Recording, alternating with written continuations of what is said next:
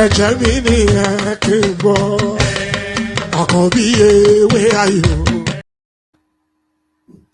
ẹ̀jẹ̀ mi nìyẹn kí n gbọ́ àkànbí ewé ayò.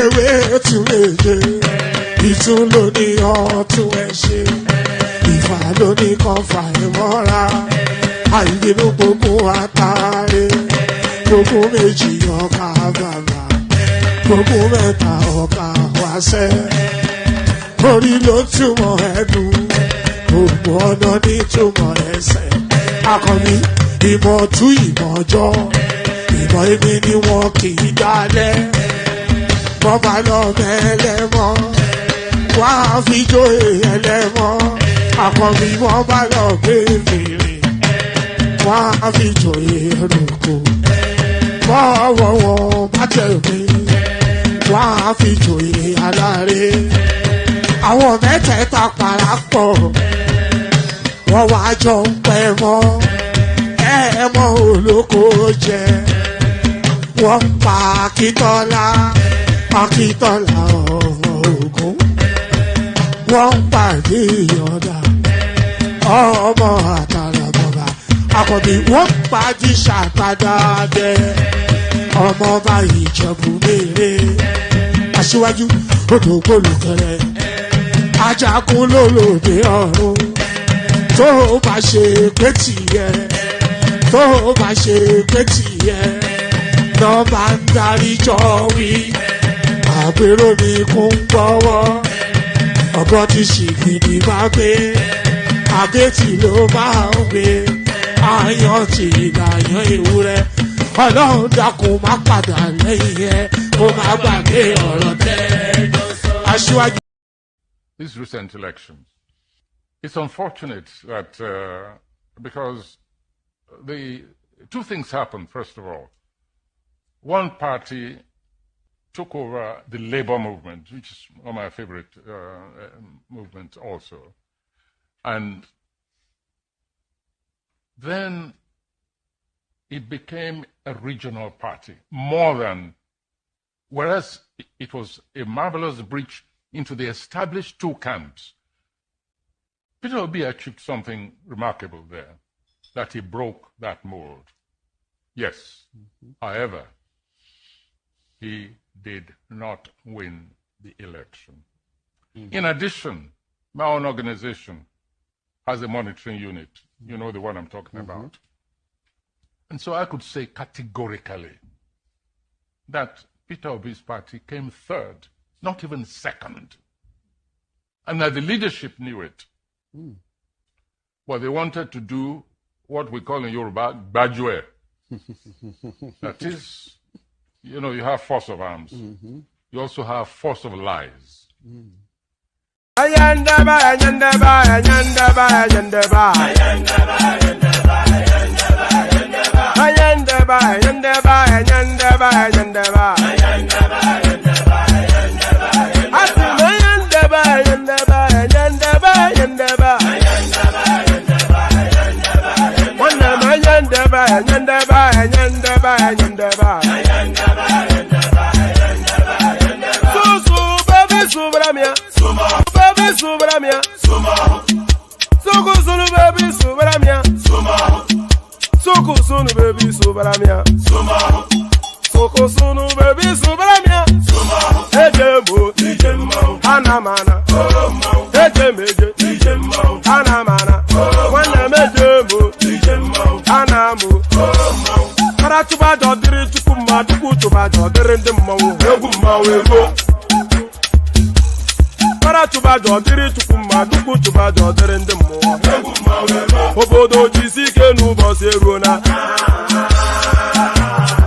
oyibo It is everyone, be free, ayandaba ayandaba ayandaba ayandaba ayandaba ayandaba ayandaba ayandaba ayandaba ayandaba ayandaba ayandaba ayandaba ayandaba asima ayandaba ayandaba ayandaba ayandaba ayandaba ayandaba ayandaba wana ayandaba ayandaba ayandaba ayandaba ayandaba ayandaba ayandaba susu baby subramia. Soko sunu baby subramia. Soko sunu baby subramia. Soko sunu baby subramia. Ladies and gentlemen, sometimes you just have to act like you are drunk, like you are crazy. Confuse your enemies, confuse them. Oh, that's yeah, we mo. Yeah, we mo. Oh, that's yeah, we mo. No basa ye ga ponto mo. Iye de gugeme. Okwitara kara mi nguru ma mi ga kuru mu gwo ya baby mo. Abe Maria. Boy feeling. Ayandaba.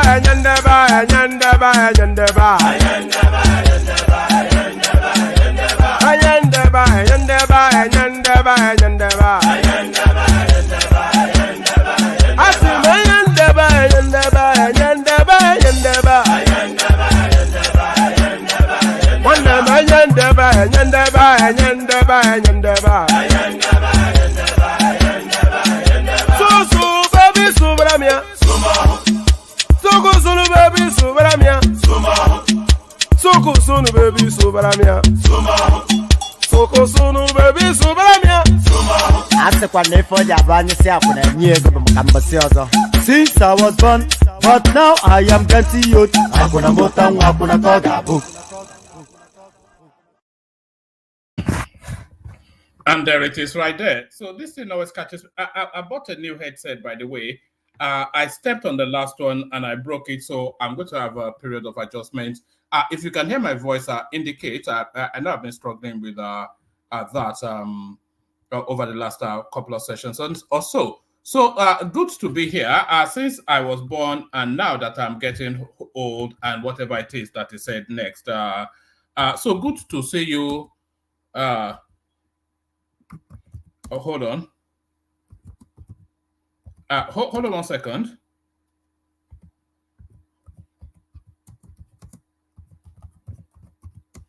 All right. Okay. Good to see you. Good to have you here, and good to be in your company. So good to see you. Good to have you here, and good to be in your company. So I've got exciting news for you. And before you go to anything, click on the like button just as soon as you're coming in. Subscribe if you haven't done that already. And if you want to come and join us on the screen, the hyperlink that says StreamYard, that's your ticket to ride. So click on that hyperlink and then be part of the conversation. I've got exciting news for you. We have a guest appearing tomorrow. But it's nothing to do with Nigeria, though. It's bigger than that space. It's going to be this guy here, who a lot of you may already know. So let me put him up. So it's going to be this guy right here, Check in Effect. So he's an American, Check in Effect. So this is his platform. It's fast tracking all the way to 500,000 subscribers. Only really started not that long ago. So this is a Check in Effect. It's presently in Kenya, but is going all around the world. Meeting nearly any and everybody. He was even in Nigeria. He did a Nigerian series all over South America, all over Latin America, of course, the Asian cusp. So this is him in Nigeria right there. You can see the Nigerian flag. So Check in Effect will be joining us for tomorrow's session. I am excited by it. He's a good friend of this platform, but I will be interrogating him in the manner that we have interrogated our previous guests so far.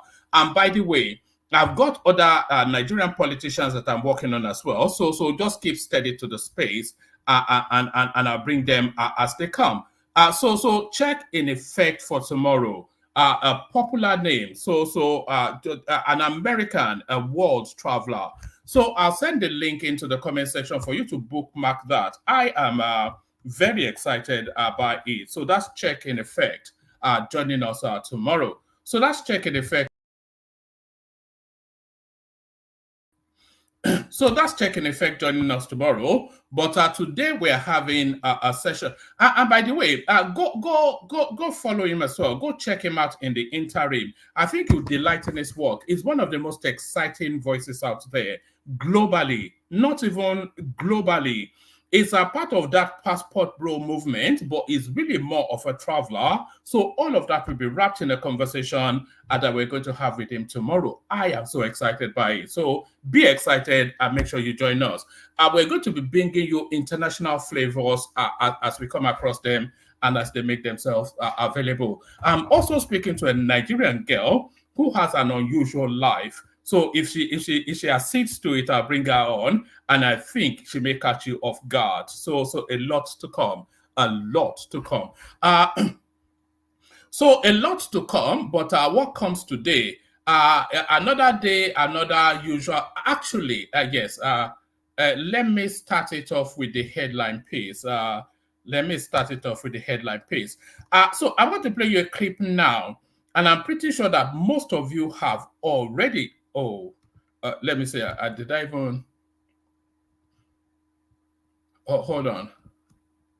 Yes, I'm going to play you a clip now, and I'm pretty sure that most of you have already seen this clip. But they talk about corruption in Nigeria, and they talk about institutions within Nigeria being hijacked, and there is no. And by the way, there's only one single politics that the North plays in Nigeria.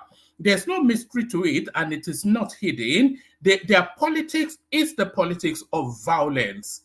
So they use all they have within their wit and will to make sure that they have a stranglehold on the instrumentalities of violence within the Nigerian space.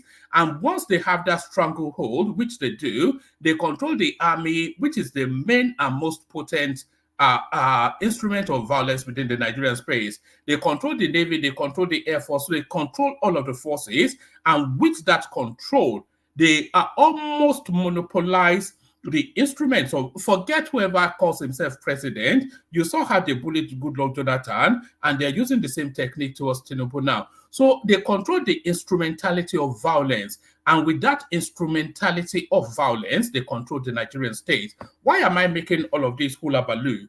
Watch this. What's your name? I'm Kabiru Mustafa by name. Huh? Kabiru Mustafa. What local government? Oshope local government. Where are you from? I'm from Maitwe. Where in Maitwe? Where are you from originally? Kaduna State. From where? Kaduna State. Kaduna State. I'm Alkali Monde by name. Okay. Yes, I'm from Kaduna State. Okay. I'm living in Kampala with my brother. With your brother? Yes. And you are coming out under what local government? Lagos Island.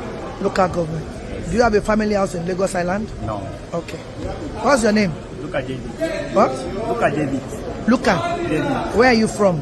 From Kaduna State. Kaduna State. What local government are you coming out from? Oshope. Who gave you the indigenship certificate? National. What's your name? Zakaria Arab. Where are you from? Kaduna State.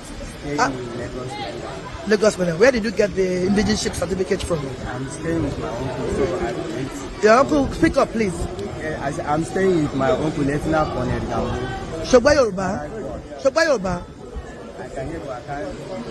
Shogba Yoruba. Shogba Yoruba. No, ma. Shogba Yoruba. Yes, I can hear you. Gbami lóhùn padà ní Yorùbá. Níbo ló ń gbé? Kí lorúkọ ẹ? Shogba Yoruba. Níbo ló ń gbé? Níbo ló ń gbé? Ta ló fún ẹ ní certificate? Ta ló fún ẹ? Ta ló fún ẹ? Ta ló fún ẹ? Local government ló ti wá? Kò ṣọ̀fẹ́. Ẹ stop ẹ, kí lorúkọ ẹ? Kí lorúkọ ẹ? What's your name? What? Speak up, please. Where are you from? What?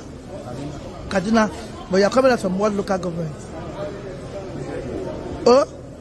Ta ló fún ẹ ní certificate? Kí lorúkọ ẹ? Níbo ló ń gbé? You don't hear Yoruba? What state are you from? I'm from Kaduna Kaduna State. State. Ta ló fún ẹ certificate of indigenship, Lagos State? Bring it and let me see your indigenship certificate. That paper that they gave you from the local government. Huh? Where is your... Let me see. Yes. Show me this. We'll show the local government. One by one. the local governments. Most of them cannot speak Yoruba at all. I don't know how. Where's the second one? Also from Oshodi local government. We want to know how it is being done. Thank you.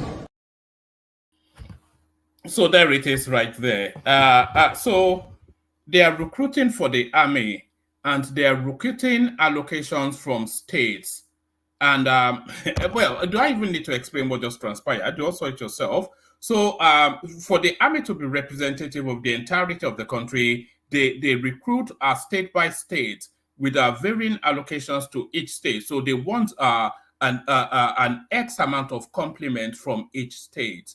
But Mukhtar Danladi from Oshodi local government area, who doesn't know where his father's home is in Oshodi local government area, and he doesn't speak a lick of Yoruba, he tells you that he's from Kaduna, but he will be representing Lagos. The total was that 5-7 people, and that is it right there. So this is what goes on, and we're in bigger problems than we can imagine that we are in.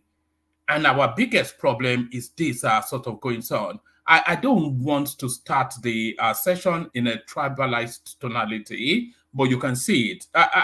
Do I need to draw a picture? I don't need to draw a picture. I mean, goodness me. Goodness me.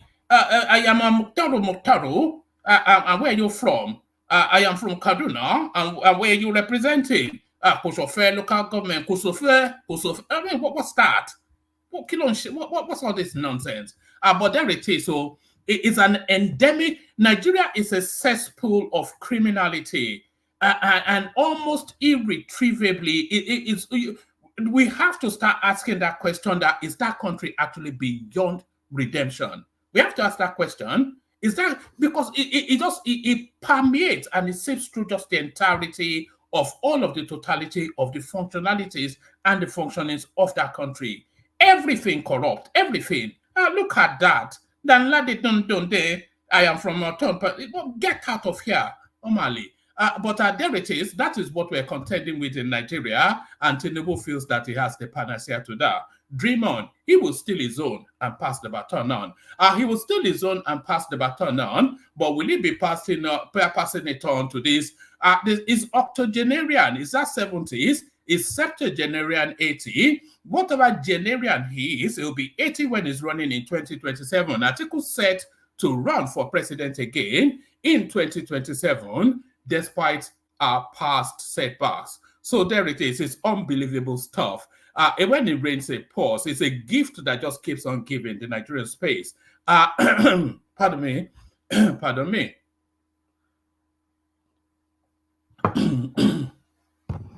It's a gift that just, pardon me, it's a gift that just keeps on giving the Nigerian space. Our former Vice President Atiku Abubakar is poised to make another bid for the presidency in the 2027 elections. So there it is. So PDP, there it is. This announcement was made on Wednesday, January the 3rd, 2024, by Daniel Bwala, the spokesperson for the presidential campaign organization of the People's Democratic Party, PDP, in the 2023 election. Bwala declared that Atiku, despite facing previous setbacks in his quest for Nigeria's top position, is resolute in his decision to surely contest again in the upcoming general elections. So what emboldens Atiku Abubakar, pardon me, what emboldens Atiku Abubakar is this new now found, it thinks what he has found in Chicago, he thinks that is weaponry that he can leverage in 2027, and he thinks he can get Tinubu off the ticket even before ballots are cast. And I think is emboldened by that journey of this discovery, but of course a perennial loser who is obviously is born to lose. You say somebody that is successful, a billionaire in dollars, vice president of Nigeria, how is he a loser? But that he hankers after the most is that eludes him, and that's what makes him a loser, a serial loser to lose again. Former Vice President Atiku Abubakar is poised to make another bid for the presidency in the 2027 election. The announcement was made on Wednesday, January the 3rd, 2024, by Daniel Bwala, the spokesperson for the presidential campaign organization of the People's Democratic Party (PDP) in 2023. Bwala declared that Atiku, despite facing previous setbacks in his quest for Nigeria's top position, is resolute in his decision to surely, and that is in quotation marks, to surely contest again in the upcoming general election. Speaking to Channels Television, Bwala affirmed, sure, he, Atiku, would run again. He has the capacity, he has the wisdom, he has the knowledge, he has the energy. So, I mean, I don't want to elongate this any longer than it necessarily needs to be, but he has the capacity. He doesn't really have the capacity because the spend on that election, he did not get the payback that he got under the 2019 election. So he carries that cost. And the status quo is not favorable towards him. So there's no money for him to loot. And I don't think there's any money back that is going to be backing any attempt as a presidency by him. So he doesn't have the capacity. It clearly, patently does not have the wisdom. We saw that in the PDP primaries. We saw that in decisions on who to choose as vice president. We saw that in how he ran his campaign. And we saw that in how he took his loss. So no wisdom to report there. Ditto knowledge. He has no knowledge. So, and he says he has the energy. I mean, we saw the guy barely able to put one foot in front of the other during the course of the campaign in this session. He'll be 4 years older and he'll be 80 years, I won't say 80 years young. They like to say that about old people. He'll be 80 years of age at that point. So I'm not quite sure where the energy comes from. So, but he continues. Speaking on Channels TV, Bwala affirmed, sure, he, Atiku, would run again. He has the capacity, he has the wisdom, he has the knowledge, he has the energy, and he is a president we never had. So that phraseology that they use for Awolowo being co-opted by every manner of criminals within the Nigerian space now. And he is a president we never had. Because to be honest with you, if any politician understands the private sector very well, it is Atiku Abubakar. We don't know what business Atiku has actually run successfully. The logistics company that is running is actually owned by Tinubu. If you go and look at the records, Tinubu bought it off him a while ago. And so I don't even know. Because to be honest with you, if any politician understands the private sector very well, it is Atiku Abubakar. And our economy can only come alive if there is a private sector-led economy. Atiku Abubakar has previously contested the presidential election in Nigeria. Not once, not twice, not 3 times, not 4 times, not even 5 times, 6 times. You know, I think is it Marabout that they call Babalawo in that cusp. I think it is his Babalawo that keeps on telling him that they can see, say, in the divinations that he will be president. And that's what continues to propel him.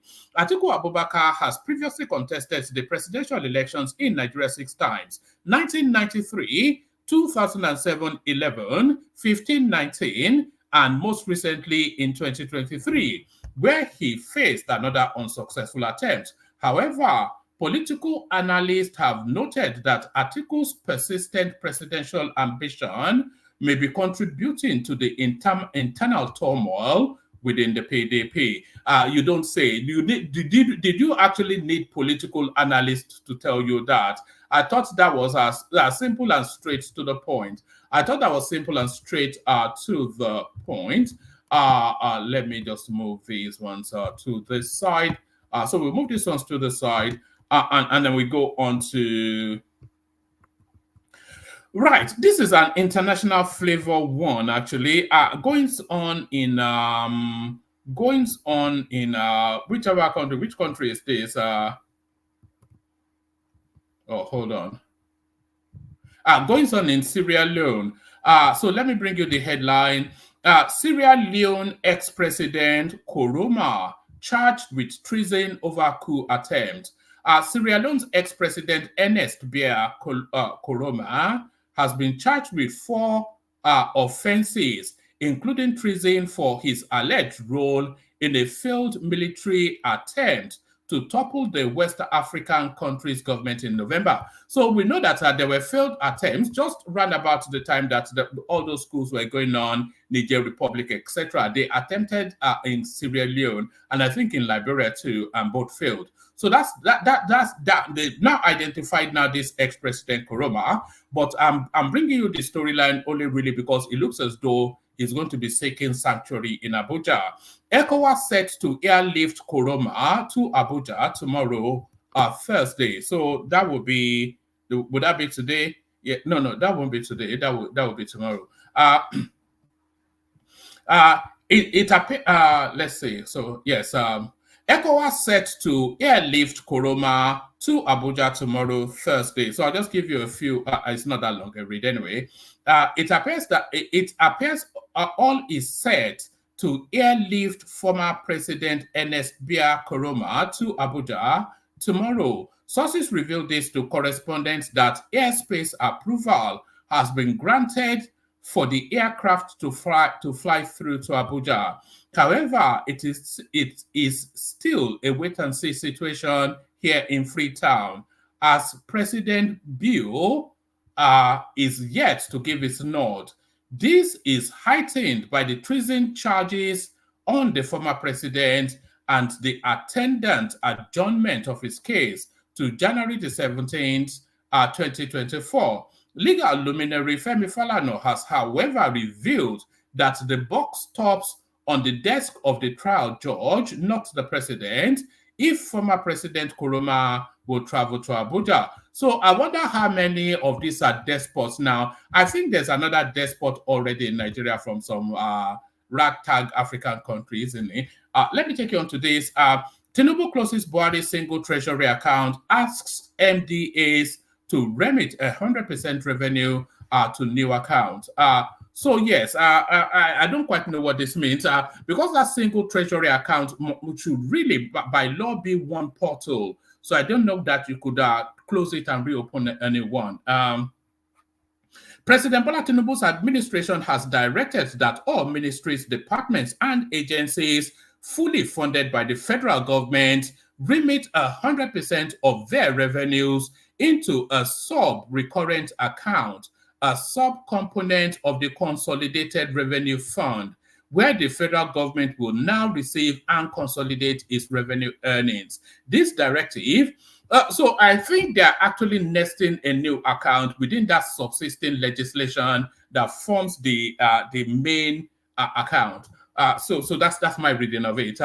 President Bola Tinubu's administration has directed that all ministries, departments, and agencies fully funded by the federal government remit 100% of their revenues into a sub-recurrent account, a sub-component of the Consolidated Revenue Fund, where the federal government will now receive and consolidate its revenue earnings. This directive, issued in a December 28th circular by the Finance Ministry and published on Tuesday, effectively closes the single treasury account operated under the erstwhile Muhammadu Buhari administration.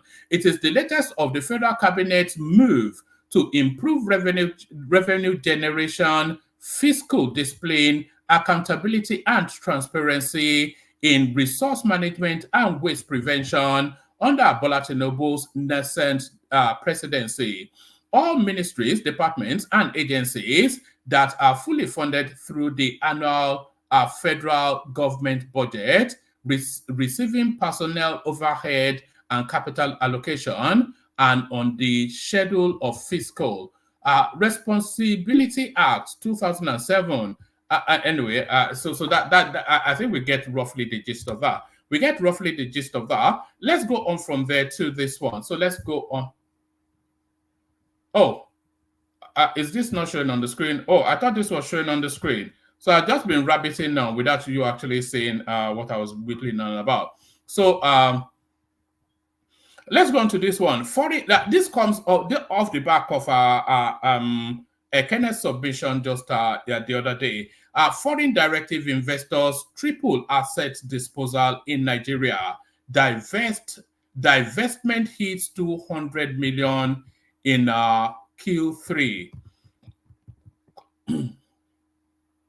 Pardon me, foreign direct investors have tripled their asset disposals in Nigeria, reaching a staggering $200 million, according to the Central Bank of Nigeria Economic Report for Q3 2023. This figure underscores a growing trend of foreign subsidiary divestiture, with multinational corporations transferring business activities from Nigeria.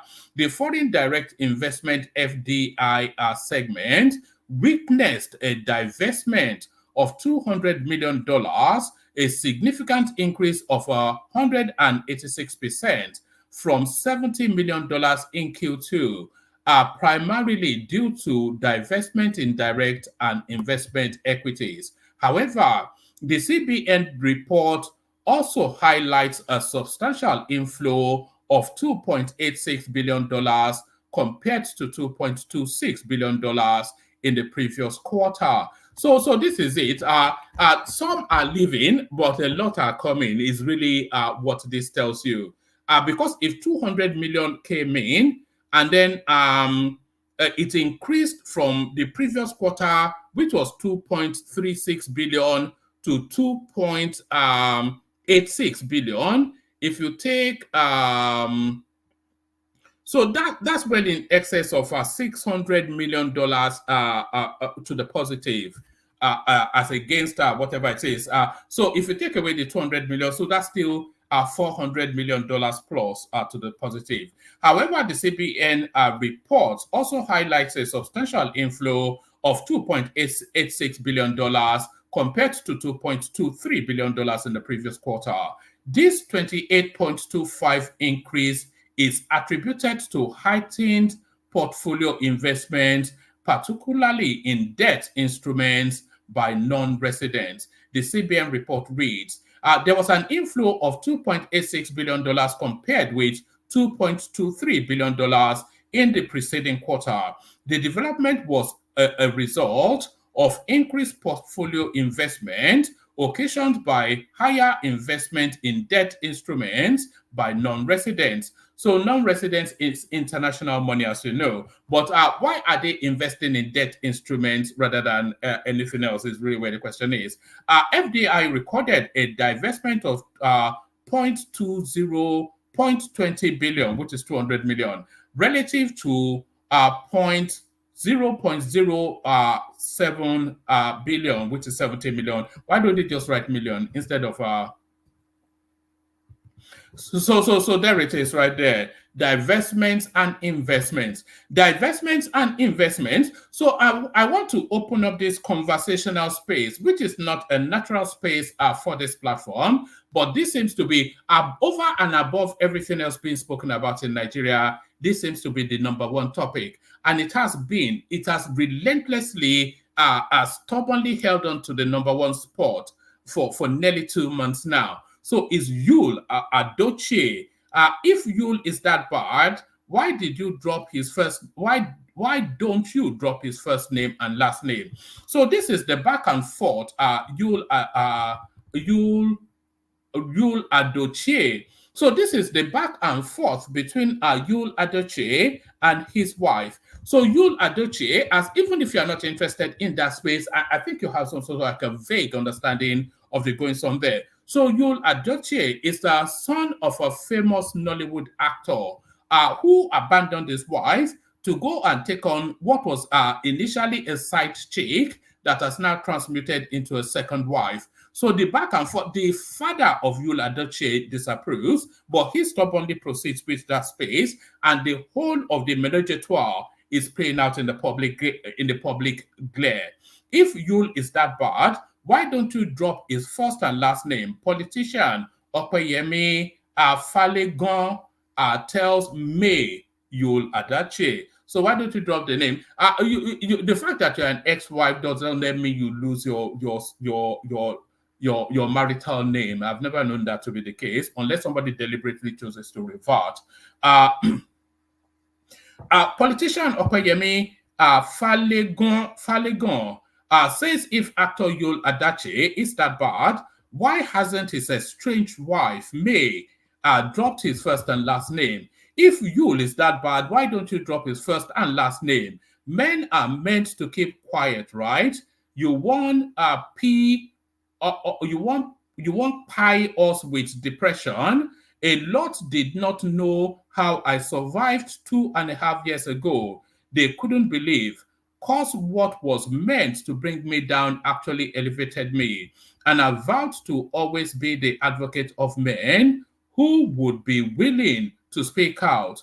What was meant to silence me actually gave me a breakthrough. So this is him now attaching somewhat some solidarity to whatever it is that it's just it's not a space that is uncharted territory for this platform, but it's certainly what Nigerians are talking about the most. They're not talking about anything else outside of that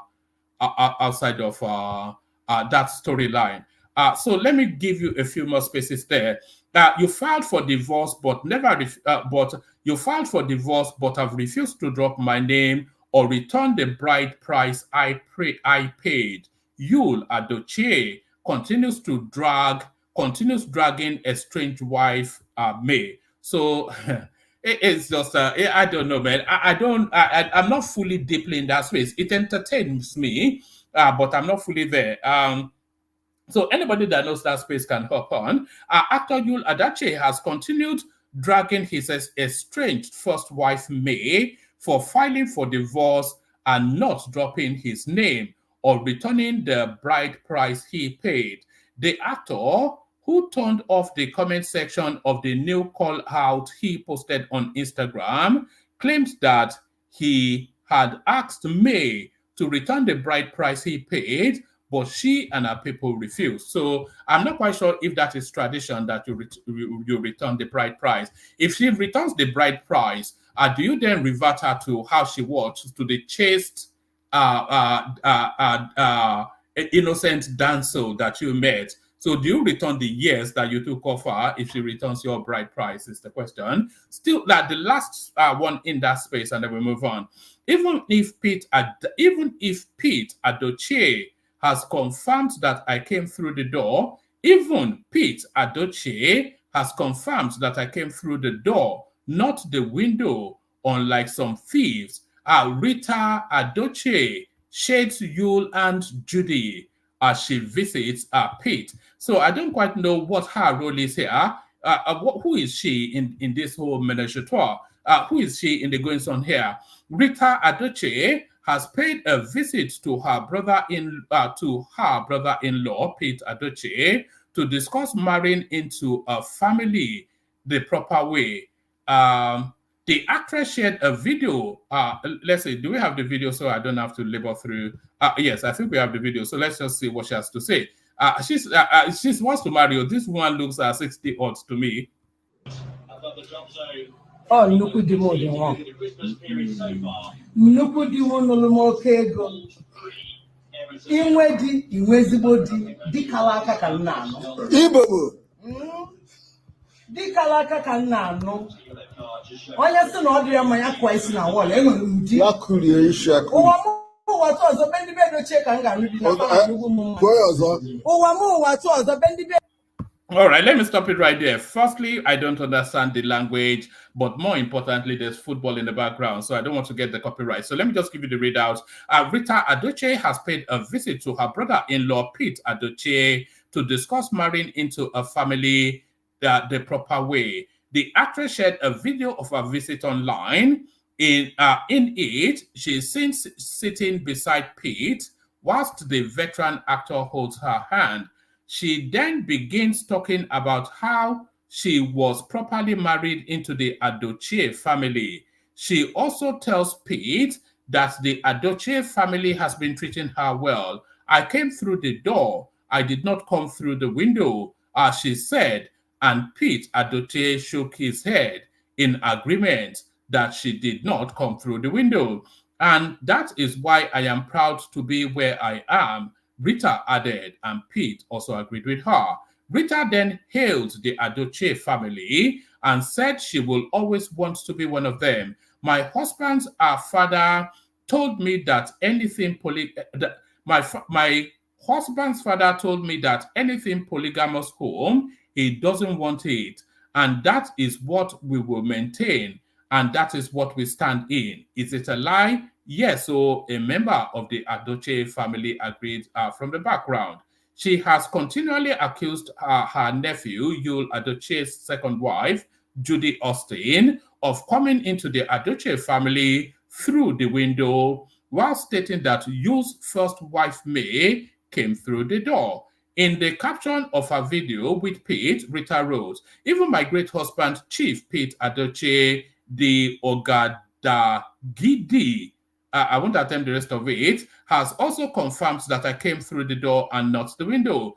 So I so much love and respect you, my great, and then on and on. So anyway, the endless back and forth that is the Adoche family. So the endless back and forth that is the Adoche family.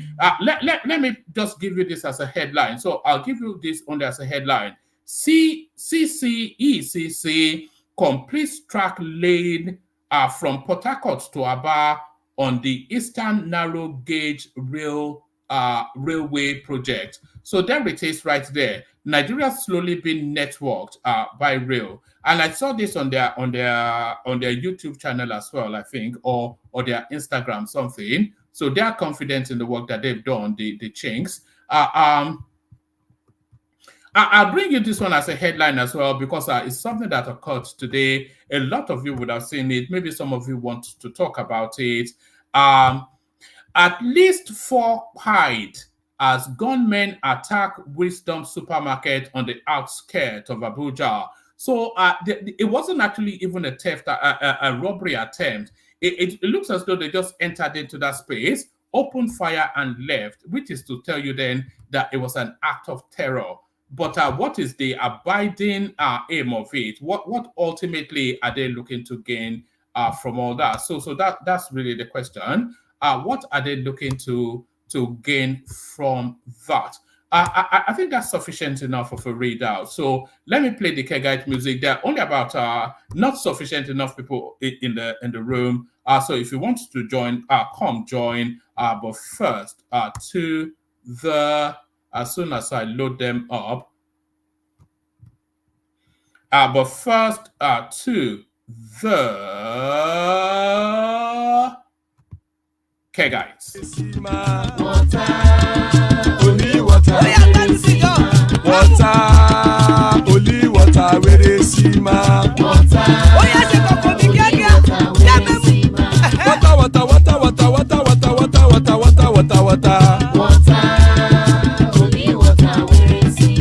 Hapa o naido.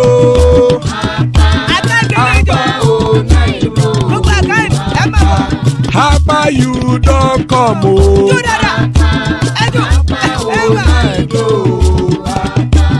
Hapa o naido.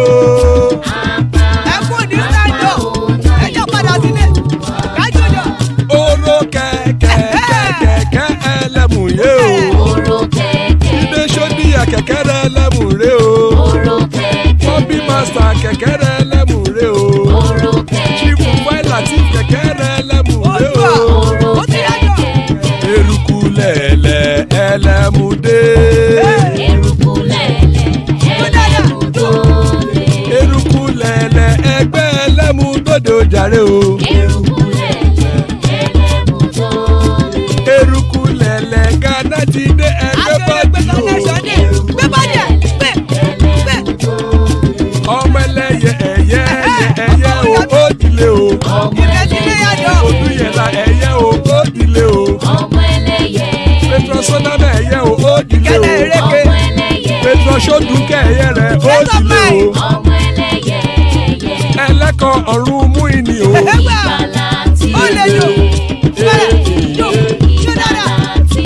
Àkùkọ ọ̀run mẹ́kọ̀.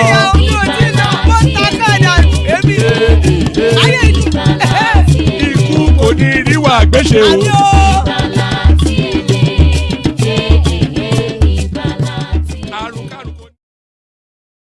There it is right there. Ikuko Neru Agweshe, may death have nothing to do with us. So the Komologbo of Amsterdam, Solid joins us.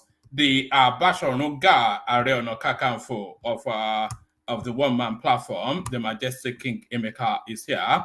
Father of the bride, Ajan Lekoko. So the conversation takes place. Good to have you, gentlemen. Good to be in your company. Let's kick it off with you, Solly. Solly, where do you want to come in? A lot of topics are there. I want to come in on almost everything. But first of all, hello everyone. Happy New Year. You see, yesterday when we were discussing about smoking out these people like rabbits, we were being called massacreists. USA and UK people always act so civilized, but there are some people that you shouldn't act civilized with, and that's what we people in the main Europe know. These people are supposed to be dealt with like animals. Look at how they are behaving like animals. There are some people that should not be on the street. Sorry to say, there are some people that should not be in human population, even in prison. Sorry, which topic are you speaking to? The Abuja incident. Oh, all right. Okay. Yeah. There are some people that need to be in cages because they are like animals. It's just senseless, is the point. If it was a robbery, if it was a terror attack, it clearly was a terror attack. But if it was a robbery, there's still no excuse. But it's just mindless. That's just the real thing, mindless violence. I've got all the videos here, but I dare not show it. I'm sure you've seen them. I only saw one video. Yeah. It wasn't so. Everybody is always with the vast amount of elites that live in that Abuja. I'm shocked at the amount of violence that goes on there. And it being such a small space as well. And it's meant to be the marquee signature tune of Nigeria. You'd have thought, of all places, they'll secure Abuja. Yes. Things that I cannot even imagine happening in Lagos. Imagine this happening in Lagos. Before the end of tonight, they would have caught those people. So something is definitely going. This is where the president lives. So something is really going on. Even this last year, the president allowed plenty people, the whole public, to come to his residence, and nothing really happened. So something is really going on in all these states. You have to get rid of these people. You have to lock them in cages. Even in prison, there are two separate prisons. One is called a hole, or a tiny cell, where they allow you to come out maybe 1 hour a day. And there's another one where you have general population. The reason why you have a hole is because these people are so bad, you can't even allow them to be with the other prisoners. That's how crazy they are. There are a lot of crazy people that need to be locked up. This is probably someone brainwashed. We don't know if it's a cult. We don't know if it's some kind of Islamic group. We don't know if it is for an agenda. We don't even know. When I say we should put motion sensors and cameras in the forest, I was laughed at. It's still a laughable idea. Nothing has proven you up. It's still a laughable idea. But what option do we have left? All right. Okay. You ask what option we have left. You still have the floor. But let me share with you this guy's response to that question you just asked. He was promoting terrorists along with some other governors.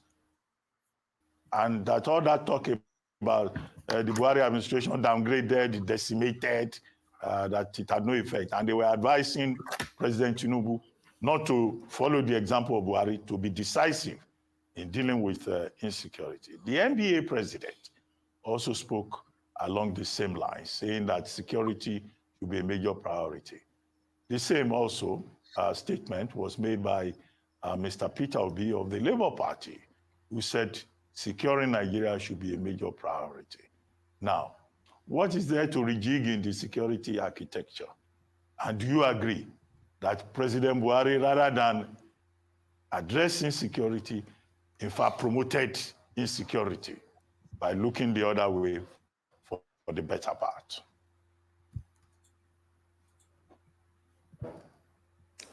Thank you so much. Wow. Okay. There's a cut in communication. I can hear you. Thank you so much. Can you hear me, Dr. Dabate? Yes, clearly. All right, good. Please go ahead. Thank you so much, gentlemen.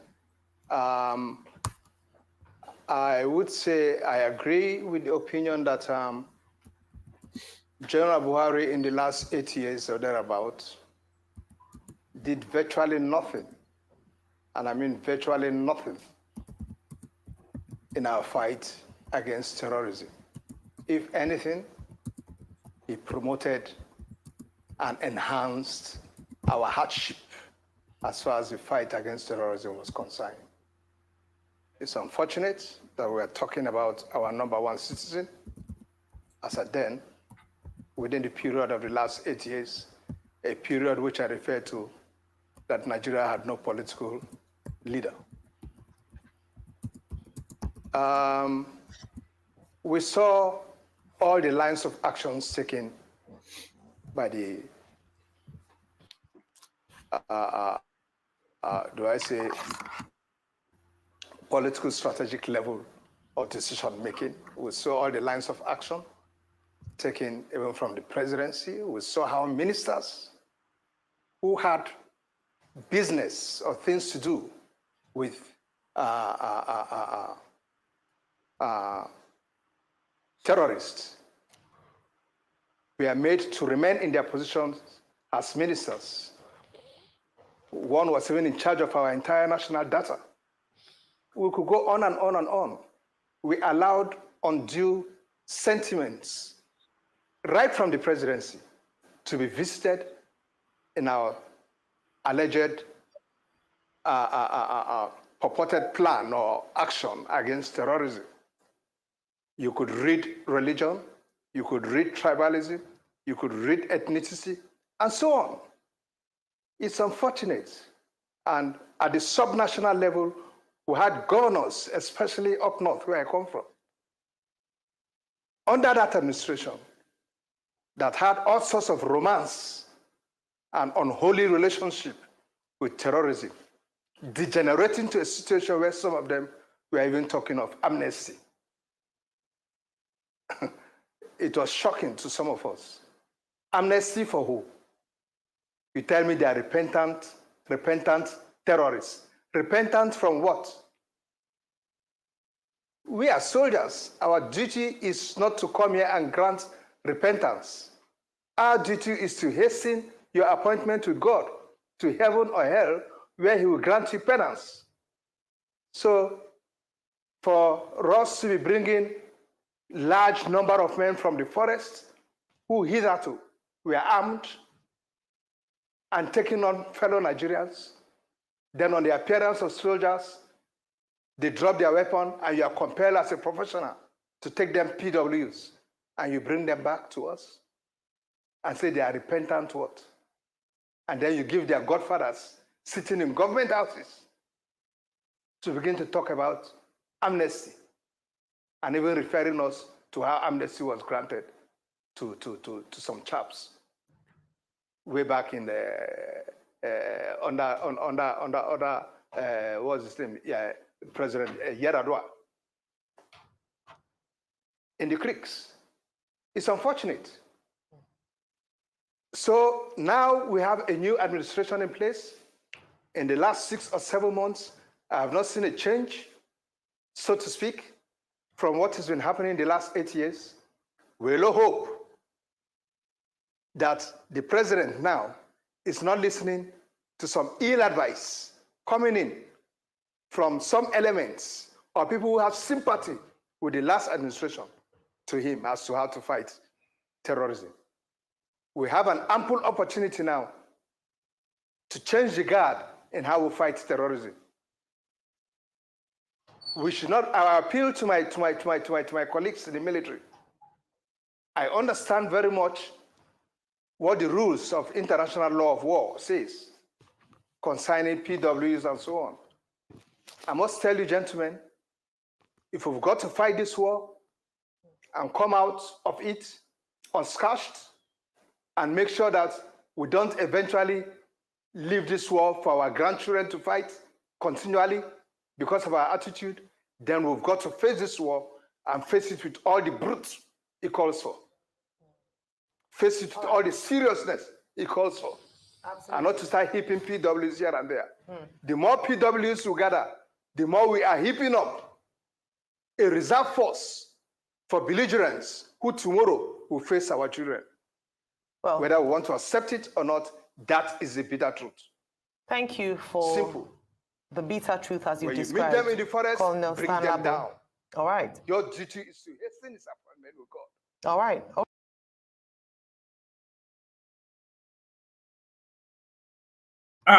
All right. I just wanted to bring that into that conversation, Solly.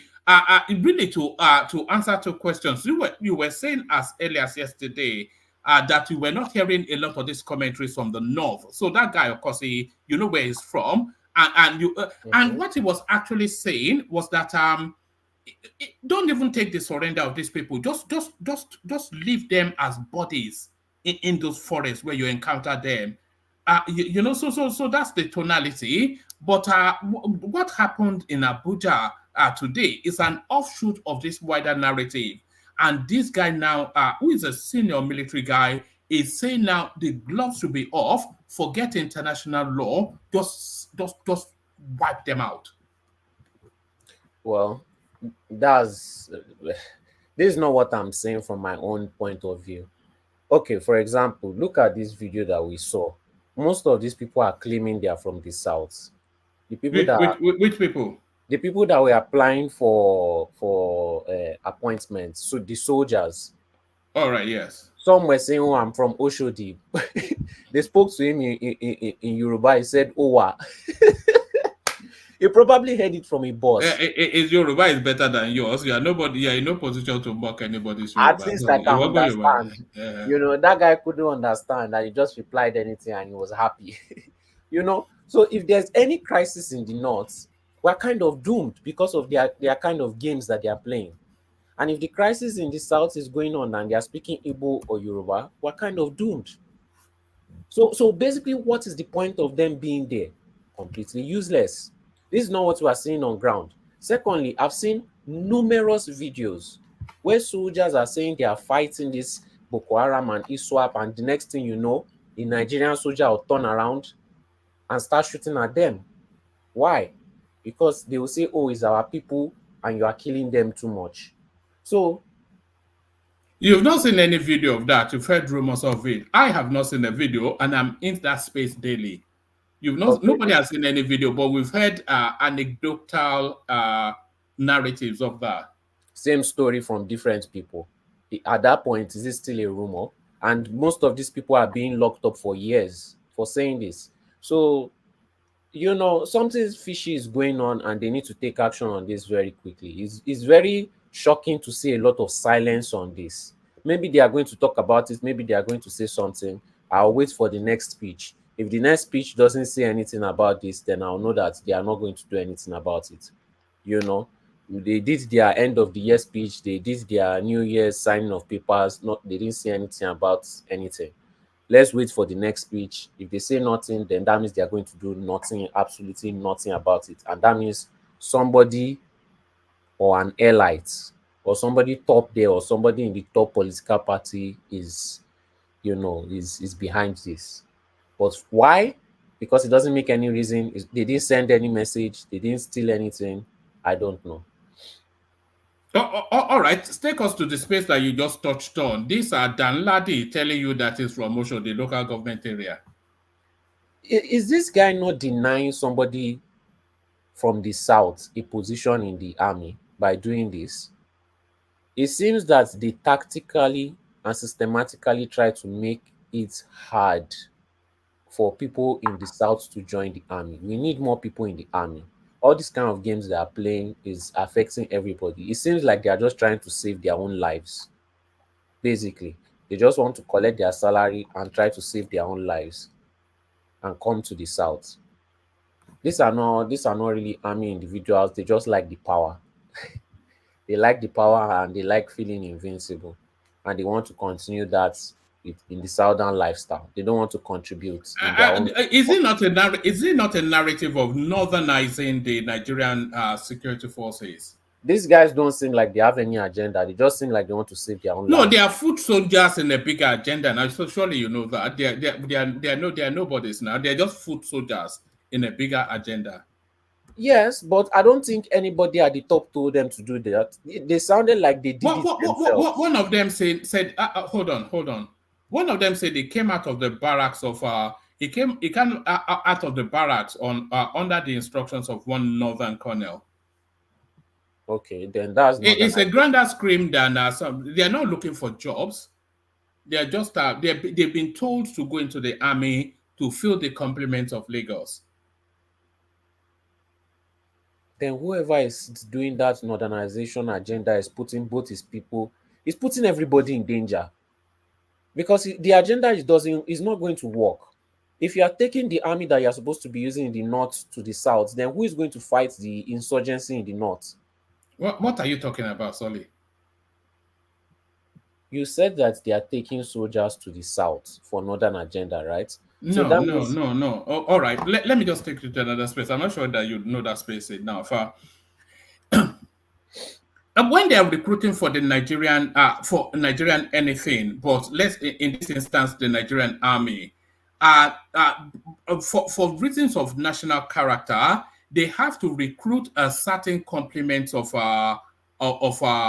recruits from geographical spaces and states. So, for instance, they'll say maybe 30 people from your state, depending on the size and population of that state as well. 30 people from your state, 50 people from Anambra, etc., etc. So, now the slot that goes to Lagos State that is meant to be occupied by Lagos indigenes, they are now through bought and paid for indigenization certificates packing people from Kaduna into that slot. So that's that narrative. Yes, yeah. I understand. Yeah. But the people from the south that were supposed to be in that space, do they take them to the north? What are you talking about? Let me take you somewhere else. Let me take you to Atiku. Atiku set to run for presidential election again in 2027. One man. One man. Solely don't get what you're saying. It doesn't know the space, so let's not label. Solely, this is what I was telling you guys yesterday. Yes. Go on. The slot, like for example, now they said everybody should apply for police, 700 people. At the end of the day, you see 600 from the north. This is the reason. This is what's happening. Your position, people that are from the south that will apply, that will not be taken, but somebody else will take their position. As simple as that. Do you understand? So they are not giving the position then, the people from the south. Sorry. Let me go to the next topic. Yeah, let me go to the next topic. If they are giving it to the people in the north, then that means the people in the south are not giving any position, or are they moved to the north? Is what I'm asking. No is the answer to your question. Let me just move you on because it leaves a lot of explanation to get you into where the conversation is. Let me move you to this space. Atiku set to run for president again in 2027 despite setbacks. So this is now coming from one of his chief spokesperson, a person we've had on this platform, by the way, Daniel Bwala. So what are you making of that? How does Atiku's declaration of an ambition towards 2027, how does it fall into the permutations of how politics should and would run in that time and space? By that time, Atiku will be 81 years old. Imagine that. Did you see him in this campaign? He could barely. They were holding him on either side to climb down 4 flights of stairs. Atiku is so arrogant that even if he's 81 years old and he's on wheelchair, he's going to drag PDP all the way down just to fulfill his political ambition. Maybe somebody, a prophetess, or somebody has promised him that presidential position because he seems obsessed with it at this point, you know. But he already dragged PDP down in the last election, and if he does this, he's going to use the next election to finish PDP. Pata pata. When I said people in APC were smarter than people in PDP, I was mocked again as usual. But look at it. How is this supposed to work? How does this go with the agreement of you take it from the north to the south and from the south back to the north? This is greed in its entirety. The top people in PDP are going to all run to different parties, therefore making the party weaker and weaker and weaker again. It's like all these kind of CEOs that don't know when to quit and continue to drown the business until it is fully finished. So I don't see it working if nobody in that party is there to sit down and tell him the truth, and challenge him that he should go and sit down and find another person, maybe like Peter Obi. Then they are all going to drown like the Titanic. All right, brilliant. Let me take you to one last space and then I'll go on from you to Emeka. Are you following the Yule at Doche storyline, the back and forth going on there? Not really. I think they're just using it to gain clouds. You think so? Yes, I think so, because it's not that deep. This guy is that deep now? Is it not a menage a trois? What you're a French speaker, so you should know what a menage a trois is. I'm not a French speaker. All right. Is this like a three-way love triangle playing out in the public glare? Yes, they are. It's. I feel like it was authentic at first, but now they are capitalizing off it. They are using it for organic growth also. You know what usually happens in this thing is it breaks out in on the social media, and then and then they play it out for public sympathy. So everybody wants to be the last person to the person to have that public sympathy, and they never give way. So you come in, you start seeing them on Daddy Freeze and whatnot if they are not there already. Washing their dirty linens in public. That's it's for public sympathy, isn't it? And not that it takes them to the bank, but it converts to the bank, because they get a lot of deals, they get a lot of advertising, because they have organic engagements, they have organic audience, and that's what advertisers are looking for. So in the long run, it helps them. So normally, if they kept quiet about it, maybe they will gain 10,000 followers. But if they keep milking it and milking it, it can grow all the way to 200,000. So the sky is the limit for them. They will keep on. They can even milk it to the end of this year, if possible, if the story keeps on going, because they've been milking it since last year. They won't let us rest. I don't think anybody's requesting their information. They are just forcing it on us. So it has turned to business. But it keeps the public entertained now. People will be in beer palace now. One fighting for May and the other one fighting for Judy. Punch and Judy show. it keeps them distracted too. That's the bad thing, because once Nigerians are not distracted, they start facing the economy. But it's just a distraction, unnecessary distraction. They don't learn anything from it at the end of the day. All right, brilliant. Let me show you this, Solly, on my way to Emeka. Do you know this guy, Check in Effect? Yes, he even came to Nigeria. Yes, so he's going to be on the platform tomorrow. So turn up to put questions to him. Oh, okay. I'm still here for the budget, though. You guys have been. Yeah, Emeka is here, so hopefully he's had a good read of the budget. That's the territory of Emeka and Kulata. So those are our budget people until they tell us they are ready. Otherwise, we'll just be talking Bulabalu and Bulaba. Yes. Because understanding this budget will help us track what they are doing properly. Because these people, we don't want to go back and start checking. We want to know everything face on. All right, brilliant. All right, brilliant. Stay steady. Let's go on from you, sorry, to King Emeka, see if he's ready. Emekus. Yeah, good evening, woman. Thank you very much. Once again, we're on this special session. Good evening to the comment section and to the viewers at home. Don't forget to like, share, and subscribe, as well as grab your cup of whatever you take, and invite your friends, family, loved ones, and enemies to the One Man platform, the best Nigerian political commentary platform. Yeah, One Man. I've started reading the budget, but I'm not yet through. But I want to speak on some things that I've seen so far.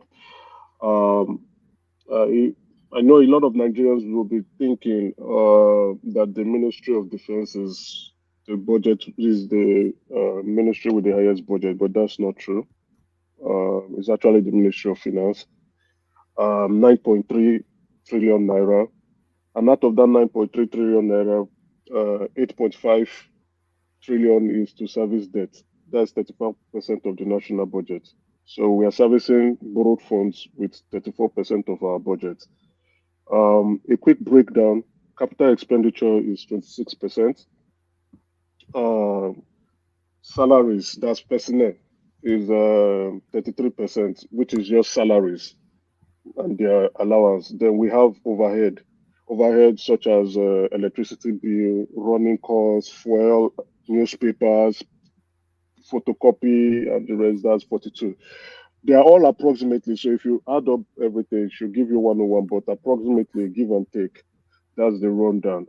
So the top 5 ministries with the highest budget: Ministry of Finance, 9.3 trillion; Ministry of Budget and Economic Planning, 4.4 trillion; Ministry of Defense, 1.5 trillion; Ministry of Education, 1.4 trillion; and Ministry of Health, 1.2 trillion. So that's the top 5 ministry with the highest budget. But again, typically when you go deep into this budget, but before I speak more, I'll say our journalists are very, very lazy. We should be having people taking a deep dive into our budget and looking at what each ministry is saying they are going to spend. And one man, from the snippet that I've looked at, I think we have very wicked people in our country. We have very, very wicked people. And we have people with no conscience. Nigeria is a very beautiful country, blessed with lots of mineral resources. But I think Nigerians are the problem to Nigeria.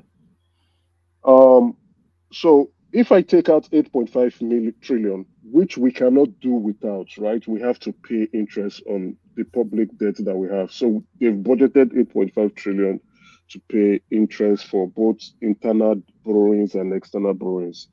So, and I'm now looking, the budget that I'm currently scrutinizing now is the Ministry of Finance and the Ministry of Budget and Economic Planning. I don't know if you have the budget with you, you could just do a quick rundown. What I can see generally, I can see not only the Ministry of Finance and Ministry of Budget and Economic Planning, other ministries too, budgeting for IIPPAIS, that is the Integrated Payroll System. Now, it is very strange to find out that these ministries are budgeting for this application that has been installed, that is responsible for capturing payroll for civil servants. Why are they budgeting sums of 1 billion? You see, IPIS onboarding, IPPIS installation, recapitalization of IPPIS. So you see that across, even on other ministries. You see that and you're wondering what is going on here. Then the ministry that is really giving me some great concern. I've not gone into defense yet. The ministry that is giving me great concern now is the Ministry of Budget and Economic Planning. Why do I say so? They have on the line a budget line of Gavi immunization for 1.37 billion for immunization. Who are they immunizing? And why is the Ministry of Budget and Economic Planning responsible for immunization? You know, Gavi is a pharmaceutical company, right? Then you also have, under that same Ministry of Budget and Economic Planning, military operation, 100 billion. Why is the economic budget, Ministry of Budget and Economic Planning, budgeting 100 billion for military operation? That is Lafia Do and other operations of the armed forces. Why are they doing that? That comes under security, surely. It should go under security in the sense of the Ministry of Defense should be responsible for that. So why are they now budgeting 100 billion for that? What is the essence? What's going on? That is where I expect our journalists. That's why I say our journalists are very lazy. That's why I expect our journalists to begin to ask these questions. I'm not saying don't budget, but why are you budgeting it? This is not your purview. This is not what you are responsible for, right? Then there are other things that are questionable. You also have presidential amnesty program for ex-militants, 65 billion. I thought we are done with that during the Jonathan and Buhari administration. Why are they still budgeting 65 billion for amnesty program again? For transformed ex-militants. Now you see the reason why insecurity will continue in that country. If I go and blow up everywhere, I will go and tell the government that I'm a repentant ex-militant. And out of the 65 billion, they will treat me well and take me overseas with my family to go and enjoy life. Then you also have international sporting competition, 5 billion. International sporting competition. That's not even ministry. Under what? Which ministry is that? Under the ministry. That's what the Ministry of Budget and Economic Planning. That's why I say that plan, because if I take out, so Ministry of Finance has the highest budget, right? 9.3 trillion. But if I take out 8.5, actually the Ministry of Finance does not have the highest budget. It is now the Ministry of Budget and Economic Planning that has the highest budget, which is 4.4 trillion. So it's actually the Ministry of Budget and Economic Planning has the highest budget. And then that ministry is a ministry that is well funded, because most of these items or most of the items being budgeted may not be funded. So they might not give them the funds, and probably they will not do anything with the money. And out of that, they might now carry this budget expenditure to the next year, that's 2024. But the Ministry of Budget and Economic Planning and the Ministry of Finance, those are budgets, those are ministries that are funded. You must fund them. You must fund it. And under this Ministry of Budget and Economic Planning, that is where the 50 billion student loan is going to. Not even Ministry of Education. So the 50 billion is that not does that ministry not come under the presidential purview? No, but no. The under the presidency, right? The presidency has its own budget line. So under the president, you also have the National Security or Intelligence Committee. Let me read what those guys have. Under the presidency, you have. Even the presidency is not so bad, but you still have questionable items. You have the State House, you have NIPSS Kuru, you have Bureau of Public Enterprise, you have EFCC there, you have NFIU, you have the Bureau of Public Procurement, you have Nigerian Extractive Industry and Transparent Initiative, you have Nigeria Atomic Energy Commission and its centers. So you also have the Chief of Economic Advisor to the President. That's the office. You have National Agricultural Land Development Authority. So the National Council of Climate Change, National Agency of Science and Engineering Infrastructure. You have them under the presidency. So they share the same, they come under the presidency budget headline. But this Ministry of Budget and Economic Planning, there are so many questions. Then there's a 160 billion naira for the purchase of an SUV. I think that's for the minister. And you know who the minister is? Is that not who is it? This was his name, the guy who ran the campaign for the president. Is it Alake or no, not Alake. He's the former governor of It's not Lalong. It's not Lalong. Plateau State yes, governor. The former governor of either Plateau. Plateau is Plateau State. It's Lalong. It's Lalong now. It's not Lalong. It's not Lalong.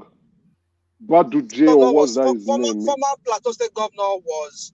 Is it No, Bagudu? it's Lalong. Bagudu. Yes, it's Bagudu. No, Bagudu is Minister of State Defense or something, isn't it? I don't think so, but it's Lalong. It's Lalong. Okay. He's the campaign director. You know. If I see his face, I will remember anyway. Yeah, so the one that is given is the one that is taken out from that resigned as minister to Senate. No, that's not him. That's not that one. He's not that one. I know his face very well. That's not the one. No, it's not that one. Okay, let me just Google him out so quickly. Um,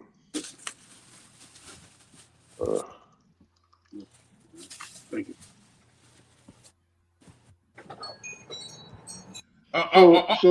Yeah, carry on. Yeah. So we have there's a 160 billion for next year. I think that's for him.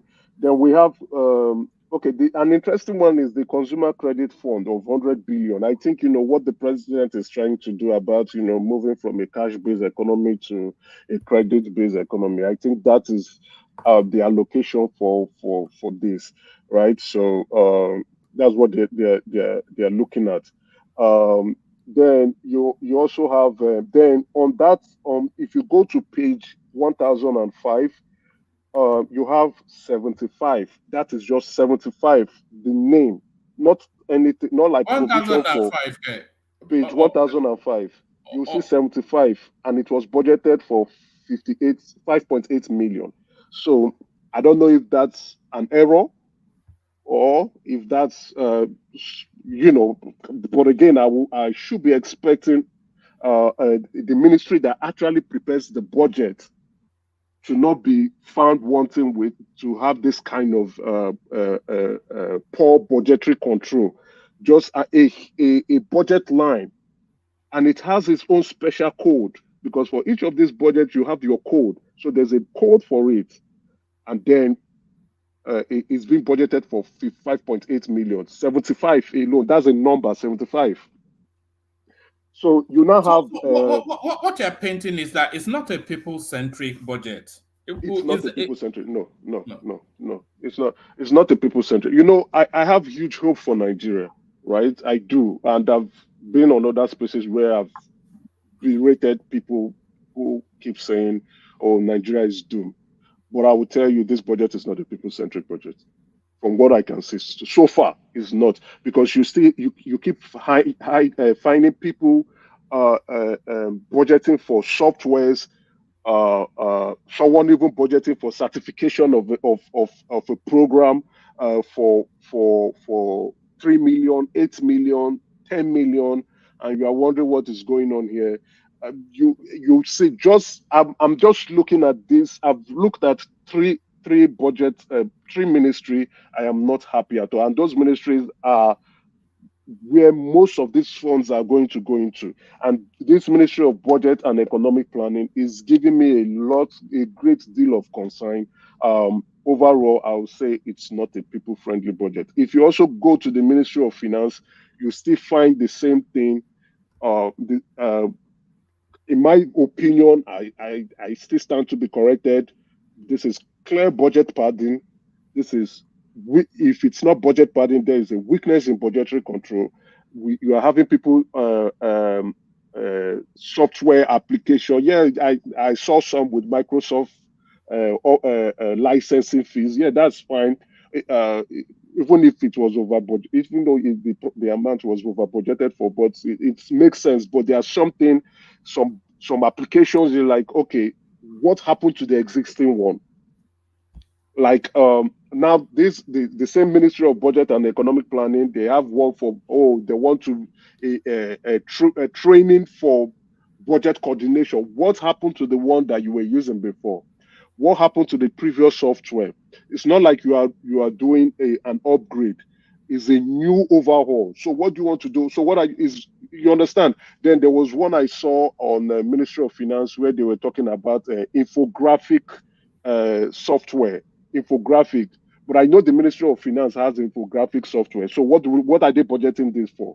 Then you have the budget type new, and you are seeing what they are budgeting for. These are not ongoing projects, but these are fresh projects coming up.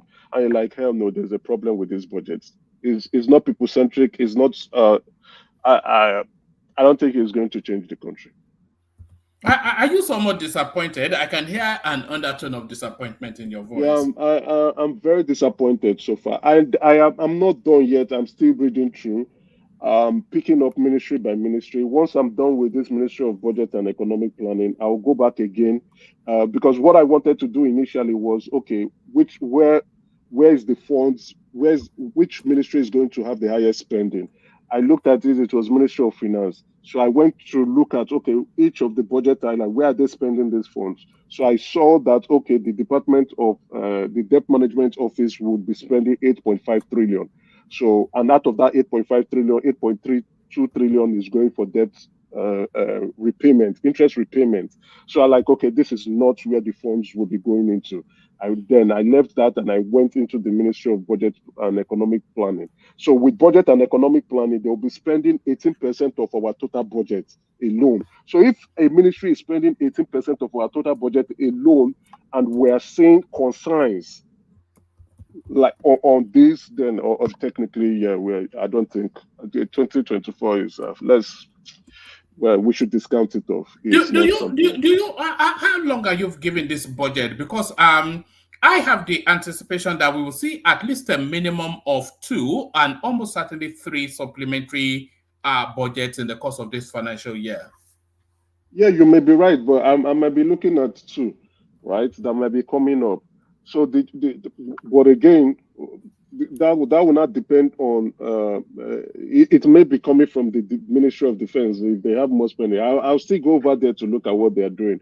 But I think they did a good job because I perused it yesterday night. I didn't see some things going off the roof, but I just looked, I laughed. I said maybe they probably didn't want people to start looking at what they are trying to spend or what they are trying to do. But again, well, with the insecurity going on in the country, is a ministry one needs to look at and see how they intend to organize themselves to address the security concerns we have in the country. But again, I think I have noticed this trend. The only thing I think many of our journalists do not enjoy reading, and well, I can understand the budget. This budget is 2,290 pages, so it's a difficult read. Which means you have to really center. You must approach it with that's a good strategy. That's usually how corruption is embedded. They overwhelm you with the volume of it. With the volume of data, and then they'll hide it in page 702 or something. That they do all the stealing there. Exactly. They know that you won't read up to that point.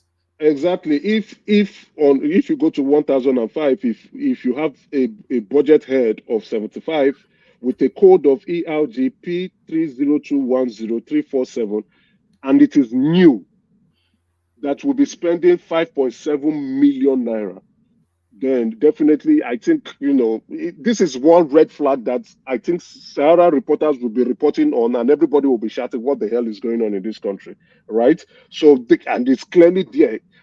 Tell us if this is an error, or tell us if this is a budget, or tell us if number 75 is a human being that wants to spend this money. So it shows that our journalists are not doing good job.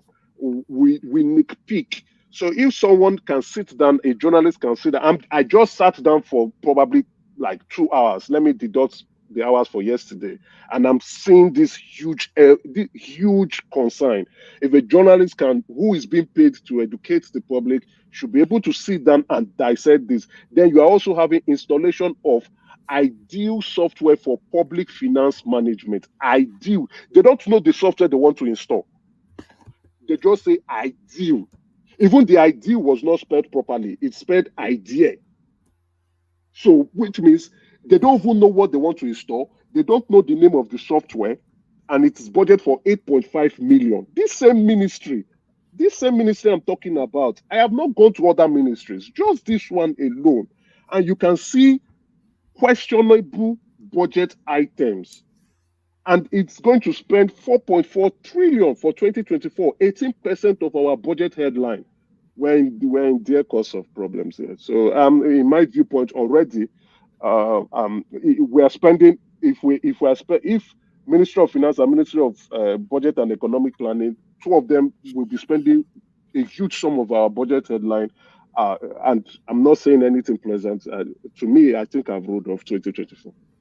All right, brilliant. So where do you want to come into the talking points? Do you want to come into from the Al Mustafa from also the local government area, or Yul Adache versus Pretty Women. Yeah, let me calm the tension with Yo. You know, Yo Yeah, is the I like the Yo. guy, but Yeah, no, I like the way he's taking on the action, right? You know, because he's been vilified, crucified, vilified over the this course of this issue, right? He's not the first individual that would go off to be with another woman. And then again, he has opened up that he's allowed to engage in polygamy, which again in our community is not something we frown about. But it appears the woman involved as his first wife is not hearing that childish talk from him, and I think she has sued him for bigamy, as well as some other claims. I think retained Femi Falana for that situation. You know, but if you look at him with the way he has been going, his outlook, he doesn't seem like someone who is depressed or someone who is getting caught up or wind up over the issue. He's still going on. And with this one saying, okay, yeah, with all what you're doing, why don't you drop my last name and return my bride price? I think he's right. Culturally, that's what we do from the southeast. If you say you're not getting married do they again, return bride price? I thought yes, that yes, was yes, yes, yes. If you're not getting married again, you will return the bride. Your family then will what do return you the bride return? price. Do you return her to the status that she was before you married her? Oh no, no, that's not the case. Look at that. It's a man's world, Abby. You But you do, you do return the after you bride don't price. use the woman, you don't use all the juice come up for your body. Well, fair point on that anyway. But I know you request for the bride price, and the woman's family return the bride price, and then she goes off. Then you drop the last name. What are you using the last name for? You're using it to open doors for yourself. Why are you answering his last name? Yeah, and you say you don't want to get married to him, you want to divorce him. What kind of shenanigan games are you playing? Drop his last name and move on. The other woman has given birth, hasn't she? Oh yes, I think that was what caused the problem, not the I think when it was But May the has result children of the for him as well. yeah, May is May is his first wife, where he started his family, where he was struggling. Then he now became a well-known actor, right? May was his struggle love wife. Then when he now started making money, I think him and this lady, you understand, they started partnering together. And then the funds started coming in through the expansion of the Nollywood industry, and he got carried away, and in the process got this lady impregnated this lady. I think this lady was the lady involved. Will I call her where she's the second wife? Let me use the term the second wife. Was previously married, but left her husband for Yo Edoche. Did Where she they leave have her matrimonial home and then meet y'all, or she left her, was she still in that marriage when she met y'all? Yeah, that's the story. I don't know. The rumors were that she left that marriage to go into the street, and from the street she saw Yo. Some are saying she left that marriage to directly to Yo's bosom. Or some are saying she left that marriage to Young's bosom and also was still playing in the street. So whichever you want to make out of those three analogies is up to you. But she seems to be enjoying herself with Yo Edoche, and they're enjoying each other's But company. they seem to be rubbing it in the face of May, though. They're always on Yeah, social yeah, media with some lovey-dovey clip or photo. yeah, not only to your not only to me directly, but to the online in-laws. Because I think that they've said a lot of hurtful words to him, and what he's trying to do is to like show, taunt them, monetize that attention, that publicity, or like what I think what Soli was saying, the cloud chasing, monetizing the clouds involved in all this story. So I wish him all the best of luck. But his father is against him as well, Pete. Yeah, I didn't follow that space, but I heard that the father didn't support his view, that his actions. I also heard that the May is his father's friend's daughter, right? That was how they got to know each other. So so it's like, family friend, the daughter growing up. Oh, then they got married. So the father also sees May Doche as he's like his own child, right? And would probably want to want to support her interests anyway. But if you ask me, I think. With divorce, nobody wins. Nobody truly, truly wins. Is he publicly fighting his son, or is that the Emeka No, Ike? his son died. That's Emeka Ike that is fighting the son. Yes. So the son died during this process. Oh God. So yes, during the process where they were fighting each other, the son died. I don't know what was the result of the death anyway. I don't want to speak on that situation, but I think that was the situation that really got the woman really upset. That is me, and triggered the divorce. So probably they were trying to exploit, some form of peace deal, but in the process, the son died, and probably, when you lose a child, it creates a lot of emotional trauma. And she decided to, kill off the marriage. All right, let's get back to politics. Atiku set to run for president again in 2027, despite past setbacks. So that would be number 7. 7 times lucky at the age of 81. Yeah, I know Atiku, I know he was going to, that his mindset is preparing him for the next election cycle. And I think Atiku, with the view, with what's happening, he's going to keep running till he probably dies, or he doesn't have the energy, or ill health comes and take him away out of the political scene. So the mindset is good. It's a good mindset. Never give up your dreams. Is a mindset of being optimistic and being pragmatic about what you want for yourself. I like the mindset, but again, is this something that would materialize? I doubt it. It's not going to work out for him. Then you also have the P2B, who is also not leaving that space. So it's like we're having a repeat of 2023. Yes. So if that is the view, then they should all know what is going to happen to the both of them.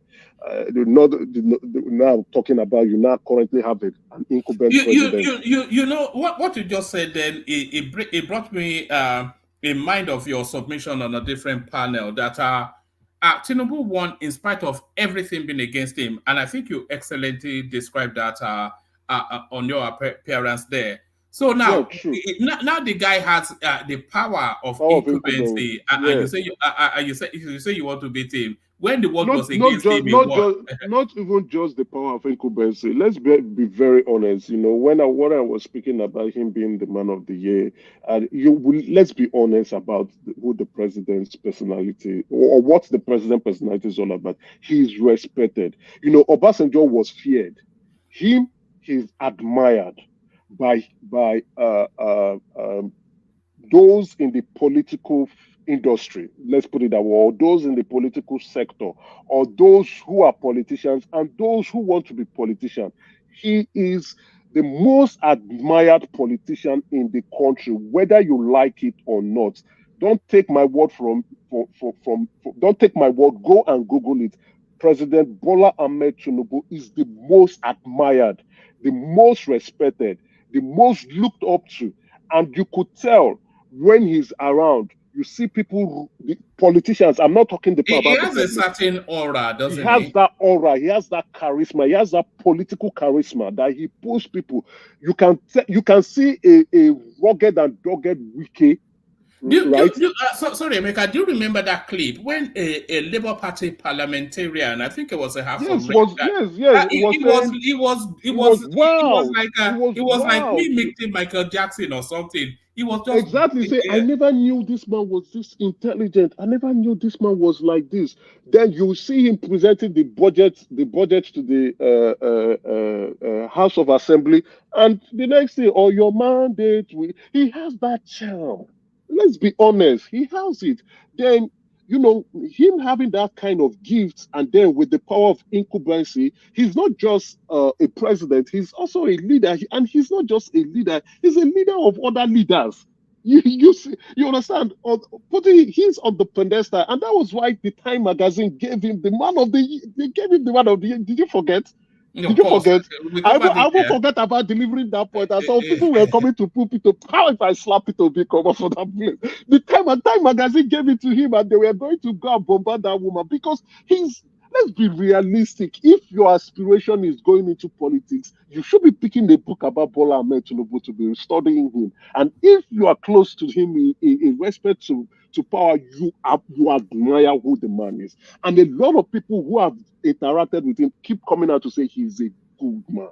He's a good man. But yeah, you can judge. You want to judge him on morality, that's up to you. But I'll judge him on outcomes, or what he's going to do and the outcomes he's going to put out. But if you ask me, then combining all these attributes and characteristics, and then the power of incumbency, and with the charm he has, that's charisma. I think 2027 would be a very dirty blow for both of them, P2B and Atiku Abubakar. They will not know what will be hitting them left, right, and center. All right, let me take you to this space. Dan Ladi from Osho, the local government area, who wants to be a soldier boy. What are you making of this clip that went now, viral? if you watch this tape, they were calling a lieutenant colonel. I don't think many of us picked up that. Probably. Yes, I got he was that. calling a name in the lieutenant colonel. I think that's the individual they need to go and start investigating. So that individual who is giving them this certificate of origin that indicating that they are from specific local government from Lagos State that's the individual that should be investigating and saying, come on, guy, what are you up to? You understand? Because he's the one that is giving them the cover to be recruited into the Nigerian army. So this is fraud, if you ask me, in my view. It is fraud, if you ask me. So even many of us who were born and grew up in Lagos for most of our adult life would not even want to claim this. We will not go ahead and say, even though we have the rights, right? Because we were born in Lagos, we paid most of our taxes in Lagos before we even tried to, move out. We have that right, we have that entitlement to say, oh, I'm from this local government, and nobody is going to question you for that. But then again, we don't do that. Then you now have people who has not even visited Lagos. They just entered the next available lorry and came to Lagos, and they're already giving them a certificate of origin from a specific local government. It's a shame. It shows the scam going on in the country. Emeka, you only have to wonder how many more spaces in the South this replicates. Oh, no, you are wondering towards the future. What has happened in the past? That's what you need to look at. So how long has this been playing? Don't think about the future. How long has this been playing in the past, and how many of them have actually been integrated and has taken that Lagos State slot? Not only Lagos State slots, the South, those from the South. How many of them have actually perpetrated themselves into the Nigerian military? And for how long has this been going on? So a thorough investigation. I will still drill it down to the weakness of our journalists. Our journalists are a bunch of jokers.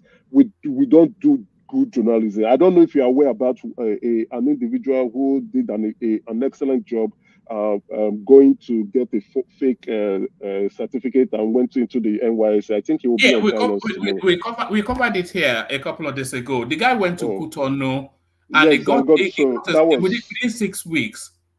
Yes, that was good. That's good journalism. That's good journalism. That's investigation. That's investigative journalism, not the one that stupid. Imagine if they gave that guy. Imagine if they gave that guy a medical degree, and then he ends up in a hospital killing people. Straight, sending them on first flight tickets to hell. You understand? So that's the loopholes we have, and if we have a strong journalistic body in place, we should be able to identify all these loopholes and close them. Because if you have good journalists who like in the West, you have journalists that covers entertainment. This one covers education. This covers fashion. This covers in entertainment. This will cover sports, music, and the rest. We don't have. I don't think we do. The journalists should correct me. I don't think we do. Many of them are now. I don't know what's wrong with them. Some people are hailing the useless Ghana refugee that they are handing a piece of paper to be writing novels. You understand? And they say that one, that's not investigating. He's gone quiet, hasn't he, over the last few weeks? He's on the run now, isn't he? Politics is over. They are no more paying him. Nobody is supporting him anymore. He's over. So the last time he was begging for funds, they should support him. Now you understand.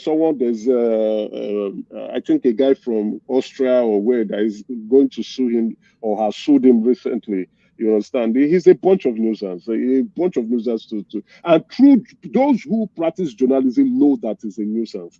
But it is, that space, that headless mob space. They really love that boy so much. They love stupidity, so they can go on to become to support stupidity. Well, anyway, stupidity. People who are drawn to stupidity, you know what they are. They are stupid people too. All right, before I go on from you to rational mind, do you think Nigeria is beyond redemption? No. Nigeria is not beyond redemption. Like I always say, Nigeria is a beautiful country. Nigeria is a country that can cater for our needs. Everything on top of the soil, underneath the soil. Weather is fantastic. Climate is really good.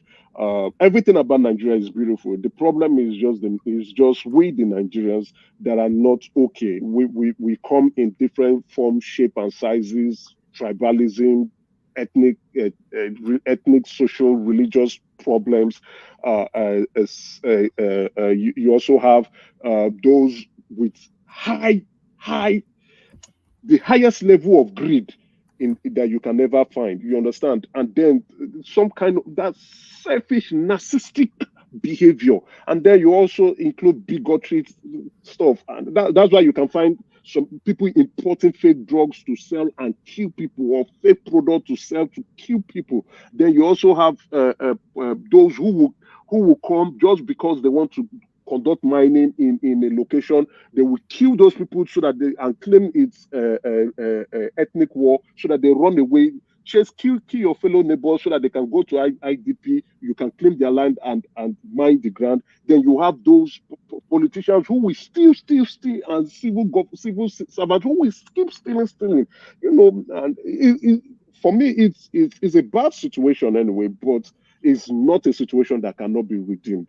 I believe with the way we are behaving currently, that we've been broke, right? The scarcity of the purse now would make us begin to address ourselves and begin to correct the measures or the silliness that we have. Nigerians are the problem, not Nigeria, the country. So that's why I was saying, before you remove the peck in someone's eyes, first of all, remove the log in your own eyes. You understand? A lot of us would want to complain without providing solutions or what you think would be okay, or some of us want to castigate the country and say a lot of things. But these people are not alien to us. Our political leaders are not in mass. They are people from us, that from the public, they went into political offices. So they are part of us. The behavior they exhibit are a behavior that we are all known for.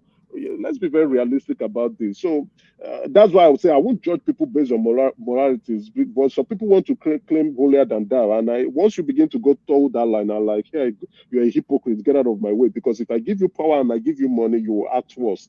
So don't judge it. But again, what I would expect is we can still continue to hold our leaders for what they are supposed to do.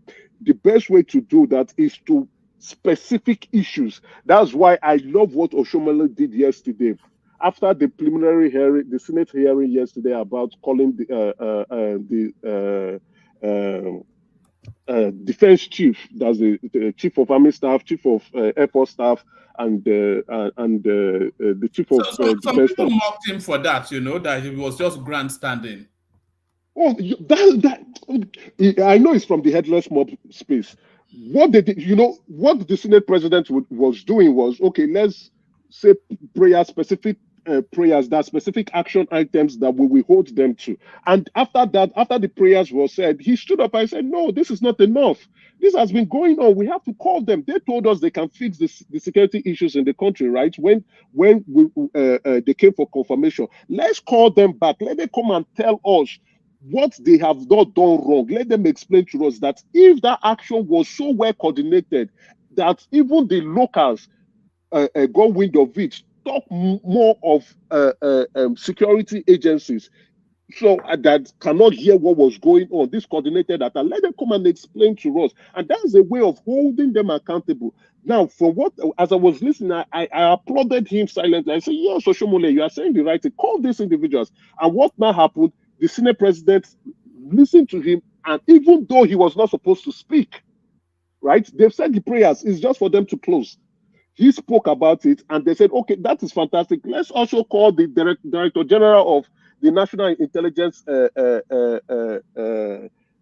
Service Agency, yes, and as well as the Director General of the DSS, let them come too, as well as who? They now invited all the people and also the National Security Advisor, because they completely forgot about the National Security Advisor. What is that man? And this man is a man that is going to spend, let me check how much he's going to spend this year. Hold on, don't be angry. This man is going to spend hold on. National security. A sizable amount of money. Oh yeah.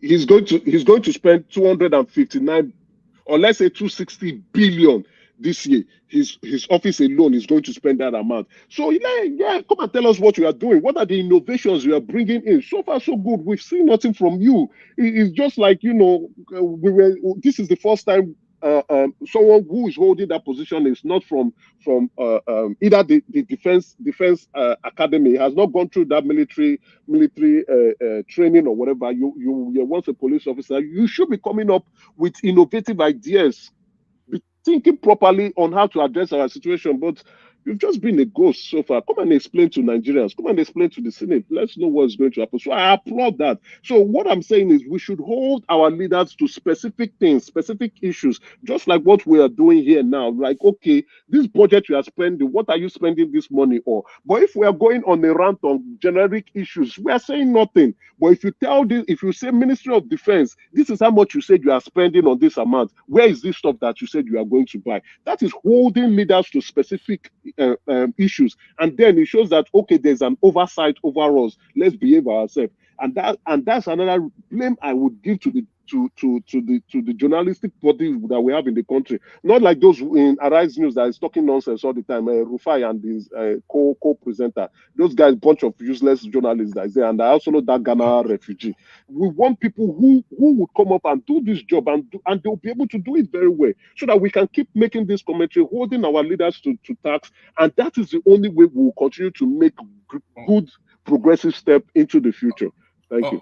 All right, brilliant. And just finally, Emeka, just a snapshot response to this. Do you know this guy? Let me play you a microsecond of him. Yeah, it's like the first YouTuber I'm going to meet up with in Lagos, and I'm very, very excited. Yeah, man. So I always want to link up sometimes with people who follow me. I want to link up with them because, I like to show people that follow me, especially if it's another YouTuber that's in the area, I'm going to link up with, because it's good that he support me, so I'm going to support him. Do you know this guy? It goes by the name. It goes by the name Check in Effect. I don't know, but I'll be interested to know what he's going to say tomorrow anyway. But I really don't know him. I'll be honest. Whoa. Let me mute him. Yeah, so he's going to be our guest tomorrow.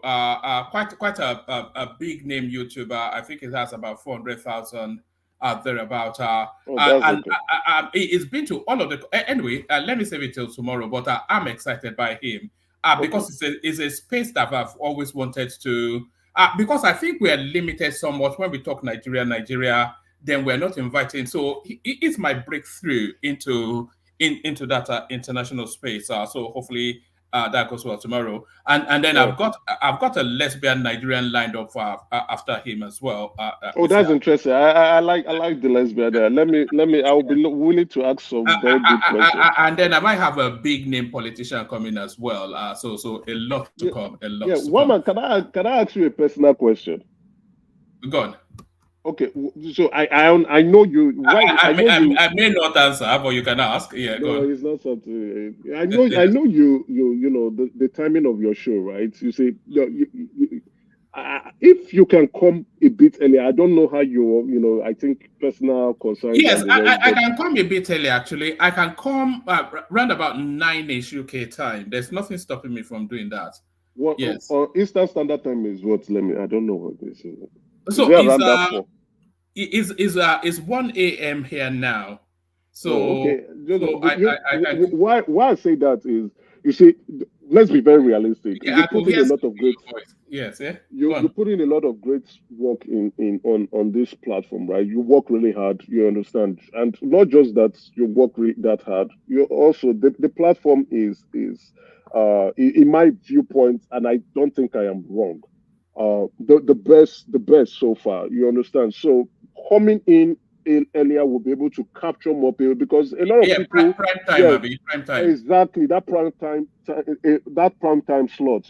People like, oh yeah, I think I can really. Even though we have a lot of antagonists, I know them, and those who enjoy they are listening as we speak. They are listening as we speak. Exactly. That's why I keep saying. You will notice I keep saying invite your enemies. There's a reason I keep saying that. Invite your enemies. In fact, we probably have more enemies listening to us than friends. If we are being honest, really. Of course, but the enemies. You can see that in the likes. If you look at the viewership and the likes, then you know that you have more enemies watching you than friends. Yeah, but they can't do without it. The reason is that they can't do it because there are some things that we agree with. There are other things they won't agree with.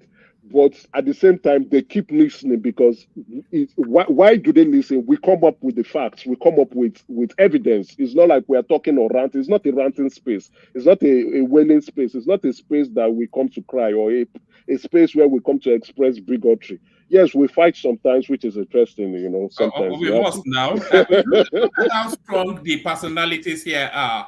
It's impossible for us not to fight.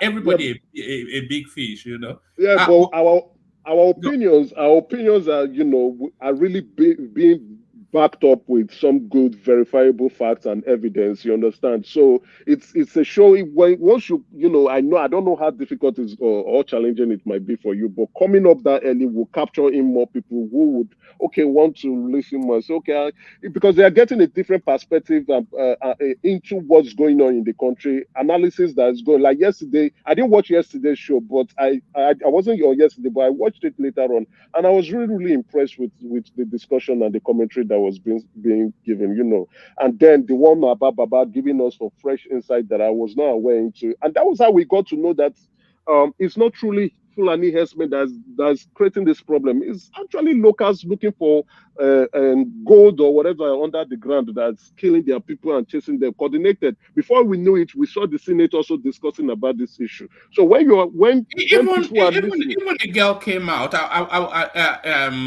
her name is Maria Habila. That girl I watched it today. I saw what she was saying. You understand? When she was all the narrative is that these are not heads. This a resource ethnic clash.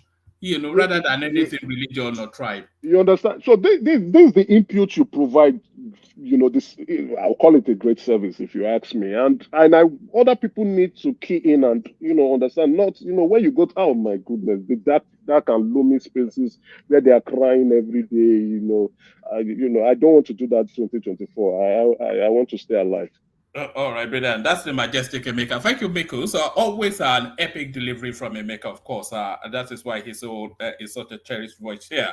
A cherished voice here, but not more cherished than Rational Mind, who was driving. Hopefully, it's now available. Rational Mind. One, I would please beg your indulgence. Please go to another person. I will join you guys here. I'm busy right here. All right. Let's go to World Peace. What Peace? Are you up for it or? Yeah, konnichiwa. Good morning, everybody. Good morning. After you, we go to Ajale Koko, and then we look back to Rational Mind again, Larry, and then Uptown. Yes. Where do you want to kick it off from? Do you want to kick it off from our Lagosian Aboki? Hello, first of all, let me start with Emeka with all his praises. Now he's just enjoying now. Nobody attacked him and interject him. He just praising Tinubu like tilapia fish. Eh? Yeah, Emeka. Emeka is an unabashed Tinubu fan now. At least he owns it. A lot of people they hide, but he's not hiding. I just have to hold myself because it's New Year. I don't want to start from the stand view of rational mind to start attacking you. I say, look at this man. I started again 2024. Like Fatai that There's says no the level of attacking you newborn. give to me. I love Tinubu. No doubt. You see, I can distinguish my love for him and what he's supposed to do, right? That's why I said I will hold one him of to these his days, answer. one of these days we'll have a special session, just Emeka and Fatai, and we'll see who the number one Tinubu fan is. Tinubu fan. Fatai he came yesterday said that he's a 10th person. Before 10 seconds, he went back beyond the Fatai we knew, fighting everybody again. But it's a quick thing to see him back yesterday. Emeka, you were so praising Tinubu that you forgot that Oshomole came out at Boston. Where are the let's invite the chief of army staff and the rest. Where are they today? I've seen it invite them. They will come. Emeka. They will come. No, that was See yesterday. You know, you have to. You will. Who told you it was yesterday? Who told you it was yesterday? It was yesterday. It was within the last couple of days now. They're supposed to be there yesterday or 2 days. Okay, anyway, maybe Senate have not. I know they went on research or that. They will come. They will come. Okay. Once the Senate call you, you have to answer. They will come. Not Sadia Farouk. Well, that was the FCC. She told them to get lost. Yeah, yes, I want to talk about that. That woman, I think she got married to one of the admiral, right? Yeah, the chief of naval staff. So the question is, are these people were not married before? Or is this marriage, they just pick marriage from the ground? Those northern women, they usually look round about at least the upper echelons of. Do you know how many times Abacha's daughter has been married? The Buhari daughter that married Abubakar Malami, Abubakar Malami is the fourth husband. They married and divorced the Cameroonian within 2 years. In the north? In the north. Yes, so in the north. You see where they're married. It's funny. Yeah. And sometimes you see some big personality northern women, you think they are married. They are not. Just like that lady that is a newscaster. She's not. I'll be wondering. Are these people that get married? Are you talking about Zainab Ahmed? I think so. I think Zainab is not married yet. No, I think she's married to a Yoruba man. Is she? I think she's married from the south. Yeah. Okay. I don't know, because it's funny, because it's very difficult for you to know who is married, who is not married again in the north. As early as 18, they're already married. But as late as 40, they are single. Like, at what point did you not get married and what point did you get married? It gets me confused about them. You know what the problem is there? They'll be throw a 16-year-old girl to a 45, 50-year-old man. So by the time she's in her mid-20s, certainly no older than the man is done. By the time the man is done. Yeah, that's why they have a lot of them. Sugar mommy in Abuja and in Kano.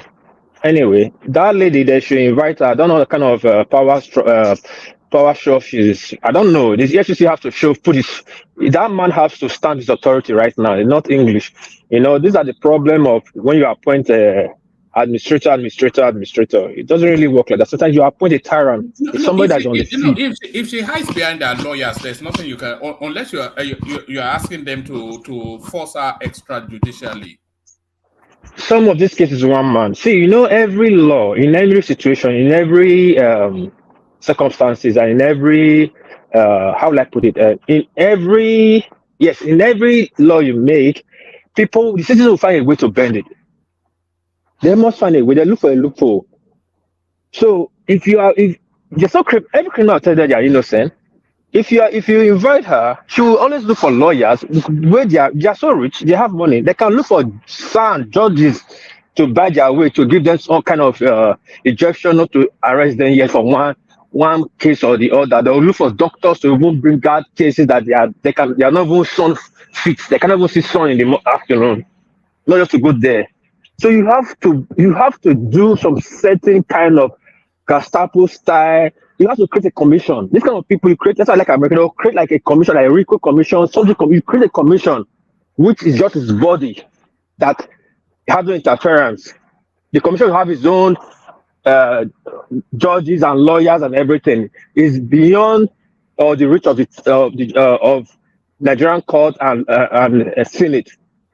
So when they come for you, they pick you, they go and do whatever they want to do with you. They can release you later, or when you get to court, your lawyers can come and talk, or they can and do the magic they can to get you a bail. But first, get this person arrested. Get some information out of her first. You know, it's so funny, man. Anyway, then let me go to this Nasarawa state. I barely said I saw this morning before I entered your platform. One man, it was it robbery or was just a terrorist attack or just a clash? One man. What are you talking about? Which story? Which story are you talking about? Nasarawa, the supermarket. Is it not Nasarawa? No, that was in Abuja, wasn't it? Or was it in Nasarawa? I had it. That's funny. I don't understand. Because though I saw it from a blogger, they said the armed robbery in supermarket in Nasarawa. I don't know. I've not really read it. I just saw a picture of people lying on the floor. Yeah, they said in the outskirts of Abuja. So that might have been Nasarawa. Yeah. Yeah. So, was it armed robbery or was it a terrorist attack or what?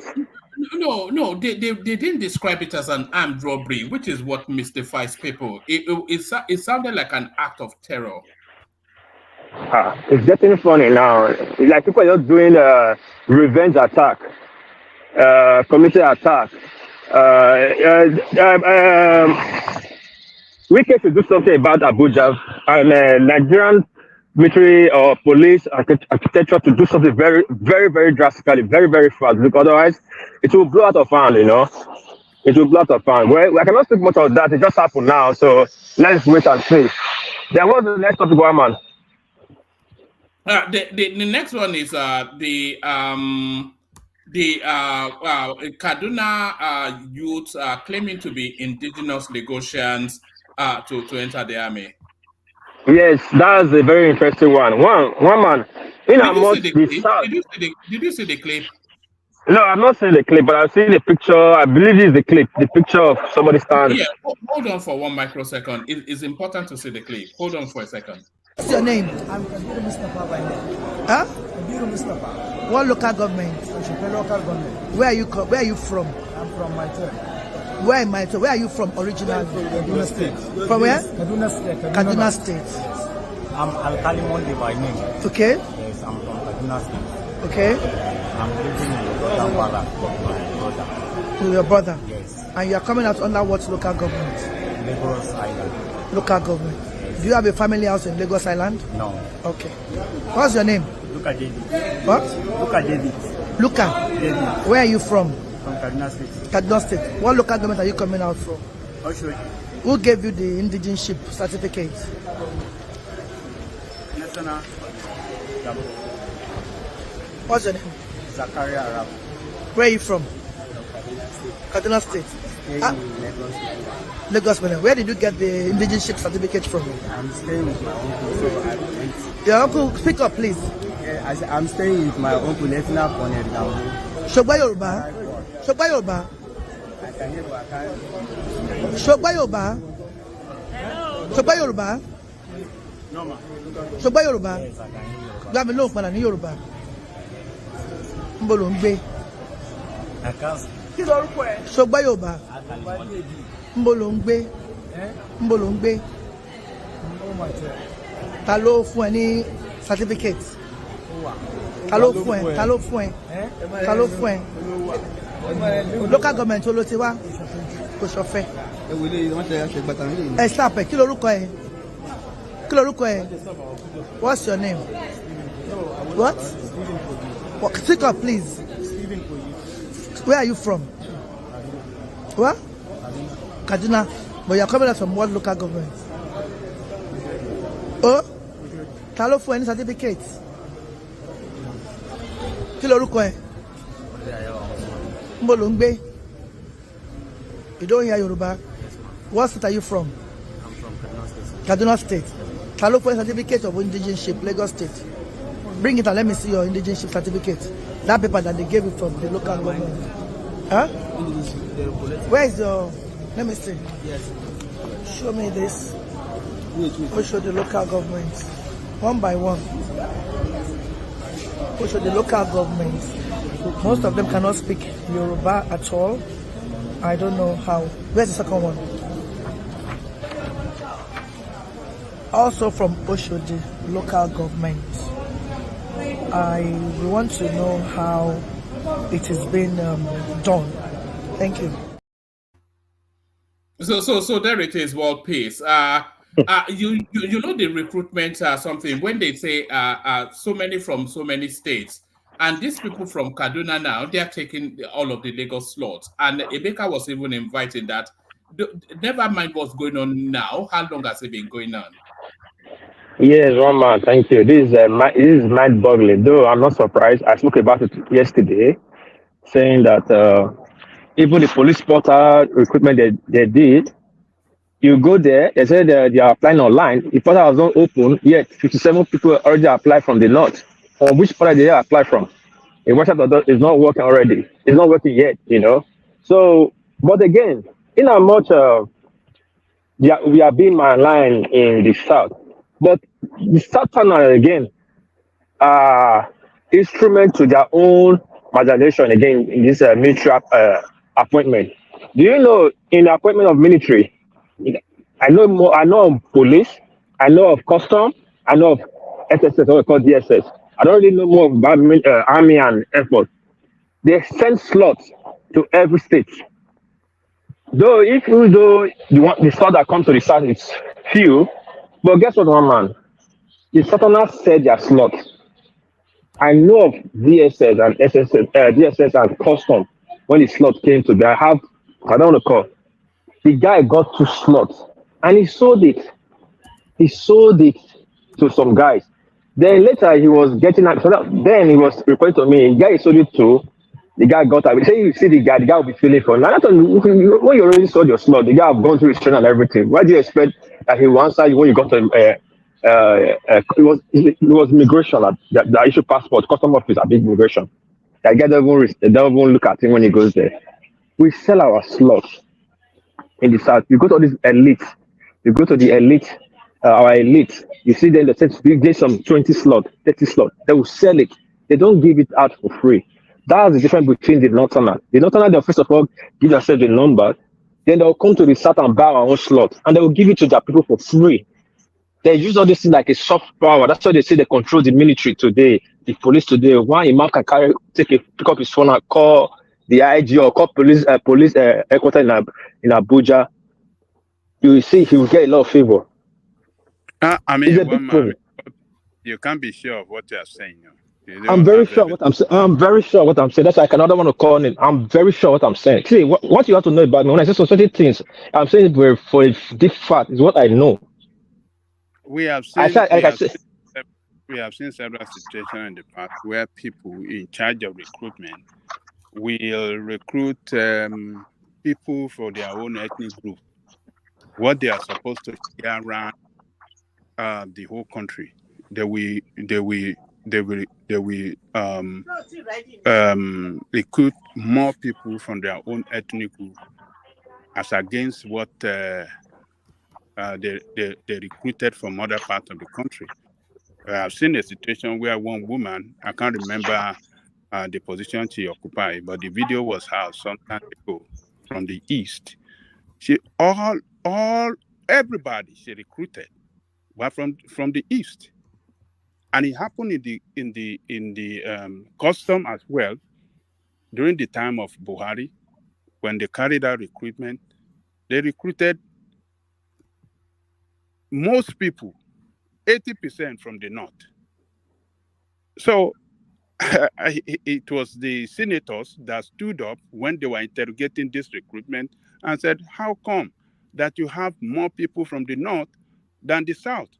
And then they have to cancel that recruitment, and then they said they have to share it equally among the geopolitical zones. So I don't want to agree with you that our people or our representative will sell what the slot for their own distance for what? Baba It's mostly the Jalokoko. people in charge of recruitment that have No, but carrying out this shenanigan. Baba Jalokoko. Can I say something? They do. Yeah, come in, Larry. They do. They sell it. They do. They sell it, particularly those from the south. Before I left Nigeria, I was so close to the National Assembly, and I know what was really happening there. They do. So they will sell it to who? At they what? sell it At, to anybody at what that has the money. hold on. So, who is going to buy it? Who paid? At what amount? Yeah. Okay. I wouldn't want to. At a point in year 2018, they sold CBN for 1 million naira in National Assembly. And this was basically by people from the south. 1 billion naira. 1 million naira. For CBN what? CBN for which position for CBN? Yeah, it depends. Slots now, slots. CBN slots. For 1 million naira, 1 million. Yeah. 1 million. Now, but Jaloko, that one is too far. Before Jonathan handed over at the Accountant General office, the Accountant General office was 650,000 for per slot. It was sold by a pastor in charge, one of the pastors in charge of the national or whatever church in Abuja. He was saying it was 650,000. Jaloko, I'm not saying things I don't know. I have cousins in JSS, I have cousins in the NDC. They will show him, they will mind this thing. One of the guys at the SAM, the commander. Do you know how he got his slot? They share slot to. They don't just employ police just like that in Nigeria. You think you just work a position, you employ? You know, they share slot to traditional rulers. They share slot to the governors. They share slot to the elite. If the traditional ruler does not stand for you, you cannot enter police. You must be recommended. People set their slots. They share slot to all these Arewad chairman. They say sometimes the Sultan did not give their own ads for free. I can tell you for a fact. That's the good thing about the north to the south. Like I said in my English, I said though in amount when they are sharing this, when they are recruiting, did not have a larger number first, but the fewer number we still have, which is how to continue to manage ourselves. We sell our own for free. We sell our own. We don't give that for free. We don't call our cousins or call people like, okay, come and take. There's police. If you go to some elite houses where there's recruitment, you see people from different states in their gates. They want to buy slots. You will see different people. Meanwhile, our own people, they don't give to our own people. That's a big problem. We have to say the truth. We have to say the truth. I'm not saying they're not marginalized when it comes to a recruitment. Yes, there's that one is there, visible. But the fewer ones that come through, we'll still sell it. Then we'll still be raising further, especially those people who sell to come and help or to listen to us or to bow down to us. How would they not bow down to you when you sold it to you sell it to them or you sold it to them? But when you give them what they are looking for, like they are looking for a job, you get come and work, take. People will respect you. My cousin is working in Nepal. It was all right. Navigate back to the conversation. Yeah, navigate back to the conversation. Yeah. So okay, let me go back to this. These are one of the things that is happening. First of all, they are taking our slot in the south. I think our southern people that really want to work want to get into the ministry, don't have the opportunity, and those that have the opportunity are not interested in the opportunity. That's why these kind of things are happening. It's very sad that these people are taking their slot and they are using the southern slot. How can you claim who gave them the what piece? Is it not a case that they are weeding out the southerners? I'm not sure that because there are no jobs in Nigeria, so I don't imagine that an opportunity will open up in the army and the southerners will not want to take it. No, one man, what you understand? See, the problem of Nigerian recruitment, you know, I don't know. We are very intelligent, but at the same time, we allow those that is less intelligent to draw the structure for us or give us, tell us what to do. When you are bringing recruitment, you have to bring out recruitment in different categories. We have a lot of graduates in the south that can start from the rank of lieutenant, and you can employ in the cyber space, the accounting space. You understand? That's how you employ. When my cousins are employing DSS, it didn't start from street specialist. It started from the computer forensics. This thing. It made a 2-1 upper in computer science. So you have to employ people in different categories. I don't think they are looking especially to the officer cadet. I think they are looking more to the to boots on ground sort of soldiers, because that's where the need is. Yeah, they don't need. Yeah, you need boots on ground, but if you employ people of boots on ground, you still employ all categories. But you have more. You have probably on the boots on ground more. So that you can balance this education. Even though you're employing 1,000 soldiers, probably boots on ground will be 800. 200 will be a special office. If that boots on ground, they still need command and control to direct them. You still need engineering corps. So you don't just employ only boots on ground now. So, but the problem, that's what I see. When we bring out employment, there's no category, then people will be less interested. Person that have studied so many years in university, you tell him to come and start from a cadet, a Korofo level. He won't be interested now. He won't. That's why you see sometimes in police that time we have more people in the south in the police, like police, DSS, immigration, even Air Force that need education to get into a certain post. But when you come to the army, we are not there because they recruit from the scratch, and nobody wants to go from the scratch in the south. It's very sad, and this thing is affecting us a lot. That's why you see sometimes our president or anybody we have as the president will be hand bound behind his back, because who are you giving command to? They're all Northerners. They feel the military, they feel the army, the Air Force, the immigration. So when you say one thing, they'll do the other. It's not good. We must balance it. We must balance demography in our military so that we will not be saying like Dela like that the popular Nigeria take over Nigerian mind. These are the things that embody these people. One man. Let me leave the floor for the next people to come in. Thank you. All right, you don't want to. Okay, let me go on from you then to Ajanle Koko. Let me go to Ajanle Koko. Are you ready to go, Ajanle Koko? Yeah, let's go, man. Yeah, yes. So it's I'm not sure that I fully agree with what Peace just said there. The rate of unemployment in Nigeria is such that at all the stratas of society, everybody is looking for a job. And if they are looking for whatever entry point in the army, I think you will find more than an abundance of sufficient enough people in the South that are willing to take on that job. It's a prestige job, and they all know how the armies make their money, and nobody is averse to that. So what are you then making then of this recruitment now that has exposed yet another corruption within that space? Thank you, one man. Greetings to our listeners around the world. Click on the like button. Yeah, and subscribe if you haven't done so. Let me first of all thank Emeka for the good job that he did for investigating the budget, or rather, should I say, for studying the budget and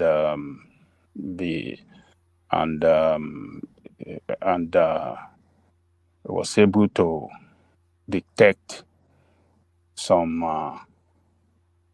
wrong, or should I call it corrupt insertions? Yeah, corruption. Corrupt insertion into that budget. So I think he said it right, that our journalists are not doing their job well to stand up against politicians.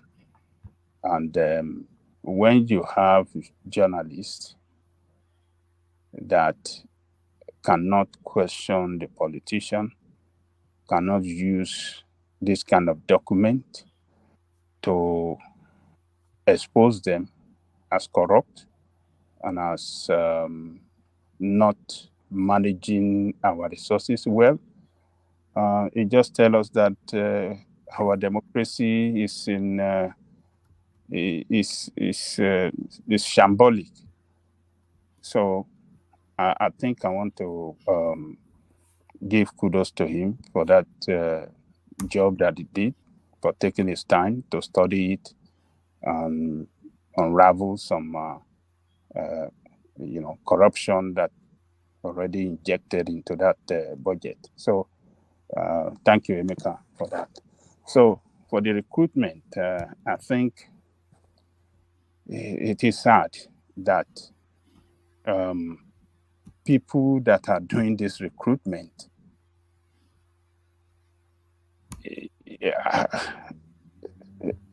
are doing it in such a way that number one, doesn't show transparency. No transparency in the way they are doing the recruitment. Everything in Nigeria is centralized.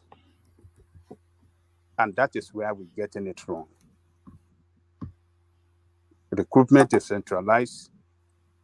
The command and control is centralized. Deployment is decentralized. Everything centralized. And that's why we cannot do it right.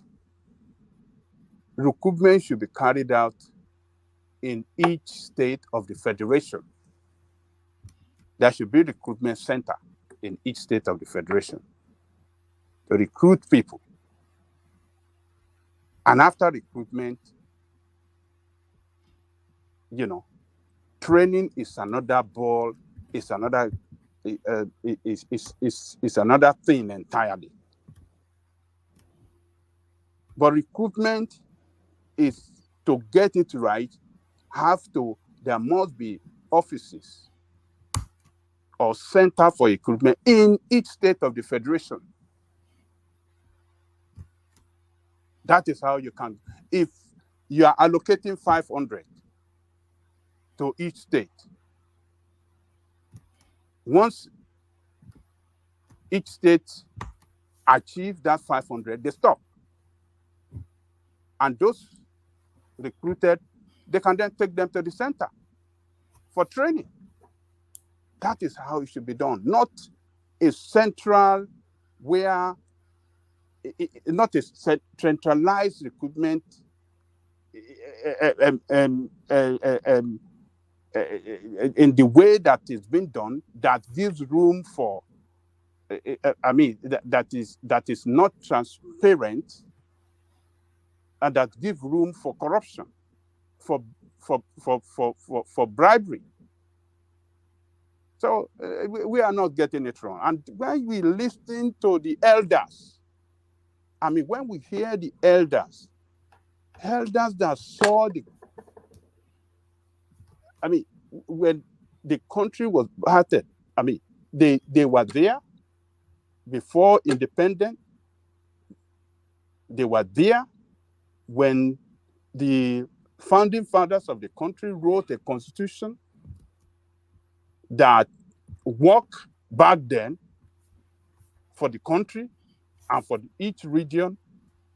And they are still alive when that constitution was packed up, and the kind of institution and the kind of government that we have been running, a centralized government that never give anything good for the people of that country. We have to distinguish between the people and those in the position of leadership.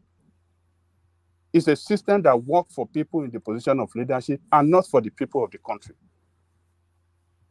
So when these people talk, some of us don't want to listen. You don't even want to talk them down. Oh, Baba Yadebajo doesn't know what he's talking. All this elder doesn't know what they are talking. But we can see this is what centralized government or centralized way of doing things, this is what it gives the country. How can people, everyone you showed in that video, claiming to be Yoruba and they cannot speak Yoruba language? If we are to be, if recruitment if there had been that we carried out this recruitment at the state level, the engineer of that government, of that state, we turn up for recruitment. The indigene of each state will turn up. You cannot see a Yoruba to come and stand up in Anambra State, a Lagosian that cannot speak Igbo, to come and stand before Igbo people that are doing the recruitment to say, I'm an Igbo man.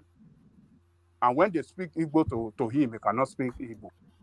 So one man is just the structural problem in the management of the country that gave room for this kind of corrupt recruitment that you showed us. So it's a centralized way of running the country is what is responsible for this. It should be at the state level where the indigene of each state level, of each state will turn up, for recruitment into our military and the police. That is the way it should be.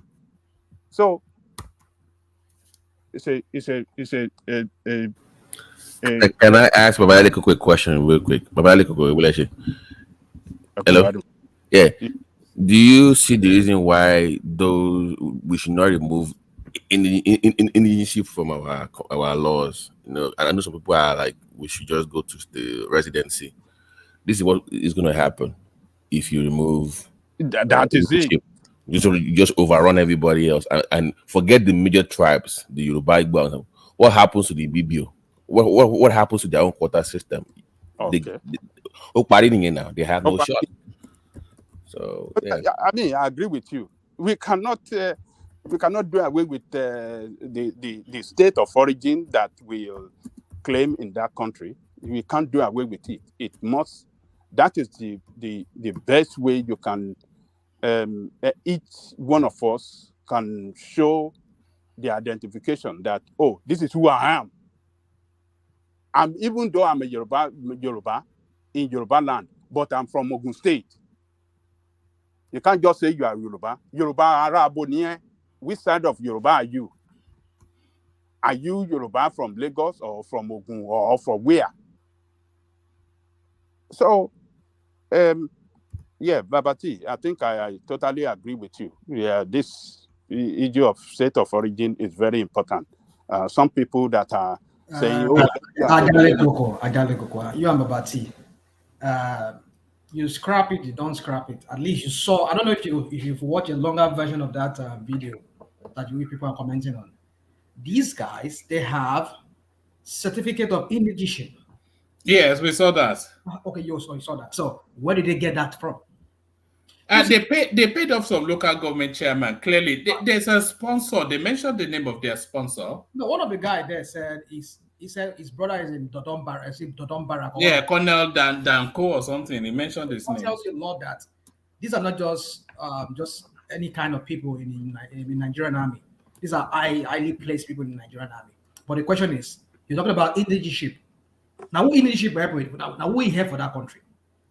You are indigene or not indigene, but somebody who is not an indigene is getting a certificate of indigenship from Lagos. Come on, you see, we can argue all this thing about indigenship or non-indigenship. My point is this: is that when you run a system that is not transparent, you have a master that calls himself master strategist there, who was talking about recruiting 50 million. No, rational man. Yeah, going the wrong direction. Hold on. Jacking Sorrow. Why every time now? Is it Tinubu that no, you know me very well. No, you are going. Hold on now. What is Tinubu? Hold on for him. Let him land. Let me land. Somebody that said he's going to recruit 50 million youth into the army. You are the people that you could refer to him as a master strategist. You would think that this guy from that is a crap of a manifesto that he was brandishing all about during the election. You would think this guy has everything all figured out. And now look at what we're seeing. I mean, you can argue the point that it's too early, 7 months. But then 7 months into the what? Somebody just read just told us a bit of what he read from the budget. You could tell that this is a guy who doesn't even care. All he just wants to see is that he wants to be there in Aso Rock, to be called Rakadede, to be called a president. He doesn't even know what is being what is even assenting to. And if we were a Robert Stamp National Assembly, quickly they just passed it because they know what they know what they've seen there. They know what they're going to get from there. They padded the budget on their own too.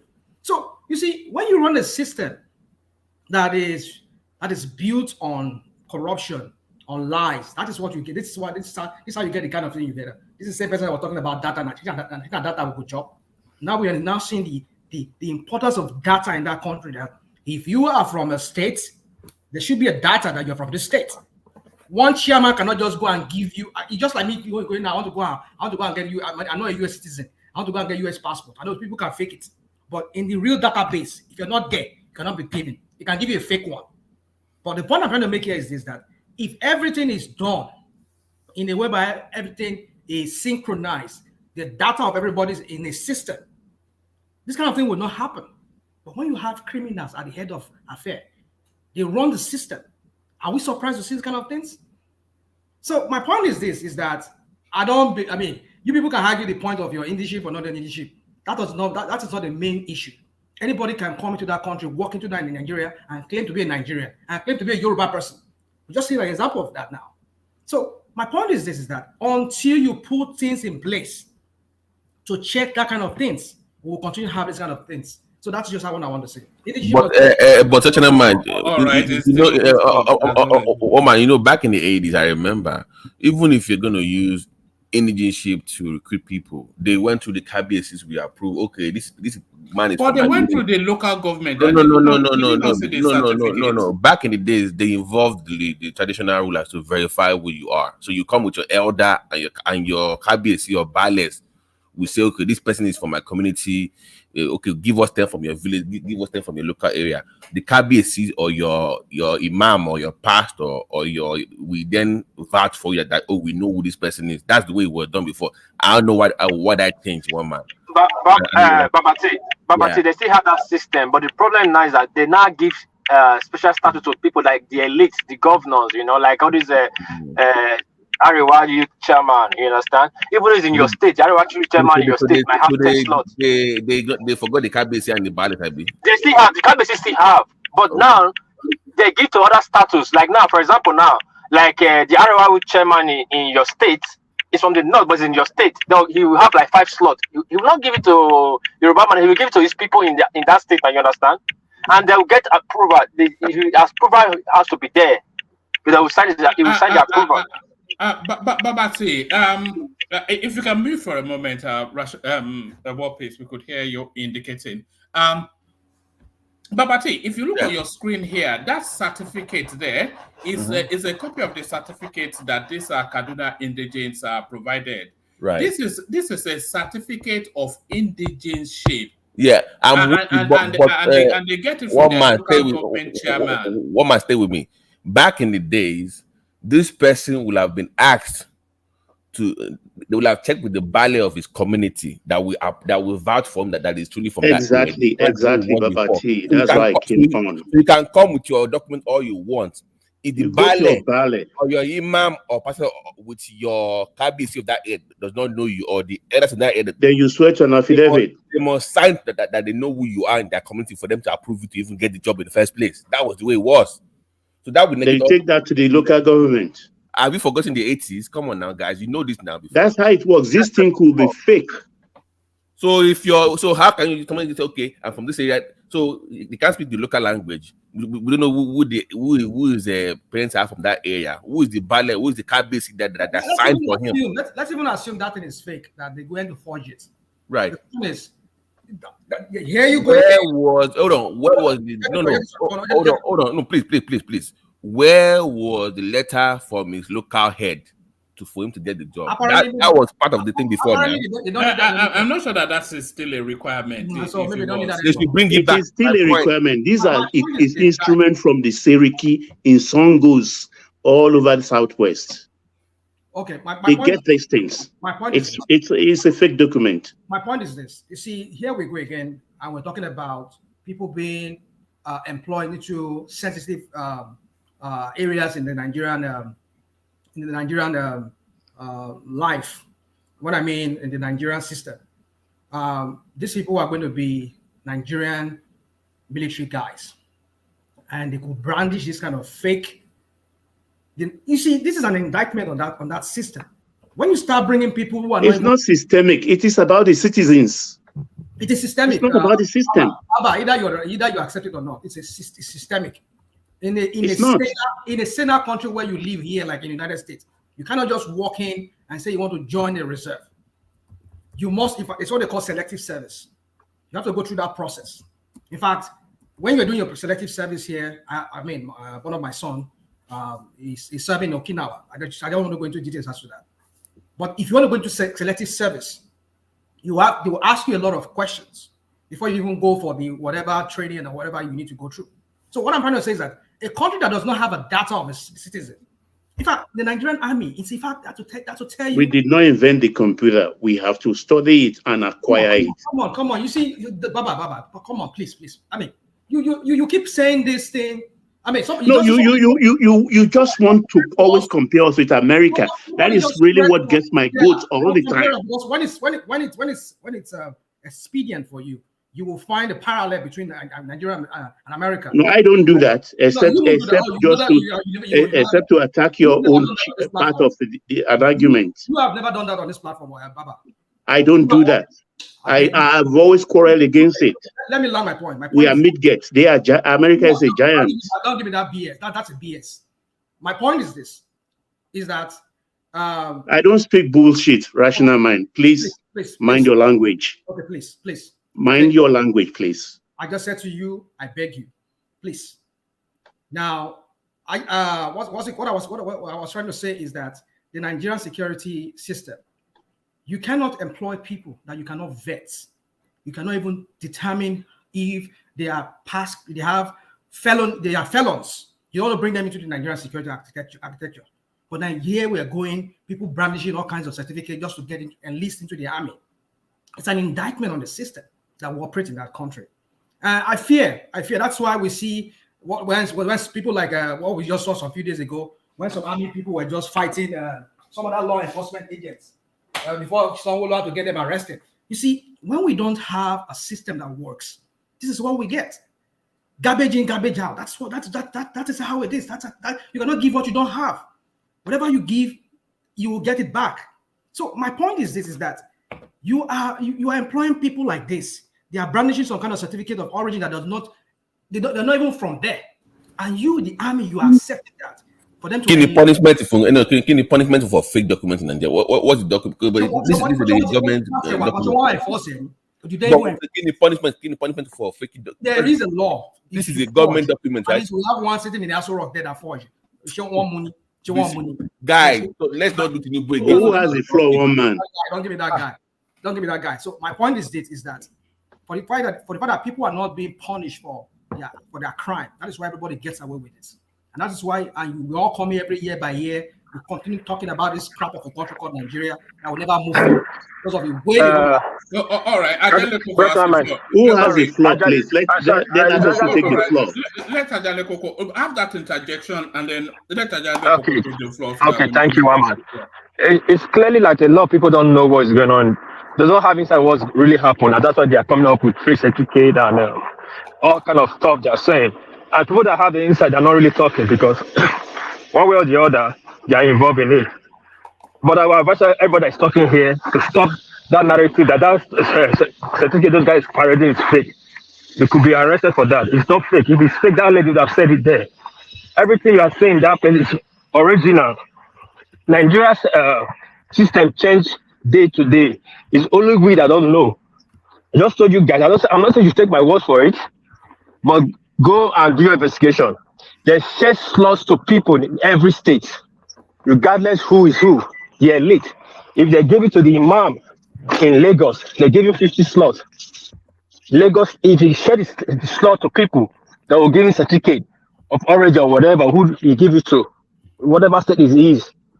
But the problem is, they give more slots to the north, and the few slots we have in the south, we'll still sell it. We should face the bitter truth. We always want to make excuse. That's why these people keep getting away. We will stay on the right track. Listen, this is the thing. I'm not saying that is not a possibility in Southwest because it can't happen in the Southeast. There is just no way.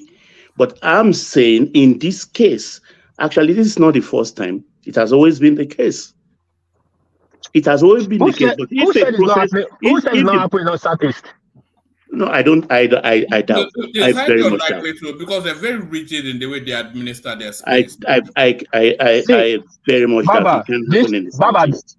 All right. I have that say, but I don't want you to go into an expanded conversation. I'm not going to the expression that this thing. Baba, what's going on here? It happened in all the region. Yes. Depend who has the slot. You understand? And just that did not use their as a soft power in the military to have a hold. We decide we use ours as a privilege or a status of influential. We sell most of our own. Yes, there's no doubt about that. World peace in Lagos State, for instance, it's about the religion actually, because like you said, yes, they distribute these things and they ask them to come forward. But why I'm calling this fake is that the process that produces that produce this certificate is fake.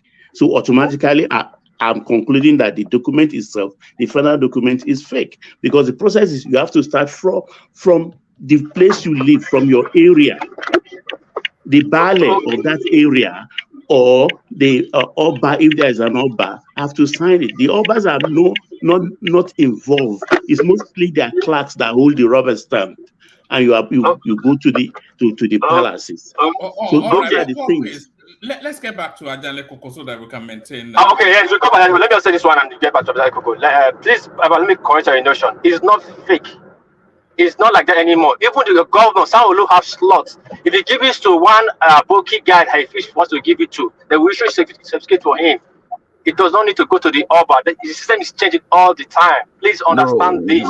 What is the point is that on that document it says it's from that area and it's not. That's what I'm telling you. In Nigeria system, the guy is living there. Do you know when you live somewhere for 6 months, you are in the job of that place? No. In Nigeria Constitution. No. You are a resident of that place. No. Sorry, you are a resident of that place. Sorry, you are a resident of that place. Hold on, what is? But the document says indigene. Doesn't matter because that's just an example to you. You are lying because it's a lie on the government document. That's no, Baba, don't take on emotion. I just make one simple example to you. Hold on, listen again. Hold on, now, please, hold on. We just said this, we don't know. These are things I have deep knowledge in. Three arms of government. If someone will have to give it to one Aboki guy, like you, someone would like to act movie, and give it to one, okay, I'm playing in the military. They will give that certificate too. It's changing, it's not like before. No. World peace. No. Not what at that point. Somebody lied on a government document saying that they are an indigene of a place. That is false document. You lied on a document. That makes that document invalid because you lied on it. You're not from there. So I don't know. You can't be comparing a residency to apply for that job. They said the requirement is what? Indigenship, right? That was the requirement to get the job. Obviously, you're not from there. You got a government document saying that you're from that area, which means you lied on that document. Exactly. So that document is not admissible. Get the job. That is very simple and basic. It's not that complicated, guys. Not that complicated. All right, back to Ajanle Koko. Wama, will I get my time back? Yeah, you get your time after Ajanle Koko. Yeah, I'll come to you after Ajanle Koko and then to Larry, who has been waiting patiently. Okay. I see this document as fake. I don't think that anybody will be given this opportunity or given a slot. I mean, let's take a look of it. If at all they are selling this thing to each state, slot to each state, they have to go through the governor.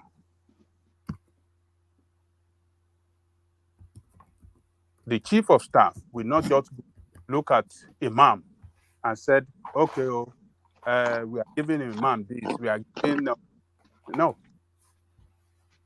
They want to follow the right process to do this thing. They will not just throw it around. If it's shared among states, that's what I say. If it's shared among states, the first step at every state is going to be the governor. And the governor is the one that will now throw it around to say maybe they will have their own formula of sharing it among the leaders. Local government and some other leaders around, across the state. So, Ajanko, sorry, you are wrong. Let it ride.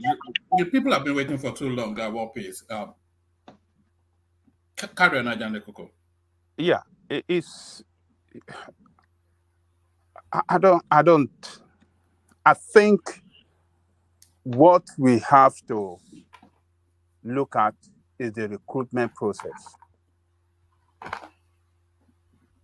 How does the recruitment process carried out? That is the question that we must ask. Nobody knows. Is that the way it should be done? We are not running a country. This is not the way a country should be done. It's not clear to everybody. I can talk of the way recruitment is done in the United States here. Easy. I gotta go. Sorry, I just want to ask a question. I don't know if you have kids that are ever done selective service. Do you have any kids like that, or any like brother-in-law or whatever that have ever done the selective service? Do you have any idea as to how they do it? Yeah, no, I don't have any kids. So you can go. Maybe I'll be go on. Just go. Yeah. So look, you can walk into a recruitment center and tell them, "Oh, I came for recruitment."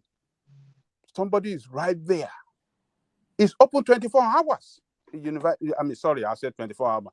It's open from morning till evening. In every city, if not every city, in each state, but at least they have some, recruitment center that are identifiable in each state here. It's transparent. Once you walk in, if you don't have the document with you, I tell you, go and get your document, and they will check it, and you'll be recruited. When I came to this country, I wanted to join the military, but because I was over 35 years, they said, "Man, you're over 35 years, we can't get you. We can't take you in." Are you sure? Is it? Oh, yes, it's true. No, it's 27 though. 7 years. No, they say I'm over 35. Yeah, but you're over 27 years. You cannot join. You cannot. You cannot enlist. So I don't know. Maybe they changed it now. That was what they told me. Apparently, you're older than you said 35. So since you're older than, you don't qualify then. 27 is the max. The cutoff. By the way, when did that when that law changed? Because back in the days, they used to require governors and local government chairman bring people for job opportunities. But when that changed to where we're now having all this so-called recruitment?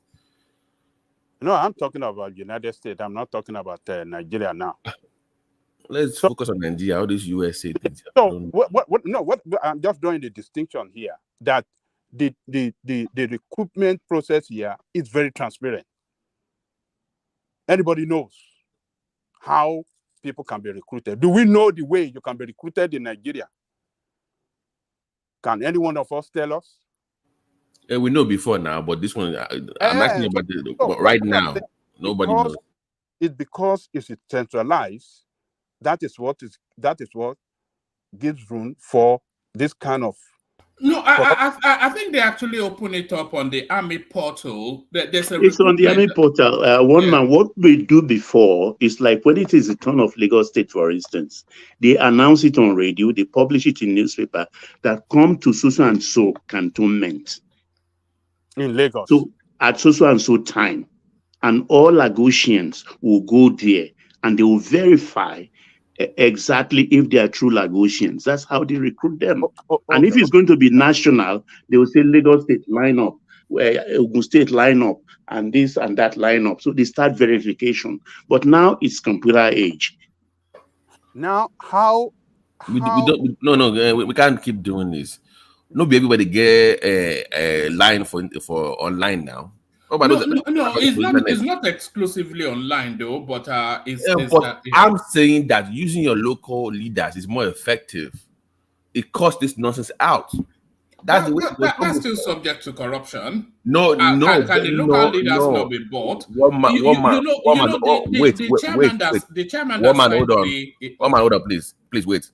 Because the question here is that they're not from that place. That's the issue, right?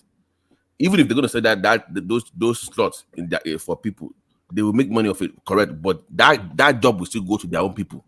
Exactly. We short of Yoruba people. That's the point. How can you now send it to people from different states, a different region? So it's not about collecting money for that. Forget that one. The job must. We are not short of Yoruba people. Yoruba people need job too. That's the argument here. Not that they're making money off it. They can pay. You can pay, but the job still stays in your own local area. That's the issue. Come on. But see, it doesn't work like that anymore. On record, you go to the portal, you buy form, you fill form, they send it to where to go for screening. They screen you. That's the way it is. But hold on. You don't have any idea on it.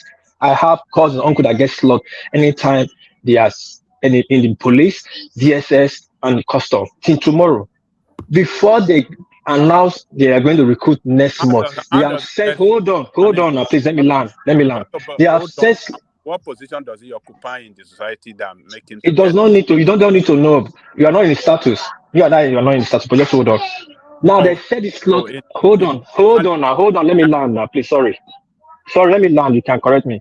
They said it's sort of Nigerians, the elite in Nigeria. So over to Guad, they'll share the slot along to the people they know in Nigeria, which is whoever matters. So Obasanjo, they already said the slot.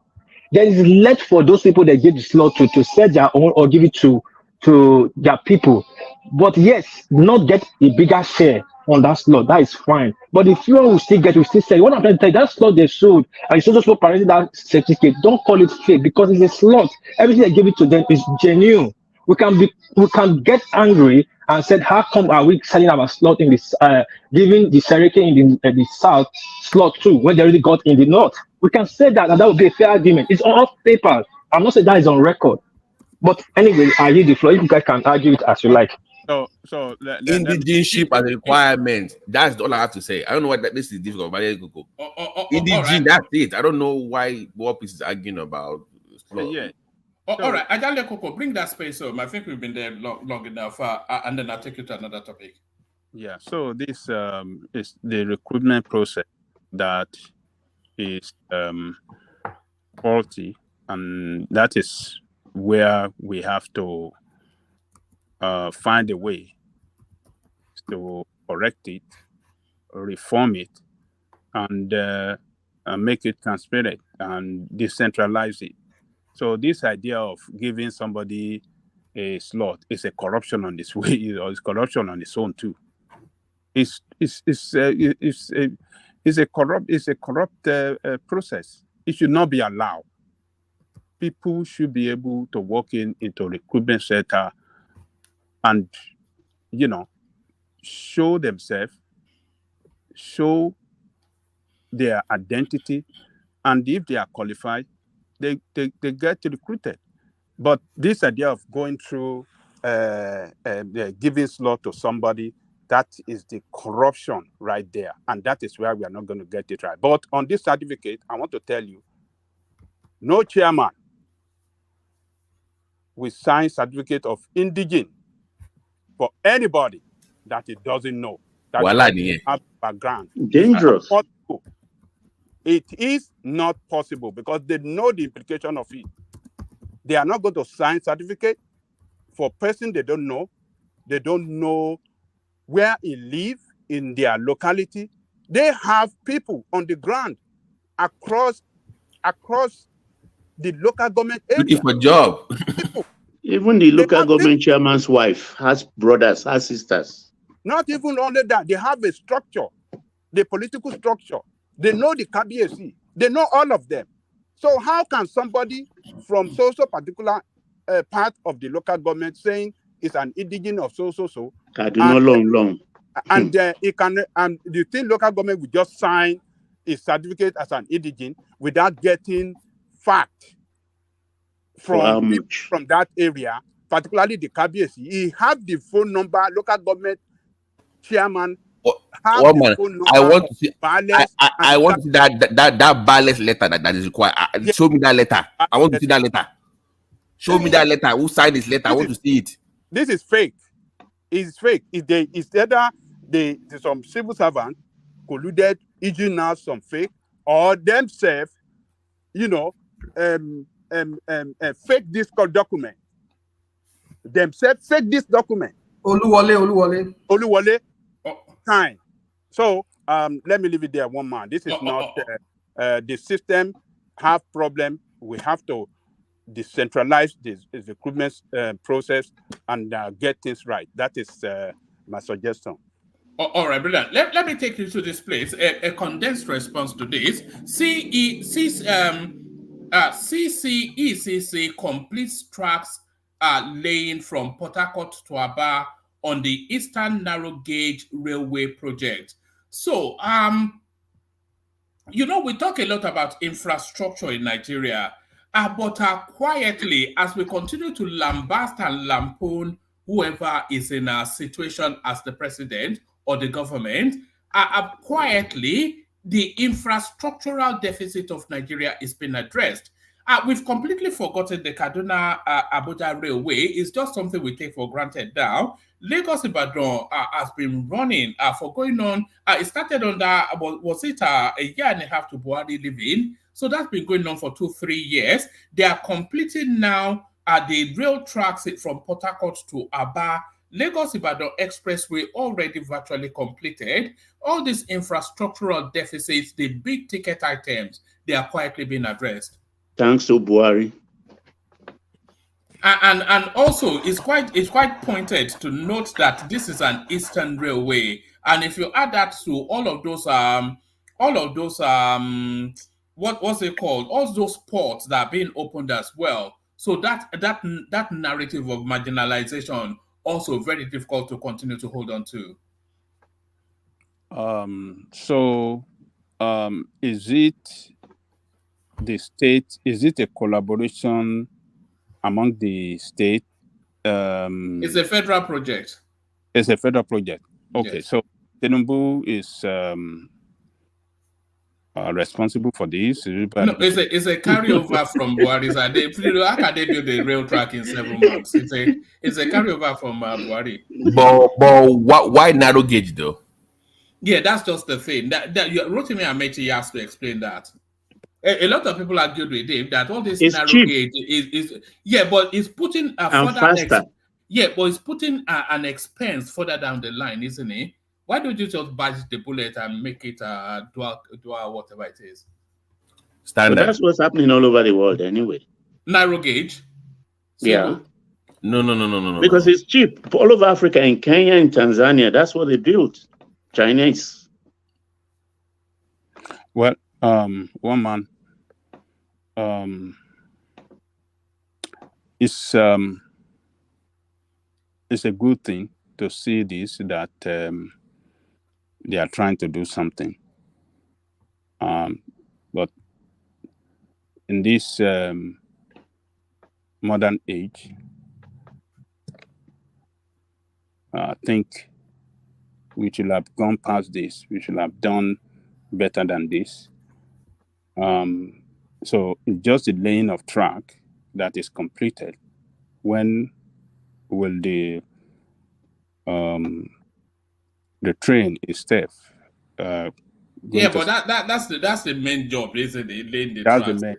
Yeah, the Well, train is just buying. It's like buying cars, isn't it? You just go and buy them. well, the economic importance of this is very huge. It's going to open up, more economic opportunity for that part of the country between states. They'll be able to trade and, transportation of goods and,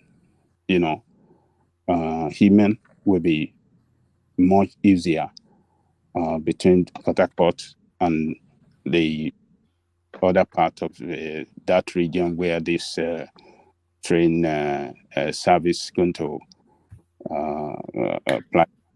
So it is definitely where infrastructure goes, development will follow. That is what this is going to bring to that part of the country. I mean, the East is known for enterprise. And if you put infrastructure there, very quickly the indigenes are able to quadruple their economy. Oh, that is right. That is right. So infrastructure will bring development, and development will bring economic growth.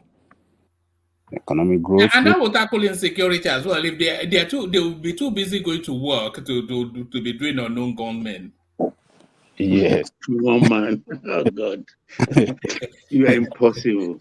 I'll tell you now. The idle mind is the devil's workshop. By the way, woman, don't they have like a dry port coming up on that axis that will link to that rail line?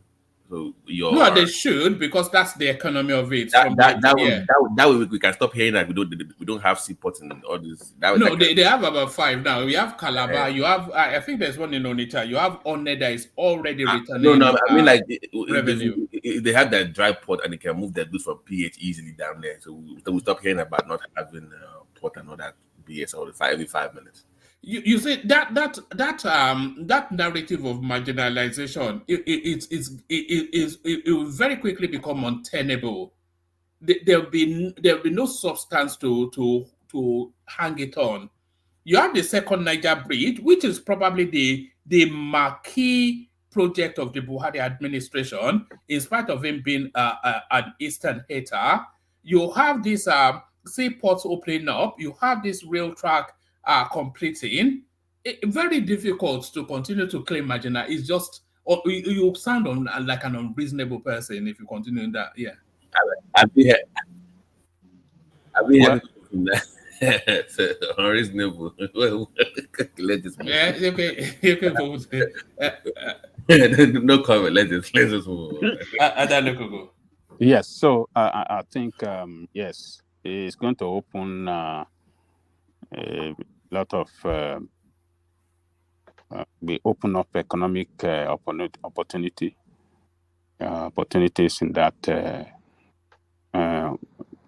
area and that part of the country, and development will come in, economic activity will improve, and wealth will be achieved.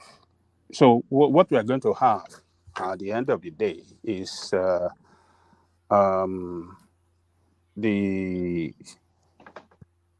GDP of that part of the country will increase, hopefully, because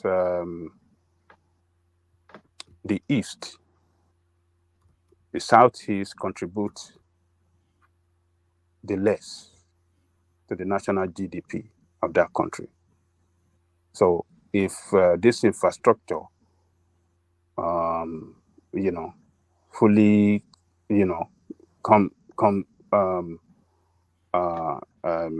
if this infrastructure, start. Why would you say the East contribute the less when virtually most of the businesses in Lagos and in other parts are owned by the Southeast? We are talking about the region. We are talking about the region. Yeah, you need to clarify yourself very well, because when you said I said the East. Okay. The East. Okay.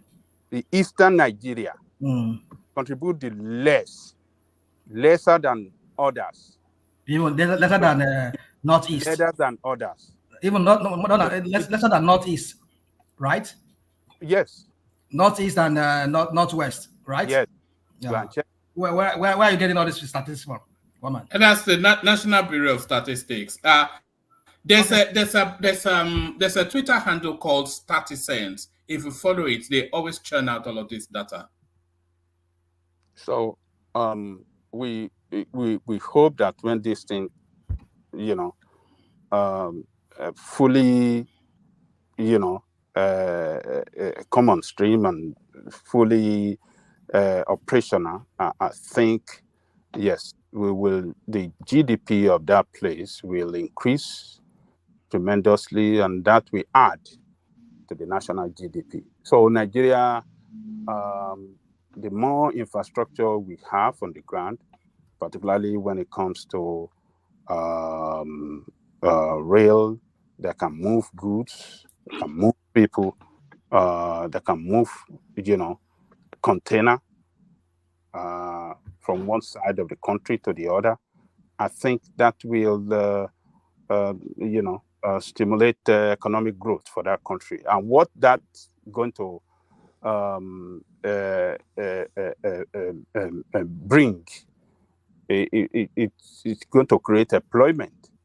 When a country is, recording economic growth, employment growth will be achieved as well. So I just hope that it be well managed, because the one we have on the ground are not well managed at the moment.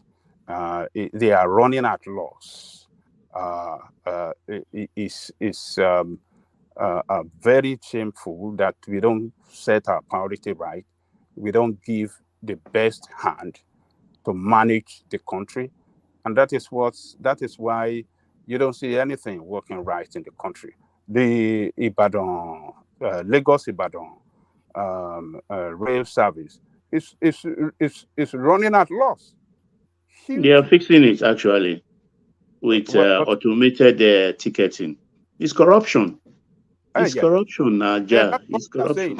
Give it to the right. Look at the way Lagos State is trying to run its own from day one. It's one card for all: water, road, train, track, everything. It's not cowrie card. There is no there is no cash. There is no cash involvement. It's the way to go. Hand in hand, that of Lagos State. If Lagos State can do it better, why the federal cannot do it even better than Lagos State? The people running, well, maybe Tinubu's going to... Can you see the graveyard of yesterday's investment? Look at those trains rotting. Yeah. Shakabula. Those were the Shakabula days. Shakabula. It's now they're now in cemetery. Maybe Tinubu administration will do it better than the way Buhari did it. Because what Buhari did for that 8 years with this rail service that some people were giving praises to him, it looked nice, but it's not well managed. They don't give it to the right hand. It's to the best hand. I'm not sure that you can blame Buhari for that. It's a matter for the Nigerian Railway Corporation, isn't it? So he has done his bits to sign the checks. Who appoint the person? This looks like a matter now. He appoints somebody there. He appoints people that should have, manage it better. People that, put in place a structure that more transparent in when people want to buy tickets and what is it? It shouldn't be by cash. Cash go to hand and you give them ticket. It shouldn't be so. It should be in such a way that a corruption will not be allowed at all, and transparency will be clearly seen, and then they can really generate that. Hold on. Woman, this one you're showing us where is from where? What part of Nigeria is that? I will control any training. No, that's a The link UK. from to Nigeria. I'm not sure because I can't see that. No, this is in Nigeria. Where in Nigeria? Where? Nigeria. Nigeria. Nigeria. It doesn't matter. That's not the point. Just Oh God! Come on! Stop it! Oh yeah, the Lagos State, Leleyi. No, Lagos State. It's about the Eastern line. No, this is Lagos media. Calm down. Hold on. Calm down, please. Hold on, guys. Hold on, please. Hold on, please. Man, this is not Lagos. This is not Nigeria. Hold on, please. Hold on, guys, please. This is Ned Media reporting on train in Nigeria. Then it's giving an example of other countries. That's the video they are playing. Could make me want to propaganda of anybody. Somebody playing a video of train track across the world to refer to what is going on in Nigeria. So what they are playing right now is a video with that making that comparison. Could make me want propaganda of Tinubu or anybody. National mind. It's not. Come on now. Come on, I think that's a bit of a stretch. Greetings, this thing, one man. Thank you for having me, and greetings to everyone on the panel. You see, you can't just use your kind of knowledge of somebody to just make insinuations like that, because you have to check the topic. The topic is about the Eastern Rail Line and the repair that is going on. We know there is a rail line that used to travel from Port Harcourt to Kafanchan in Nigeria, but that became dilapidated, and that's what he's trying to report, that is being fixed. It's also a narrow gauge line, and the work that is being done it may also be linked to what they are just reporting regarding Port Harcourt to Abatu. That's the process that is going on, because he actually mentioned it on that video that they are also including other cities that didn't used to have train lines this day before. So that is what is going on, and I must say, Buhari, from that point of view, did some good things. He really, in terms of infrastructure, he really tried to lay foundation for Nigeria. He did a lot to Nigeria. We have to be fair. Just because it's from the north, people just don't want to. It built a new wing in Amrita Mohammed. It started, completed second Niger, completed Lagos Ibadan. All of these things. It almost completed the Lagos Ibadan Expressway. This one now that the Chinese are completing, nothing to do with Tinubu. It's all Buhari's project. The only thing he failed is he didn't fulfill the most important Nigerian ones, which is the security. And that's the problem. Even no matter what the Tinubu does, if the security remains bad, it's not going to be worth it. As I remember, Jide in, TVC is very pro-Tinubu. Jide even said it himself, that guy that supports Tinubu like crazy. He said, no matter what Tinubu does, as long as the security still remains the same, nobody will remember anything he does. And that's why he has to tackle that issue. Just carry on. All right, bring it to Madam Lekoko. So, I hope this one will be well managed. I hope the train or the coaches they're going to bring will be a modern one that can stand the test of time, and not like the one that we have seen several video office broken down along the Ibadan Lagos Expressway several times. Even when we were growing up and we used to have Nigerian Railway Corporation back then, you can never experience train broken down. It's never possible. I didn't experience it. I don't know. I don't know train breakdown. I don't know. Huh? I don't know. I don't know. It's just in this Nigeria that we saw train broken down, and people will be there waiting for. Amtrak breaks down. Awkward Dogo in those days doesn't break down, but very slow. But doesn't break down. Trains break down in the UK. To Nigeria, we tell you. Train breaks down. Even when there are leaves on the track, the train will break down. Leaves. Do you remember? Yeah, and for a long time they didn't make profit too, and even till now they barely do make profit. So it's only when they privatized it. You know, it's the French that own the most of the rail thing in the Train UK. is not meant to, it's not meant to, by design, it's not meant to be profitable moving people all over the world. It is meant, is the overall effect on the economy that return investment plus moving goods like from port and stuff. Baba, see, train breaks Don't make down. money from moving people on Amtrak rail breaks. track. Have you ever read it on Amtrak before? New York to I live in Boston for Boston. Good. You said what? I live in that part of the country, so I know. What I'm saying is, my point is that Amtrak does more than just moving people; they move goods too.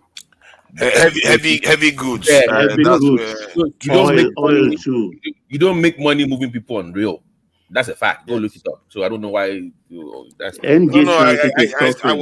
highlighted that because Ajah Lekoko was a little bit frustrated that they were not making profit in the Lagos Ibadan one, something like that. So you shouldn't expect profit. If anything, if they make profit, they will reinvest into the system to expand it. That's what they do in the UK. They don't, it's like a strategic investment to stimulate the economy. Basically, that's how rail tracks are used. So that's to be expected. So Ajah Lekoko, take it easy. I don't know whether it's because of corruption in the case of Nigeria, because that is always an element one has to watch out for. But maybe it's not corruption; it's just the feature of rail tracks, the way they operate. Let me tell you this. Yes, it's meant to serve the people and stimulate economic growth, like you said. But with the huge population that we have, if we use it right in such a way that we avoid corruption, they will make profit. They will post profit, because a lot of people move from one part of the country to the other. And it's more convenient if they make it work well. It'll be more convenient and more attractive for people to use than regular vehicle. And less trailer on the road. Huh? Less trailer on the road. Less trailer on the, yes, they will make profit. Go and if there's a way they can quantify how much have been stolen from that rail service, then you will know that yes, it's supposed to have made profit, but some people. But even that Christmas discount, they were still collecting money from people. Even that discount, they were still getting the 3K from people. Ajah, this fraud thing, I don't know if it's your own time. I won't mention names, but right from the 60s, late 60s, a prominent family in Kano was taken to court for printing fake railway tickets and fake postage stamps, and they made it's part of their fortune today. A lot of stuff went on then. I didn't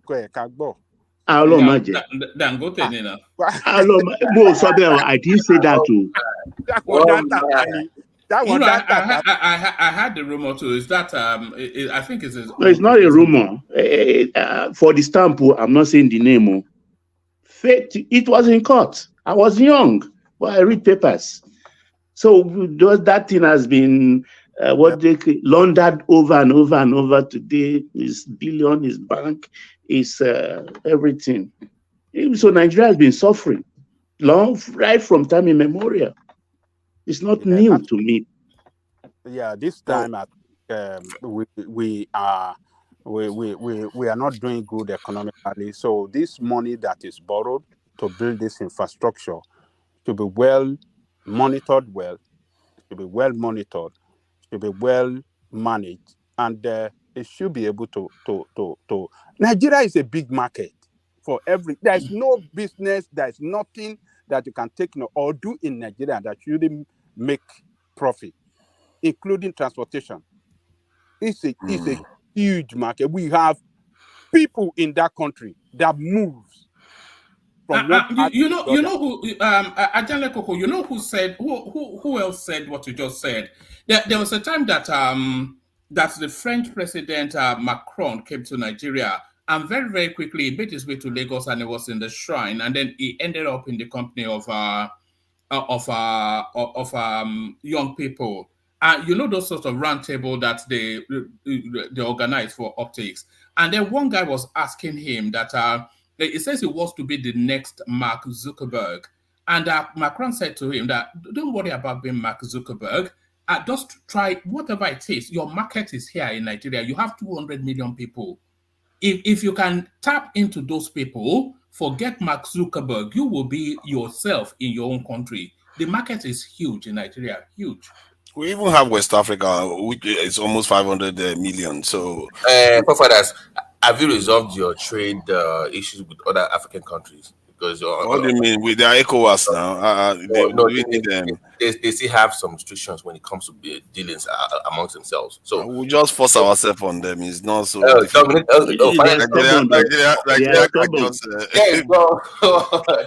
France take a trailer load of Indomie from Seme to Cote d'Ivoire and see how many days it could take you 10, 12, 14 days. I'm talking about. Yeah, but it's the infrastructure. No, it's not. It's the French people. It's not the French countries. You need to open up that market for everybody. So this idea of ECOWAS is just a name only. There's no effect. That is a valid point. The ECOWAS is too weak, and that is the job of Tinubu right now, because that's Nigeria's role. That is Nigeria's sphere of influence, and we are not using it to benefit us. No, France has a stranglehold on these people, but thank God, those that have shaken off the shackle of the French stranglehold, what have they even done? We applaud Mali, we applaud Burkina Faso, we applaud Niger, Senegal, but have they changed in the last 1 year? I've not seen any change. What they are changing? Do you know what happened to me? A country like Benin Republic or all this Togo, they have about 10 million people. If you open up to Nigeria, you have a bigger market to sell to. You'll be the one winning, actually, to be honest with you, because you have a bigger market to sell to. So that they need to fix that problem. Currency market, that needs to be fixed. What is it called? AFT or whatever is it called? That trade deal that we've not signed yet. After we've signed after. We are one of the last. Obasanjo cooks Buhari to sign it. But we're not in the ECO now, which is the currency of trade. No, that currency, they are afraid of Nigeria economy that will swallow them. No, but so Nigeria is not actually for that currency to have any meaning. Nigeria has to back it, and Nigeria is not backing it at the moment. No, they are afraid of Nigeria, and I think their fears are valid. One man, their fears are valid. Let's dominate again. I'm back to this dominating thing again. Thank you for bringing that up. You want to bat your head down? Dominate the damn space, man. Burkina Faso, Niger, they are going to have some of the fastest growing economies for this year from the prediction of, I think, World Bank or something. So, and then do you know that ECOWAS sanctioned them and blockaded them? Now, guess what is happening? Morocco is offering to give them access to the sea, which is some crazy stuff that is going on. We are turning against our own, and Morocco that destroyed the Songhai Empire is the one offering them a way out. No, I think Benin is cooperating. I don't know in that of it's not. They are not. Niger oil, because Russia is involved. Benin that was hosting French soldiers that were about to attack Niger Republic. No, Benin is not cooperating. What's the name of their prime minister now? He has piped down. He has seen reason. I think that was why he came to Tinubu about 2 months ago. I hope they see reason. Sorry, how can Morocco offer Burkina Faso access to the sea? Because Burkina Faso, Mali, so they have oil now, so they can run their pipe there. Yeah, because the three of them have come an alliance. Yes, that's the African map right there. This is Burkina Faso and Mali. This is Morocco. Burkina Faso, Mali, and Niger. Hold on, who is that? We're talking about Niger. Hold on. Burkina Faso, Mali, and Niger have forming an alliance. They've already formed a security pact. Now they're talking about confederation. So they are working basically like one nation now. And they want to work with look at the land span now. What's the logistics of that? I think it's through Mauritania. They will go through Mali, Mauritania to get into Morocco. Yeah, because Morocco controls the Western Sahara. They will come through Benin Republic. The pipe is there already. Of course, their route to the sea is it Togo, Benin Republic, or Cote d'Ivoire. Right. Yeah, That's but their that's route to what the sea Morocco now. is offering them now. So No, that's not an offer now. Look at that. Look at it now. It's not no, viable for long term. Morocco controls the other countries. You see that, like Mauritania is a very, very thinly populated country. Yes, Western Sahara. I'm not talking about the control. I'm talking about the land span. Well, it's not good. It's not ideal. But what choice have they got? ECOWAS Yeah, blocked them. they have so then they have to find a portal to re-engage with it's impractical to go through Mali, Mauritania to get through to It's Morocco. not practical. It's not fair too. But ECOWAS is blocking them. That's the only part that ECOWAS No, they seems to have power are to do. to Nigeria. They are solving that. I'm telling you, because already even Ghana and Burkina Faso, Burkina Faso And uses who even has Kemaport all the time. where's the budget even going to come from to facilitate from going all the way through all of that to get to the sea? So people like Morocco, they see an interest now because they will be able to, because they are more industrialized. You see, Morocco they'll be want able to join sell it. Want to join ECOWAS. They've yeah, applied. they will be able to sell a lot of things to Mali, Niger, and all that. It's in their interest. They are doing it for their own interest. Yeah, but it's in practice. They don't have the economy now. They don't have money. Omar, can I ask? So, do you think somehow that they will accept Morocco? It's a ridiculous West They African state. applied now. They applied. No. They applied now. Let me ask now. They applied, right? So if they applied, let's ask the question: do you think they have a shot? No. I think it's a ridiculous idea. Even Nigeria will not allow it. We will not allow any bigger boys. Many African countries hate Morocco. They have to Many change the African name now. countries They have to change the name now. You can't be West African state and have a North African in it. So I mean, Mauritania even left West Africa, not to mention Morocco. Mauritania that is right there close to West Africa has left West African Union. And so there's no way Morocco is going to join. And most African countries don't like Morocco because Morocco seems to be... When did Mauritania exit ECOWAS? I think it's quite recent, actually. Sometime, maybe less than 10 years ago, they left and joined in North African organization there. So it's not a good thing, but what can we say? And that country is 70% black. They left and they've gone. They left in 2000, and they were 2000. actually, Okay, that's a while ago. They were actually the founding father of the African whatever. No, it's sad. Yeah, Mukhtar Al-Dada or something like that was part of the people who signed the accord in Lagos. 75 or 74. 75. Okay. Nigeria alone make up about 51% of the entire West African population. Instead of us to use that to make it count for us, we don't make it count for us. We allow different countries to write. And I've been labeled like I'm a domineering, like you know how I've been labeled on this platform. When I use the word dominate, they think I'm evil and I'm not. But that's what we have to do. Yeah, we have to. That's our survival, actually. If our economy is to do well, Nigerian population density is very, very high. For us to do well, we need to be able to sell to West African and other Cameroon and other African countries. That's where we are. Our influence. That's not where our economy is now, because there is no economy in that space. It will be if we start trading. To sell to where the economy. One man, you are missing the point. You see, when you can dominate that space, right? If you not go out there to bargain with like Asia or China or Europe, you have a better leverage to making better deals because you have a bigger market. Yeah, but we can dominate them militarily. No, Babati, quietly, I think informally, we've dominated them because not just Cameroon, you go to Gabon, you go up to Congo. You meet our people there. No, you don't have access. We are not selling as much. We're not selling, making goods that they consume. They are busy buying from China too. Do you know that the economy of Benin Republic is about 80% dependent on Nigeria? All West African countries mostly. So they have no economy outside of our economy. It's not as though there is any money there. No, there's no money there. So what are you able to? They're not buying from us. They're not buying enough from us. For major, but they don't have money to buy. No, man. For major exports, they still have restrictions. Like cement, they still have some. For those countries, still have restrictions even from Nigeria. So you need to open up those space for your big companies to be able to ship or to move goods into those countries. dominate, to forget this, the mid-level and small scale trading, forget that one. I'm talking about the big boys being able to move into those countries. That's the point I'm making. You see, there's only two spaces that I see what you're saying, Babati, to dominate their banking and then to dominate them militarily so that we can influence who governs them. No, we've dominated their banking already. But in terms of their economy, they have no economy. So what's there You to can trade with build them? the economy. That's how Germany Access helped Bank, Europe GT build their Bank, economy. UBA. Because you can sell to them, then they keep relying on you, buying from you. That's how it works.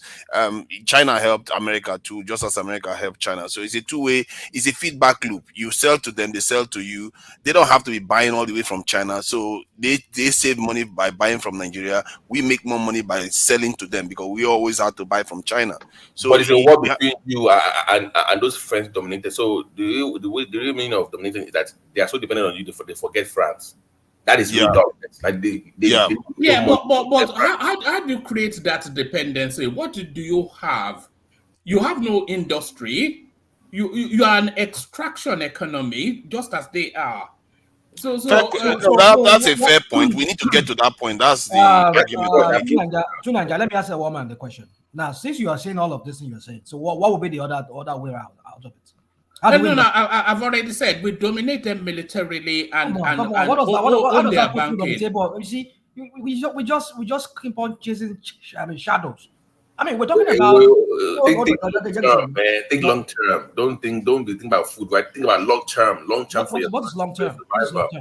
Man, how did hold on? How did China go to where they were today now? Long term. That's the point. Hold on. They planned long term. It wasn't for each right now. I don't think we're understanding ourselves here. You don't dominate when you don't have an economy. You cannot dominate other people when you don't have an economy. But look at how China started. Look at how Dubai started. Look at how Saudi started. They all started to develop their economy first. They had a very, very huge economy. They become prosperous. Now look at how they're doing militarily now. So you cannot just say you want to dominate people when how did they develop their huge economy? You say what? How did they develop their huge economy? That's another topic for discussion. No. By selling, by buying and selling. That's what they did. That's what I'm saying. They use them to develop their own self. They exploited the smaller countries around them. They use that too. It comes into play, bro. But woman is saying that we should rather than just industrialize ourselves first and start trading with our neighbors, we should just go and dominate them militarily. How does that even make sense? No, we've one man. Economically, we've already dominated them. We don't, but in an indirect way. Wait, let me explain to you. Okay, go on. If you go to Benin Republic, Togo, well, to some extent, Ghana, Cote d'Ivoire, Liberia, Sierra Leone, Gambia, if you don't find Igbos dominating, you find Yorubas dominating. In the market, selling, importing directly into that country. That is what is happening. That's not domination. That's why I say direct domination. No. Small scale. Do you know, Baba? Do you know that the Ivory Coast, Cote d'Ivoire, has more industries than Nigeria? Do you know? The people running those industries are foreigners. Well, yeah, they're foreigners, but they're not Nigerians. They are foreigners because I know part of that place very well. Live among them, I will tell you the story. I can tell you. I don't know if you lived among them. Maybe you're just going by maybe when you went there on a visit. I used to have in partnership with a Ashanti person in Bassam. I used to have a pineapple farm. Okay, all right. They have a lot of. They are huge when it comes to banana and cocoa production in Cote d'Ivoire. But what I'm trying to say is this: is that when you talk about buying and selling, Nigerians are huge there. Those people they call anago. Exactly, that's what I'm saying. So they are. When it comes to the industries there, Ivorians, French, Lebanese, and some other Arabs and maybe Europeans, they have those industries. Like Belgians. So they have chocolate factories and all. They have all of that. They run these things. They run it, but not Nigerians. But when you talk about recently, I think Nigerians are making. They're just making the foot into the banking industry there. But when you talk about the buying and selling, Yorubas and Igbos, they dominate that aspect there. But and that's the story of all the West African countries. Well, I mean, I can't talk about, but when you talk about Cote d'Ivoire, I know of Cote d'Ivoire very well. So my point is this: is that we need to strengthen our economy first, build an economy, then you can dominate other people.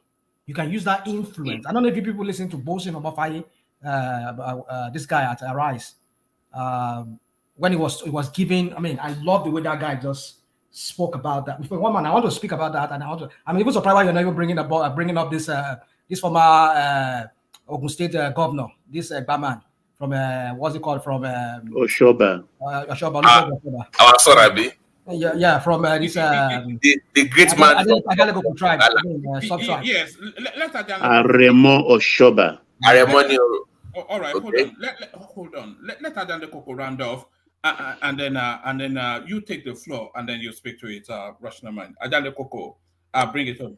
Yeah. So the laying of track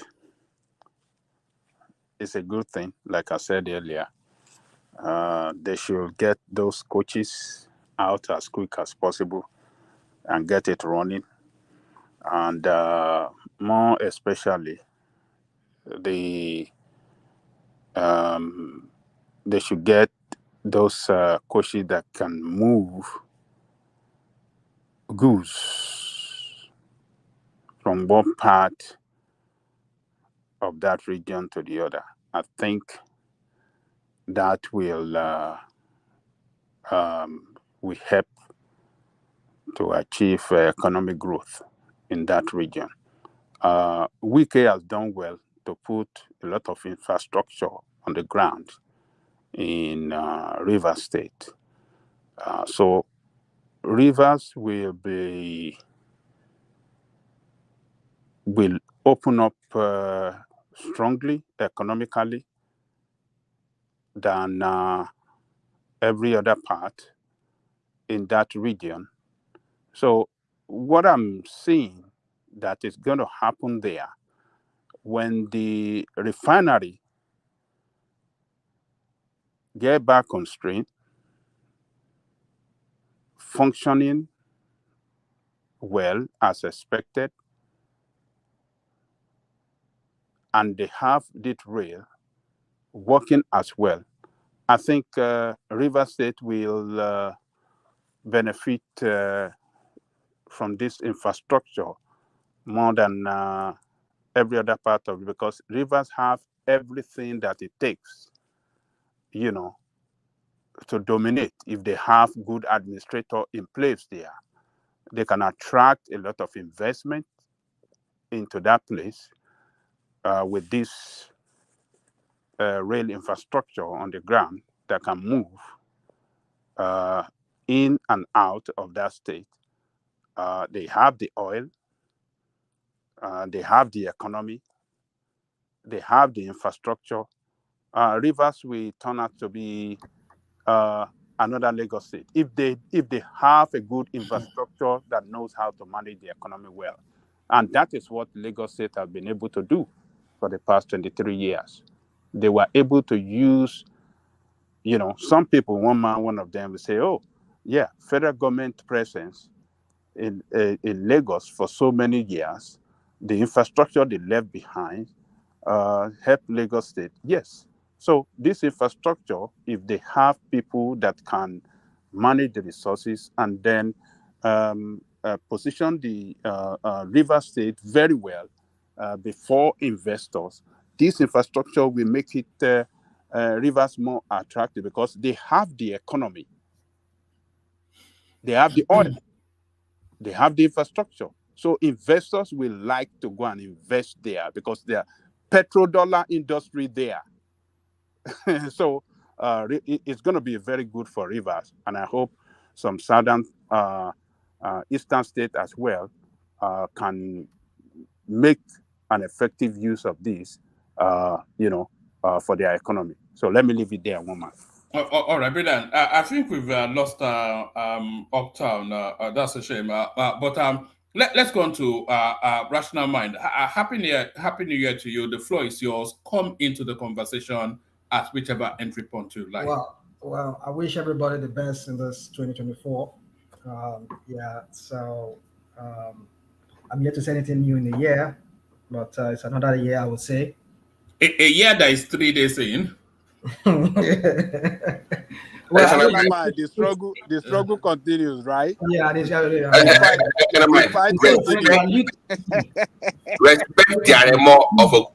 the Aremo before you the way you talk to him, okay? Respect the Aremo of our land. Be very careful on this platform. Be very careful. Aremo of our land. Be very careful on this show. Wọ́n fẹ́ gbé national man lọ sínú túbú tó bá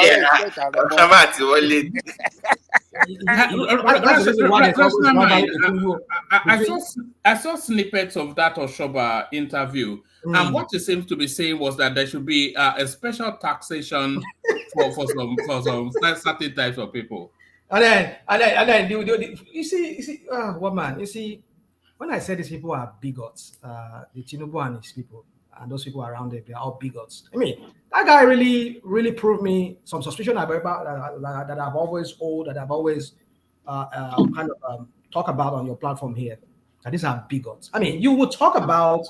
I mean, so many things he said there. I don't even understand what the man was even talking about when he was talking about what Tinubu has achieved and blah blah blah. And I was like, what is this man talking about? I mean, I don't blame you because you're on the table eating with him. So what would you say? Your kids and everybody, they are all having position in every government, virtually every government, like the Bull government. I think some of the kids, they were having some, I don't know, political position or whatever. I mean, you see, I don't expect anything much from him, but the only thing is just his bigotry, When you talk about when he was a governor, that he was doing tenement rate and all of that, and then he had to go on the tangent of taxing the mansions that the Igbos they owned. I was like, kiloshi money, I mean, people, it's a man tijuni. No, rational mind. Rational mind. He was talking about property tax. Okay. For state to generate IGR. Why must he not name Igbos?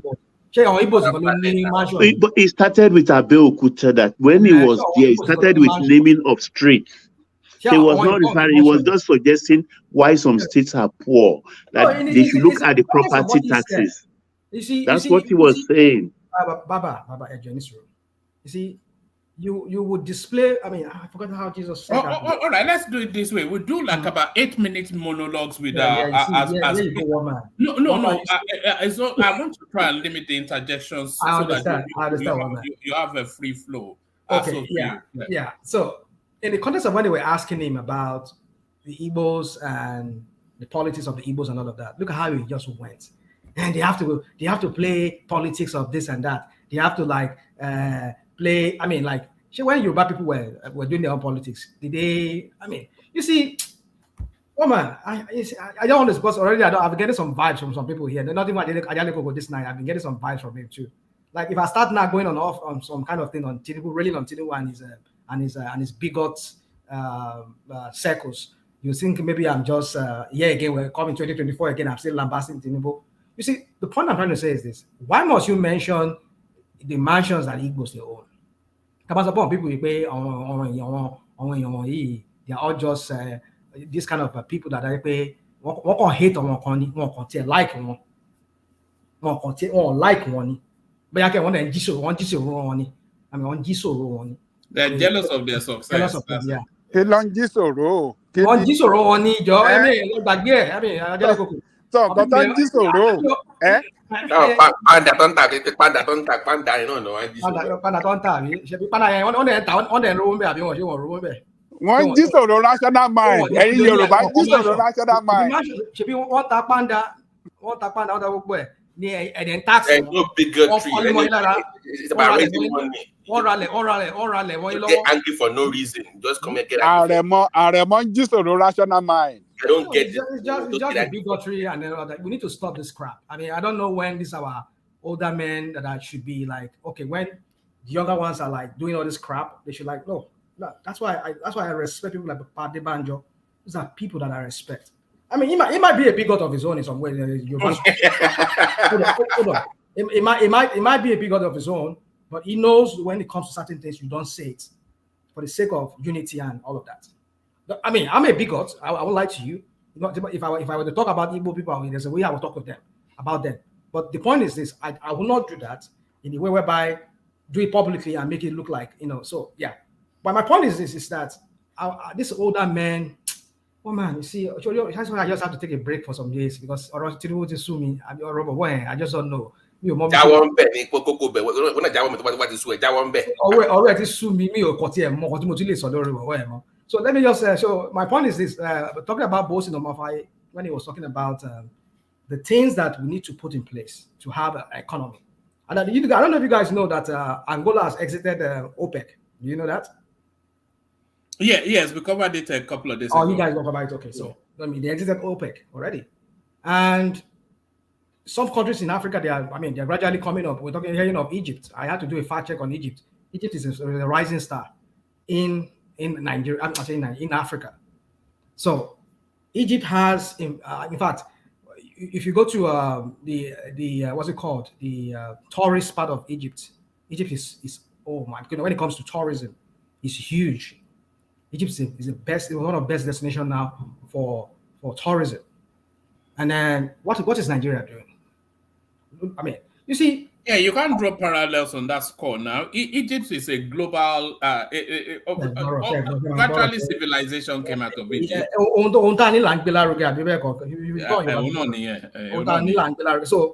the little things we have in Nigeria, how well, I mean, they go to that Badagry there, the 4-story building that we have there, the slave trade house that we have there. Go and see how crappy, let me not even use the word, how crappy that place looks.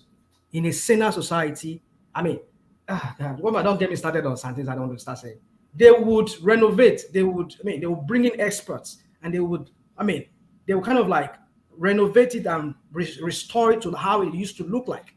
So as to attract, and there was a time I went to that, what's it called, that slave center in, that was way back in the 90s. I had an American friend, we came together and went there. I mean, the guy was like, you know, but recently when I went there, was it last year when I drove past through there? I went through Benin Republic, I came here, I just had a stop there. And I was like, oh my goodness, it's an ugly scene. Even the signboard is rubbish. Oh my goodness. I mean, I was like, look at. And you want tourists to come to, I remember like many years ago when I went there with one of my American friends, because the guy was like, he wanted to go back to his roots and find out much about his roots. And I think he traced it between Dahomey, between the Benin Republic and that Badagry area there towards the Yewa side. That's why he said he located his ancestry from. So I brought him there, went there, and then we did all of that just to see how the point of no return, is that what they call it, where they put those houses, where they house those slaves. I mean, a sinner country it's a national treasure. The fuck though, by the way. Look, that budget that Tinubu just made now. Hello, budget in he not budget for renovation of historical centers. Our Yankari Game Reserve, yeah. Recently we saw a picture, we saw a video of oh god, a military guy killing an elephant, endangered species in Nigeria. I mean, I just like why can't we get things right? Look at what this guy read to us. I mean, some of the few things he said he read from that budget. How many can you say it's people, like you use the word woman, people-centric there? No.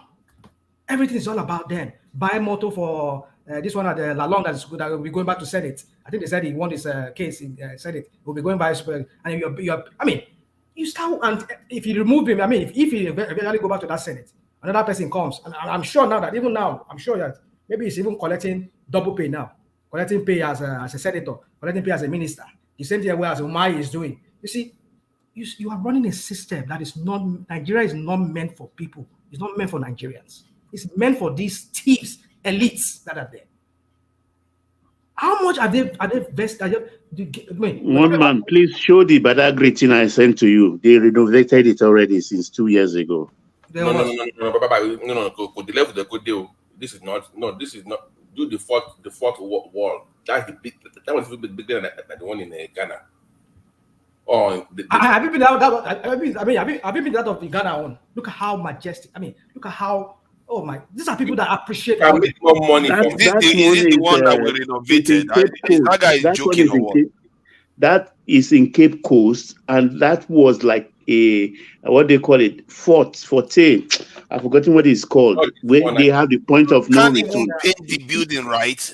No, not this one. Now, this is the first story building in Abi. Yeah, that first story building. Look at how it looks. That's what he's referring to. Look That's at why the I roof, said it's not crying out it's loud. copy. Not this Look at the one. walls. Come on, man. That's how antique look. It's not this one now. It's not the antique. Yeah, I'm missing the point about it. This They is will not the restore one. this thing back. You mean look at that? Look at that budget when they just how much did they vote for these national treasures that we have?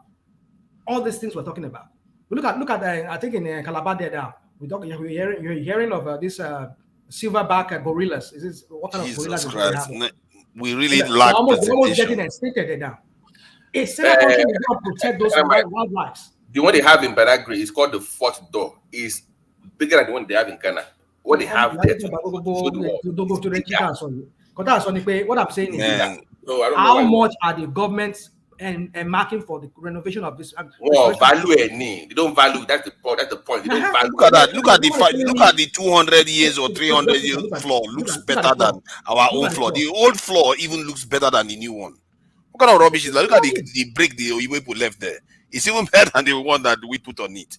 It's just ridiculous. I don't know why we can't even clean stuff up properly. You go to Ghana, the way they present their stuff, you will know that these people actually took time and care to do these things. It's like somebody is like an afterthought here. Can't think of how they put the signboards on it. èmi ni náà báwo ṣe sọ Yorùbá wèrè wà lórí ẹ ó dà pé àwọn tí yàtọ̀ gbá ojú ẹ. Ignore comments. Oh my God, man. Yeah, no, it's just some. Sometimes they get me rounded up with this. Just ignore that when you're talking. You should go and get the people that did it for Ghana to do it here. If we cannot figure out how to clean somewhere up. We're talking about tourism. These are tourist things that attract people. They have. Look at Yankari Game Reserve there. There's so many wildlife that are going extinct there. They're killing those wildlife. We just saw one of Listen to me. They have people that can do it, but your government doesn't want to invest in it. That's the point. You can't focus on it. The focus is not there. The focus of Tinubu is just to come there and become president. But you want us to restore it to modern day, or we have to just touch it and leave it as it were? There is a way you touch it and it looks neat. There are experts. That's what they do. Okay, let me give you an example. I was at this is this 15th century cathedral in Frankfurt recently. It's still going. They keep during the World War. They told me that. I mean, according to our guide, he said they destroyed that cathedral. But if you go there, you never see any. You never believe that this. They show you the how it looks like when was it the Soviet or the Allied forces when they drop bomb on it. They will show you how it looks like. But now if they show you how they restored that thing back to how it. I mean, close to how it used to be. I used to live about 16 centuries ago. Or was it 15 centuries ago? They show you.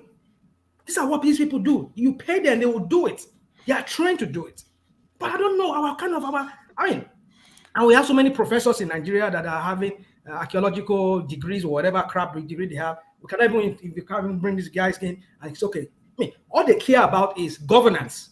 How to pocket money, make money, become president, become vice president. That's all they care about. They don't care about the people. You just hear somebody just read to us some budget here. I mean, some of the part of the budget. Look at how it's all about just them. I don't know, man. I don't know. I mean, guys, I don't know where all of us are going. I've seen that gallery that they have in Lagos, that art gallery, or that I don't know whether it's not public. I think it's private owned, and it's so excellently presented, the artwork and everything. Yeah, I think that's how. Yeah, that was it's private, by the best way. I've seen, and it's free. And it's free by the way. That's literally world class. Hold on, one voice. You mean the random museum that the Oba No. This one is in Tikikoi. It's this woman who type big gele all the time. Yes. All over No. That's a private. Yeah, that's a private enterprise now. That kind of lady is the kind of person that you should have do this sort of stuff because they think things through. They know how to put information and art for people to consume. You know that woman opened the second one in Abuja, by the way, like last year. Yeah, that's right. She has another one in Abuja. Very good. That's very high standard that she set there. That's kind of standard I want to see. Even the one that Wiki was sometimes to complete, they blocked it in the Senate. You know, he wants to finish that Millennium Museum of Nigerian Art. It's supposed to be by that tower in that tall thing in Abuja. They're supposed to have a museum by that thing. They blocked the funding. But I don't think the way I am a lover of art, and I don't think, because if you even go to Igakusoko in Idumota, that's where you even see things, the true history of slavery. The chains are even still there. The first houses that came to Lagos, everywhere they sell foreign currency, everything is that in Igakusoko in Lagos. We have a lot of stuff, but publicity, we don't get to publicize them, or we are just too busy to care. Baba, busy I know what? some of you must have met people here like that. Some African Americans here who wants to come over there just to see some of those things. Just want to go back and see. I mean, look at what Ghana is drawing to themselves. I mean, we're talking about a country that also is going through a high inflation. They made 2.7 billion in 2 years ago. How much? All right, gentlemen, let Rational Mind have a bit of a go, because I'm keen to get to Larry, who is not heard about from. 2.77 billion. Just imagine if that one comes into Nigeria. Because of the homecoming. Sorry. Let Rational Mind flow a bit. Rational Mind. Baba, why can't we do? See, why I'm going off this tangent of this tourism and this or that is because of what I'm saying. That Egypt is, even if you go to Sharm el Sheikh there, if you know how much it costs. I had somebody who went there recently just to go and you have this what they call it this what's it called? I can't think right now. Just go there just for you can call this there tourism, sightseeing. Tourism is just resource center. They have it on Sharm el Sheikh, is that what they call it? I mean, it's a very popular place in Egypt. The amount of money that is just pouring into Egypt, not even just this pyramid there, and you go and see Mike, maybe I should not have said national treasure because of the history that is associated with that building, which is maybe slavery maybe I should not say national treasure, but we also have some other national treasures rather that we could promote. We could bring people to come see them and pay ticket, even pay visa fee. I mean, we can make money through all these things, but because we have people like which Rational Mind? I just mentioned some of them now. I just mentioned Yankari Game Reserve. That game reserve, you give it out, make it like, okay, look at the safari people go to in Tanzania and in Kenya, and also in Botswana and Namibia and what's it called, in South Africa. They have lions there. I mean, should they get to at their place? We have Yankari Game Reserve. We have one there too, very close to, is in Niger State there, close to that river there. They could turn all this thing into some national treasure where people can go there on like, you can just go for camping. I mean, I remember those years way back in the 80s, 70s. We used to go out for camping. Do people even do all this anymore? Recently, I mean, Arise was showing us, there was this Arise girl, one of their journalists there that went to Cross River recently. And then you could see those chimpanzees or those gorillas hopping from one tree to the other. I mean, is it silverback gorilla they call it? I mean, these are national treasures. We could bring in experts and make them just make this. I mean, give this wildlife protection, and so people can be coming to see them, and they will be paying for it. But no, that's not their own point. How to become governor in Aso Rock, how to become the next chief advisor to the presidency, and all the crap. At the end of the day, when they live there, there's nothing that gets done to the people. We don't see any impact in the life of Nigerians. And we're here talking about promoting them. For me, woman, I just don't know. Like Bosi Mamafaye said, we're not going anywhere if we don't put our house together. Because it's easy for you to just go and do this photo what I call it. You take picture with bin Salman of Saudi. You went to take a picture with Olas in Germany. You take picture everywhere. You go here and there. I mean, all these investors where are the investors? How many are they attracted? You remember what the Bureau of Statistics released recently? All this war tour, globetrotting that this guy was doing recently. What has come out of it?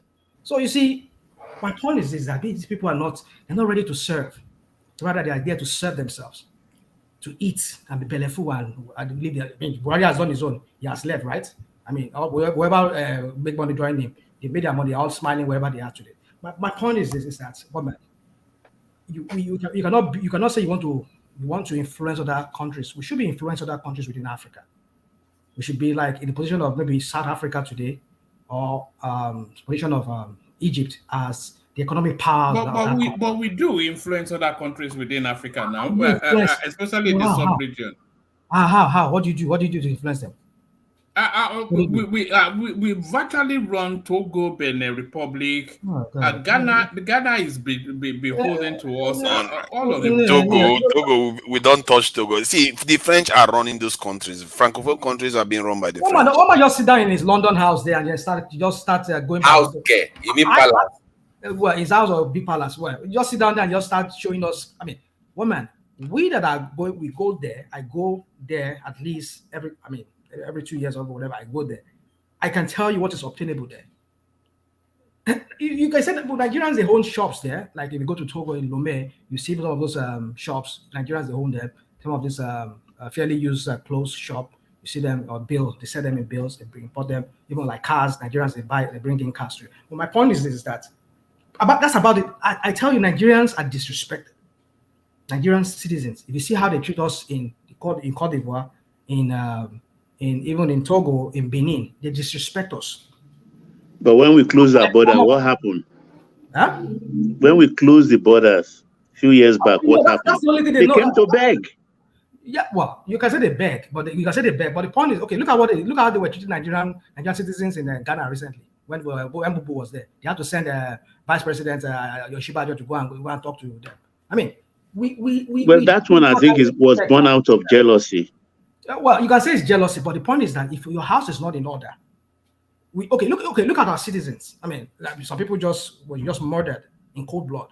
They did nothing, or they were just because they were Christians or they live in their own land, ancestral land. Some people just came and snubbed in life. But your president never went there to just say, "Oh, I commiserating with you" or whatever, or even fly in one of the military whatever and go there just to show sign of force or whatever. No, he's just sat down in Lagos there.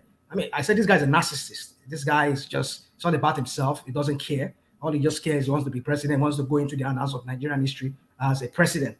That guy doesn't care. I mean, how do you expect other countries to care about us? When every day what they hear, in fact, they stop. I mean, I think they stop even some international media. They even stop. I mean, look at what we just had about 5 people killed in Palestine. The whole world we hear about it. You see protests, mass protests everywhere, here and there. But when Nigerians die, the life of a Nigerian does not matter to these criminals that are leaders in Nigeria. How do you expect them to? How do you expect our fellow African countries to treat us with respect? They disrespect us because they believe that even in our own country, who are we in our own country? So that's the point. If your president, your country does not treat you right, does not see you as very, very, the life of one Nigeria is very, very important to them. What does it matter to other countries, our fellow African countries? They'll not count us as anything. So my point is this, one man, is that if we want to influence other countries, we need to build our economy first. We need to build our people first. Then that will translate into our economy. It's a gradual process. Tinubu should not expect that he will just come and fix the problem once. If he can invest in the people, which I did not even see in that budget. Look at the money they were spending to give this and that and that. Ordinary parastatals or government agencies. It's even more than the combined money they will be paying, they will be giving for education in that country. What kind of a serious country? And you say you want to come and transform the country. When the education of the people that will transform the life of that country in forms of industrializing it, creating skilled laborers, it's not even there. So how much? Rational mind, it's not education that is the problem. You look at Pakistan, their security issue is the biggest problem we have. Of course, I'm just talking about. I'm just using that as an example. Let's just leave that security. Because Pakistan is educated. You say what?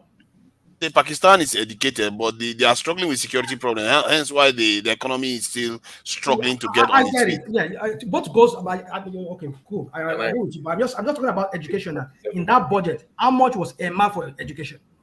All the bulk of the money was just for their buying SUV, buying whatever software they said they were trying to buy, and buying this and you see, woman, we're not going anywhere. All right, rational mind. I'll still take a very brief commentary from you on the Kaduna people claiming Lagos indigenship. But before we go there, let me do a bit of administrative stuff to update on that initiative, the one-man level up initiative. I'm not sure if you listened yesterday, but we sent 430,000 naira to Hassan who has brought in his reports, and then we sent 430,000 naira to Foley, who has now sent in his reports as well. So just to give you, and we still have a tranche of money to go to the Southeast, but we have not been able to identify who is going to be our person in the Southeast. So that might well go to the middle belt ultimately. But I want to tidy up these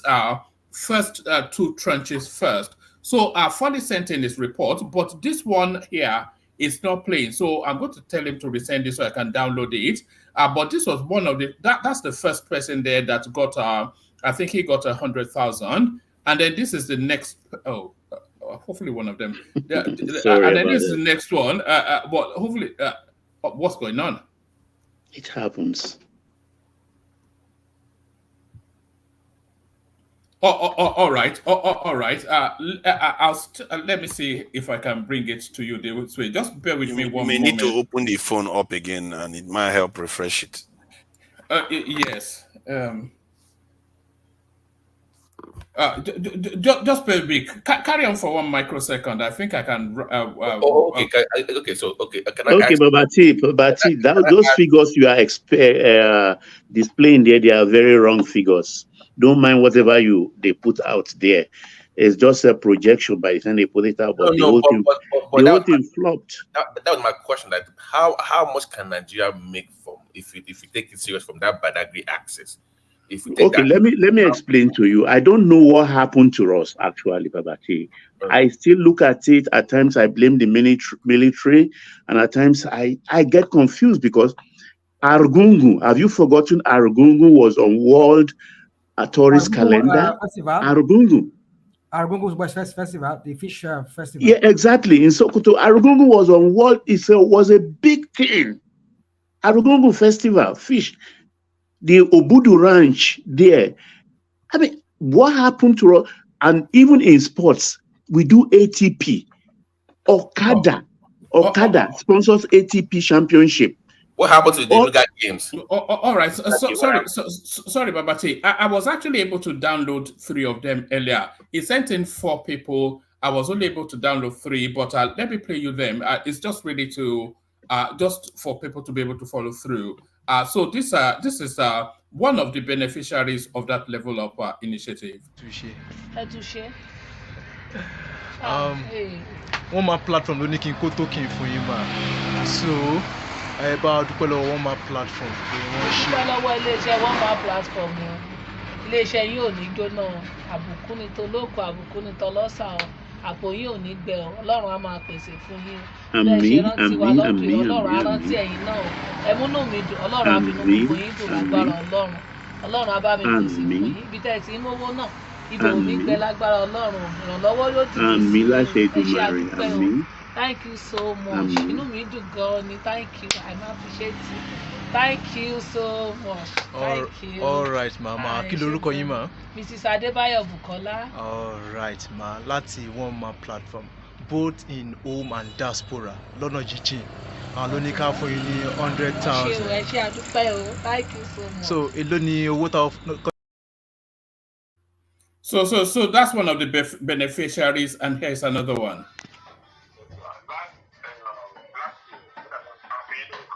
Bẹ́ẹ̀.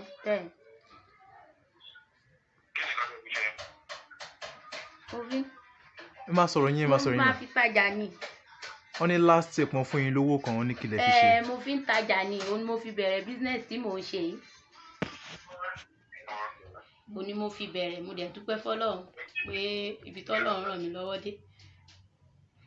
Ayọ̀, kí ni business tẹ́ ń ṣe mà? Mo fi ń ta bọ́ǹsì. Hello. Wọ́n ń gbọ́ yín. Mo fi ń ta bọ́ǹsì.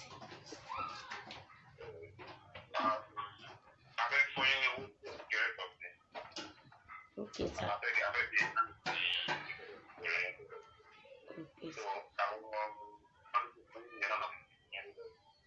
Okay.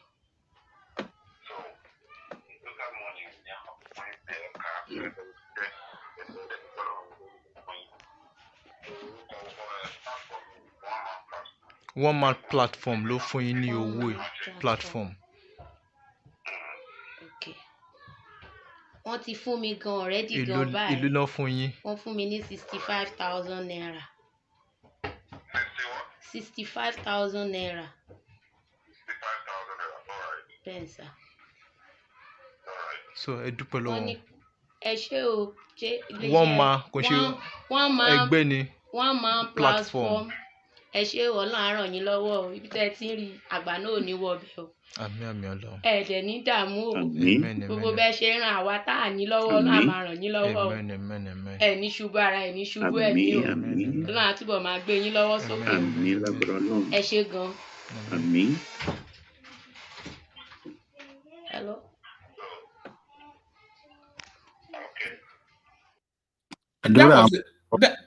That was the second beneficiary. This is the third one. I think she got the highest according to how Folly decided to do it. So, èrìjì ọmọ gbé tẹ́lẹ̀ mo ṣe débí ni. So ṣọ́ọ̀bù mẹ́ta ni mo ní ní èrìjì ni. So ọmọ ìyálé mi ló fi mọ́tò pààyàn. Wọ́n wá gbó gbogbo ṣọ́ọ̀bù mi ní ọjọ́ yẹn. Àti mọ́tò ọkọ̀ mi wọ́n ṣàbá gbogbo ẹrù mi pátápátá láti ẹrù inú ilé títí mọ́ nǹkan gbogbo ẹrù tí mo ní pátá ẹsẹ̀ mo ṣàfihàn dé ìlú ìwọ̀n mi kó kankan gbogbo ẹrù pátá náà sun níná. So kò sí kankan tí mo bá dé ìlú ẹ̀.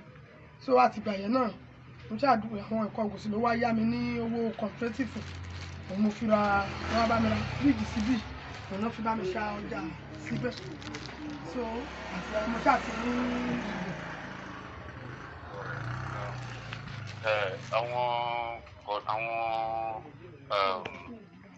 one man platform àwọn náà ní ká reach out sí àwọn tá a bá rí pé wọ́n ń gbìyànjú ní environment wa assist business wọn. Ìdí nìyẹn tí mo fi fishing out lára àwọn tí mo rí pé ó yẹ ká fún ní owó yẹn. So a máa bẹ̀rẹ̀ sí ní ṣe ìbẹ̀wò sí ní ẹ̀kọ́ kan. Lóòrèkóòrè.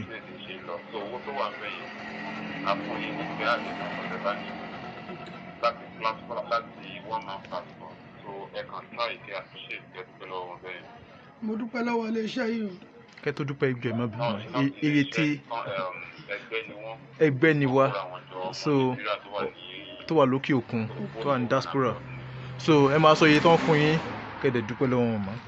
Mo dúpẹ́ lọ́wọ́ gbogbo ọmọ ẹgbẹ́ tó fún mi ní 150,000 lórúkọ Jésù ẹgbẹ́ náà ò ní túká o ọwọ́ wọn máa lọ síwájú o ibi tí wọ́n ti mọ́wọ́ náà Ọlọ́run máa túbọ̀ máa bùkún wọn ní o lórúkọ Jésù ẹgbẹ́ náà ò ní dàrú o yóò máa lọ síwájú yóò máa pọ̀ sí lórúkọ Jésù òbí tí wọ́n ti mọ́wọ́ náà owó náà yóò máa dé lákòóní rẹ̀ lórúkọ Jésù ẹgbẹ́ náà gbogbo ọmọ ẹgbẹ́ kọ̀ọ̀kan àmì o káà náà ṣàmì o. àti ọmọdé àti ìyàwó àtàwọn ọmọ wọn lórúkọ Jésù ọ̀kọ̀ọ̀kan ò ní yọnu nínú ọdún yìí o.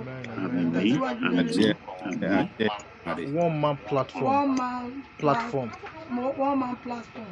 lórúkọ Jésù ilé ẹgbẹ́ yín àtúbọ̀ máa lọ síwájú. Ẹ ní sọnù ẹ ní sọpọ ẹ ní dẹni lẹ o ayé ò ní rí yín mọ́ ayé ò ní rí yín mọ́ àdúrà yìí á kan gbogbo wa lára o. àdúrà yìí á kan àmì àṣẹ ìdúrà. Bẹ́ẹ̀ ṣe wọ ọ̀pọ̀tẹ́ wá fún mi lówó ẹ̀ nílò bá ṣe gbogbo ẹ̀yin ọmọ ẹgbẹ́ tó bá ti lé ẹjọ́ ìlú lókè ẹ̀ ṣubú ẹ̀ nínú ọmọ aráyé ò ní kó bá yín o ọmọ aráyé ò ní rí yín pé ṣe o ọ̀jẹ̀ Jésù àmàdà mọ́ yín o lórúkọ Jésù ní ìwòye àmọ́dún ẹ̀ ní tẹni òkú o. àmì àṣẹ. Àṣẹ Ìdùmarè.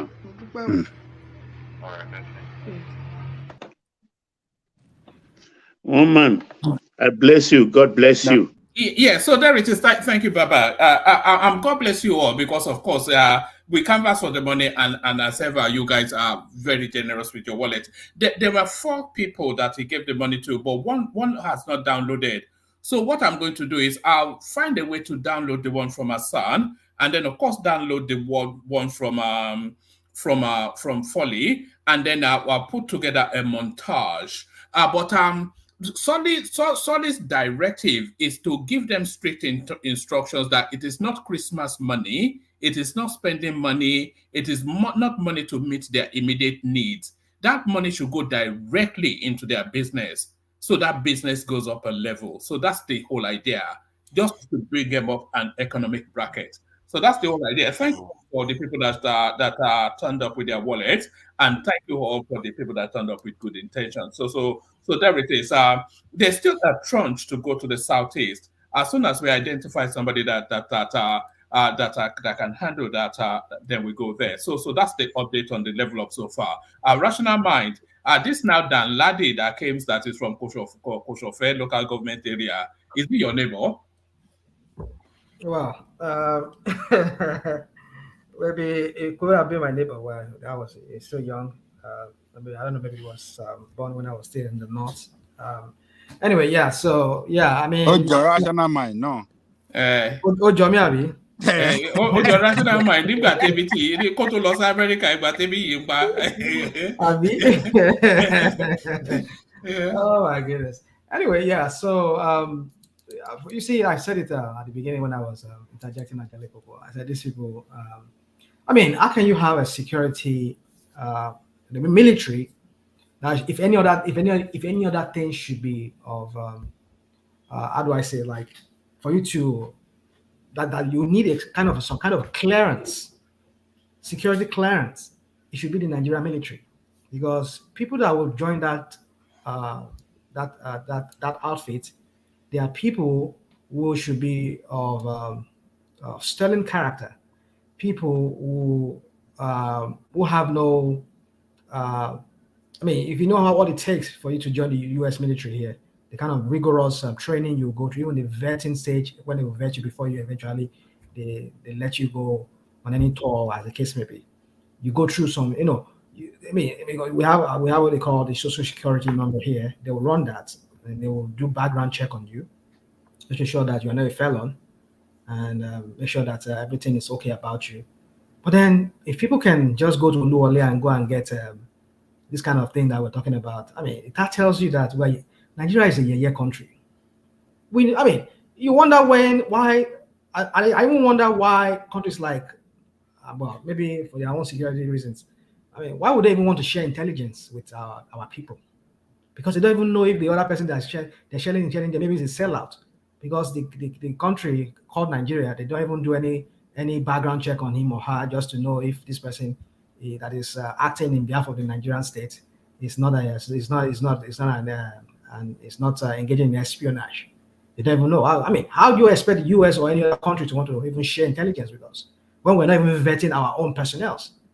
I mean, if they see this kind of things, I wonder if the US or any other country wants to share intelligence with us, because people like this can be brandishing so-called certificate of indigenship that did not really emanate from that place where they claim to have come from.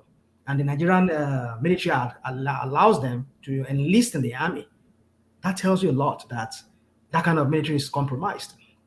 You don't even want to even share intelligence with them. Hold on, you used this intelligence a few times. What is the purpose? How are we going to compromise the intelligence? Can you give me an idea? Because okay, I'll give you an idea. Let's say, for example, there is it's going to be let me not go. There's going to be like a terrorist attack on some a U.S. installation here, and say U.S. installation in. Okay, let me use it reverse. You want to send military personnel to come to represent Nigeria here in some kind of thing here in America. And do you think if they know of this kind of things, do you think they will allow them? They won't ask for more information to just make sure that this person you're sending. You see, I can't just give you a scenario right now. My point is that the reason why I'm asking is because the only people that will we can leak the information to, it's also linked to them. So I don't see that as an excuse not to share intelligence with us. if they are willing to share intelligence with Israelis that spy on them, and they have, do you know that they have Israelis people in American jails that are spying? They can share intelligence with them. So I don't subscribe to that. Don't use I will intelligence. subscribe to that. I will not do business. They are using that as an excuse, and you are buying into it. People of questionable character.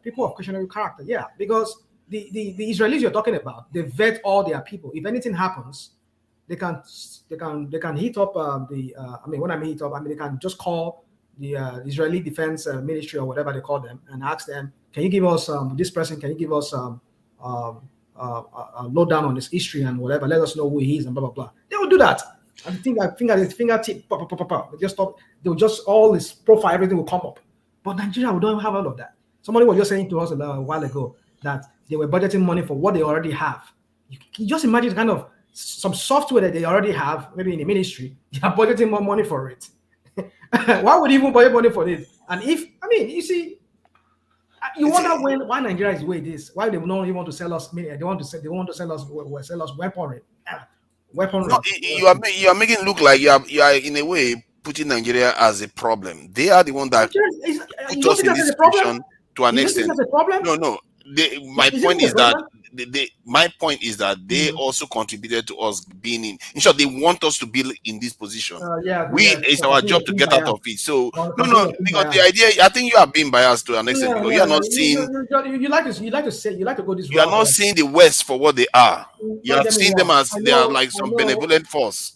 Let me use the word of the Ayatollahs. They call them. They call the West as the Al Shaitan. Yeah, they are the big Satan. So, yeah. I'm not calling them big Satan. I don't call them big Satan. I'm just saying that the way you are describing them as related to Nigeria seems as if we are the problem. In reality, we are having terrorist issues. Is it not the same West that colonized India?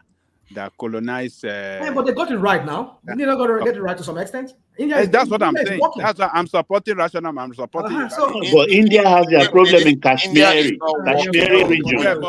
They are more developed than us scientifically, technologically, and in area of science and everything. They are far better. Because nobody held us down. We held ourselves down. That's what I'm trying to say. So don't let us blame.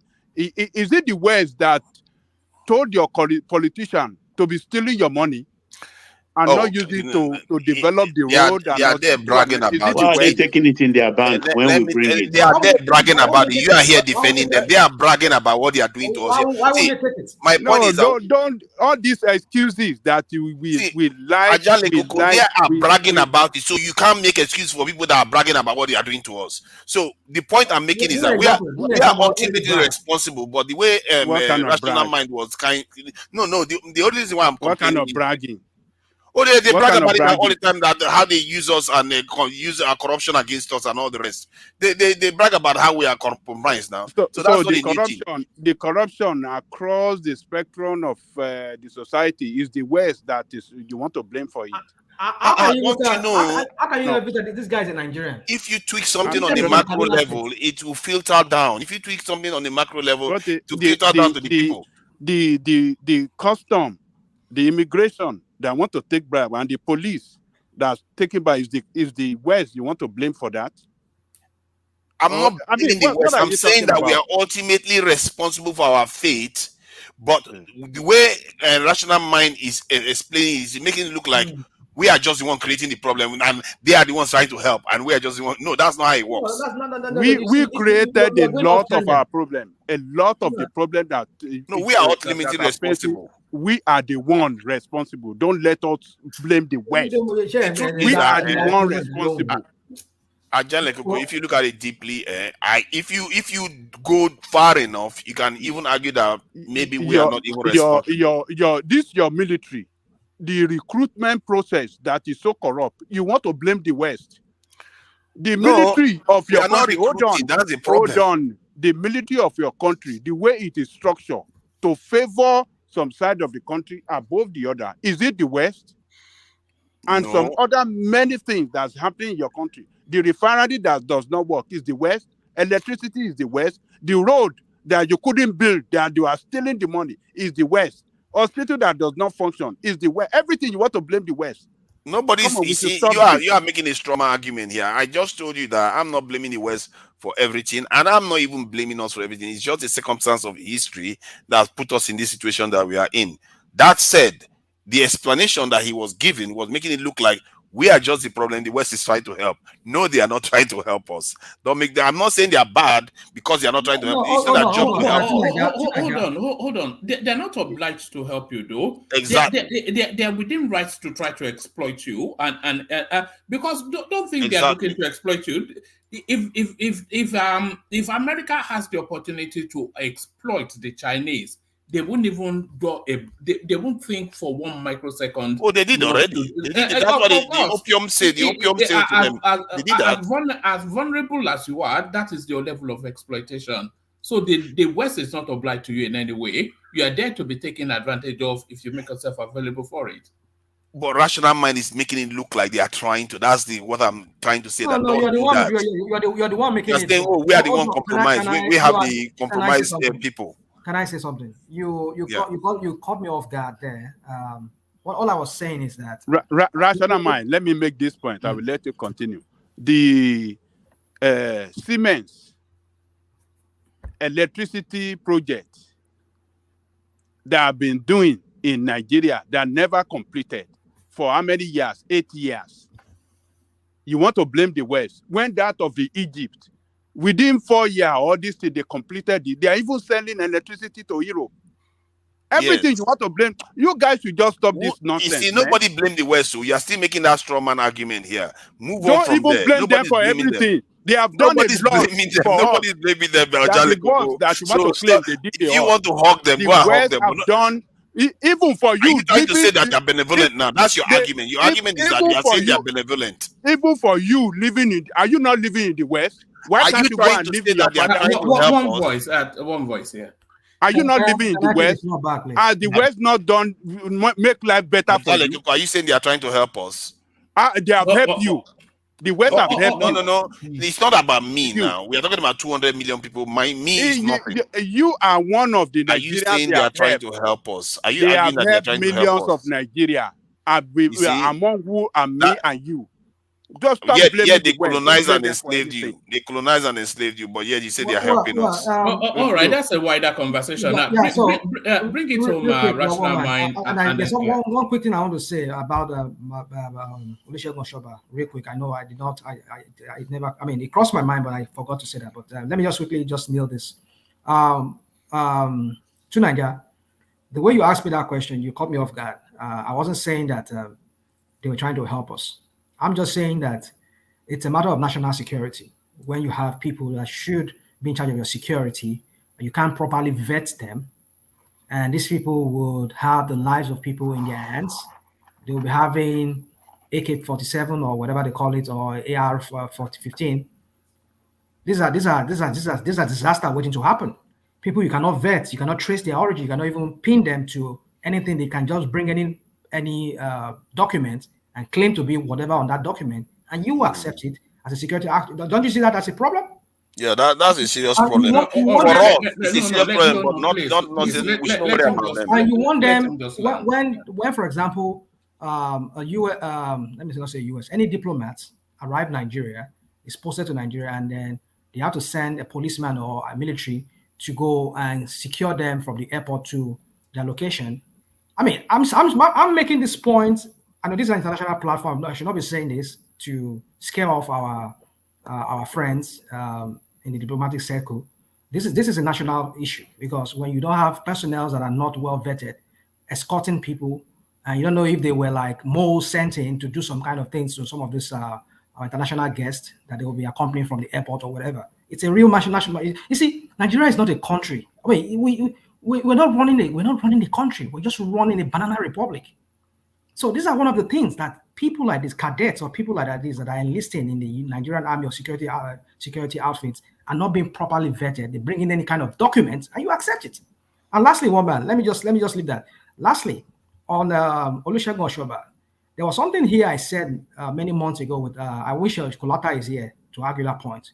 When we're talking about the route Tinubu should have gone about this fuel subsidy and what's it called? And this harmonization of this exchange rates that he was trying to do, that we can't even say any harmonization. Rather, we've seen the huge gap between the black market and the official markets.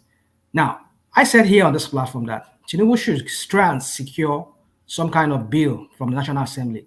Make it like, I mean, I know they have anti-money laundering kind of, I mean, I know there are laws, they will find a law to really prosecute whoever, but make it like an kind of like it's a terrorist action if you keep so amount of money in hard currency in your house, and if you are found wanting, they will confiscate you and they will send you to jail and really make people pay for their actions. Now, if you listen to what Olusegun Obasanjo said, he said he had a discussion with Tinubu. He said to him that, look, why don't you buy execute fiat, sign a law that I think that there's a way Arise said it on their caption. It says, Tinubu to something encourage Nigeria to stop, because he said something like, he said, because Oshoba said, oh, you see, that's one of those lies that this old man, he just tell. He just want to promote Tinubu. He said, oh, Tinubu, when he came in, the exchange regime was just all messed up. You see Nigerians now, they were just keeping money. Nigerians will change, they will change $20, they'll keep it in their under their pillow or in their whatever. They'll just keep a little money because what he's trying to say is that, of course, we know Nigeria. He's not talking about people like him. How many vulcanizer, like he said, use the word vulcanizer, and maybe Taylor can go and say, I mean, somebody that is looking for money to buy bread, he's now saying he wants to go and change 1,000 naira into $1 and keep it because the naira is not stable. I mean, how many of them? If not people like himself and his own kids that are well off, and people like Tinubu's sons and that are buying these dollars and keeping it aside and keeping it away and making it so scarce in the system. Now he said he's going to advise Tinubu to use an executive order to prosecute any. I don't know, maybe there's a way he said it but I made that point here. I wish Kulata is here. I said to Kulata that there's no way out of this thing if Tinubu does not make some kind of law, like it is it's an offense against the Nigerian state to, when you have no business with hard currency and you are keeping it, hiding it, hoarding it, you are killing the economy because the naira keeps falling and falling, and it's impoverished a lot of people. A lot of people are losing their job because their employers could not hold on to employ them anymore, cannot continue employing them anymore. They could not get the foreign exchange they need to go and buy materials that will make us able to be productive. That is a crime against the Nigerian state. That was what he was saying there. That he was saying to Tinubu that Tinubu should try by executive order make it a crime. So, but then for me, I don't think he should do that by executive order. You should use the National Assembly, put a law like as a terrorist act against the Nigerian state to hoard that money and catch people. Don't let them go. Make example of them, and you'll see that people would start acting and getting themselves straight. That's just what I want to say, one man. All right, brilliant, excellent. I suspect he may not be there, but let's attempt Larry. Larry, are you still there, Larry? You've not said the word. Hey, hello, man. Unbelievable. How did you manage to maintain your cool in the midst of all that rowdy back and forth? Yeah, it's good. It's good to listen to people sometimes. All right, I can hear the unmistakable sound of sleep in your voice, but before that sleep gets the better of you, let's hear from you. Come into the conversation at whichever point interests you the most. Okay, yeah, I think let me start from this particular one. You see, this particular one, I think from where I see it, I think it's just a way to rubbish the president. And this is coming from the part of where the guys in the army, right? This is not just a state. This is the president's state. And they did this. And this is, the peculiarity of this with Lagos. Now, I think this is also a shame on Benson, Babajide Benson, because he's the chairman, House Committee on Defense. And if Lagos is getting this, then, so that means they are not even afraid of anything. Because I can't imagine a Buhari being a president and someone will now take the slot in Castina and kind of like put someone from the south. So, and this is actually another time that we're having a Southerner as the chief of army staff. So what happened? So, and we keep saying we're having insecurity. This is the genesis of it. They did a lot of things. Even the Boko Haram, they said they were trying to like, oh yeah, repentant Boko Haram and all those things. They did a lot of things. So you can't talk of insecurity without tackling the foundation of insecurity. Do you even have military guys that really love the country? No. Are you telling me that if you send some of those guys, if the Fulani herdsmen are doing some things and you send them to attack them, are you sure they are really going to attack them? No. Because that's the major thing. So whatever they are doing, I know this is intentional and I expect heads to roll, right? Because even if you want to, because these guys are already in depot. How do they get to depot? Who screened them? This is not even a matter of, oh, they brought this. These guys are already in depot. So if you don't even respect the president, you don't even respect the state of the president, I'm happy that it's happening in Lagos.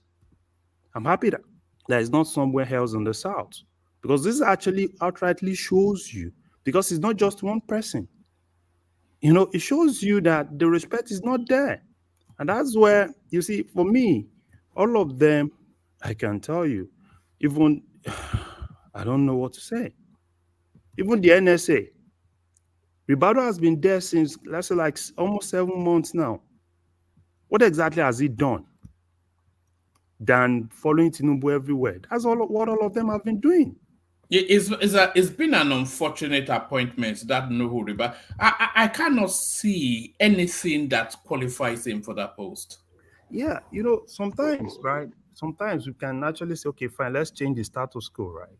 Let's bring someone else. So I was expecting him to be proactive, but what you see is just that, you know, you see him in Tinubu is traveling to this place, Ribado is there, all of them are following him, and you know, all in the name of you're looking for which foreign investment are you looking for? Every time Tinubu travels, almost all the ministers are with him. All in the name of we're looking for foreign investment. Which foreign investment are you looking for? You can't even fix your own country. So who's going to invest in a country? You know, it's a global world, right? Everybody sees all those things. So are you telling me that if I'm a foreigner, right?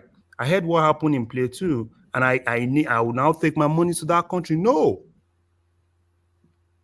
So as far as I'm concerned, so this is just telling us that this is what is happening in the army, and they don't even have respect for the president, and they did the same thing for his own state. So that's what I just see in this whole thing, right? It's intentional to me.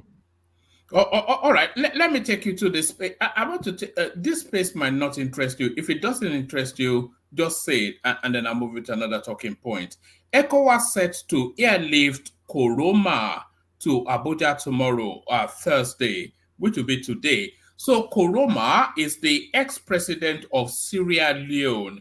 And when we had that mini wave of coups all over the West Africa, there was an attempted coup in Sierra Leone as well. And they're saying that this now former president, Ernest Bia Koroma, that he was actually the instigator of the coup, and they're charging him for treason. But ECOWAS is trying to snatch him from the hands of those people and get him into Abuja. Let me just give you, it's a very short read. It says, it appears all is set to airlift former President Ernest Bia Koroma to Abuja tomorrow. Sources revealed to correspondents that airspace approval has been granted for the aircraft to fly through to Abuja. However, it is still a wait-and-see situation here in Freetown, as President Bio is yet to give his nod. This is heightened by the treason charges on the former president and the attendant adjournment office case to January the 17th, 2024. Legal luminary Femi Falana, however, revealed that the buck stops on the desk of the trial judge, not the president, if former President Kuroma will travel to Abuja tomorrow. So Abuja now seems to be the home of African despots. I think they are trying to get the guy from the Niger Republic into Nigeria. And I know that quite one or two African despots already residents in Nigeria. So do you have any thoughts on this space? Or I can move you on to yeah, the only thing I would just say is this. Someone is charged for treason, right? And where exactly are we against Niger and every other person? Because it is just trying to do the same thing Niger did. So, ECOWAS to me, I don't see ECOWAS to be serious. He attempted a coup. They are backing him, but they succeeded in a coup in Niger, and they are flogging them. So what are we saying? You said you are against coup, right? And someone was charged for trying to overthrow a government, and you want to shield him. Why? I don't know. So, as far as I'm concerned, ECOWAS is not serious. And there seems to be a ridiculousness to him as well. Yes. Woman, that Sierra Leone matter is a very delicate thing. I think that would be the best thing because any little thing can ignite another civil war in that country. You mean the best thing is to move him out? Just move him out, yeah. Because if they he's due in court on the 17th, and they are trying to get him out today. So how is he then able to attend court when he's already fled the country? Well, it's I don't know how true. It could be a setup too. It could be a setup. This guy used to be very popular. I think during the Sierra Leonean War, he was also a popular figure too. So anything could ignite that war there. Like a civil war. We don't want that repeating itself. So that's. I'm not saying it's. It should face the music. It should face the music. But if that would bring about peace, because it's still a fledgling democracy they have there. They have there in that country. So if they succeed in sending this guy to jail, some people can just take up arms against the state. Sierra Leone is a very small state and relatively not really stable at the moment, even though they've been having a democracy for some years now. But it's still, the volatility there is still high. They could just descend again into another chaos. So the best thing is just let him just exit if he can. If you see how they did that coup, and they said they were freeing up prisoners too, and at the same time, that tells you how easy it is to overrun the Sierra Leonean army and take over the reins of affairs in that country. So if this guy being a former warlord himself, or he was one of those RUF members back then. He was a warlord. He was a warlord. So the best thing is let him just exit. Yeah. So that way. But when taking all these despots to Abuja, I think it will be the third one now. The despot. We don't know what they have. That was what they tempted Charles Taylor to come to Nigeria, and then before they handed him over. Ended up in ICJ. that was Baba Yabo, wasn't it? So who knows? They might hand because this guy too. I think he has. I think there are some reported. Because during that Sierra Leone war, there was a lot of atrocities that were done by the RUF and other militia groups. So I don't know. Maybe it's one of those people that are being wanted by the war tribunal. So, but then if he is, maybe that's another treatment they're going to give him. If he lands Nigeria, they'll just hand him over to and they did to Gbagbo and what's it called and Charles Taylor. So just hand them over to. But I think the best thing would let him just exit because we can't afford to have another Sierra Leonean war, another blood diamond and all of that. If you know what I mean. All right. Back to Larry. Bring him that space, and then I'll take it to Atiku. Yeah. So for Atiku, I can just for Atiku. Atiku is not just serious as far as I'm concerned, and that's when you have people that have a lot of money that they think they can just spend. Because as far as I'm concerned, I don't really see him. I see him as someone that that just wants to like, yeah, I want to be in that space, but it doesn't have a chance. It doesn't have a chance. It's even going to be worse in 2027 for him. I don't even see him getting that vote because the way it is now, it's not going to get hold of Northwest. Because Northwest, I see Northwest, the way I've been seeing some moves with El Rufai recently, El Rufai is coming out in 2027. Is that the only thing that can stop? Because yeah, I've been seeing those moves as well. He went to take that title with the Awujale, I think, and then very quickly you saw him in Abuja, in Daura rather, kneeling before Buhari and all of that. So El Rufai started to campaign already. He's been to see Obasanjo too now. Yeah, yes. Do you think El Rufai, and this is to Larry, do you think El Rufai is the most potent threat against Tinubu in 2027? Yeah, the problem is the Northwest, right? Tinubu has been able to decimate the North, right? By holding, Tinubu has Northeast now, but Northwest is the issue. And Northwest is trying to bring somebody, because the way they're looking at it, Kwankwaso might not be able to pull that crowd. Because my fear is if the Supreme Court goes against Kwankwaso's candidate in Kano, so Kwankwaso is done. So that's why they're trying to push El Rufai. So what El Rufai is doing, normal El Rufai, right? He's gonna play that game, kind of like move from here to here there. So I think what they are trying to do in the Northwest is to bring someone strong they might not even want it, but they want to have a very good bargaining power to be able to like bargain, which I don't think Atiku has. Atiku has that. And even in PDP itself, right? A lot of people are really against Atiku now, right? And they are trying to like get Atiku. Larry, can I ask you, we focus on that PDP for a second. If Atiku wants to run in the PDP, I don't see anybody that can stop him from getting that ticket, like he always brags about, like nobody can stop him. So who in the PDP can stop Atiku from getting the ticket again if he really wants it? Yes, in Wiki. The thing is this, right? In 2027, it was easy. In the last election, this 2023, it was really easy for him to get our tickets. But the problem of Atiku in 2027 is just that a lot of people are tired, particularly the guys in PDP. Even the North, particularly the Northwest, right? They are tired. They just want Atiku to like, yeah, you've tried, and they don't see him as that person that can actually get them what they want. So if the Northwest and the Northeast are still together and Atiku has a hold of it, look at what happened with this Jigawa guy. This Lamido, right? Is it Lamido? He's a key Atiku guy. And even the PDP is now going against him. I think he said something recently and they were like, yeah, what are you saying? And those are the key guys, right? That Atiku is using on the North. So for me, I don't see Atiku really having that grip of the PDP because you can't still leave the Wike side, right? Wike is you can.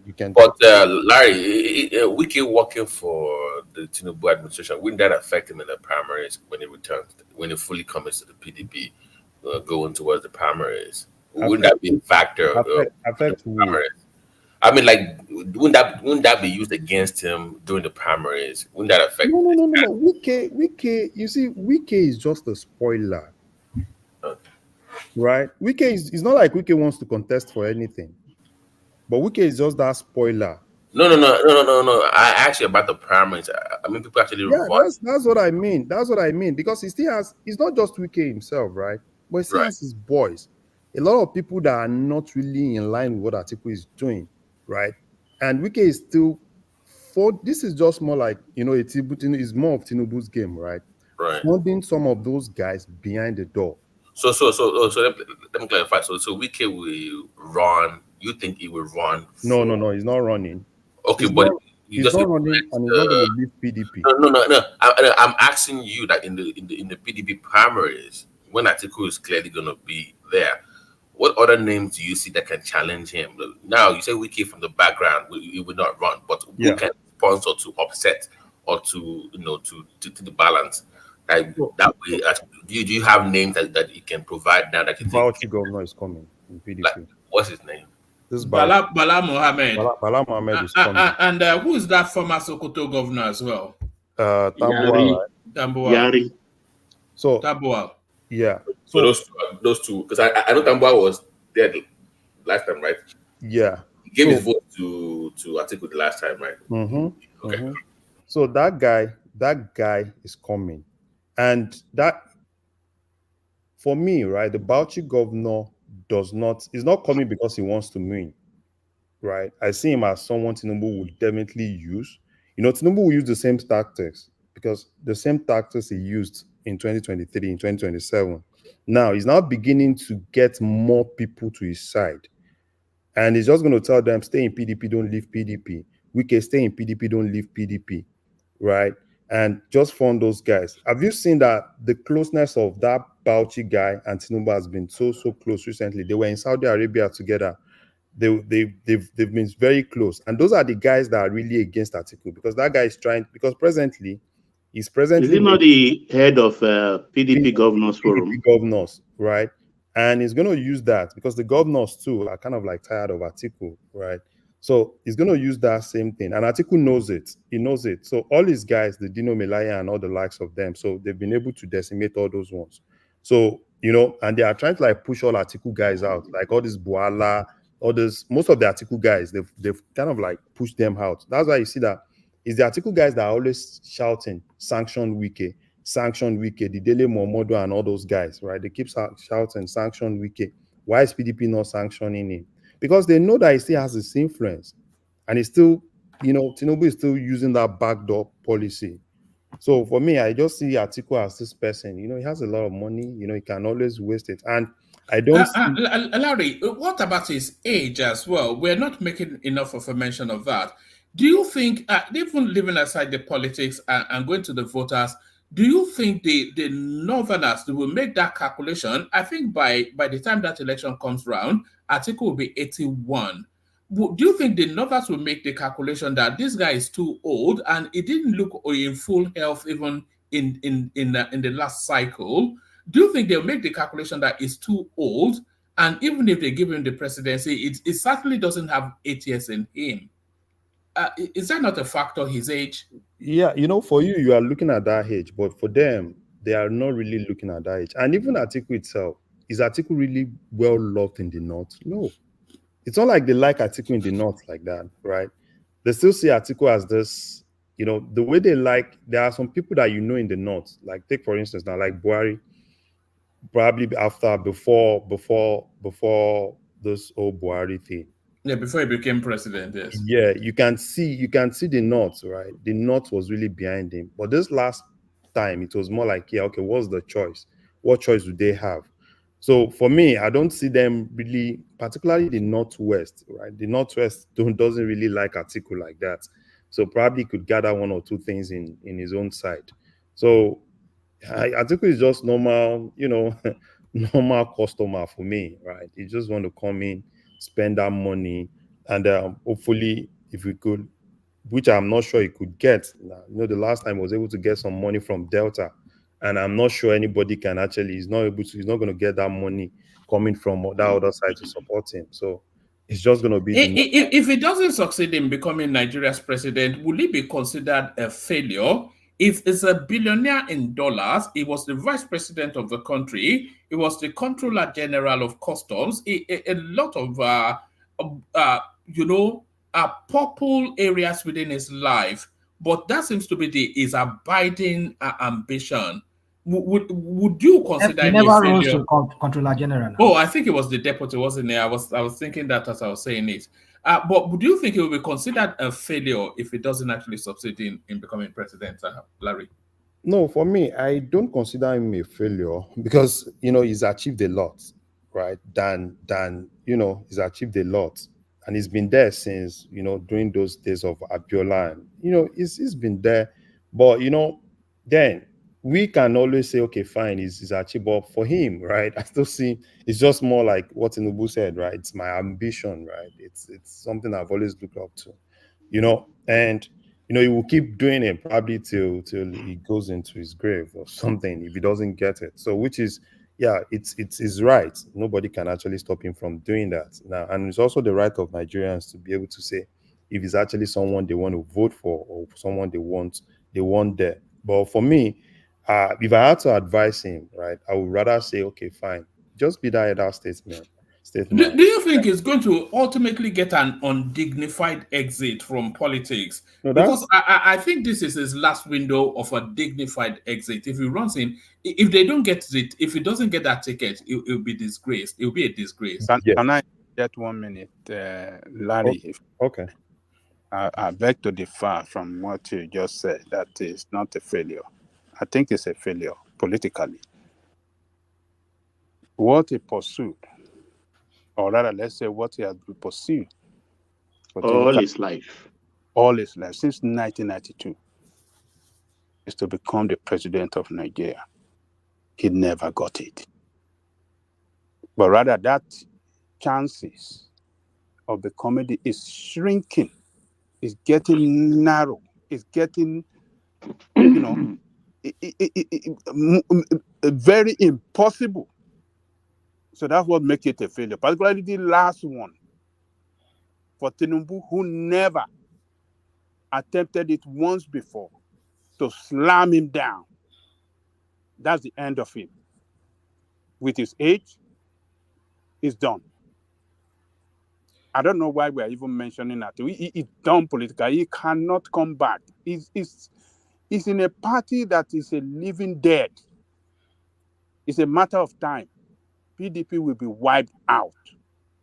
It's a matter of time. They are dying. They've been dying since 2015. They've been shrinking in size. They've been losing ground. They've been losing people from that party to another party, particularly APC. Peter Obi is one of them, to PDP, Kwankaso to another party. So Atiku particularly is responsible for the woes that PDP is facing today. So he has killed his political career because of his greed. He cannot revamp it. There's no way he can get it back. He's dead politically. So it's a failure. Can I just add quickly? We have to be careful about saying that PDP is dead. In history, it's very rarely you find a ruling party completely dissolve. They often come back when you think they are dead. As a matter of fact, this conservative party that is in the UK, that has run the UK for about 15 years now, they thought if they had lost the election that brought them into office, which was the hung parliament, which basically was they didn't even win it outright. People thought if they didn't even win that one, they would be dead. And they barely won the election, and yet they managed to hang on to power for going to 15 years now. So we have to be careful when we do that. And I think that El-Rufai could be a danger. If El-Rufai and what's his name, Kwakwanso decide to one way or another work together. Let's say El-Rufai has bad belly for Tinubu because for some reason he's not part of Tinubu's government and he doesn't like Tinubu anymore, and he decides to cause problems. He could be a serious problem because if El-Rufai is coming as a trouble on one end, Atiku is coming on the other side, Peter Obi is coming on the other side. Tinubu's this win that he's got is 36% or so he got to win it. Or not to mention if the other parties come together. It's not going to be that simple. That's how PDP was until APC and the others came together with Tinubu and they knocked PDP out of office. So let's not just assume, because it will depend on what happens. This is another thing. It depends on what happens when Tinubu is in office. The refineries come on stream, rail tracks working, states are generating power, everything is working well. Even if there's a little bit of problem with insecurity, people will lend him a bit of support based on that. But if things are going badly, Petropa is going up, dollar, Nigeria currency is coming down. Forget it, man. All the forces are going to be, even his own people will be turning on him. So it's not going to be that simple. Yeah, as far as I'm concerned, I think PDP have a better chance in 2027 because what I'm seeing with Tinubu, I don't see Tinubu performing. Because as far as I'm concerned, right, when he had that supplementary budget, I gave him that benefit of doubt. Right? Probably okay, fine. When we want to have, so probably when we have the full budget, we'll see, some significant difference. But looking at this budget, no, no, no, no. So, but this is one budget of about 3 to come. But that sets the tempo of what's to come. The people cannot identify where the budget focuses on the people. It looks from just the little snippets we're getting so far, and we'll do a session on that budget at some point. It looks like a 419 budget, Larry. Yeah, exactly. When he brought that supplementary budget, the other one, I was like, okay, fine, probably it's his first time. There will be lapses, there will be mistakes. Then there was a lot of criticism on that, and I was actually expecting him to do a good job with this, right? If he needs to sack Akabueze, or what's his name, sack him and bring someone else. That guy has been the DG of budget office for how many years now, and this is the same thing that they bring. So no, Akabueze has just been there during the latter part of Buhari's administration. No, Akabueze, okay, he's been there for how many years now? I don't think it's up to 4 years now. He came from Lagos to serve Buhari. Yeah, so Akabueze is Tinubu's man. Yeah, it's Tinubu's man. But the issue is not about Akabueze now. Is that the issue? No, the issue is Akabueze, because Akabueze is actually the DG of the budget office. People will bring it. Right? So what is he going to do? Is he going to reject their budget? No, he will be the one to coordinate, and he needs to let. Minister is his boss, so he just work under the minister. So yeah, it's the bagudu that we have to hold. Don't put it. Okay, Larry, hold on. I understand that Akabueze is the minister. I mean, is the man in charge of the budget. Yeah. But what is Wale doing that you people are? Not saying sorry. No, I don't know whether you are a Gbado person. You for Tinubu. What I'm trying to say is that what did Wale doing that everybody is touting as? Oh, is the brain behind Tinubu's success? Whatever crap that people say. What about him? He is the minister of economy, coordinating the economy. Why can't he say, these things here, we cannot reconcile these things here. These things does not fit in here. Send them back. Why can't he do that? Why are we putting everything on Akabueze here? So though I'm not a fan of Wale Edun, right? I'm not a fan of Wale Edun, because as far as I'm concerned, I think Wale Edun, those CBN guys, they're actually living on past glory. They are not, to me, as far as I'm concerned. I don't see him as a pragmatic. Would you have rather a younger, more contemporaneous person there? Yeah, I think I would prefer that, right? I would prefer that. This issue of Wale Edun, Cardoso, they are living on past glory. So, for me, I because you asked me what exactly have they done? Someone like Cardoso, what exactly has Cardoso done? The only thing you did was to, run a bank, and the bank was, you run the bank down, and but Nigeria, people kind of, for me, it's not the kind of guy that I want. So, but let's put that aside. So why I said, Wale Edun, I'm not a fan of Wale Edun, but in this scenario, I think it's not within Wale Edun's purview, right? There's a minister of budget and planning, But why I said Akabueze is this, right? Akabueze, these are the guys doing the job, because the minister is just there to kind of like oversee. But is actually in charge of the civil servants, because when you bring budget, right, these are people that will put this into this head, put this into this sub head, and ensure that this is actually put together, and they push it to the minister, who just kind of like, who doesn't have the time to look at every sub head, right? But because these are things that they need to look at. And just like someone said, right, the media, the media in Nigeria, I don't know, this brown envelope media. So as far as I'm concerned, if they have done I think it's only Sahara that's kind of like bringing one or two things in the budget. And unfortunately, National Assembly, you can't even, those guys, if they have their way, right, they can just wake up one day, pass the whole budget in a day without even debating it. So, yeah. So for me, I think PDP has a better chance, because if Tinubu does, because people, if you look at what is happening in Nigeria, for Tinubu himself to be in Lagos and he could hear people shouting, Ebin power, then you should know that that's supposed to be your main base. And it shows that you are even losing that your main base. So are you telling me that if you are losing your main base, are you telling me that you get the other people to support you? So that's why he needs to sit down. He needs to stop all this traveling.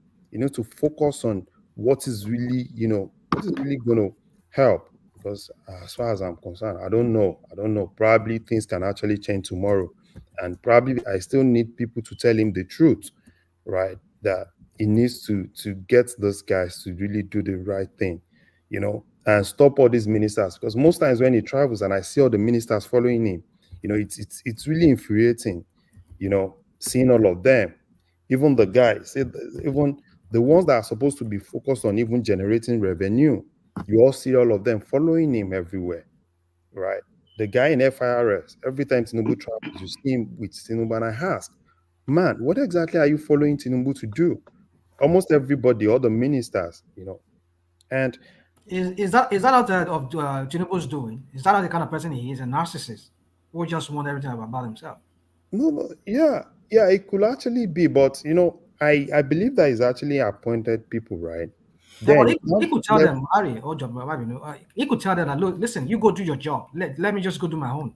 I mean, but he is this kind of person that, he likes this persona of, oh, everybody likes me, everybody follows me. I'm the man of the year. Like some people cut out him on this platform.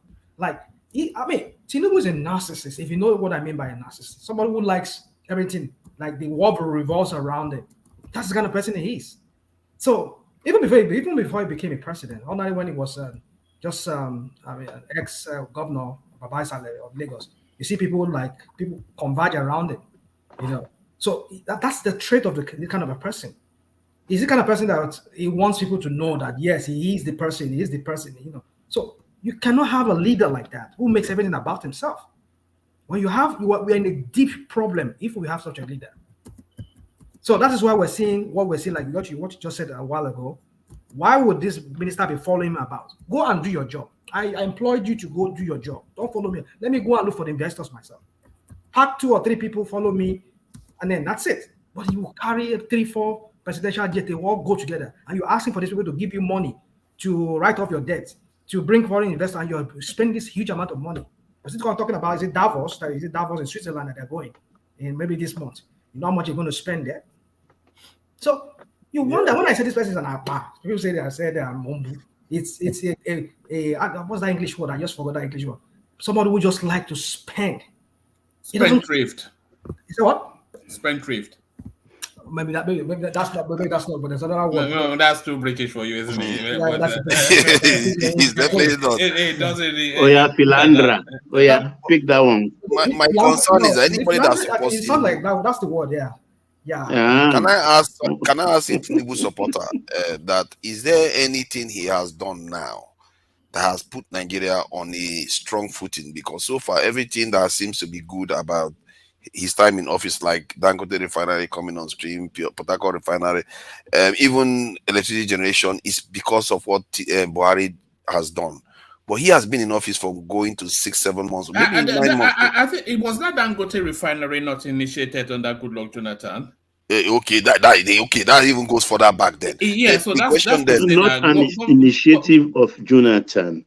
He requested he started from Obasanjo's second term. Well, yeah, so he wanted to buy the 2 refinery. Yeah, but my concern is that but the wider thing is government is a continuum. That's just the thing. Do you know when they opened the Kaduna Abuja rail track? Lai Mohammed came on telly and told us that Lucy Buhari is working instantly, and Buhari had to come into the media space to say, no, I had nothing to do with this. I was only 3 months in government. It's Goodluck Jonathan that did it. It was Goodluck Jonathan. Yeah, so government is a continuum now. So yeah, but my concern now is that is there anything Tinubu has done since he came into office now that has laid foundation for something big that is coming? That's all of those are the things that you rail against in your spaces. Fuel subsidy, harmonizing. But there's still fuel subsidies now. Everything that he's done it still remains in place. That's my concern. Is there anything he has done that we can watch out for? That this is a big thing that he has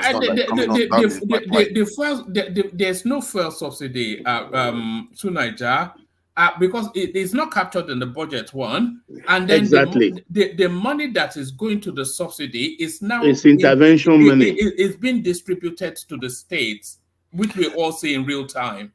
So it may not show up, but it is happening based on the price of petrol.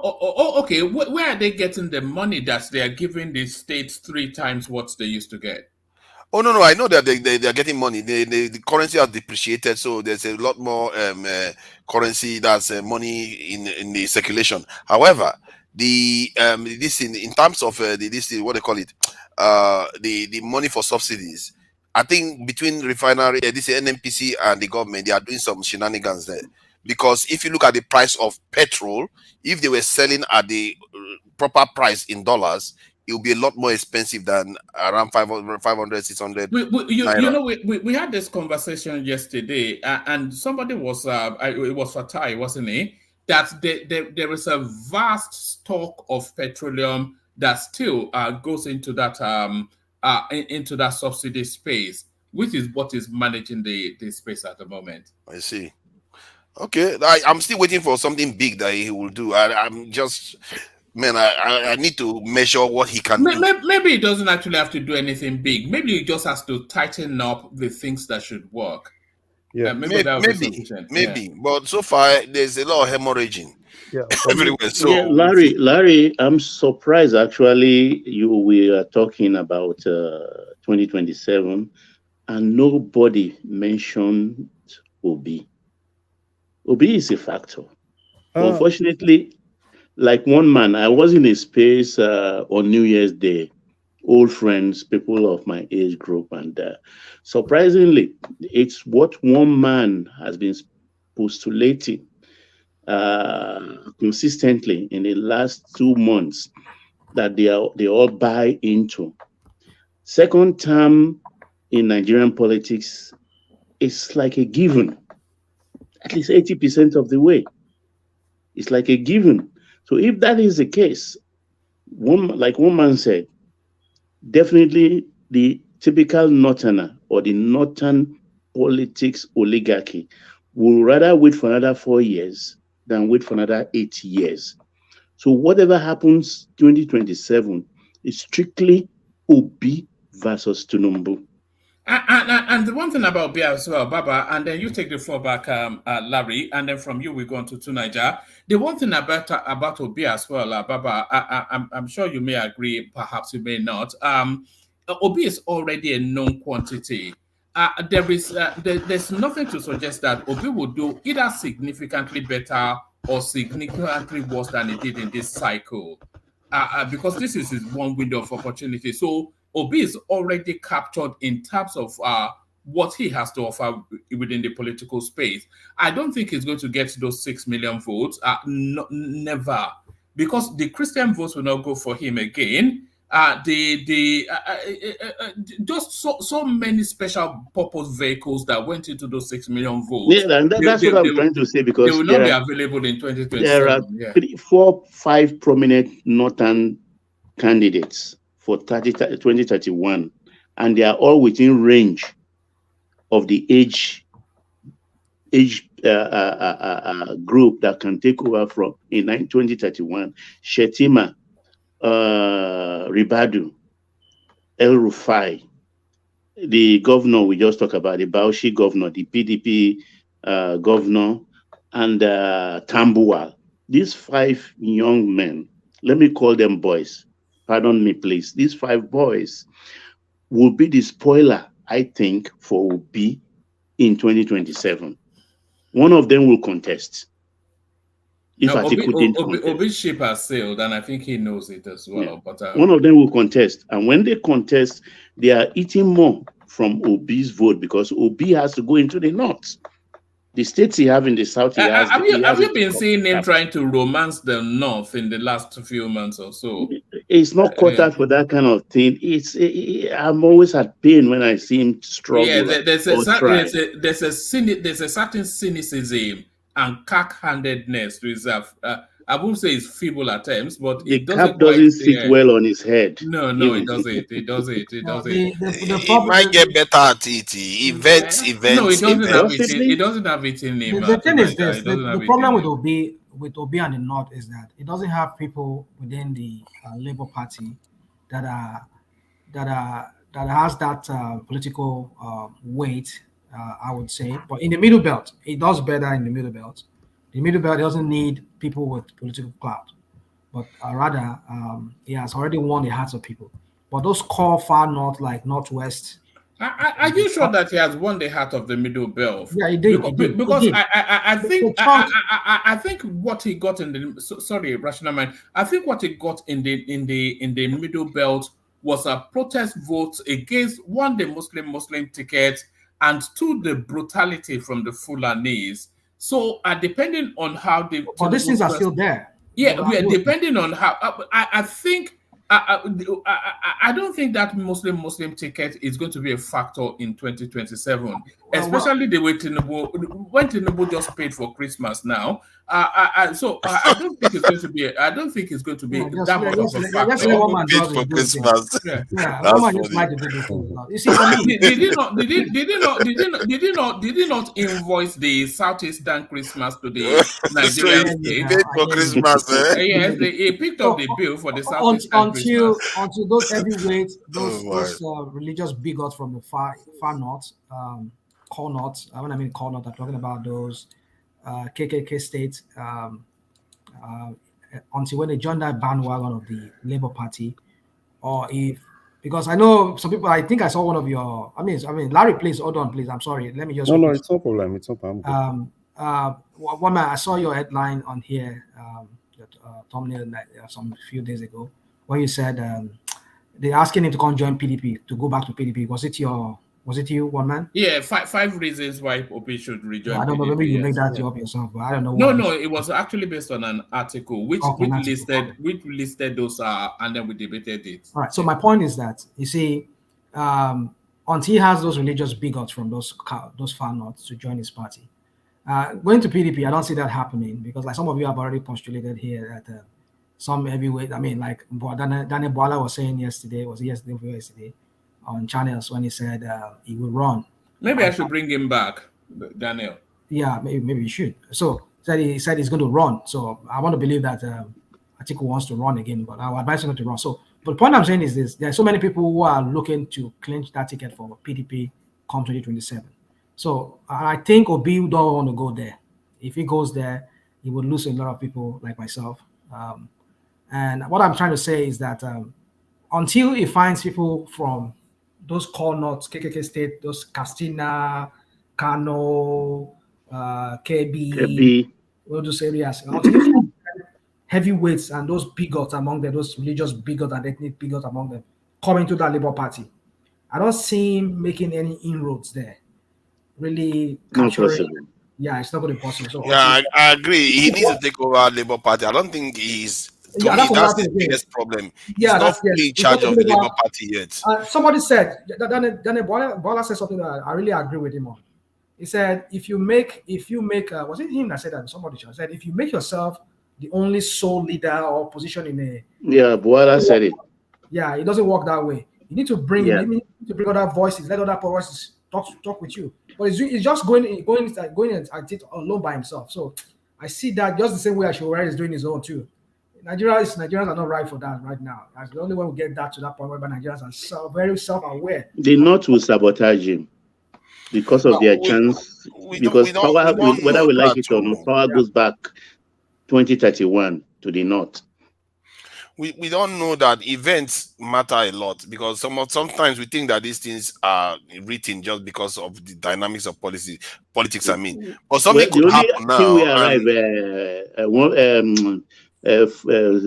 to Nigeria. The only conclusion that will change the dynamics, the group I was discussing with was, God forbid, if Tinubu dies. Yeah, all better off if that happens. Not be me talking. I just say in quotes. Oh, you said it too. God forbid, no angel they pass speak him. Well, he has a very able. I would not be averse to a president, Kashim Shettima. No, that guy scares the living life out of me for some reason. I'm not sure why. One man, have you forgotten the way he walks into Aso Rock and harass Jonathan persistently, even unannounced? During Boko Haram, what are those girls now? Yeah, because it was in the eye. It was in the eye of the storm. Then now it was in the even eye Patience was so angry and was going to fight him one day. Yeah. I'm not sure, but let me just finish with this one. 15 seconds, please. Yeah, I think that the events that are going to occur towards the election right now, it seems like Tinubu is like nothing is in his way. But I believe that by that time things are going to get very, very complicated. It's not going to be that simple anymore. No. Tinubu is a master politician. To Niger, what you will see is, and note this down. What you will see is in the build up to 2027, there will be so many good feel good initiatives, commissionings, etc., that will build up to that election that will rebrand that guy. That's one. And then these events that you think that will reshape anything is like a pie in the sky stuff. No, it is though, isn't it? Because how about the student loans? How is that going? It's budgeted for. It's budgeted for 50 nobody has billion. got it yet. I thought they were going to get it this year. I didn't think that. January. They said they will get it in January. We're on the 4th of January. So it will take off. They didn't say they will get it. It's about language now, semantic. And the amount for student loan is less than what they use for renovation. All of these things are just ephemeral stuff. Nobody. These things don't really matter. You know what matters are the big impact things, and Tinubu is a big impact politician. I think where you are right is that Tinubu is likely to win if the opposition parties don't come together. Period. Even if they do, he will still win. If they do, because he didn't want 30% this time. Please, remember, I didn't wish Asiwaju dead, though. Please, I'm an Asiwaju's man.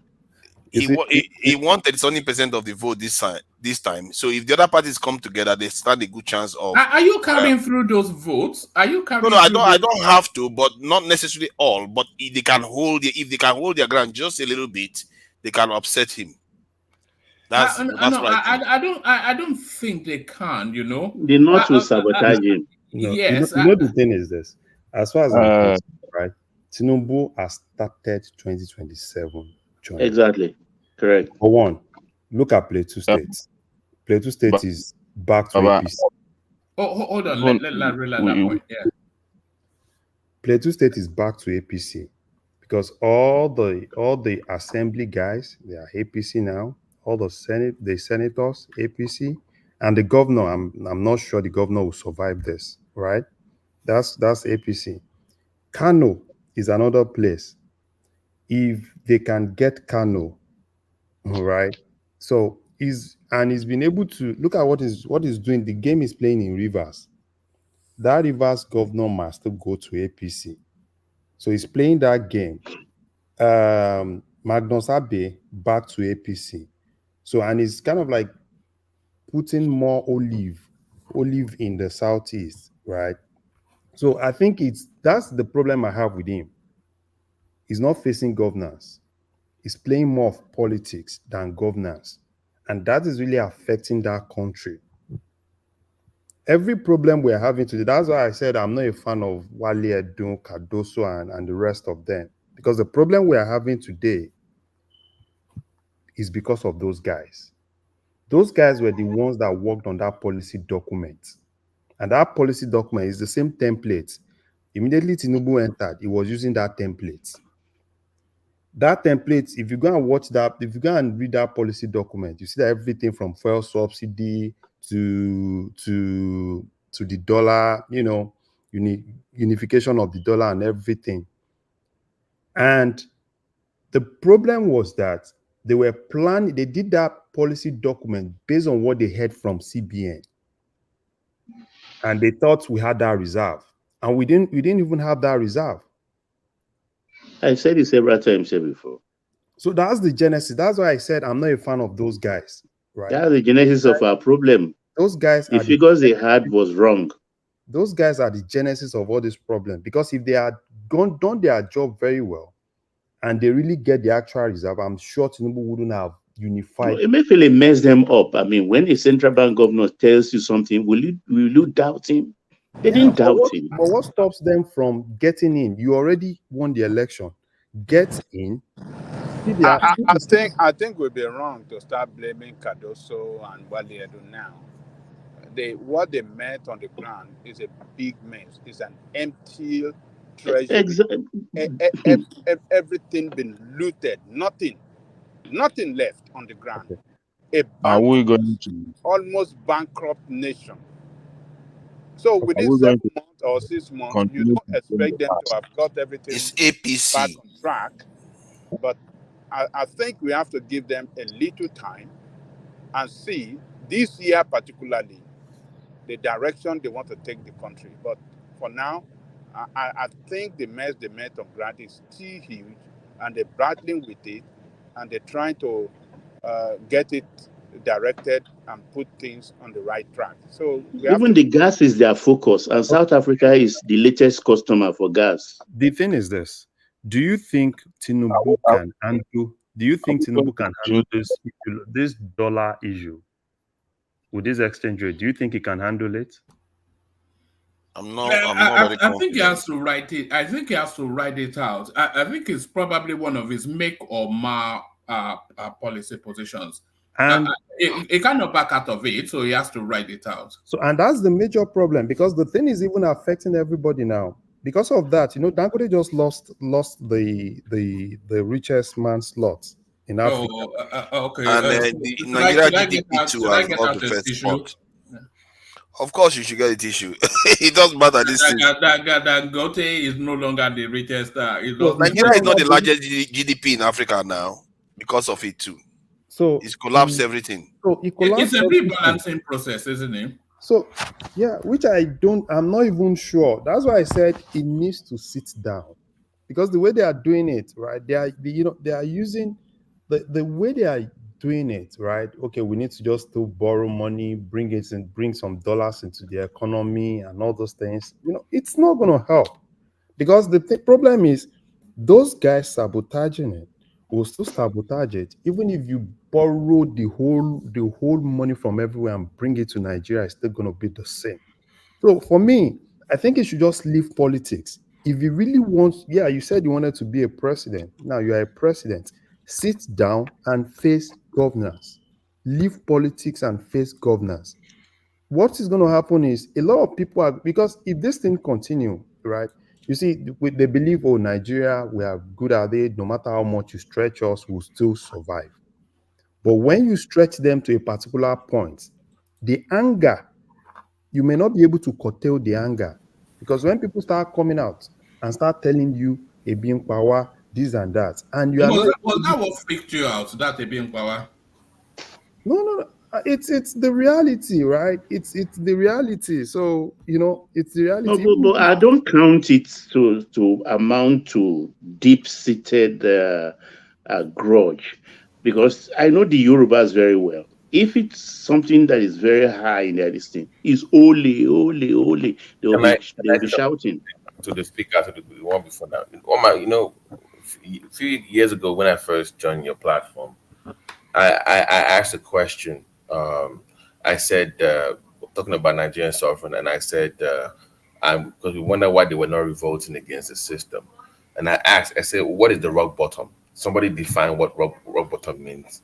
And I'm here again years later asking the same question based on what the last speaker just said, that they're going to revolt. At what point? What is that rock bottom? Nigeria is nowhere. Babati, let me answer that question honestly by one man. Let me answer honestly.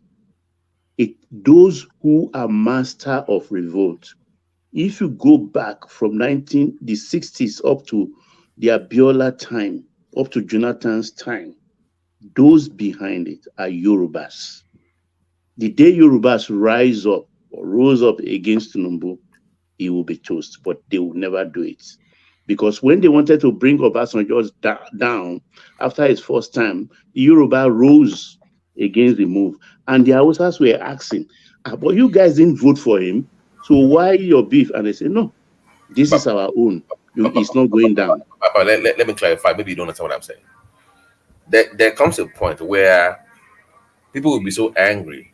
But the music. Oh, I'm sorry. Yeah, carry on. Give me a second.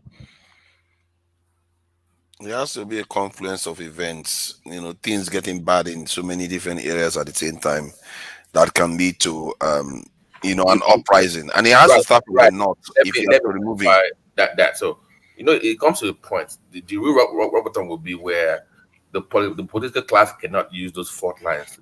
Anytime you have this uprising, they always bring in race, religion, and tribalism. Okay, who will start it?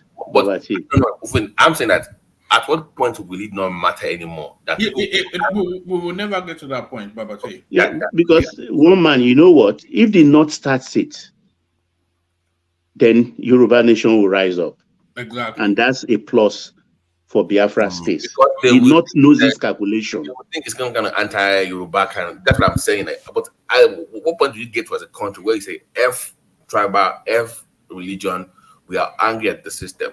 And one man is saying that we will never get there. So we will never get. That's my own opinion too. We will not get there. So therefore, what is rock bottom then? That means we're going to keep doing this.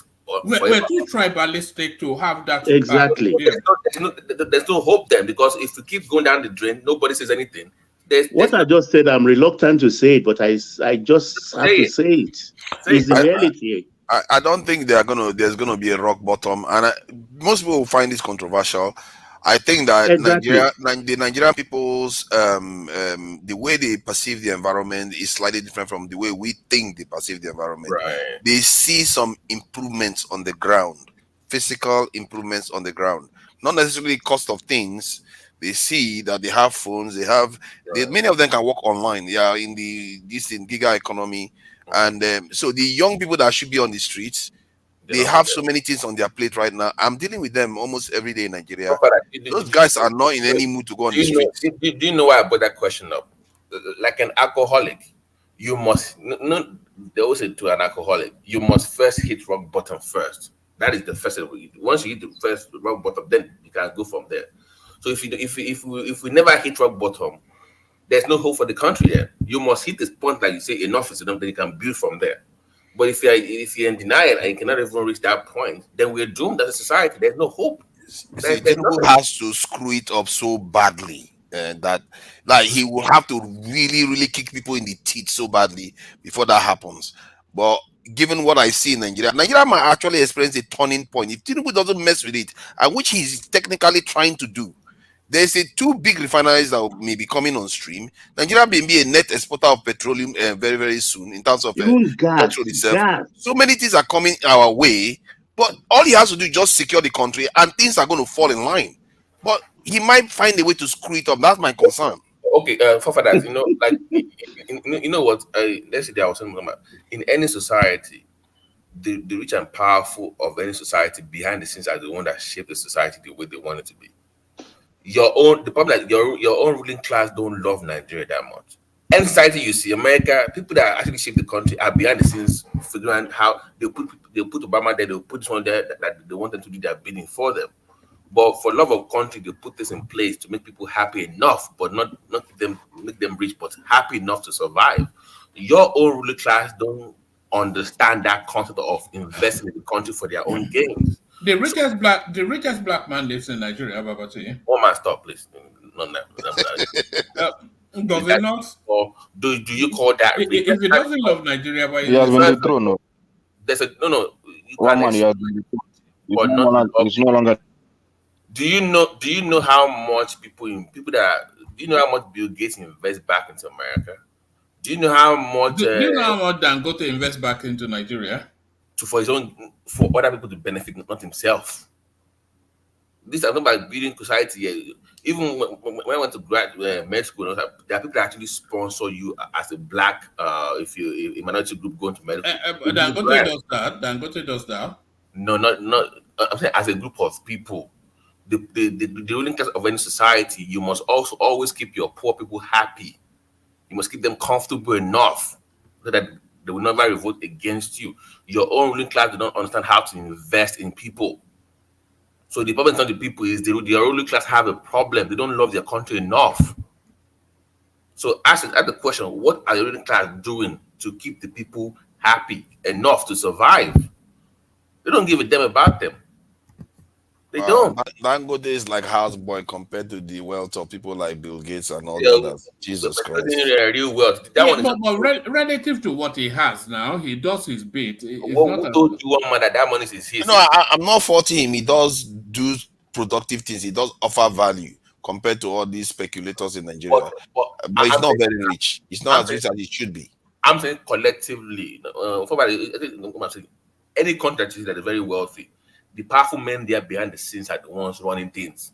They put people in place to do their bit. Our own, what do they do when they meet behind the scenes? What do they discuss? What do they do? But from business angle, if we look at it very well, I prefer the Adenuga's wealth to Dangote's one, because steady money every day. I don't give a damn about any wealth. Okay. I don't got Dangote, OBJ, Atiku. When they meet behind the scenes, I hope they better meet like every other country. What do they discuss about Nigeria? What is their plan for? That's how you shape society. What is the ruling class talking about behind the scenes? No, but you answer that question by asking the question: what is their presence in Nigeria in terms of the economic landscape? And their presence is quite profound. But the question about what is their plan, I think is a valid one to, because I fear that their plan is, let's not rock the boat, let's just play along with everything. If we do too much, we are going to lose all our money. They don't want to do anything. What is your plan for EVs coming up? This is what you know Dangote is risking bankruptcy investing in Nigeria. Yeah, it's quite risky. That's why I like that guy actually on so many fronts, because he actually does offer value. He makes cement. He's bringing refinery in. He's doing stuff. I hope you see where I'm going here. Apart from his relationship with Bill Gates. In America here, they have all this business that talk about the future and how they want to put things in place for people. They kind of plan things ahead. They are ruling class. They see things 10, 20, 30 years down the road. Investments, they do. That's what they do. What's our own ruling class? What is their own plan for the country? What is it? What is the grand plan? What is Nigeria's future in the world to come, in the AI world, in the EV world? What is the grand plan for your country? You will still gain from it. In America, you gain from it. You plan to gain from it as the powerful, but also you benefit your own people. Nigeria has a presence in tech, but that's not as strong. That is not presence. That is just sharing lanes. You must create your own lane as a people. You must be unique. You must be different. You can't be a follower of tech. Yes, but they're creating technology hubs in places like Yaba and in Kaduna. Hubs, God Christ! One man is missing the point. Tell me something that shaped. No. Tell me something from Nigeria that has shaped society, that has shaped the world. Something unique from your country. Not even close. What do you mean shape the world? Nigeria is not like, it's not we are not an advanced nation, please. We're not in that evolutionary phase. But that is level you must get to. We better get there. Yes, and the building blocks towards that are being put in place. Where? It takes time. I can't really point to Dangote again. It's not only Dangote. To be fair, I think one man is right. The Boer man is doing great work. The Boer man is doing great work. I think I heard Buhari say something about the train lines, that how can you transport heavy metal around the country if you don't have train line, because the roads cannot do it. So I get that they are trying to lay the foundation for industrialization in the country. The question now is if the process will be disrupted, because it has been disrupted before. And that's why I don't like instability. We need stability for this thing to actually. We don't need security. That's all. It's not been disrupted now. They've now successfully completed three epic train corridors. Kaduna, Abuja, Lagos, Ibadan. Where is your Lagos? The most profitable lane that you can ever build in Nigeria is Lagos to Calabar. That is what you should have been focusing on. That is your most profitable lane for business. It's not Lagos. Lagos to Calabar is your biggest. That opens up the whole market for you. Yeah, that area is hot. I don't understand your country. Lagos to Calabar, go look at the map.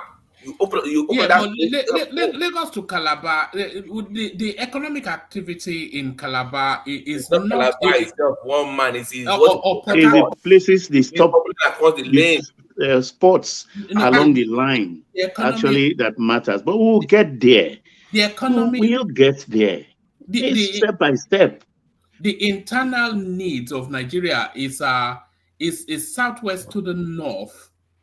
And then the other economic space, which is that Delta Creek region, is from that place to the sea. So it's not inwards, it's outwards. For people that studied the Lagos to Calabar rail lane, they know what I'm talking about. Oh no! You explain the importance of it. Okay, so it's what it cuts across. So if you look at it goes from Lagos to Benin. So we bring the map back and find what. Yes, I'll bring it up now. Studies for that. So it opens up the market for that. That space opens up. You can always do it with the north at the same time. Don't stop growing, but always prioritize the most important first. Yeah, but the most important is not Lagos to Calabar. Yes, it is. What I'm saying. Yeah, there are high GDP areas in that southern region. Yes, it is. One man. Yes, it is. Yeah, and the trade going on in that area can be very, very heavy, and a lot of industrialization. That's the number one trade now. So, but do we know that the deep sea port at the Lekki Free Port Zone, after the Dangote refinery, is operating already? I think Kweleram's owns it. These are warehouses where manufacturers from China and America already rented space, for which they will bring their products, store them, and from there distribute to African countries as the need arises to their customers. That's another line of business. That are you done with no. Before you say that, are you done with your African road yet? If you want to expand, no, this is seaport. This is seaport, deep seaport. No, they were supposed to have a rail for West Africa road for you to move your goods into.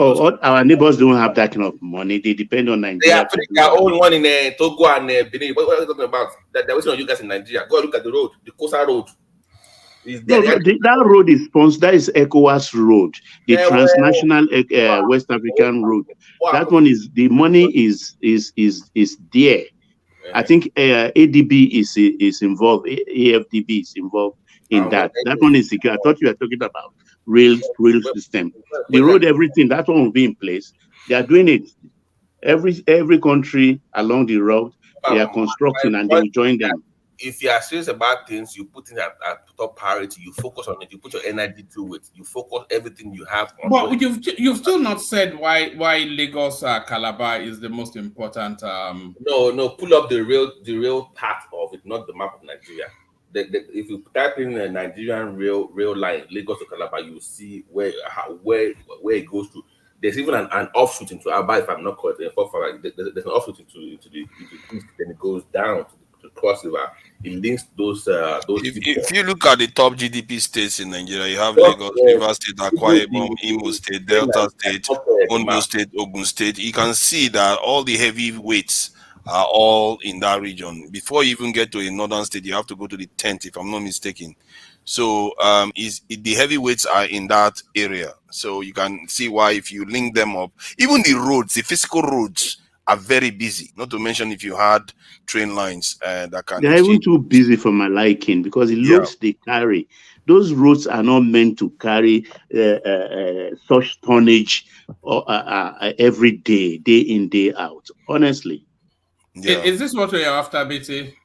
Let me find. Go ahead. Okay, find data and then and I have it. Let Larry carry on whilst you're doing that. Yeah. They even have the breakdown, but go ahead, guys. Let me find the link. So Larry, back to you. So for me, I think Tinubu is lucky. Even though Buhari actually, did some things with, but I think he has actually laid a very good foundation for Tinubu. Yeah. With the railway, with the refinery, with everything. So the only thing that Tinubu needs to do now, if he doesn't want to screw it up, we should just please leave politics and face governance, right? Because number one, we are talking about dollars, right? We need oil production to increase. And I don't even understand to see what is happening, Navy and Tantita, all right? Navy and Tantita, who is the thief? Who is stealing? And those are places that I think, the president is supposed to call everybody, let them know that you are in charge, you are interested in this thing.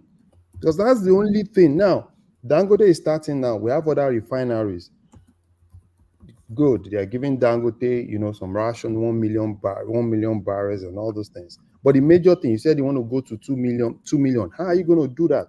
Those are places that I need, I just need this man to just face governance. If he can just face governance with everything we have now, I'm telling you. No, that was a bit dubious mathematics they made. They calculated condensates also. Yeah. So if you can just look at what happened, people are like, oh, Tinubu didn't go to Plateau.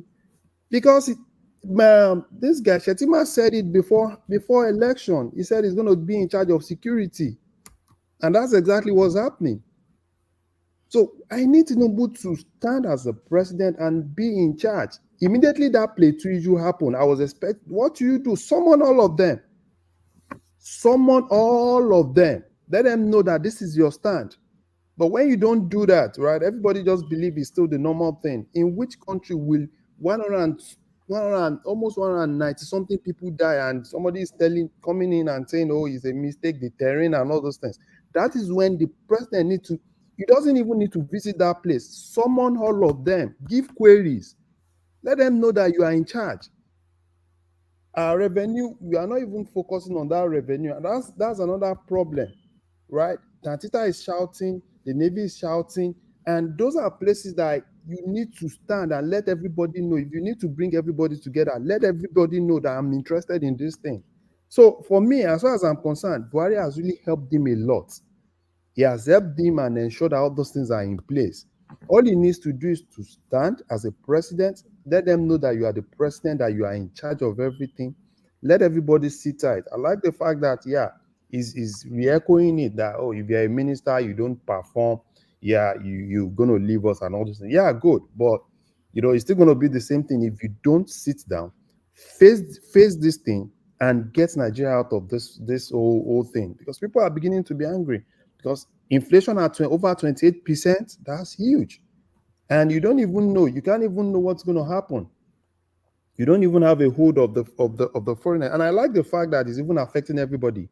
It's affecting the billionaires now, right? It's not just Dangote, it's affecting all of them. It's affecting Abdul Samad, it's affecting everybody. So that's why he's close to those guys. Those guys are the ones that are going to help him. But those guys are looking at his body language. That's what is just happening. They are looking at his body language. They don't even know where he is, right? Samad will try to come in and kind of we want to see where you are, right? He needs to just be in charge. And if he can be in charge, forget about politics, start politics in 2-3 years to come, right?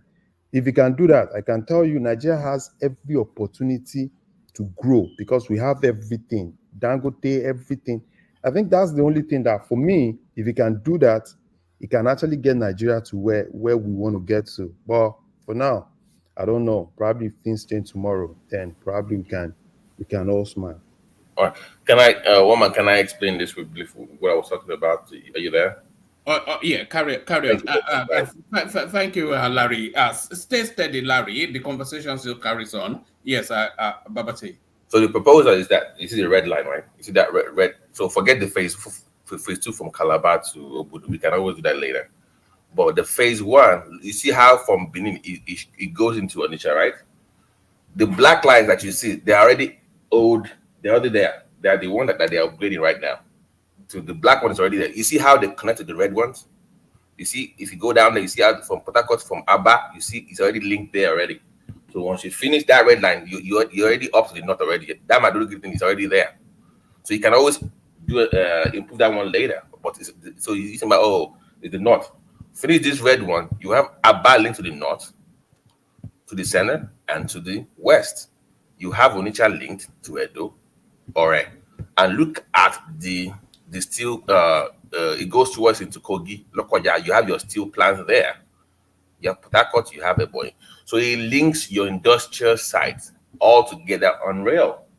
And if you can get your act together in Kogi State and get that steel plant running, you have supplies. You can live in Onitsha and supply Lagos without showing up. You can have the distribution company in Lagos without even showing up in Lagos at all. You can ship down there. You can go all the way down to Port Harcourt to the port and ship as well. And you can stay in your southeast and you have links to all part of Nigeria just by rail. You can do your monorail, you can do your standard rail, whatever, with the red line. So that opens up that channel. So your guys from the southeast, they can always invest their money in Onitsha or whatever they stay in that area and put it on the rail and ship it to anywhere in Nigeria. So this opens up the whole market space for people, north and south. So once again, this is the most important line that you should have been focusing on, woman. That was my point to you earlier. There is already. All right, I don't agree, but there is already Warri Itakpe rail track. The black one, the black covers, the black ones no, it covers Delta. It covers Delta State all the way to Warri. I don't know where it ends, but they call it Warri Itakpe rail track. It goes through Delta there, so but it means they already have some lines there. You see how it links to that red one, the way they made it. So those black ones are already linking to the red one. So once you make the red line, you can link it to the black one and move goods and services. Yeah, I can see That's that. it. See those black lines? They're already there. They're already there. All right, gentlemen, let me hand over to Thomas. Acknowledge yourself that you're ready now. Thomas. Thomas, I like what. All right. To Niger, you have the floor. Yeah, thank you. So what are we talking about? Well, you can come into the conversation. One man being wrong about my real line point. That's where we are. No, you can carry on with the real line. I don't agree with your narrative though, because if I were to invest in anything in Nigeria in terms of moving and services, I want to invest. This would be my top priority. I'm sorry. I know it's a level. Do you know the primary focus of a real line? Do you know? It's not heavy. Exactly, it's for the extraction economy. Right. Yeah, but that works for us too. That's to the north, not anywhere in the southeast or south. No, one man. Look at. You see my point. Look at the line. You already have access to the north already there. You just improve those ones, but you must link your industrial sites together. Yeah, and the coastal regions need to, because we're also linking to Cameroon towards traveling in that direction and to Benin Republic on the other side. I think that because even when you are traveling through the southern states, because the roads can be very, very bad and the traffic there can be horrible, you want another means of moving goods, large goods like that. You want some of parts of Nigeria that you have, you see all those trailers tumbled and everything. It's mostly in those regions. And because the soil is very, very difficult to construct roads on. So you want to have rail track that is reliable. People can ply their goods up and down those parts, and they can get to Benin Republic and trade properly there, go to Cameroon and trade. And if they want to go north, they can go north. The pressure on Lagos reduces tremendously. The pressure on Lagos heavily. It opens up new markets for new people to move somewhere else because you have access to Lagos on rail. You don't have to go there to move your stuff there anyways. Just put it on train. You can have maybe the small office there to clear things for you at the port or Apapa or whatever. And you're in Benin, you are in Bayelsa, you're in Onitsha. That's the way it's supposed to be. And they're all heavyweights. 1 second. Thomas, are you ready now? Thomas. He's telling me he's ready, but it's not unmuting. All right, sorry. Tunaja, carry on. Yeah, and the states along the coast there, they are all heavyweights in terms of their ability to generate this in GDP for the country. And if you link them up together, they will be supercharged, I believe so. And then part of the manufacturing that goes on in the east will be able to be transported along the coast and into different countries. We're talking earlier on about West Africa. This could also aid it to get to Benin Republic fast. And then you can also go north. That line from Warri into that steel, if you can only fix that steel plant, you see that black rail track from Warri that goes across Umede up to Ajaokuta. Yeah. You already have a line there already. So if you can fit your steel past, do you know what that means? If you can supply steel across Nigerian rail, this is you why you know, don't see protests in Nigeria, because there's my a lot God. going on the map there. And there is a lot of construction. All those train tracks that used to be dead before, they are all coming back alive. And train tracks in Delta that I didn't know existed before, they are all there now. So people see infrastructure improving, they really want to tear it down. That's something I noticed. If you look at the history of China, the moment the country started growing, barely any protests ever. They have their little skirmish here and there, but they don't protest because they see So, things so improving. why not invest more? I know you want to build roads, but is the but this is the thing for finance. They say it's going to cost us $11 billion to do this. Both phases, by the way, both for the whole thing to complete. It 11 is billion. worth it. It is worth it because they don't suffer the nonsense that roads suffer from. The roads, they will fix it. Then tomorrow they want to carry some heavy goods past it, then to damage the road. Because what I gathered from the road damage that we tend to have, most people just think that, oh, they are not doing a good job. Some of them are doing a good job. It's just that sometimes they want to carry very heavy load through those roads, and it damages the roads. If you do that in the UK, to damage the roads, to those kind of goods are meant to be carried by rail.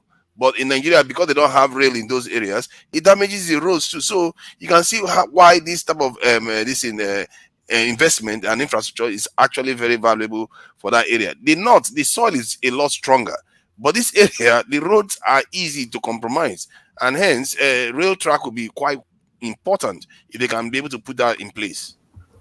And when it's reaping the benefit of the road, you can then use that money to start building the roads. Yeah, you can build the road.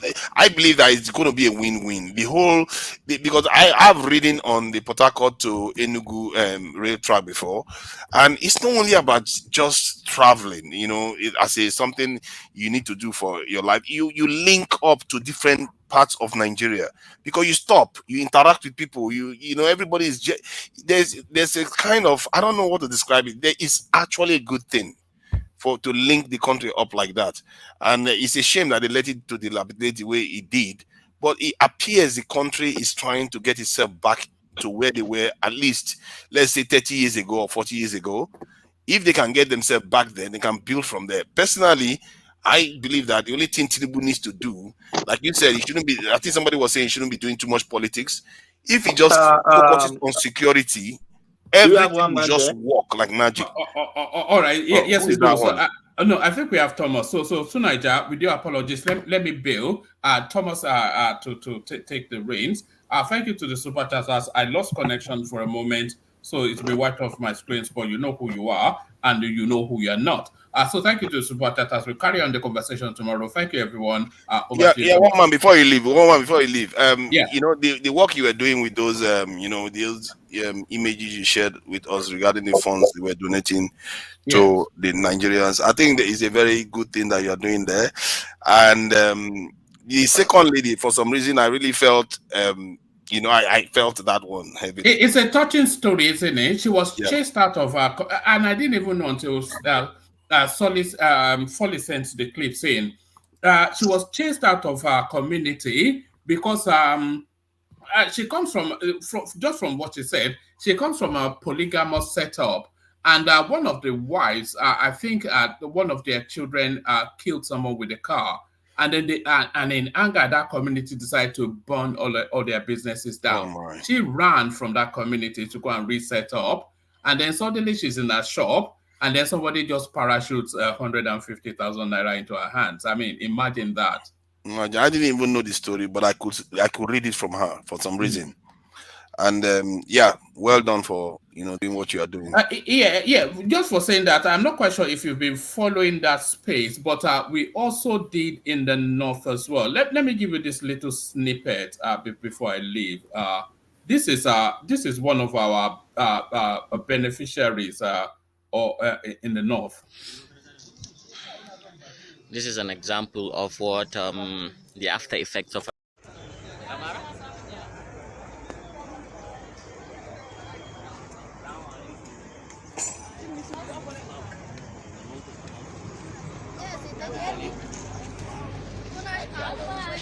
labarin abinci.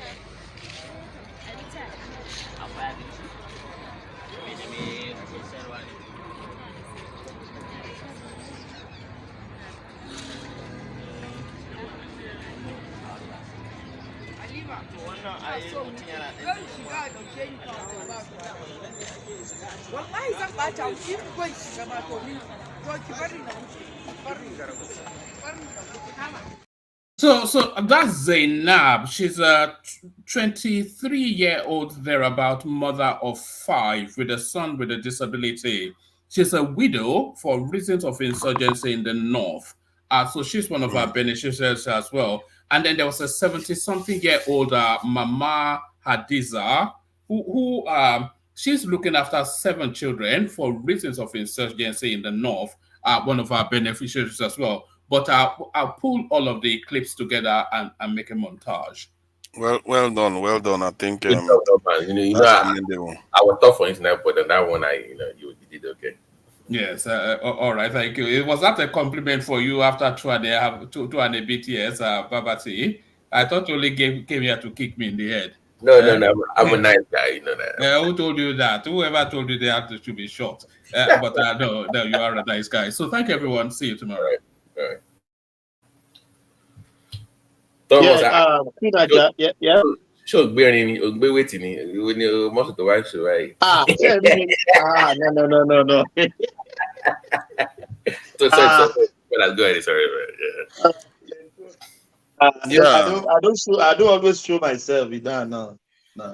It looks like it's very hot here, Babati. It's almost 38 degrees here.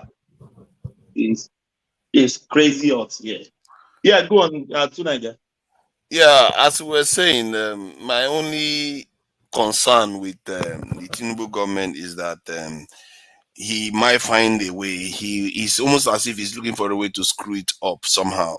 Because if you think about it, he has the capacity, he has the opportunity to be the best president we've had in this democratic dispensation, and maybe the best president ever.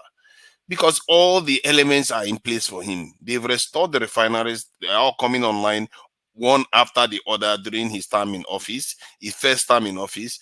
You have the the rail tracks coming on stream. Power generation have been now moved to the states. The states can do whatever they need to generate power for themselves. And if they actually take it up, there's going to be significant improvement. And all he has to do is just secure the country, really. Can I ask you a question? Because I was watching the clip. There seems to be a pushback on this. We've had this talk about the transmission part of electricity. And most people want to do some kind of regional transmission lines.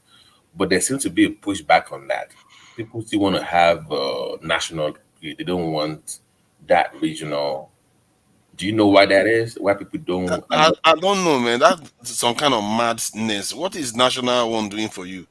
National One has kept us in the middle, in the backwater forever. I think states can, if it's not regional, then let the states do their thing. This thing, I don't understand it. There is mobile power plants that cost $20 million. They can power houses or up to 100,000 houses, some of them.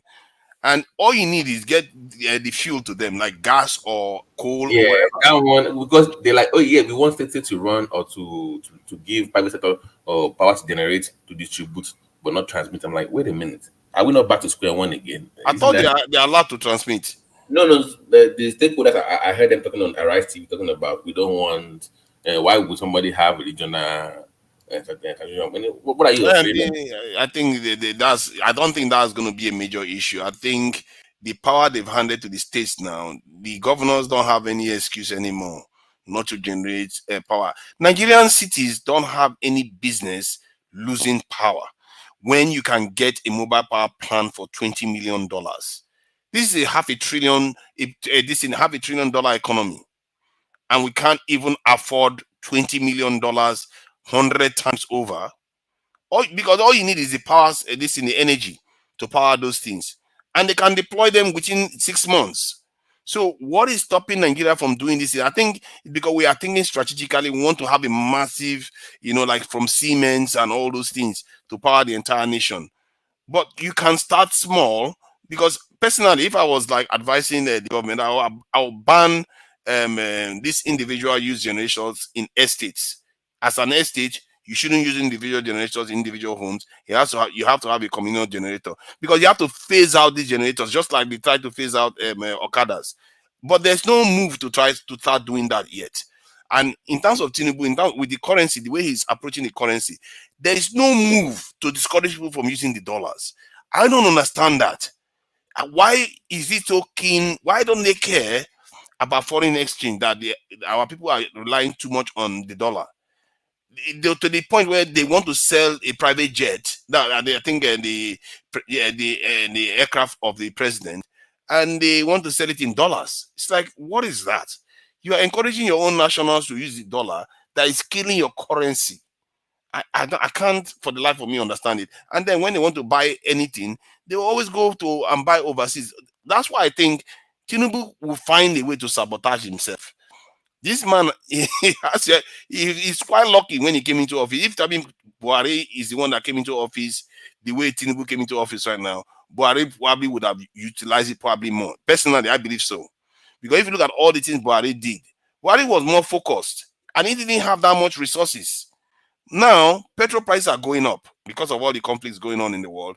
That is so much that you can't make it up. Tinubu is one of the luckiest politicians. Dangote refinery is coming online. Even Obasanjo didn't get that. Port Harcourt refinery is coming online. Insecurity to an extent has improved even before he got into office. Not like when Buhari came in, when Boko Haram was basically controlling village after village after village after village. So there are so many things that he has going for him.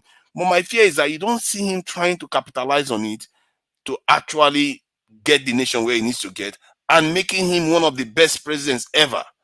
It's like all he cares about is just, I think that the earlier speaker that said Tinubu should focus on governing instead of doing politics. He's doing too much politics instead of focusing on governing the state and actually taking Nigeria from the level that we are in to the next level. He might still do it. I don't know.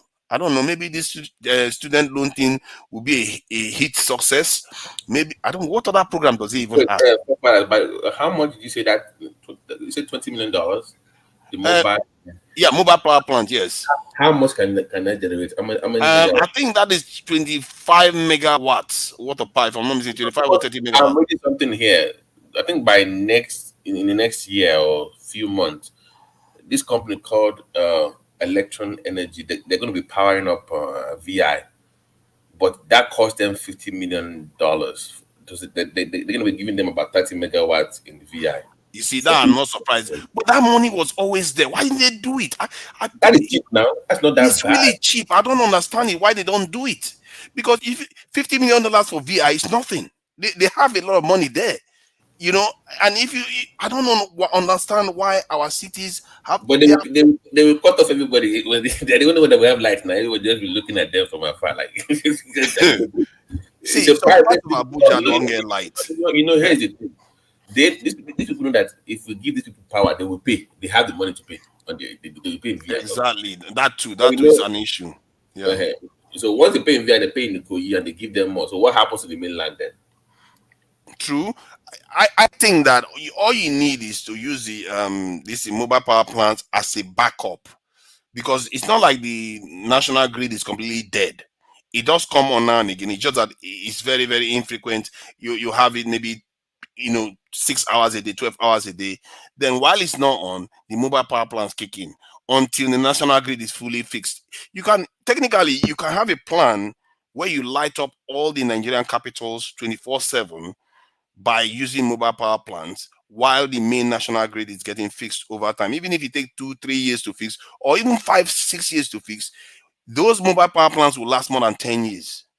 You use it to power the cities while the national grid is getting fixed. But I guess Nigeria is such a weird country that if they see a mobile power plant, they'll be like, what's the point of fixing the national grid anymore? Might as well rely on it until we kill it too. So maybe that's why they are not doing it. But I don't see for the life of me when something costs about $20 million and Nigeria of $500 billion is still going through darkness. I don't understand it for the life of me. Why our leaders have not done this? They even take power at airports. They will be power will go at airports. Some parts of Abuja, they don't see power for days. It's like this is a federal capital territory, a planned city, and there is still no power sometimes. It's like I don't understand the way our leaders think at all. So, but we'll see what Tinubu is going to be able to accomplish with his time in office. The first thing he has done that I know we can use to test what his own plans look like is with these student loans. The petrol one, I don't think the petrol one is neither here or there. I think the only thing he gained was buy time, because if he hadn't removed the subsidies, the national coffers would have become very, very tight because of the debt servicing that the Nigerian we had to do. So he bought time with that one. And but in terms of subsidies, we are still paying subsidies. We're not paying the actual price for petrol, the market price for petrol right now. So in the exchange rate that he said he was trying to unify, what did he do? We still have two exchange rates. The gap between the two is still similar as before. The only difference now is that the Nigerian currency is worth less. So he hasn't done very well on that front. So I'm really, really concerned about him, the way he's running the economy. Because I just feel like sometimes he came into office just to please some of his international friends and people that got him into power somehow. Because he's not doing things that you would expect a leader that wants to put the country first. A country that seems to be coming together. He's not doing those things. He's not encouraging people not to be using the dollars.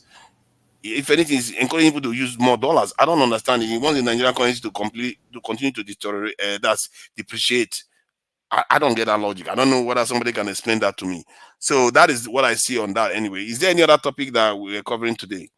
I think I've lost picture. There's no image of it on the screen. Let's see. Where is Thomas? Thomas is there somewhere. Oh, you don't have access to the admin thing tonight? I thought you No, I don't have access to it. He's the one that has access to it. So he's not sharing the topics that are here. Where are the topics? I think he's back now. Sierra Leone ex-president. This Kuruma business, I don't know why they want to bring him to Nigeria. I guess somebody suggested that maybe it has something to do with fear of possible civil war, if depending on what they do to him. And was it not you that said something about whether they can hand him over to ICC or something in a joking way? I don't like the idea what they did to Taylor. Actually, Nigeria is such a coonish country. We betray our own so quickly. What they did with Charles Taylor, because all those they were set up for us. That ICC, man, I was surprised recently what I found out about the UN. I didn't know UN has ICJ, and that's International Court of Justice. Yes, yeah. No. They actually one of the very first to be on that court as a justice was somebody from my hometown, Abeokuta, Ajibola, that died last year. It was a justice. So what is the point of ICC then, if there is International Court of Justice? I remember Ajibola being a justice on the ICJ, but I don't know. You know what I found out? It looks like the International Court of Justice seems to have a heavier weight. Because recently when South Africa took Israel to the International Court of Justice, normally Israel doesn't care about responding to anything, no matter how much you threaten Israel. Israel sent their lawyer to that place. They sent their lawyer to go and defend themselves, because it turns out that court can make and break certain things. And once they pass a judgment, it's almost as if the other nations are bound by it. And I was really surprised by that. I didn't know that anything like that existed. And yet we were just busy sending our people to ICC. It's like ICC set it up for the people. The people that they can be treated anyhow. No wonder America didn't sign up to it, while there is another one behind the scenes. So I didn't know that existed. But this is what we do now, isn't it? We sell our own whenever it's convenient for us. Look at how quickly Tinubu wanted to go and invade the Niger Republic. That's the only time I see him want to do international stuff properly. And then the rest is ignoring West Africa. But our Senate stepped in, even though it had there were tribal reasons for that. So, but that is they stepped up and they were responsible. But I didn't get that move either. your first few months in office is war, and I'm like, bro, no. There was no chance. That would have been a terrible idea. He's lucky the Senate stopped him. As a matter of fact, he probably was begging them, please stop me, please stop me. I don't want to do this. Because if he had got there, oh my God, the blowback would have been big. And I personally, from my point of view, from my own analysis, I think it would have been good for us as a nation and good for the Black continent as a whole. Because what we are doing, we are asleep right now. We don't seem to engage with things. And if he had gotten a pushback from that, and there will be international involvement, because Wagner is involved, all kinds of, then we actually get involved in first world interaction and confrontations. And that will open our people's eyes. I know Nigerians are lions. They will wake up and they will feel what it feels like to actually be alive in this world. The problem is that before you know it, Nigerian Senate was like, don't even try it, because Northerners will turn on him. He went back on that one.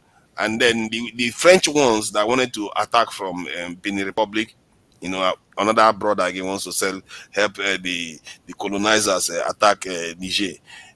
Those ones, they had they had a rating, because they saw that Niger went and signed a defense pact with the other countries like Burkina Faso and Mali. But they saw that the conflict is going to expand more than they are willing to risk. They backed off. That's what happens when you are your brother's keeper. And it helps Nigeria. If Nigeria had that kind of mentality that Mali and Niger and Burkina Faso have, if Nigeria had it, I don't know why we don't have it. I really don't. How did Mali, Niger, and Burkina Faso manage to do what they pulled off within how many months? Oh no, it took them a year or so. But Nigeria hasn't been able to do that. Niger, can I quickly chip in one or two sentences? Yeah, go ahead. The problem is that most West African countries or other people from other West African countries, they don't really trust Nigeria. They don't like Nigeria. And an average Nigerian is domineering. They thought we are too proud and too there's a lot of pride. So they see us as a spoiled brat. And our guys, if they are wealthy.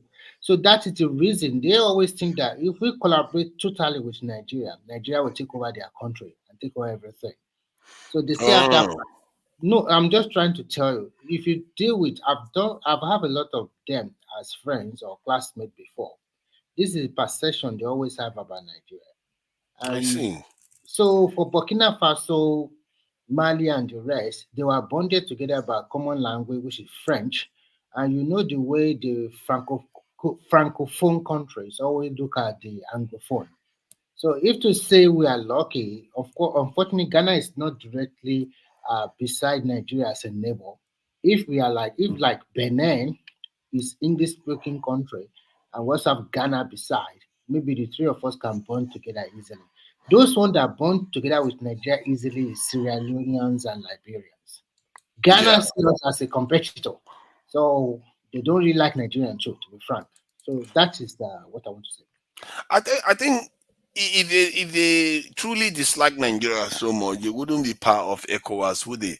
So to a point, they are willing to work with Nigeria. And I think at the height of Nigeria's power was when we were able to create that ECOWAS, at the height of our power. But very quickly we lost that power, so we didn't finish the job. Because ECOWAS should have become a military alliance too. And that would have sealed the deal completely, because that would have killed the French control of West Africa. But obviously, that's the hardest thing to do, and Nigeria never managed to get to the point where they can do that. Hence, imagine they managed to have ECOMOG. ECOMOG is a freak event, really, because that's not how nations do these type of things. If it's like having NATO, but it's not a defense pact. That's how ECOMOG is. ECOMOG is, if they have something to do, then they just come together and go and do it. But they are not a defense pact. If you attack one nation, that nation is on its own. But NATO, they are a defense pact. If you touch one nation, you touch all of them. But ECOMOG is not like that. So I think that's where Nigeria's power stopped. we didn't finish the job. If we had finished the job and united this in West Africa as a common this in defense region, I think maybe our fate would have been different from what it is right now.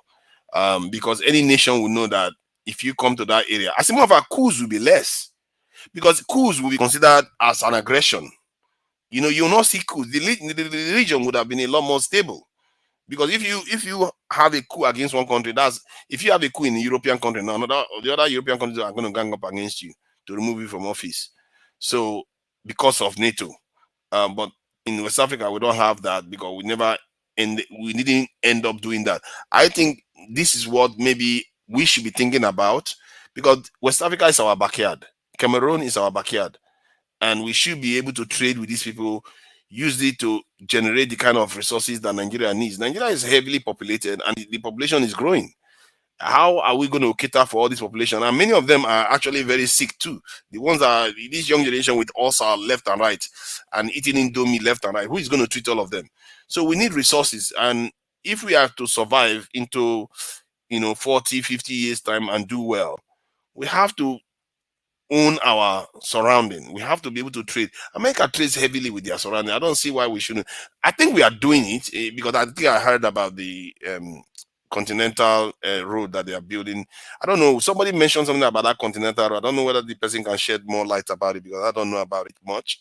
That they are building some roads through West Africa coastal regions, and because of the coastal road.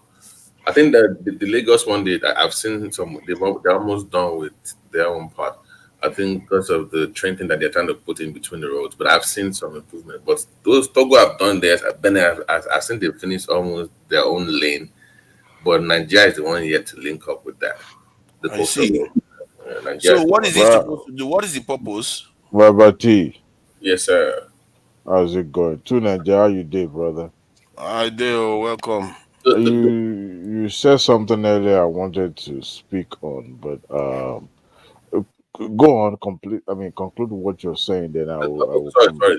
The goal is that you're going to have a highway around amongst those countries, but they also want to have rail access. So if you look at the Lagos one, because they have the blue thing going on, you will see that in between those highways they have like a rail track line. The whole goal is to have a rail track in West Africa. That way you can jump on a rail line in Ghana and get to Nigeria. And that's the whole plan, and move goods and services and stuff like that. That's the whole plan. Yeah. Sometimes these things I like what they are doing because we will be able to industrialize more quickly with this and it also allows to move goods around this thing. The region, which also is going to improve trade. The trade thing, oh my God. When you think about it, you just wonder, what have we been doing all this while? They said we Africans, we don't trade amongst ourselves. And we trade more with Europeans than we trade with our next door neighbors. I find that really astounding because that's impossible. Like I've said this before. I don't want to put family business out there, but we've always traded with West African countries. I mean, I grew up in the Songo area. We know where Songo is. We always go to the Togo, Gambia. That was almost like every other weekend. People come from all those countries. We are not the one that benefit the most. The neighboring countries benefit more from us, when we trade with them, because they depends on the influence of the money coming from our country to their own country. But what happened but that the naira was very looked out for in those countries. The value of naira, no. Naira is strong in terms of purchasing power because it's based on the petrodollar. We said cool. No.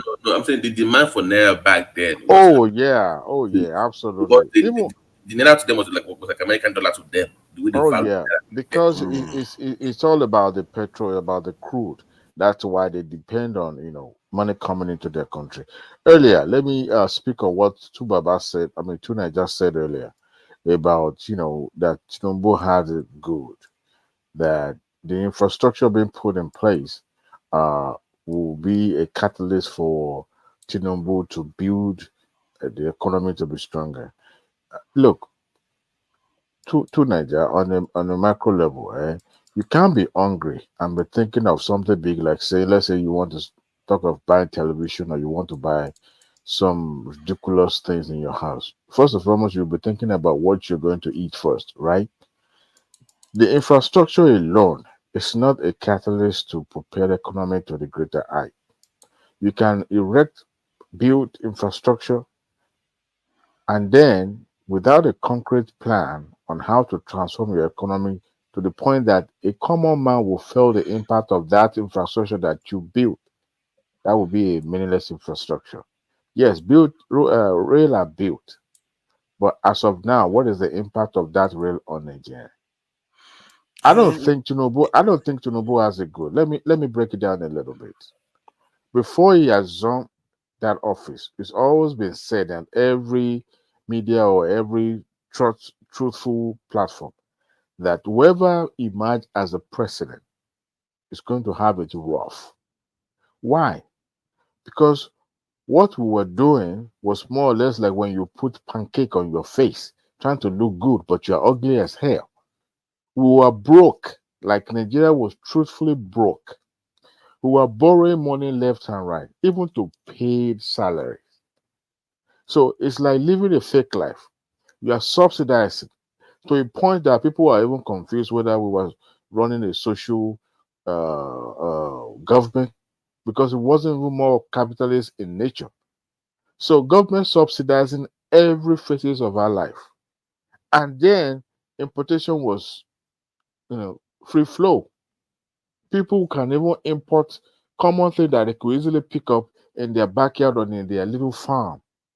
So what is the essence is that we were spending money frivolously, people living ostentatiously. People in government are not even helping. So we knew that we are going to have it hard, whoever becomes the president. Now, to build economy is hard. You know why? Because public governance is hard. You govern. They say you govern. You campaign in pros. You govern in. No, I didn't get it right. But you Reverse it. understand the gist, Yeah. right? So when you campaign, you say you want to do this, but you now feel the pulse. You realize that you are at the bottom. You're scraping the bottom. Right now, everything we've done so far is bet on the outcome or the outflow of our crude with the hope that the market will be favorable for us to be able to sell at certain rate so that we can get enough money to fund some of the plan or some of the things that the government proposed. So why are we having it hard? And I always argue that no matter how we're trying to live in austerity lifestyle, so whatever we expect from government, the amount that government will say will still not be amount of it's just like mopping the ground. What I intend that the government would do, Nigerians have been so traumatized for a very long time that they don't have the patience to even wait for a day to have their life transformed. But it takes time. Among us, among Nigerians, we have saboteurs, people that are profiting from the decadence that we have in economy in our country. Let me tell you, to But Nigeria, that includes the it government, though. doesn't it doesn't take no, it does not take a Buying rocket foreign science. cars, selling their cars in No, with foreign look, currency. that is even minor. That's See, economic sabotage. look. If you want to set a tone, even when we were using Peugeot 404, 505, and all that, did Nigeria transform? Did our economy transform? So those That are was at the optic. height of our powers, actually. Those are optic. Those are It's optic. not You optic, can it's no actually no no. real stuff. Listen. Hold on. Those are optic. There's a chances that even when the government, the military government, then decided to negotiate with this company to set up assembly, the bare minimum they can do is to set up assembly. They're not going to bring the company all the way from their country to this We African have country. innocent cars. We have No, Profost. look, let's think big. Okay, too, but Niger, this is not about politics anymore. This is the reality. Mm-hmm. Okay, you see those companies that you said they are indigenous companies, they are not. They are just assembling those parts in Nigeria and they're selling it. Okay, Yeah, they are, look, yes, look, I look. agree with you. They are doing, Let not me tell everything is being let me assembled. Some of them are let me being made here. let me tell you. Let me let you in a secret. There was a man who I know very well who live in my community here in America, in Texas. Um, His brother-in-law became governor of the state. He was working in one of the dealership, a very known dealership in the town. So the moment his brother became governor, brother-in-law became a governor, guess what happened? This man retired. How did he retire? I'll give you an example. He struck a deal with his employer to supply the administration of brother-in-law with Toyota vehicles. Okay, but if the administration were to buy that vehicle directly from what do you call them? Japan. Japan is the producer of Toyota, right? Yeah. Okay. It will cost more, but they struck a deal and they sold those vehicles at a rate that was much more cheaper than the international directly from Japan. And this man retired on that. He retired from America and moved completely back home to Nigeria. I won't mention the state. What am I saying is that, look, Nigeria, if despite that the vehicles are not produced in Nigeria, Nigeria government can also negotiate. Look at what Sanwo-Olu did. Oh my Yes. God! Hold on. Hold on. Let me break this down. Let me break this thing down. We are not look. Don't let nobody deceive you. To Nigeria, nobody is manufacturing vehicle in Nigeria. The one you are seeing is like seeing a Walmart or any of this retail store putting their own label on a commodity or Who stuff does? that Most was people produced. don't too. Hold on now. Hold on. What you're seeing them doing is imported a foreign goods, branded it locally, and sell it to the people. That's it. No, that's That's not what is happening. Come on, that don't is do it, that. brother.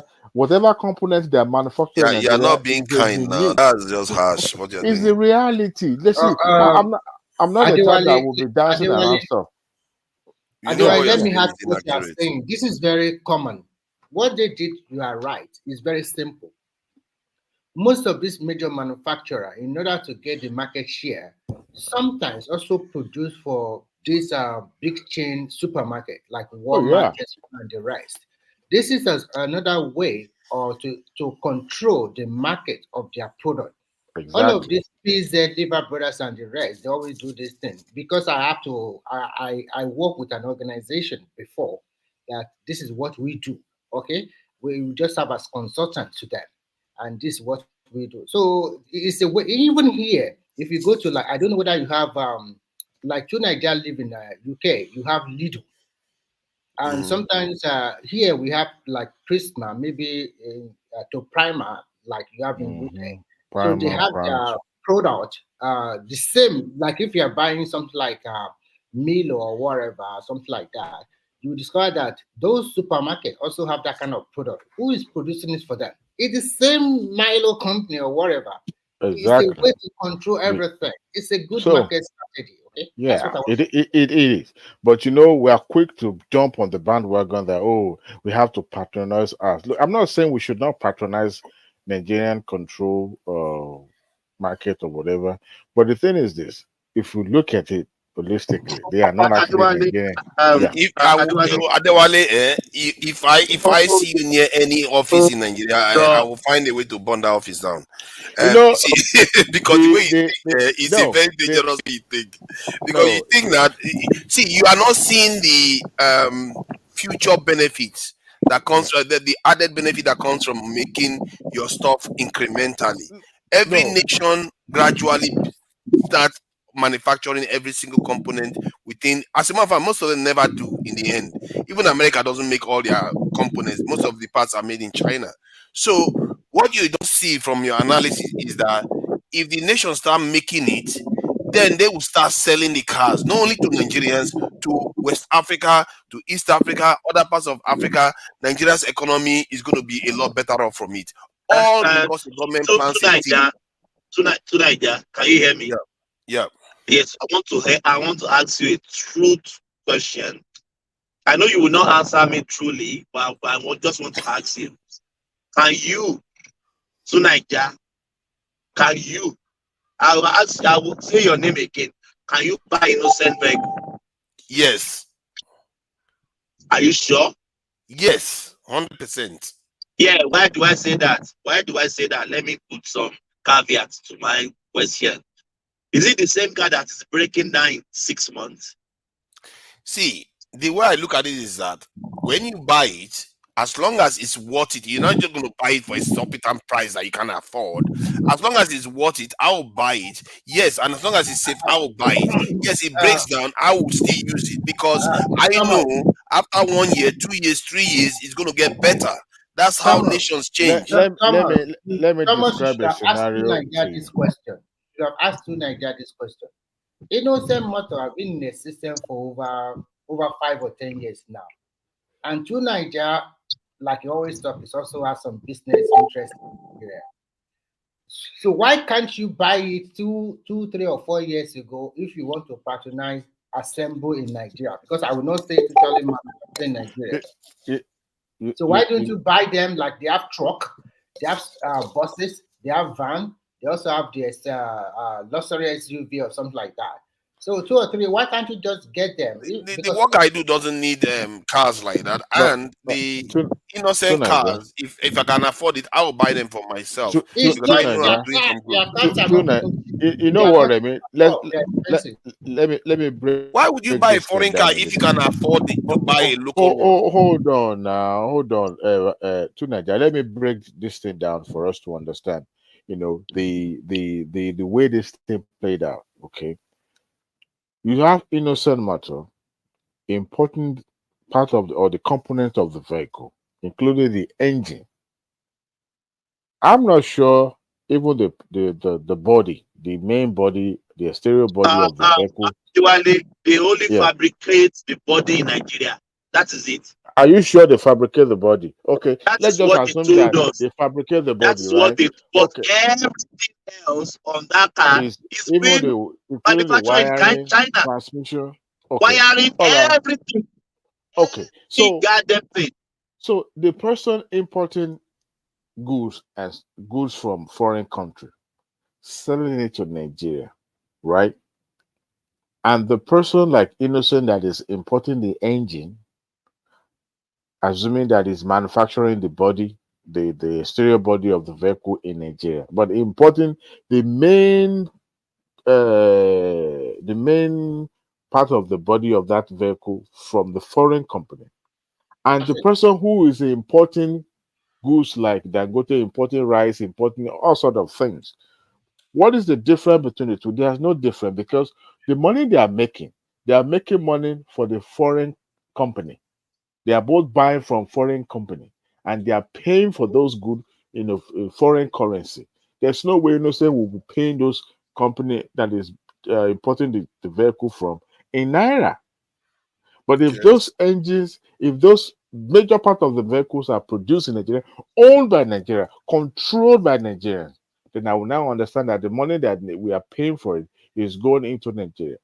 But the moment they are still paying, they are buying those things from foreign country. That means our money is still flying around. It's a capital flight. See, what is right? Okay, go ahead. I quickly just want to put it. Actually, most of the auto parts, they are being produced or manufactured in Asia and Mexico.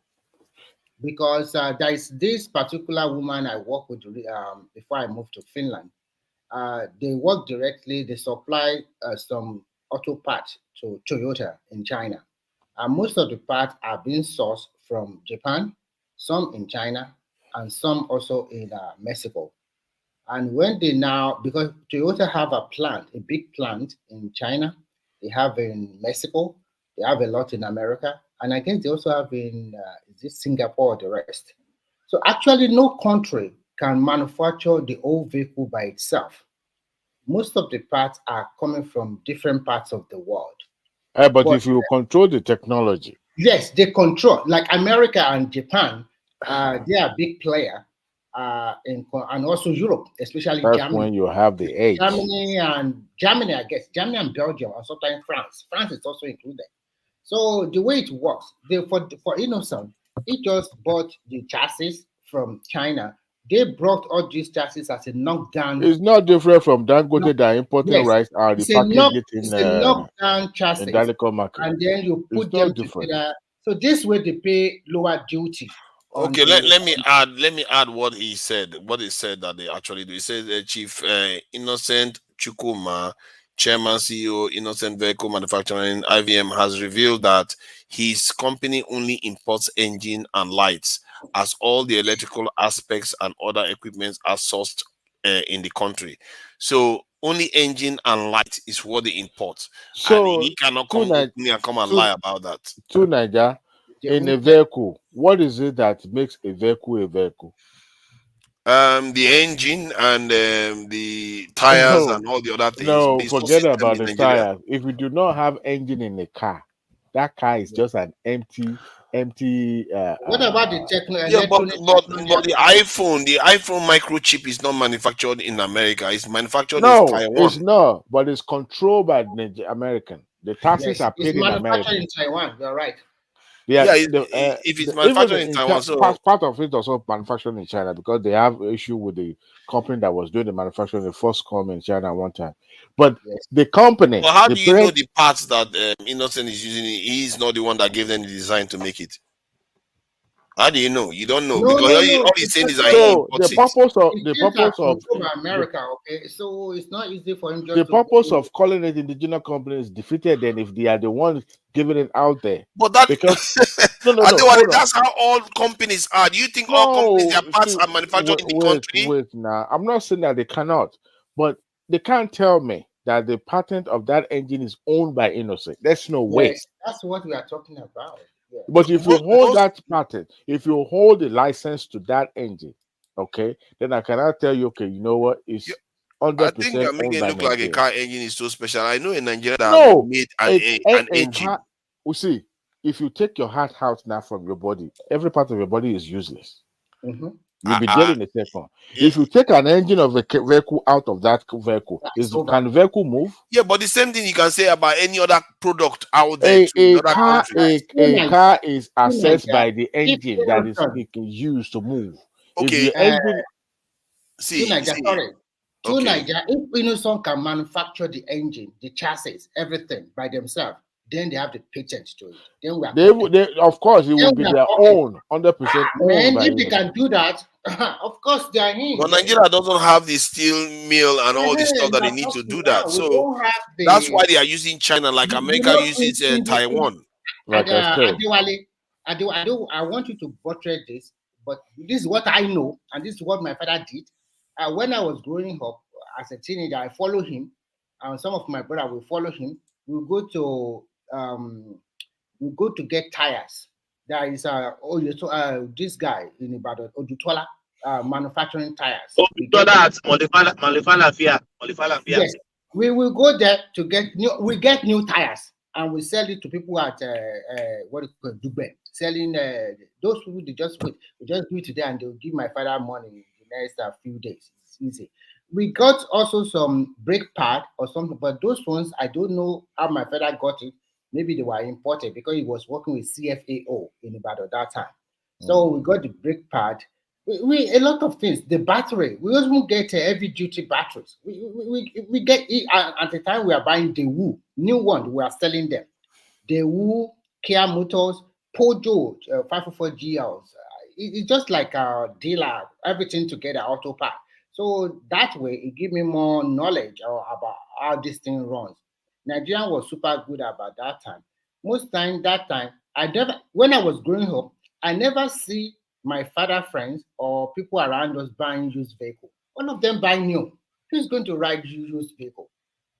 It's new cars. I think the problem is that our major problem is that because of the military incursion into Nigerian democracy setting, that is one. And then two, most Nigerians are docile. They don't talk. They don't hold their governors accountable. And from 1999 to date, our politicians have seen that just give some Nigerians some money, they'll keep quiet. And everybody is biased towards their tribal lineage. So that has been the pain. Then to now make it even worse, totally, you now put religion on top of it. So it's over. So See, I like to be objective. Okay, there's nothing wrong in patronizing Innocent, but everything is all about optic. And I would rather do something that will be more benefiting in the future than me to just go with the optic or go with the popular demand. People that are saying government should stop buying BMWs or all these luxury vehicles and patronize the locally made. There's a competition. The BMWs also, they are not going to sit back and say, you know what, come and buy it at the price that. No, they will be looking for a good deal. And you see, public governance or public administration is a very tough job. You know, the most difficult things you can manage is people, human being. Resources you can manage because they can't talk. You just put them, like a puzzle, right? But human beings are dynamic, and that is what brings the challenge aspect of, managing people. And when you are in a public office, to Niger, you listen to different voices, and they are coming at you at the same time. Yes, you have a plan that you want to execute. Until you get to the office, you start seeing people with interest, even in the people in your same camp that that claim to be your friend, your associate, your party members, telling you you cannot do this, you can do that.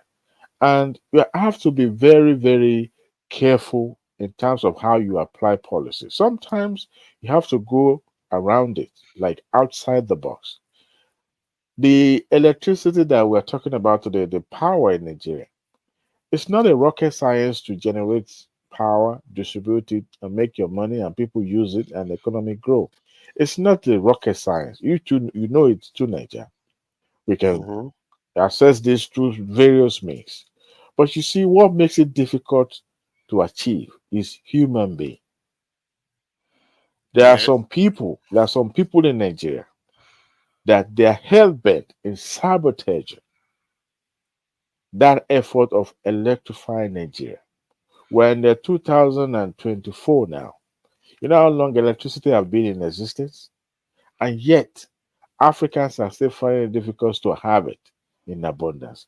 But people, those people that are. Yeah, but you are one of them now. You just start No, here trying no. to promote See. foreign cars If instead no, of local ones. you see, you can promote foreign cars. You can have foreign goods in your place. There's nothing stop it.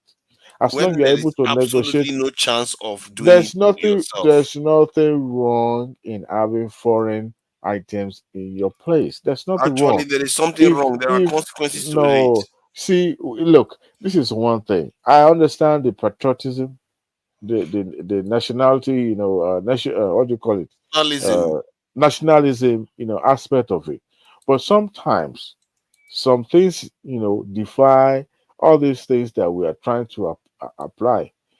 Yeah, but Sometimes we you have need done to the look. sometimes. The sometimes See, when we were using has become the Pojot, norm for us. when we were When the using other one should be the main. when we were using Pojot, did our economy improve? When we were using Pojot, we It negotiated died with eventually. Germany. Are we No, because surprised? our economy did not improve. And I'm trying to tell you the dynamic of this thing. Our economy did not Ujo is improve. not a local. It's not It's our just, car. yeah, but we negotiated, they built their plant. We Yeah, have it's not abundance of ours. We Volkswagen. want our own is different from when you get Look, from someone able to manufacture. the one you call our own is not actually our own. I want you to understand that. Okay? But you Because start from because somewhere. You look, start from look. somewhere. What Don't you you think that see, if Nigerians patronize innocent a bit more, then you have more capital to actually manufacture our own decent engines? Look to Nigeria. The political dynamic of what you are talking about is also part of it. You are saying innocent motor should be patronized, right? What if the innocent motor does not belong to the camp of the current administration, and you want the government to patronize them? Look, we can It say shouldn't have anything to do with politics. This is see, nationalism. look. Don't speak like a You novice, see, okay? okay, now you see the In as much, problem. We are busy no, playing politics while the nation dies. no. See, it's the reality we are speaking on. It's not about it has to be this way. Nobody says it has to It's not follow this about the rule. current reality. It's about the It reality is. we want to create for a better nation. Listen, it is. if you are seeing people that are getting contracts from the federal government, they are the friends and cronies of the people that are in power right now. There's no way they will go pick somebody from PDP or Labour Party to be awarded the contract. It's not possible. It's not going to happen. Even And in if that is America, that, you wonder why Nigeria is suffering, because that's not how it's no, supposed to be. because We look, can't look, use look, party look, politics to block look, this in the look. progress of the nation. I don't know if you know about America a little bit. I know about it a little bit. You know, when it comes to awarding contract, they will say it's open bidding, isn't it? Yes. But in some cases, in so many instances, we also have inside information of what you Yes. need to put there so that you can qualify and you can be awarded. And Yep. guess what? I've been to places where it's been mentioned that if you did not vote, because it's subject to open record, your voting pattern subject to open record, that if you did not vote for certain party, that do not even bother It's not subject to open record. Where apply. did you get that? It's secret ballot in America. It's subject to open record. Anybody can request for it. I'm not sure about that. I've never heard that before. Oh yeah, it's open record. You see, I always vote for Democrat. I'm a registered Democrat, and I also I give them money. Guess what? I'll be receiving text messages from Democrat. I've given money to Republican at the lower part, lower level before, at this county level before, because they can see who you voted for. It's no big deal. They will see it. It's open record, like I said. But that apart, there's no way Republican will go and pick somebody from Democrat to be awarded a contract. Ain't no way. Texas is a red state. It's a Republican state. There's no way to Nigeria. So there's no way you can wish the political aspect of it away. So what if an innocent car owner doesn't belong to the APC? Do you think they will just call him from blue? Look at what happened during the Trump administration. It was looking for people that are, at least a little bit sympathetic to The way I look at it is that if you look at Lockheed his Martins, campaign. if you look at Lockheed Martins and you look at all the other companies in America, Boeing, it's not about politics. They focus on they just give them contracts for the country. You see those companies. It has gone beyond politics now. Those of the company that you just mentioned now, their relationship with government has gone beyond politics, but it's still subject to politics. Okay, and I give you for example. But that's what I mean. Now we need to move innocent out of politics, Proforce out of politics, because this is No, national we interest. cannot nationalize innocent. It's still owned by an individual, and it's still It's not subject national. We are not saying we should nationalize it, but we should move it to the point whereby it's not under political we influence. do not have to nationalize it. It's about interest. If it does not Are you belong to saying the Boeing town, is national in America now? no. See, Boeing is still a well, I think it's a public traded company as well, but But it some doesn't of belong to the state at all in any way. no, it doesn't belong to the state, but the relationship that Boeing have with the government transcend politics. Any government in power will relate with Boeing because the government already invested in that company as well in terms of security, in terms of technology. So it's been nationalized in some ways. Yeah, To but put that's it what I'm that saying. way. We need to get to now. We shouldn't Yeah, be doing politics with innocent cars and but Proforce. this is Africa. This is not America. Even in America, it's still subject to review. It's the human beings now, Because isn't it? no. The human beings will need to change their ways. That's what I'm just saying. To government or governance is not about. It's not like business. It's not about bottom line. There's no bottom line when it comes to governance. Okay, and politics side by side with it. There's no bottom line. Anything goes. Okay, anything is considered fair game when it comes to politics. It's not like we are chasing money. You have to make profit. No, look, we're talking about system where ego is involved. People have interests, okay, and they can go any mile to achieve You see, whatever they set for this is themselves. why So this when is why you're we need trying to the say we should nationalist party in Nigeria, because see, nationalist party don't care about all this. do They care not about what works delude for the nation. yourself. Do not, even at the First Republic that we have a lot of nationalists. Do not delude yourself. We didn't Most have of them.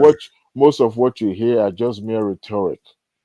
Actually, nationalism has been known to be the most powerful force for any nation. Any nation that wants to express itself to the maximum of its power is through nationalism, and we've never truly had that to You build know, our country.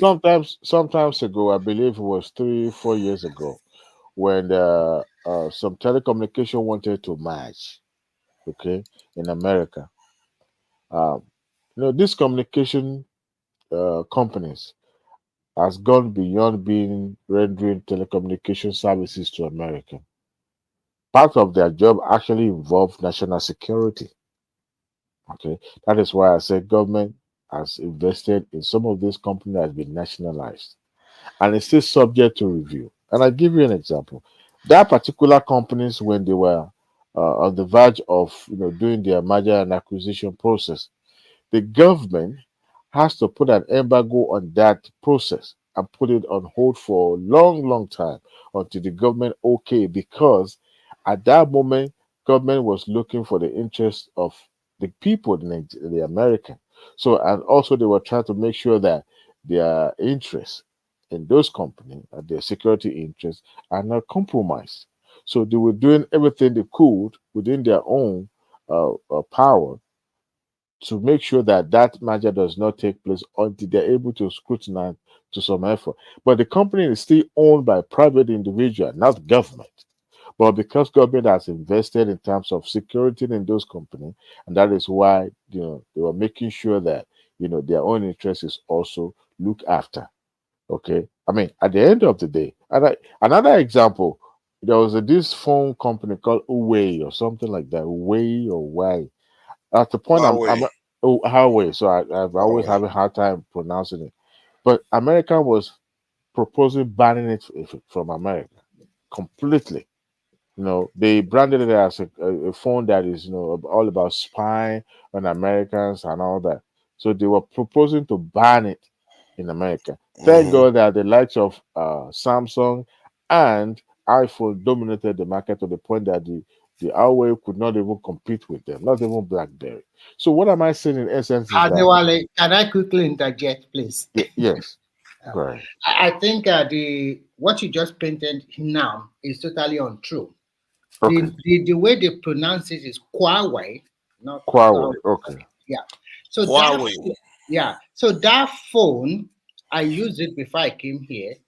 That phone features and some of what it does, even much more better than iPhone. And then the American government is trying to protect its iPhone and its ally. So they have to put a ban on the chip, because the chip they are using is also the chip that Huawei is using. That Huawei, you can use 4 features at a time. You can be on talk, you can take photo, you can record, you can save files. So many things you can do at a go. I use Huawei P30. It was a phone that, because of that Huawei, most Chinese calculated over 1 billion people, or let's just say half of them, 600 million people, switching from iPhone and buying Huawei.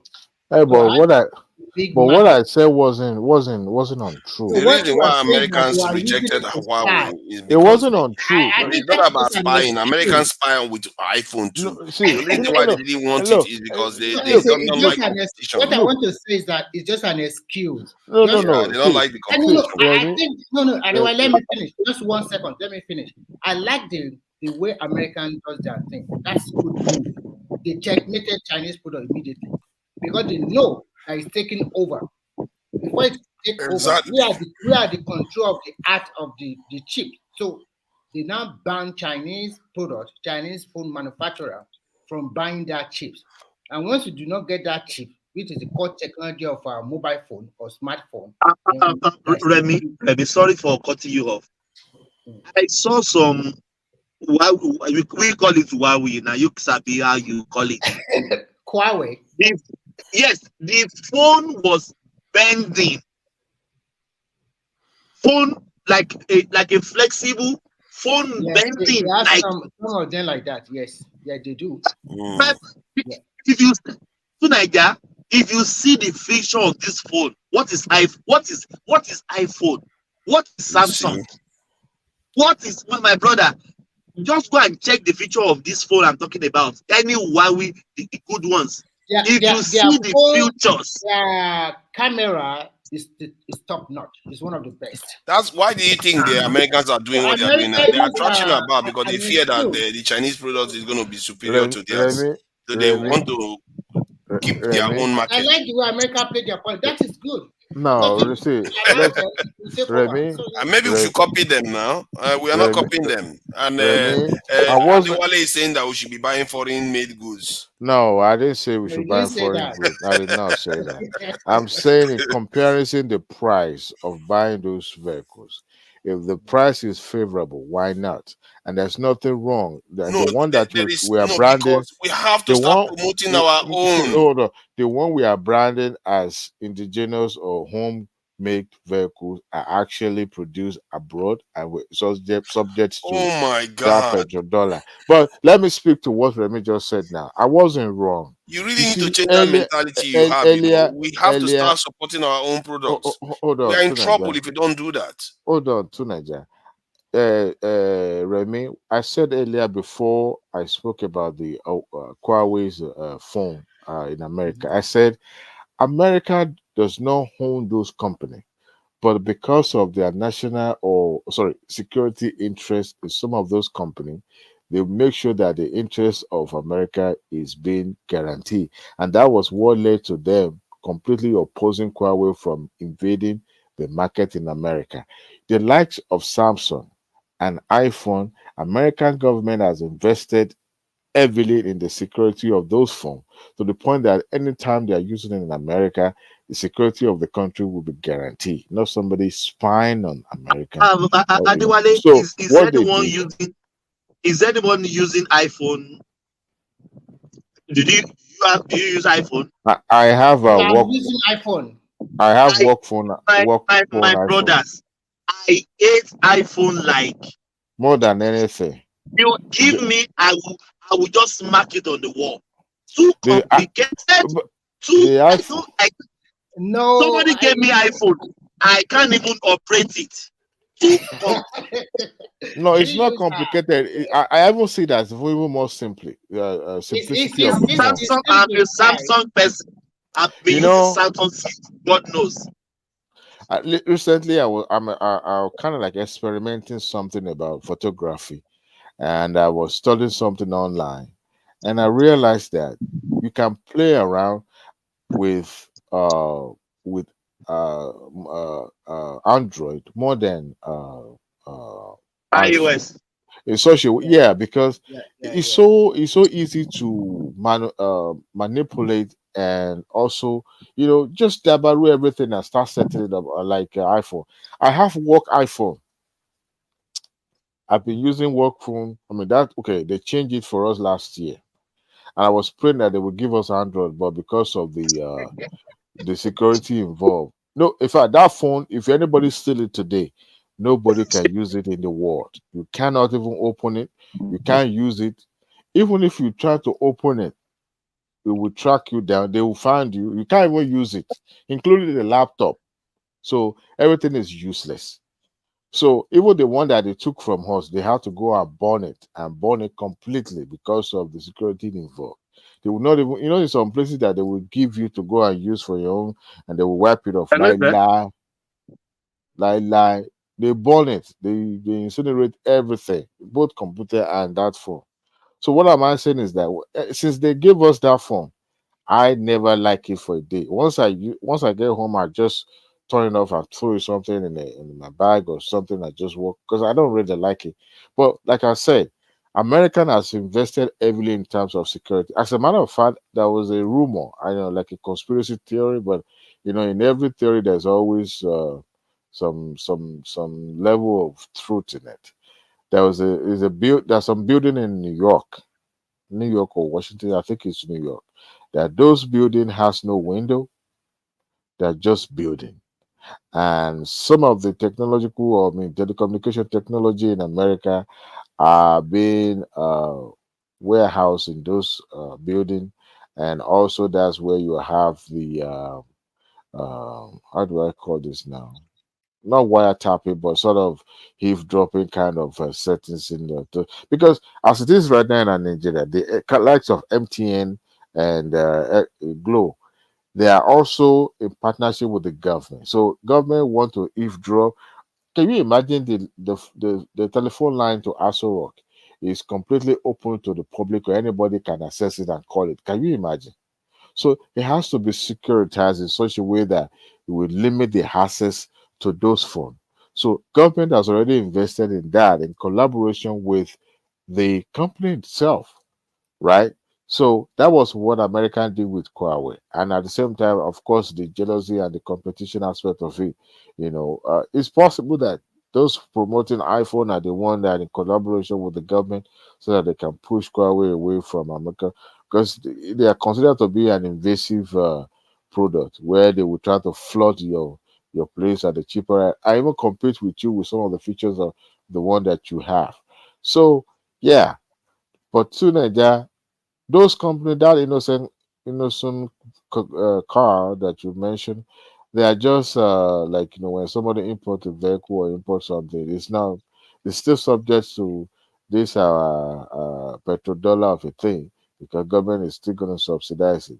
But when you have a foreign national that are willing and ready to sell to you at the cheaper rate, but because you are blinded by the nationalism or whatever, and decided to patronize the one that will break down on your way to Lagos to Ore, which one would you rather choose?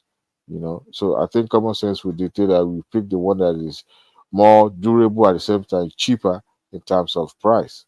All right. But earlier, I don't know if Tunaja is still there. Tunaja has dropped. Oh, okay. Anybody still there? Yeah, I'm still Oh, here. okay, I'm cool. listening. Tunaja was talking about, Tinubu, have it easy, and and I was like, look, man, there's no easy way out for him, because the person that left the scene was just managing the situation before his departure. What you see happening is a country that was living on a borrowed and a fake life, where every part of our life has been subsidized. I'm not saying there's anything wrong in subsidy, but at least you know that the company, your income is enough to subsidize what you are, consuming, your lifestyle. All right.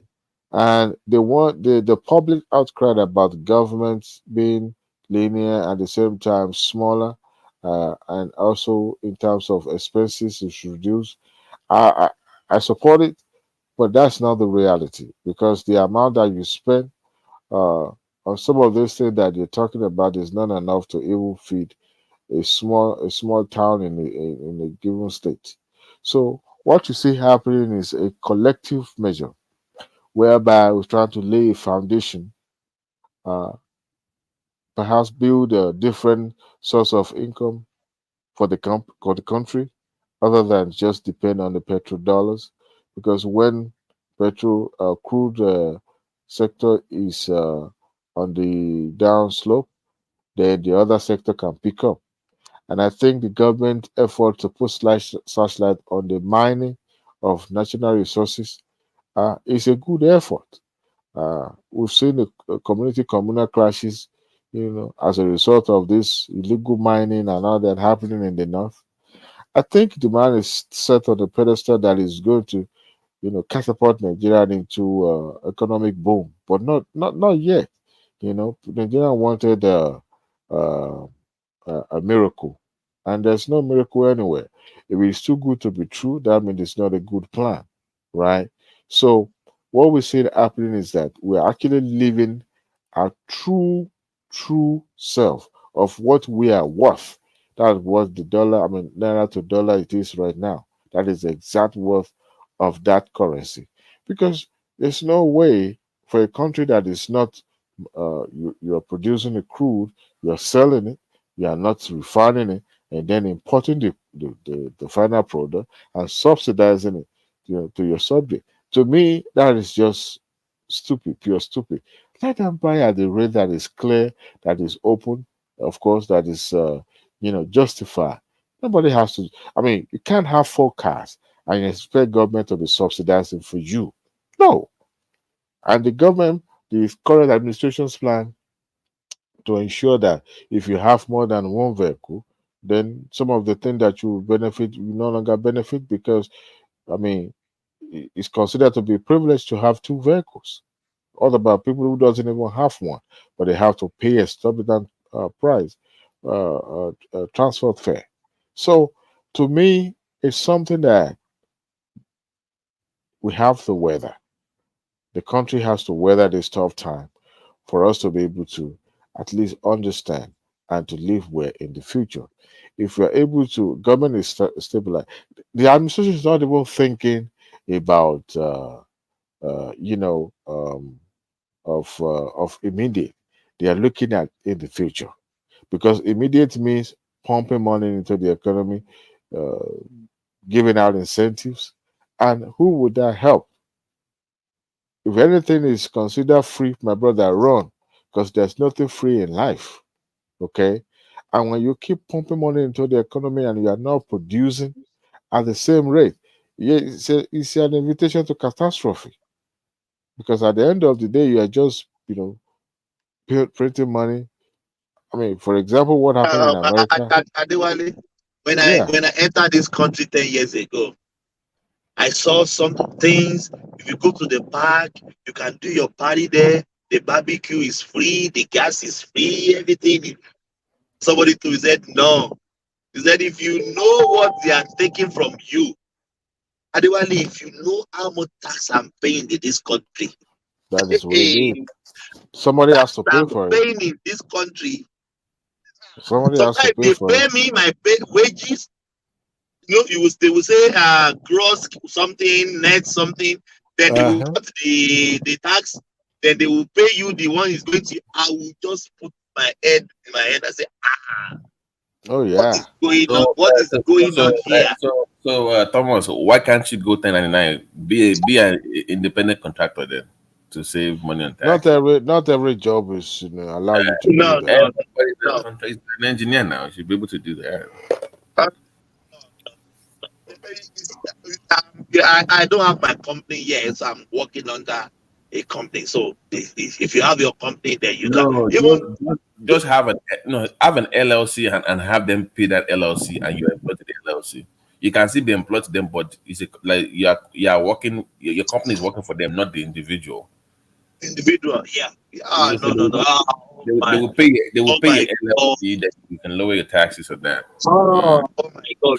But sometimes when I do my tax at the end of the year, we only do our tax. Our end of the year is June 30 every year. So I still get some tax return. So that always comfort me at the end of the year.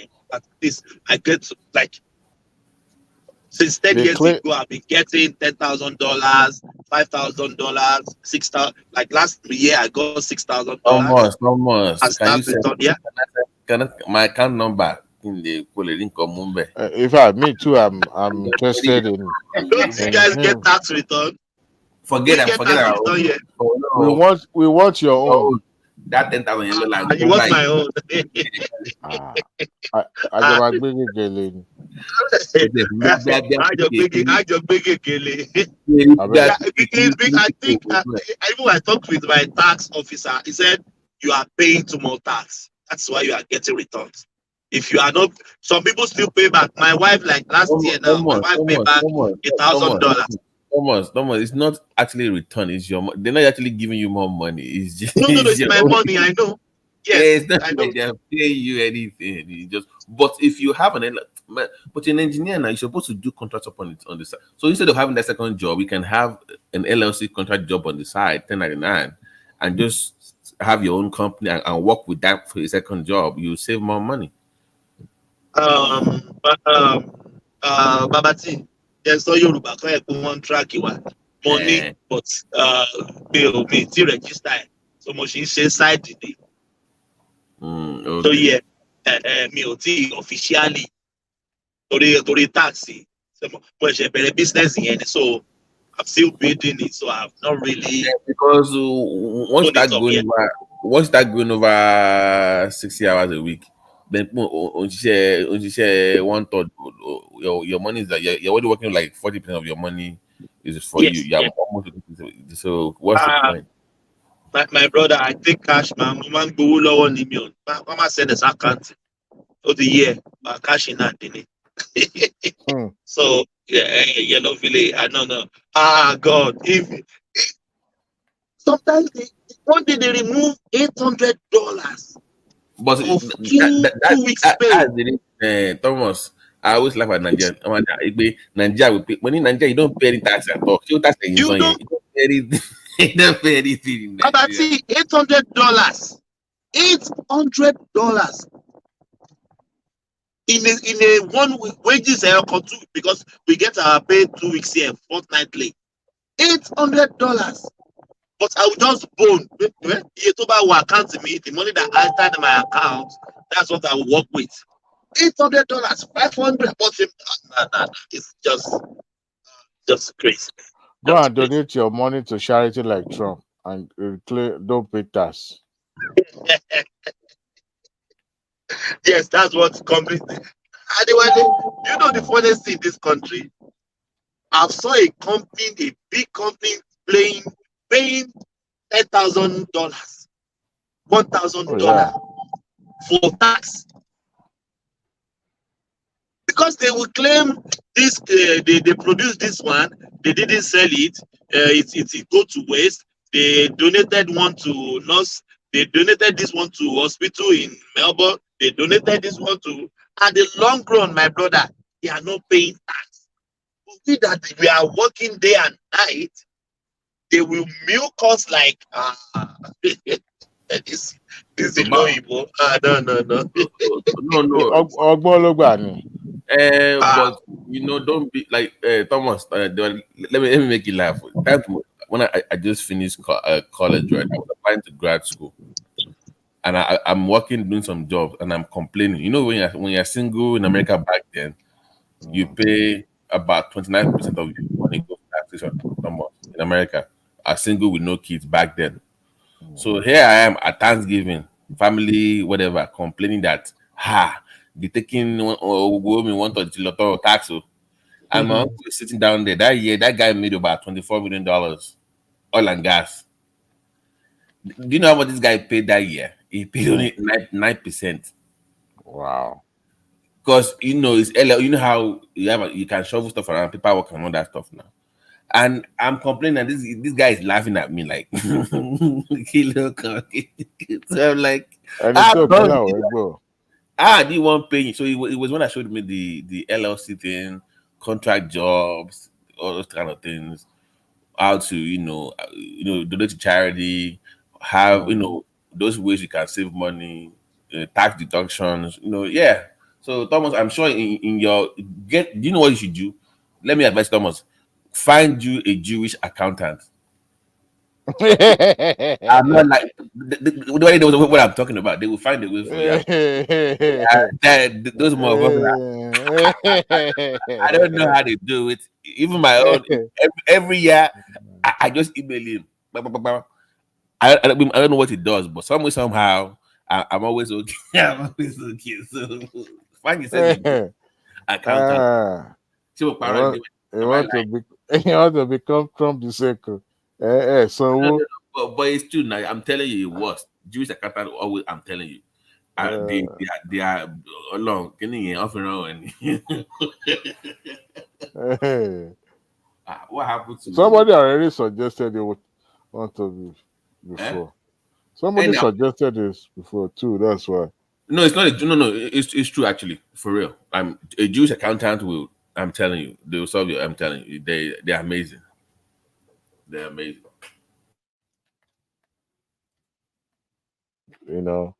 So one thing about the country is that I think we are living our true color now. So until we balance, we are not balanced. So I just hope, when gone are the days when Nigerian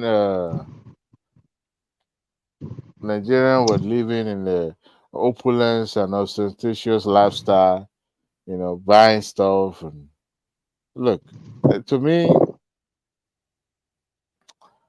I think the government is, the fact that that subsidy of a thing paying into just individual. The same thing goes to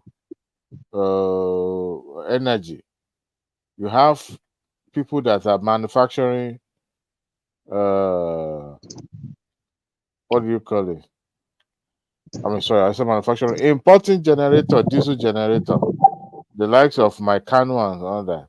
Why did Mycano invested in producing those generators in Nigeria? Why? Can they use the money to generate electricity in Nigeria and make more money? Exactly. But no, they believe in how the ship shot importation. Do They you only see license to Diwali, import. do you see what I posted earlier before you came in? Actually, No, I you didn't. know, I didn't this see. by next year, no, I think this year, this company called Electron Energy, they're going to be supplying the whole of VI with 30 megawatts of electricity for the cost of $50 million to power the whole of VI. Wow. So So you once buy your light from them. That will be yeah, 24 yeah, hours yeah, light. yeah. No. So they are using gas. So they already did their own. Yeah. So they're going to give them 30 should be enough for VI now. 30 of so. That is enough, my brother. That is enough. And you know what will happen if VI gets it. I want Koina. They also want their. You know what? And let's say 100 or 60 for both for $100 million. One now. That means So that means they collaborate with Lagos State.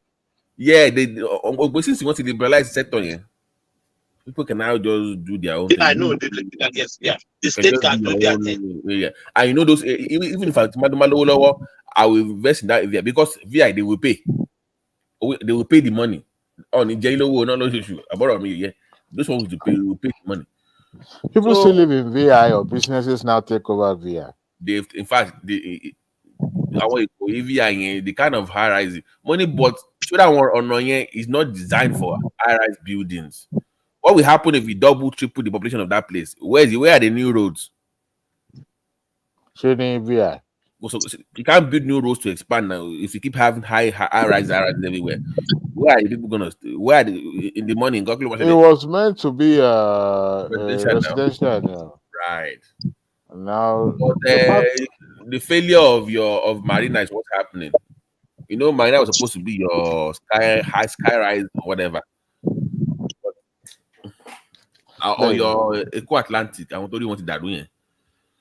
But Marina too was congested. There was no. No, you build it up and you move people out of building a for old killing and you build up from there. It costs a lot though. Because it's not that expensive. They might change the law now. You just domain them out to private stuff. Or my build the 40-story up. You give the owner of the land and the house two floors or 3 floors from the whatever you build. So they will still own part of the building if you take the land from them. So the house you destroy, you just pay them back with the floor apartment. And if they sell it or they keep it, they make more money. And that's a good deal. That's a good deal. That's the way it's done in America now. So if it's a small house, okay, we will build like a 20-story building. We will give you 2 floors. If it's the downtown area, you will make more money. To back keep it, to back I'll make way more money. So after I sell it, I now retain 2 floors. Is that what you're saying? Yeah, because it's a very expensive area. So one price, I think, it cost. I build you can hear up. They will not give you the cost of those 2 as a floor in that 40-story building, whatever. So you can try to keep it for yourself or just rent it out or sell it. So if you have 3 floors, you can keep 1 or sell 2 or keep 2 or sell 1. You will make me way more money now. Yeah. That I think I can bargain with that. You have a new building. Thomas, you have a new building to yourself. Yeah. Who I want to call Eco Atlantic again. I'm sorry, I like the plan, but where is the new road going there? There's no bridge going there. This is traffic in my horrible now. Just look at it now. The same Amadu Bello wait. But I think plus equal Atlantic. That's crazy.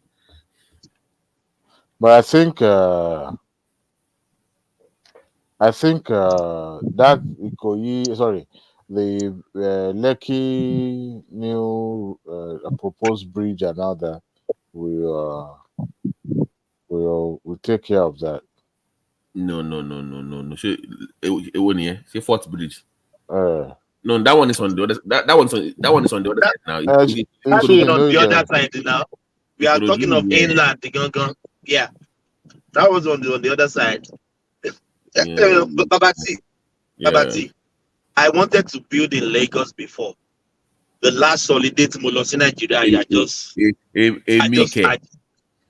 fact, Thomas, if I go back to Nigeria, open making local Abuja be on my hometown. That Lagos is a no. I don't even care. I will go. I told my wife we are going to Oyo or Abeokuta. That's where we are building the next the house. Lagos. You know, I saw this. We already got land. We already got land. We wanted to start. I said, nah.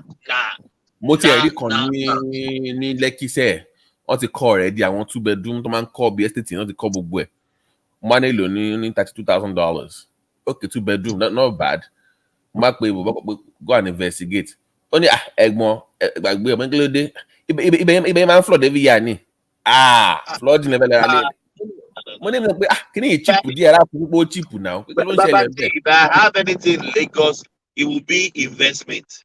But me living in Lagos, the traffic, the flooding, the pollution.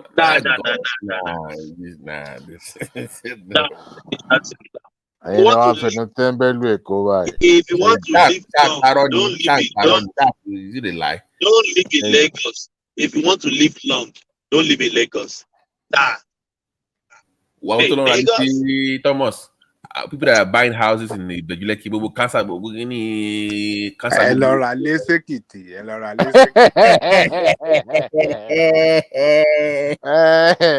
What is wrong about that? Look, you'll be surprised that if you bring your house in Ado Ekiti, it will be worthwhile. Baba Jale Koko.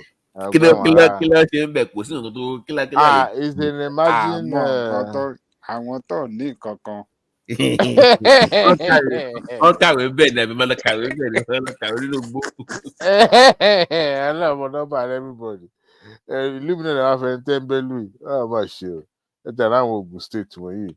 Okay, Ogun is peaceful now.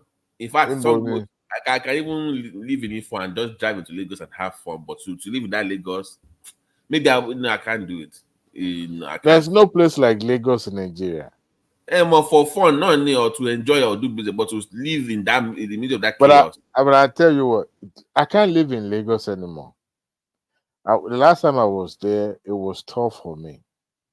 I could not even driving was a tough man. By the time I'll get home, my body will be aching, and I'll be like, God, all the people that I attend that I was supposed to, go out with me, help me drive around, they were busy doing their own thing too. The person that they even got for me, like maybe a driver or something. Even the pollution, your eyes will be red. The guy travel. There's nothing like when you sit back and you are being driven around. But the person that was supposed to do that for me even travel. I could not even go to my hometown in Ekiti because it was too long and too much for me. But Lagos is the stress of that place. Even the downfall. There was a time I went home. That was 2014 about when I went home there. So I was given a vehicle, a Passat, one of the very nice vehicle like that. It was more or less like a luxury car to me, the way it was built. And I don't know, I took the car for a spin. I said, let me go to Bagada area to somewhere to see somebody. I was just few blocks away from where I was going, and this downfall was coming to hit me. My brother, I turned around. I said, this is a bad omen. Was in Nigeria.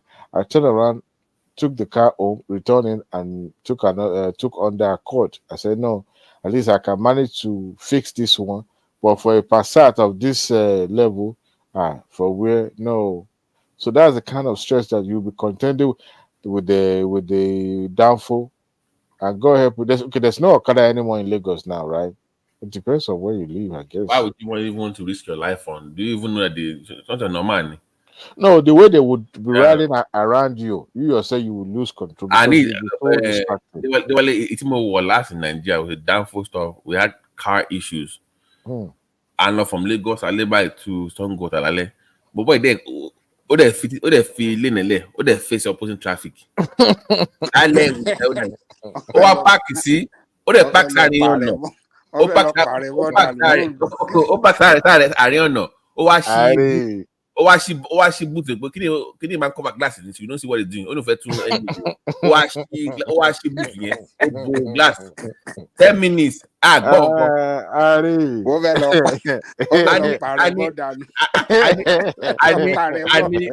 knew what happened.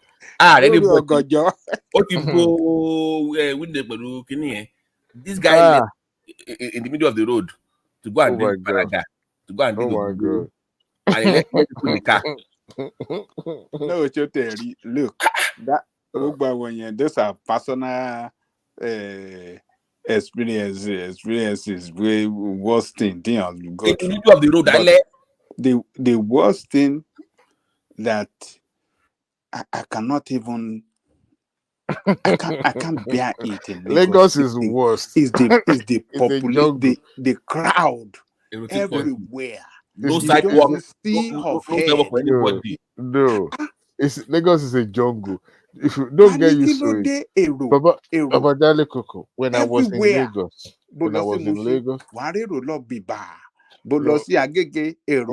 wrong place. They mention you are mentioning the wrong place. You mention where human being lives. Don't mention where anybody. You know, there was a time, myself and my wife, we said we were going somewhere in Yanakwaja area. So I will say I will try between Ikeja and Jones. There was a particular place that used to be dual road, but I didn't know they've turned into one way. But my sister-in-law insisted that she will follow us up to when we get to Agege Motor Road, and she will now come back to Anthony. We told her, don't worry, because I was the one that was driving. Then she started taking us. You know this place where Falana has is Shimban and Ikeja. I thought it was just like, I know all this area, my brother. By the time he took us to Agege Motor Road, I opened my mouth because some of the places that I thought it was dual road were actually one way. And guess who we found there? The landlord of Lagos themselves. The what did you call them? Lasma. They were every corner. I said, ha, this is Beseski. I would have paid at least almost 50,000 or so to this. Every time we would drive, I remember very well because they have this police officer station around not Okpebi Alley, but when you're coming from what do you call this hotel in Ikeja? Sheraton. Sheraton. And you're about to make that corner to Okpebi. What is it called? This corner. You know but we won't get to Allen. You're just making that right turning. Then you will pass through Motherland, like you are going. You make a round turn, and then you face the Allen Road. They are always stationed in that corner, and we are going to Kudrat Abiola way in Oregon. So every time we're coming, I will stop in front of Sheraton. My wife will pick up because I didn't have the driver license, right? And I refuse to let these guys exploit me. You see this on Lodge. When they see you, they could tell that your skin color is not like a regular skin color. So they will task you in a different way, unlike the way they will rough handle other Nigerians. So God help you, the battle of Jabo, you are your own. So for me, but if you have that much people, why don't you have enough walkways, walk path for people? You see them competing with cars on the highway now. But Babadale Kokoshe, you remember in the late 80s and early 90s, there was something like that in Lagos. But some of the some of Even those the one roads available has been filled up with people selling their stuff. with exactly. God So bless they have you. even blocked the God bless you. Now you are competing with the Okada and cars on the way. You remember Ojota flyover, that pedestrian flyover, Ojota, the one that was there before the even government started constructing flyover. The entire flyover was taken over by beggars, people selling stuff. So people didn't even have enough space to even walk on that flyover bridges. So, I mean, driving in Lagos, living in Lagos is a tough call. Yes, sir. It is, and if you are not careful, it can reduce somebody's lifespan. It will, though, especially especially if you go. My grandma, I live with her, used to live in Alayakin's rural area. All those low-cost housing estates that they move people into. That place was well planned. In fact, there was running water. Okay, Wow. so but before you can say, but when I went there like 2 or 3 years ago, because my grandmother is still there. It's already been bought. There's so many people living there now. A lot of people from the east. And they told us that if we want to sell that house now, can you guess how much is it? Millions. Can you guess? I want you guys to guess how much you think it was. Maybe Anybody 40 can million, guess? 30 million, 10 million. No, 40 million. Wow. In fact, some of my, because the house belonged to my 3 people, my mom and my 2 other auntie. Those 2 other children, they were now pursuing us to sell it off. Okay, they are looking at the money, but my first brother refused. Okay, because he's the head of the family now. So that time, I really enjoyed that place. We can walk around. We can go to Love Garden to play football, and most of the streets were tarred. It was so good. Lagos is still okay, but in Ijesha, because I have another person living there. Oh my God, it's so congested. So many people. Oh God, man. Have you been to Orile in Lagos? I don't like. Don't talk about it. I don't like that place. It's one of the even back in the day, like even Shomolu I was. don't really like that. Dr. Munko? Babajale Goko. There was a girl, there was a lady I was dating, right? I met the lady. So this girl, I didn't. So there was a church. So wait now. Somebody introduced me to her. So in the course of that, I went to church. Then I was almost becoming a pastor. So we usually have weekly A pastor, program. So everything I was saying, I can you over Garawansi. Hallelujah. So, hallelujah. Pastor Prince Daddy. Okay. I'll get it last. So we went to the church, the program, and then I was taking her back home, and she said she lives in Orile. No, Ijora Morile side. Not Badia. Not Badia. My mind keeps saying Orile, but I think it's around Ijora area because that place was swampy and ghettoish and dirty and stinking. So, do you know that as soon as I go home, as soon as I drop her, because what you leave one to go, David. As soon as I dropped that number, I don't know what I hit something. My engine knocked completely. No way. This guy is a gunner.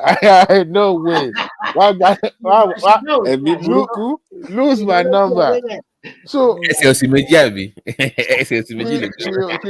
like, what have I done? This and that. So I just said one day, let me go check on her again. Just to, man, when I got there, I said, no. I wasn't born with silver spoon in my mouth, but there ain't no way I'm going to deal with this kid.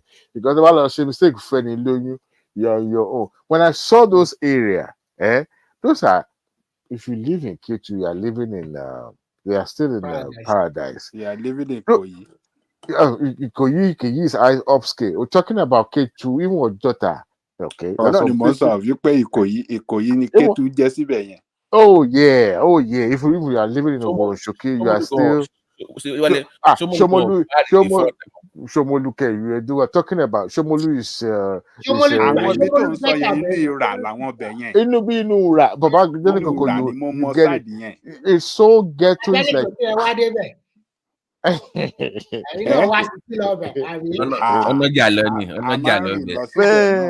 it was a terrible. I said, no way. I'm not messing with this person. You know, because it's so. I said, how can somebody? Okay, I will come from Ekiti. I'll come and live here. If somebody from my places where I lived, I was like, Yagele Kodi, Otio, not this kind of place. And I said, no, I'm not going to move with people like this. Because we only know I've Canadian label, I've seen a little to. Pẹ̀lú bí bẹ́ẹ̀ ṣe wà sún àpètè tó mọ̀ pé èrò pọ̀ ń bẹ̀ yẹn bìbà. Dele Koko. Pọ̀ ń bẹ̀ bí ẹrù. During the daytime, you know, there was a time that the light of Itire was okay, but to a point it's now rubbish. Yeah, my sister used to have shop in Lawansin area.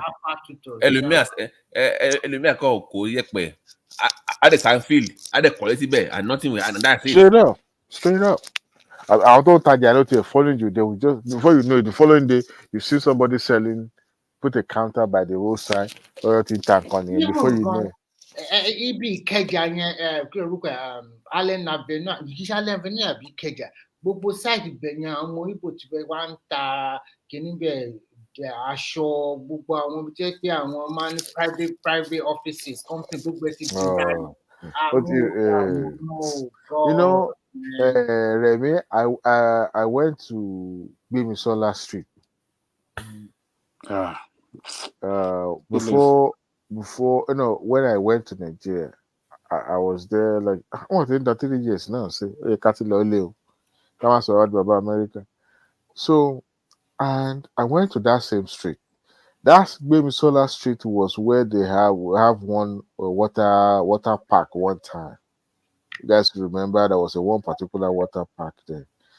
This same Gbemisola, I think that's where Abiola's house was too. If you see that Abiola's house now, you weep. You know, some of those edifices are no longer. Oh my God, how long have I known before? Nigeria is a disorganized country now. It is so disorganized. And what surprised me, not that you now have the new Lagos East growing now. Our plan for you should have learned from the mistake of the past, not to repeat the same thing in Bejuleki again. It's going to be the same thing now. They're just building houses anyhow. It's no pattern. Every day on YouTube. Come and buy this essay in Bejuleki. Every day on YouTube. Just essay. Come and buy this essay over there. Bejuleki is the next thing. Blah blah. They are building houses. They don't even have good water. The water is so brown. And there's no road there. You see the single road. You know. No road. I mean, those areas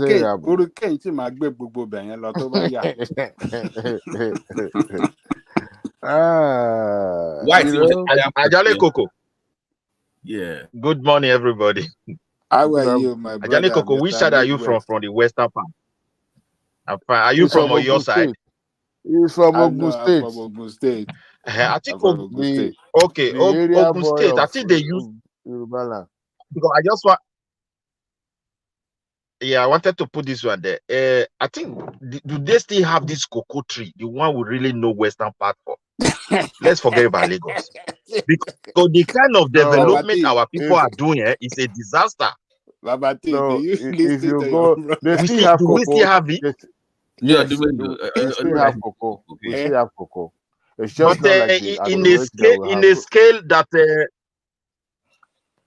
okay, not in a very good scale at all. No. But we still have cocoa in anything from Oyo State. We don't really have cocoa in Ogun State. It's more of Oyo State, Ekiti, rubber.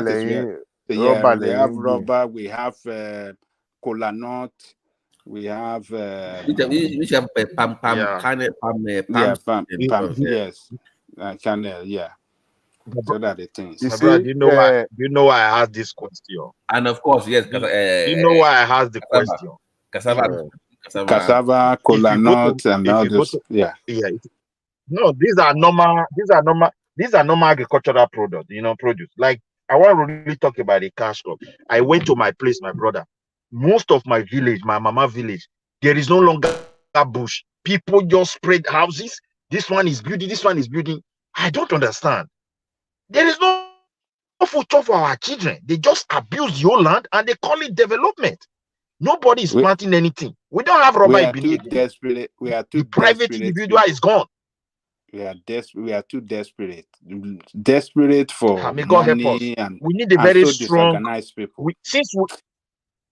Yes. Not even for fame. I don't even think it's the money. It's like I don't know whether we want to be like a rain, like Abiola. Everybody want to have that name, that fame. I don't know what is really the kind of disaster we are doing against the coming generation is too much. We borrow, we don't manage all these crops and anything. We just cut them away.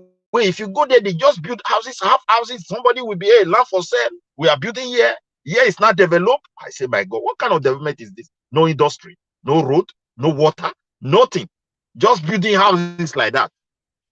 And before you know, erosion will not come in because they've removed the whole area, very large area. Water will chase all of them away. You see houses inside butches. Nobody can stay there. Somebody will go to their village. The guy in the village, go and build 10-bedroom mansion and be bragging that he. That one I don't understand anymore at all. It doesn't make any sense. You build a house more than 20, 30, 40 million, you only stay there 1 week, and then you go back again, and another year will come. I don't get it. And you see, the thing is that the model of our business is a disaster because for the government just to allow people, it's like the government is totally 99% separated from the daily transaction. I keep on saying it. That's why you don't even know the one that is making the profit and the one that is struggling. No, Midwest, what is happening? So we don't register this. Midwest, what is happening is this. For all the 36 states of Nigeria, it is only Lagos State that you can see that real governance. Most of the other states, like if I were governor of Enugu and Anambra, I would tax these people of 20 million, 40 million mansion in their village. Come and pay property tax. It's true. If you have money till you reach 40 million, I don't think it's a big deal for you to cover 2, 3, 4 million for me every year. And when you go to this, they build a mansion like that, and you will see the villagers. You see the villagers. They are so improvised. They are so poor, and they will go to his house begging for rice at Christmas. And you will say you are distributing rice. And also, you have increased the value of those lands that might not be beneficial to them in the long run. Yes, now it's not beneficial. Bought by these people now. What happens to the poor people? You keep selling off everything. You see, it's not that good. Who will buy that kind of house in the village? Even if you want to sell it off, who will buy it? Mr. Remy, the problem is, look, I take value to these people. I know what is land remaining for farming when you're selling everything for one big guy to buy everything. So I just don't get it. Because look at it, even if you have a 3 or 4 bedroom, the thing is, it is the government, it is the government that is failing us. Because under normal circumstances, can they stop you, Nigerian people? If you want to look out. Let me quickly throw this one in. Why I blame the government? You see, under normal circumstances, even in some African colony, like French colony, like Senegal, you can't sell one land for 2 people, the way they structure their system. And you cannot build a house without government authorization. You go to jail for it. And after complete the house, you can't take rent more than 1 month. If you do it, you go to jail. And they are very serious about these laws. Very, very effective. These are African country. Like in our country, it's a place where you wake up, particularly when you can speak this English, you can read and write, or you even have a degree to back it up. You just feel like whatever you are doing, you are the best. So I think we have to put our heads together and say, this is how we want it. Like what they are doing here. Everybody will fall into that category. Even though you have millions in your account and you pay the due tax, to gather that one for yourself. It is yours. I think, but you must pay the maybe tax because when you pay it, there is a new tax reform coming upstream now. They want to target as many as are out of our population. If they can target 50 million paying tax citizens, that would be fantastic. Because there are so many double or triple tax that people are paying. So they are harmonizing them. And even the state government, they are seeking the help of the federal, this ADDJ, that guy that is on tax reform, they are seeking their help. So that they can harmonize everything, and they are going to do that. Because the more you capture that people can pay tax, then people will be able to know that having 2, 3, or 4 cars in Europe, you have 4 or 5 cars, then you're in debt already. Where are you going to park them? And if you park them, you are going to pay a lot you of can't money. survive. Road tax every year, and then you have Like Sweden. Funniest thing, Sweden, you in the front of your house, you pay money for parking your car in Sweden. Yes, so yes. Do you know the other time I have a parking front of your house? I don't know of Finland. I don't know. They have not given me space that time, but they gave us opportunity to park in front by the roadside overnight. So I parked my car there.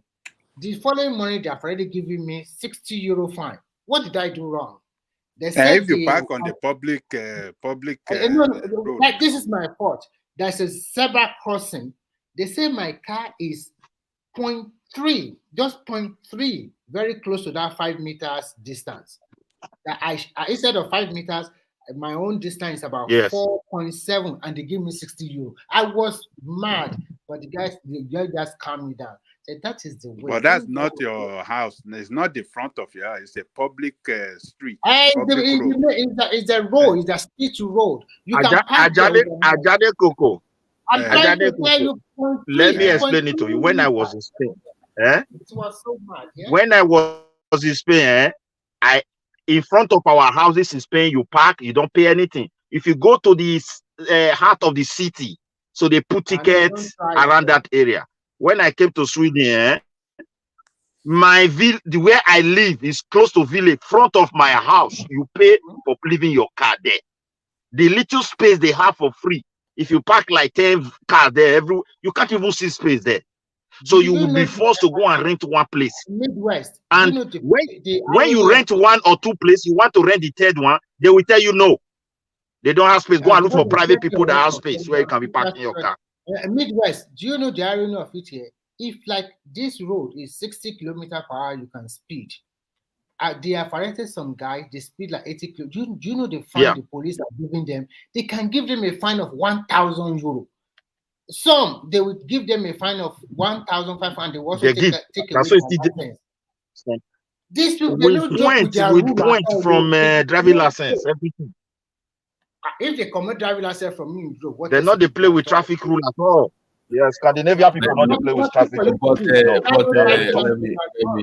Now, in our own case, when now, I was watching that governor's video chasing people driving against traffic, and I'm like, why did you have to come to this when you have systems in place that will capture your plate number when you violate things? You don't need government to be jumping about. I said I'm a soldier.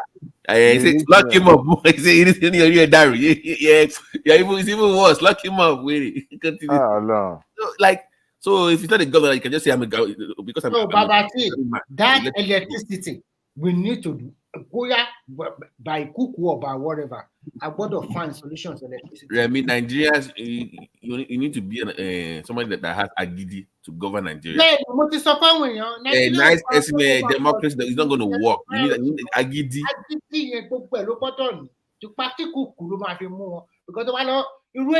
the thing is, if you get agidi, if you get an agidi man, and those measures are not in place, facilities are not in place, people are not properly trained, you're still going to, at the end, you suffer people, the little thing you achieve, another man will come, because the people will be feeling severe pain. So they will be crying for a change. The next man will come. Midwest, just look at that reverse example now. See that football. How many months have you stayed there? You want to upturn? At least Wiki did a lot of things. You just calm down for some 6 months first. How many months, papa, you want to change? You want to feel? Who are you? You are nobody. I think if somebody unpick you and install you, you should also give credit to that guy. Take it easy with him. You are just there, few one, and then you want to show your muscle. You don't have the political clout, the financial you don't have. You think you can just fight a political war like that? It's not easy. Hello. This trapper. Mentality. It's not easy at all. These people here, they know they play with their rules. Oh. Do you know my point is, if Lagos does the right thing, people would live on their own. Yeah, so people you must follow this, you must pay this, you must pay that, you must do A, B, C, and D, and you enforce it. They will live on their own. They won't even show up. Babati, there is no way you will live in this diaspora abroad for 2, 3, 4 years. Your mindset will change. If you are agidi in Nigeria, you will calm down. By the time they give you a lot of fine, a lot of things. First tear you up, and then next thing you know, then your chance to go up. My first experience in life was in Shanghai. I used to go to that university to go and teach. I would drive like how many kilometers? About under 35 kilometers. I was just blowing like that. The road, there are some you drive 60 kilometers. There are some you drive 70. I was driving at 80 kilometers. But in China, you have to check your car at the end of 1 year. So when I go for my car inspection, they just print out a lot of, they just give me the bill. That time, if I convert it to dollar, it's also a lot of money there. It was around, let's say, about $50 or $60. But in Chinese renminbi, it's a lot of money. So they gave me those bills. I was shouting like Nigeria. That is impossible. The Chinese just say, trying to say, foreigner, calm down, no problem. The guy just print out all the camera that catch my car, the front of my number, the back of my number. I couldn't see nothing. That's what you are trying to see about it. I understand. Remy, Lagos has one problem. Even if Lagos enforces that, what if you're a driver from a different state and you just walk into Lagos? There's no law that Lagos cannot do it by itself. Is it the point? But the problem is that you know that in those kind of countries, they have the social security number. You can't even try Lagos. You can't even.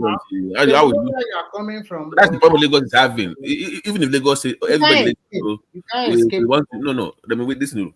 If Lagos says everybody Lagos, so let's train you on how to use our blah blah blah. Within the next 2 hours, you have new people showing up in Lagos again from anywhere from Nigeria that have no idea how traffic works. Yes. That's the Lagos is having. Just from anywhere. They had this idiot selling furniture on the rail track. Furniture. And he said, oh God, they had the army come there to come and destroy the place. He said, I know from this part of the country. My brother, you see, we need furniture. For me, I think discipline people. Yeah, the database system from the federal level, I think most of these northern elite, they deliberately don't want it to progress, because if you have it intact, most of these manipulation of forging, filling, recruitment, all those kind of electoral malpractice, everything, they will reduce, frankly speaking. And since some of the states, they are not on their own, and now they still have to follow that federal government. That is what is affecting Lagos, because if not, I think they might have gone far. That is just the truth. Because the way they are serious, if other states are serious, and the data are there to monitor anybody, whether you are from any state. But Midwest, the last election are proving that Northerners are cheating. Look at all the states, Kano, Kaduna, and the rest. How many votes in total? Every vote is now the Kano, the highest, maybe 1 million and a little tertiary. That's all. Before they used to have 2 million votes now.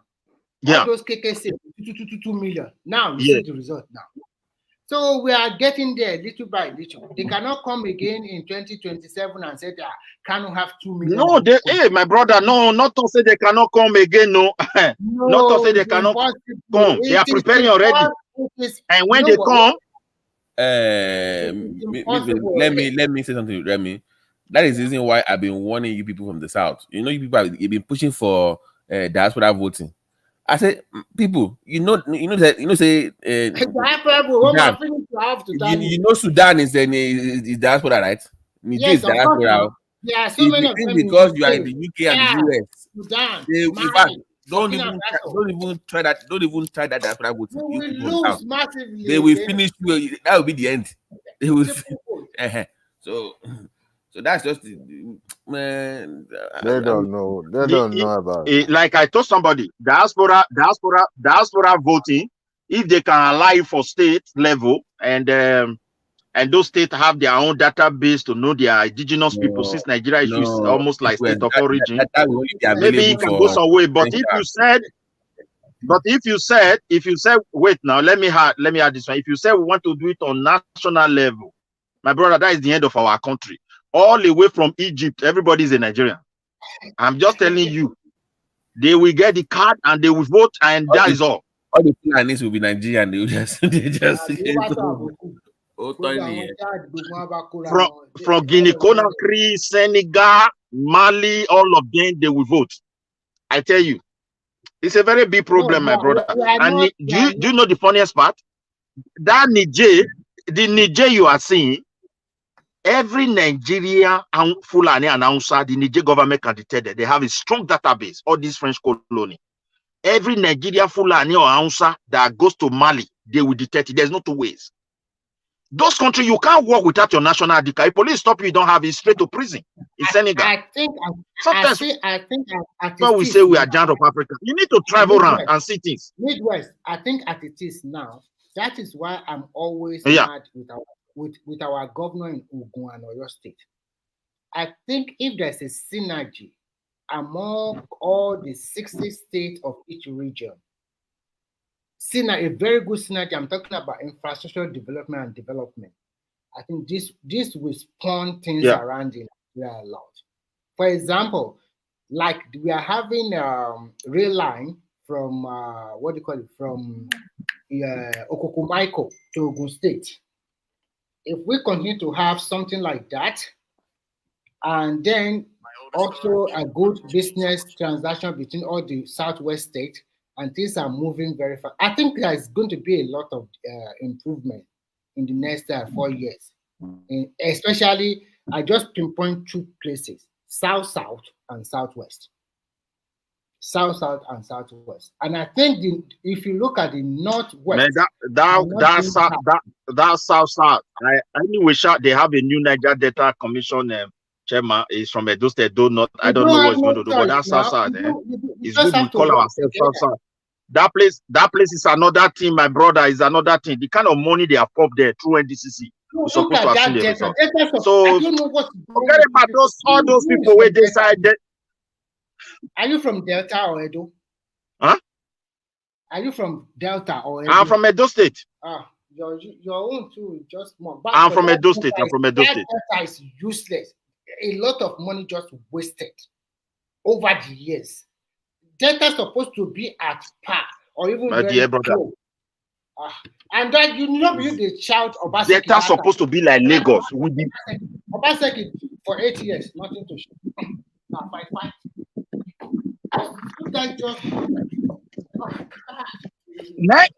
That is why I pity this river. That is why I pity River State, because they don't know what they are going into. And Tinubu way in, some of them are stupid and say, "Oh, hey, don't silence judiciary." They don't even know what they are playing with. If those 2 guys, and if you look at the danger, the way these Ijaw people try to narrate it on the basis of ethnicity, if that place explodes, it go to get us be.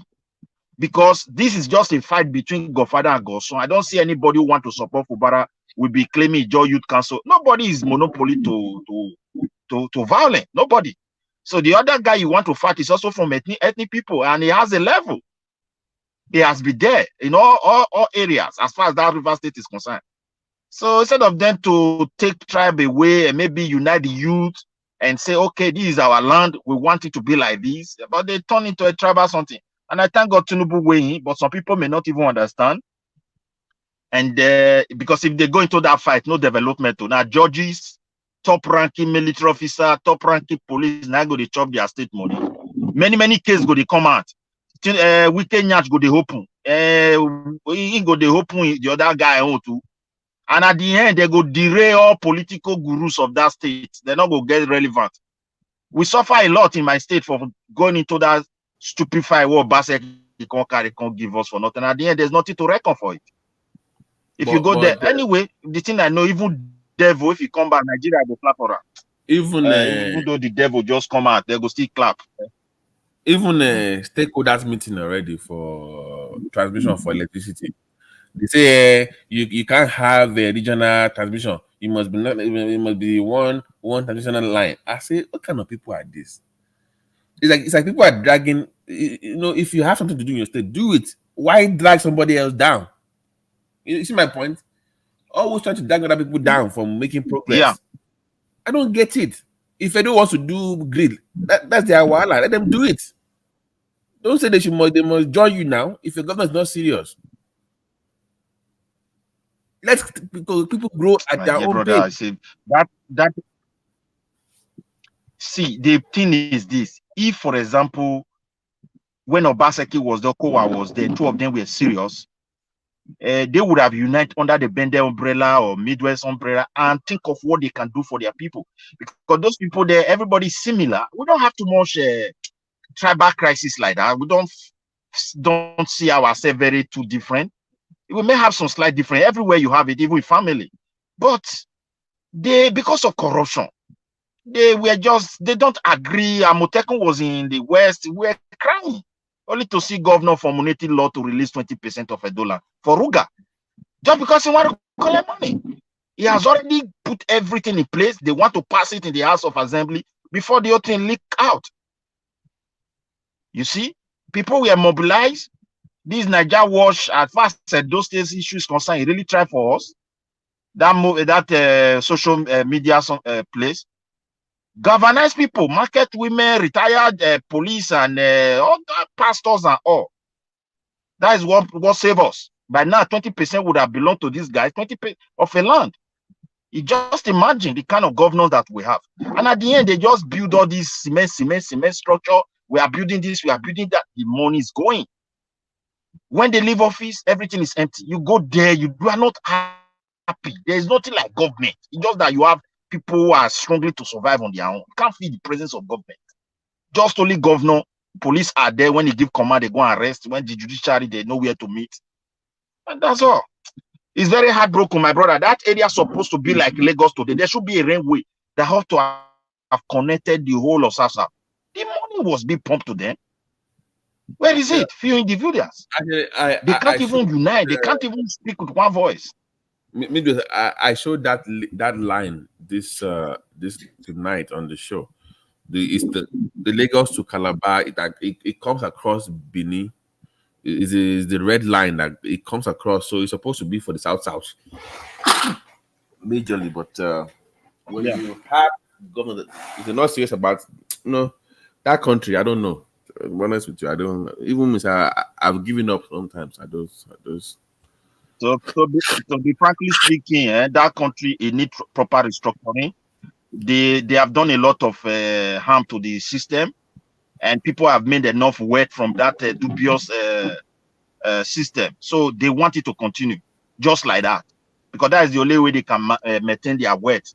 They were not businessmen.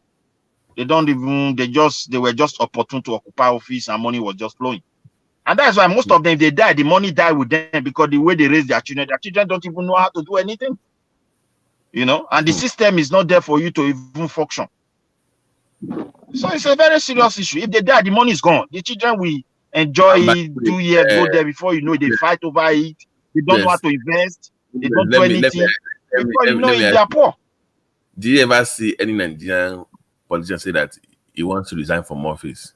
He's not happy with what's going on. He wants to resign. They never resign. They died there now. This is that the time expires. He's done with. You know the reason. Say, for example, now we have a leader that is serious to say, look, my dear Mr. Governor, the money I'll be giving to you for 2023, by June 2024, there must be a balance sheet for it. And if we are not satisfied, and no external investigator or external auditor is coming, let it be law and see whether some of them will not run away. I tell you, After 96 months, when they start looking into the account book, none of them is going to balance. That means they are guilty. And if it's a like 40 years imprisonment, they go run. Some go just begin the sick. You say you don't do somewhere, you don't give out to deputy, go wrong. Now because of impunity, man, there is like a we. Then they try to do a good, but we will not the let them they work, you know, not the let them get the way the team be. They can't talk for television. When they go back, they go settle. So it's a serious issue. I pray may God help us. We are already the Nigerian team. Now Nigerian team now. We are already in, man. Now we. Yes. So just be Thomas, when somebody steals money and the idiot goes to church and they say, come on, need that, let me lay hands on you and give you the title, give you before you steal money, pastor tell us say he go harvest this year. Pastor tell us say he go harvest 100% this year. That's why not get far one harvest. Where you want harvest now? My brother. When so you don't harvest, you know, go give Thanksgiving. So public money, they don't program our mind. They don't program our mind. Say, I'll say good be. You know, after you don't harvest, you go give Thanksgiving. You know, everybody I remember a famous GO in Nigeria that said he wants 10 people to come out and give one. That was almost 10 years ago, to come and give 1 billion naira each. Do you remember that video? I didn't mention him. The guy said, you not mention name, I beg. For him to say that means he knows people have that. If you have 1 billion to give a church, my brother, you stole the money. And that there's no way. If you have 1 billion to give a church, that money was not. You didn't work for that money. Not now. 10 years ago, when money was still something. I don't know.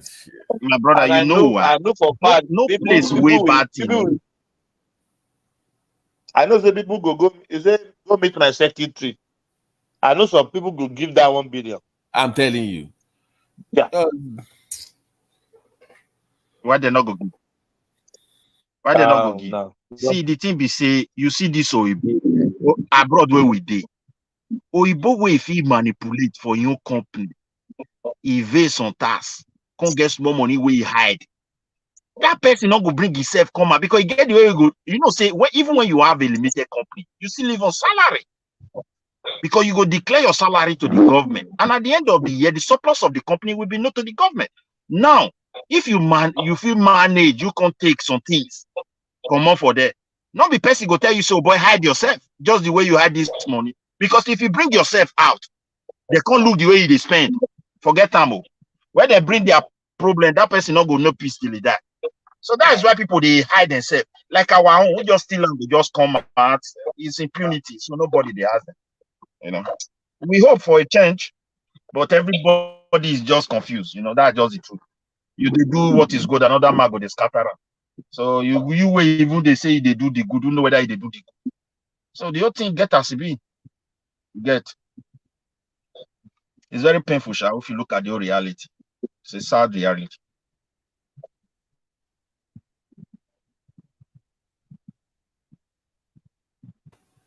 Well, hopefully they can just, at least Tinubu can find a way to secure the country. That way we don't hear issues like they play two things every 5 minutes. I think we at this point we are numb to it at this point. If we say that people die, it's like nothing to us, just 100. But I don't think Tinubu can do anything. Look at what happened. I don't think Tinubu can. Yes, look at what happened. How would Tinubu be able to stop it? No. Hold on. Remember what happened in those states when they went to the church and killed people in that, is it Catholic church? And they just kill people in that church.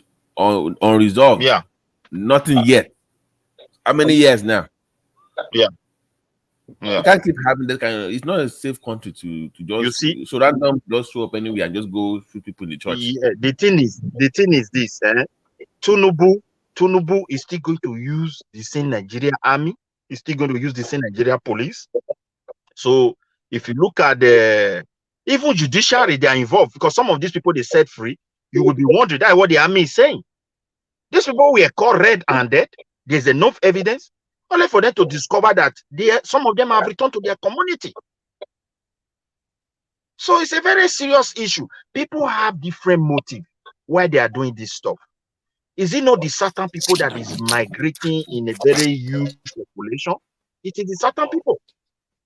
So, and these people that they are killing, it's like, they want us to see it as normal. I think the only way they can stop it, the danger is that if, for example, they create a different unit, that region have a power to create something like Amotekun, and they are able to, equip them properly, that will yield result. But the danger is that with that one lead to another thing. That's the fear everybody's having. You cannot be passing one side, another one is opening. That is the worry. When you equip other unit now, you give them proper ammunition. Maybe one person can come there and hijack it and create rebellion against the government. But we can't continue like this as well.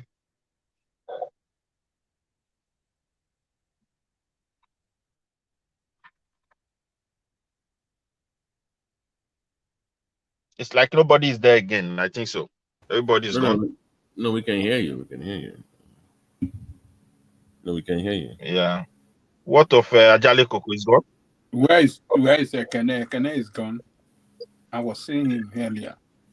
I was going to ask the super Nigerian some questions, but he left. So I was going to ask him, super Nigerian. I'm going to ask him.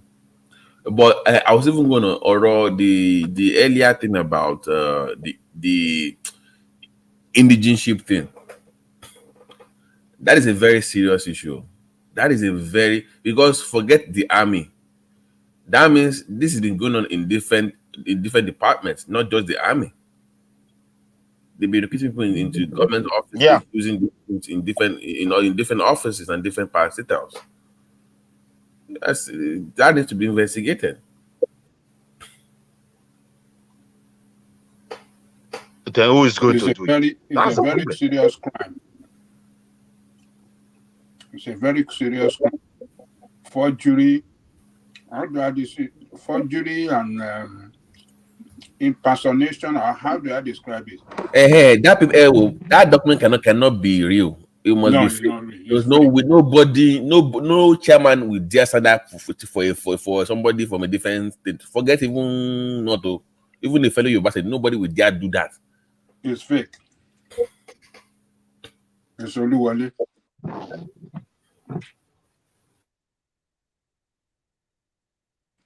But it's good that they were caught and they were exposed. Their faces were shown. That's the good aspect of it. So, but that country, man, I don't know. That country is not.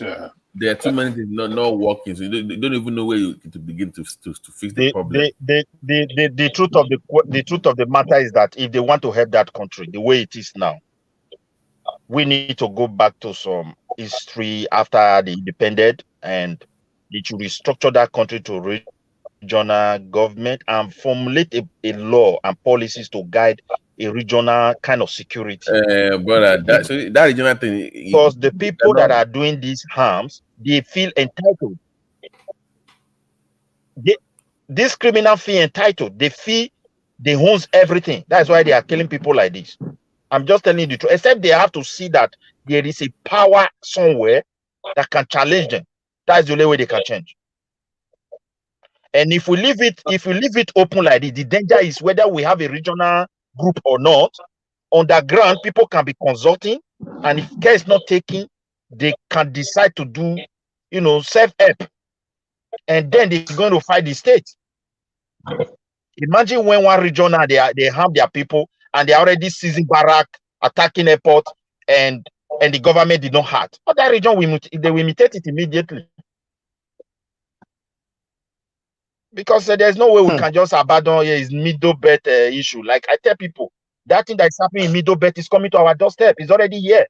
If we say, oh, middle belt, rise up and defend yourself, what are you saying? It's not middle belt issue. It's everybody issue. It's just coming. Nobody is immune. Nobody is safe. The way the thing is going. Safe, oh.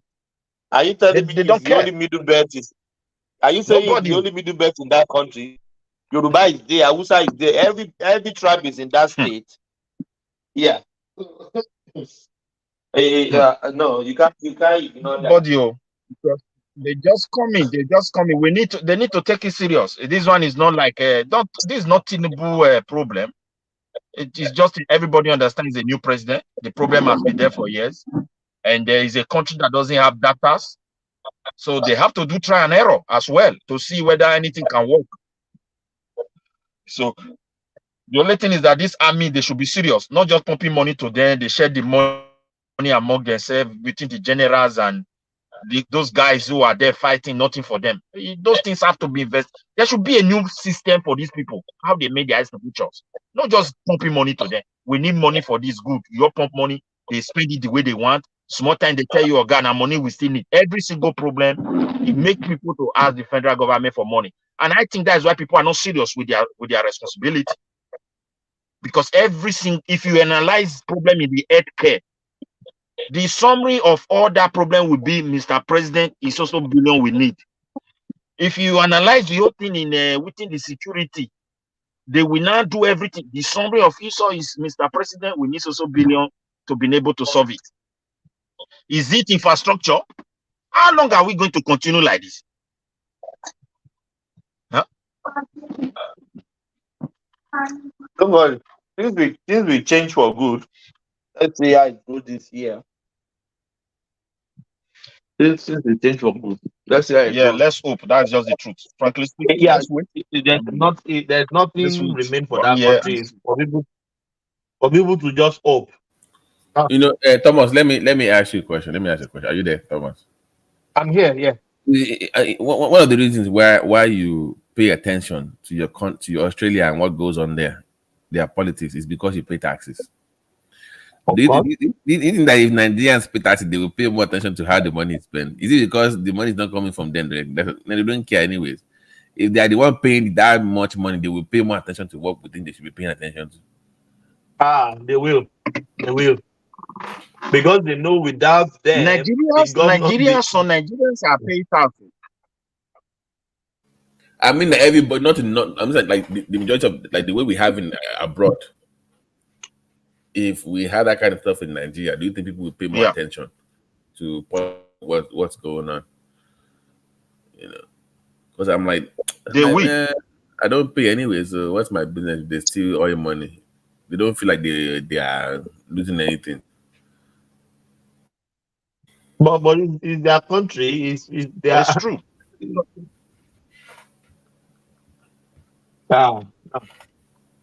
We need to change things. This man there, Tinubu, he can't afford to fail. If he can't afford how much is our money now? 1,200, Abby. How much is it to a dollar now? 1,002, Abby. 1,002, yeah. And there's no riot yet. 1,002 something. And there's no riot. And there's no riot yet. And there's no riot yet. Still the reason why they don't riot. Why would they analyze the economy? You know why they are not rioting? Let me tell you why they don't, to my own observation. You know why Nigeria cannot riot? For waiting. Why riot? You change from a producing economy to a religious economy. Una be fear people. That's why I no feel riot. not fear. Nigeria has not the. Say Ajale Koko don't see Nigeria like people with the. One bullet for I don't see Nigeria like people with the fear. Maybe they fear. Maybe scared. Yes, fear people. No, Nigeria no the fear. No, see. Most Nigeria they don't want to destroy their country. They have seen what happened to Somalia, what happened to South Sudan, what happened to most of this country. Why? We are stupid. Yeah, Nigerians not the fear. They're not the fear. The thing is, if these youth are jack and people equip them, you will know that they are brave. That is the only worries I have. Midwest, let me when you neglect your Midwest, hold on. This country, You know that baby formula food for babies.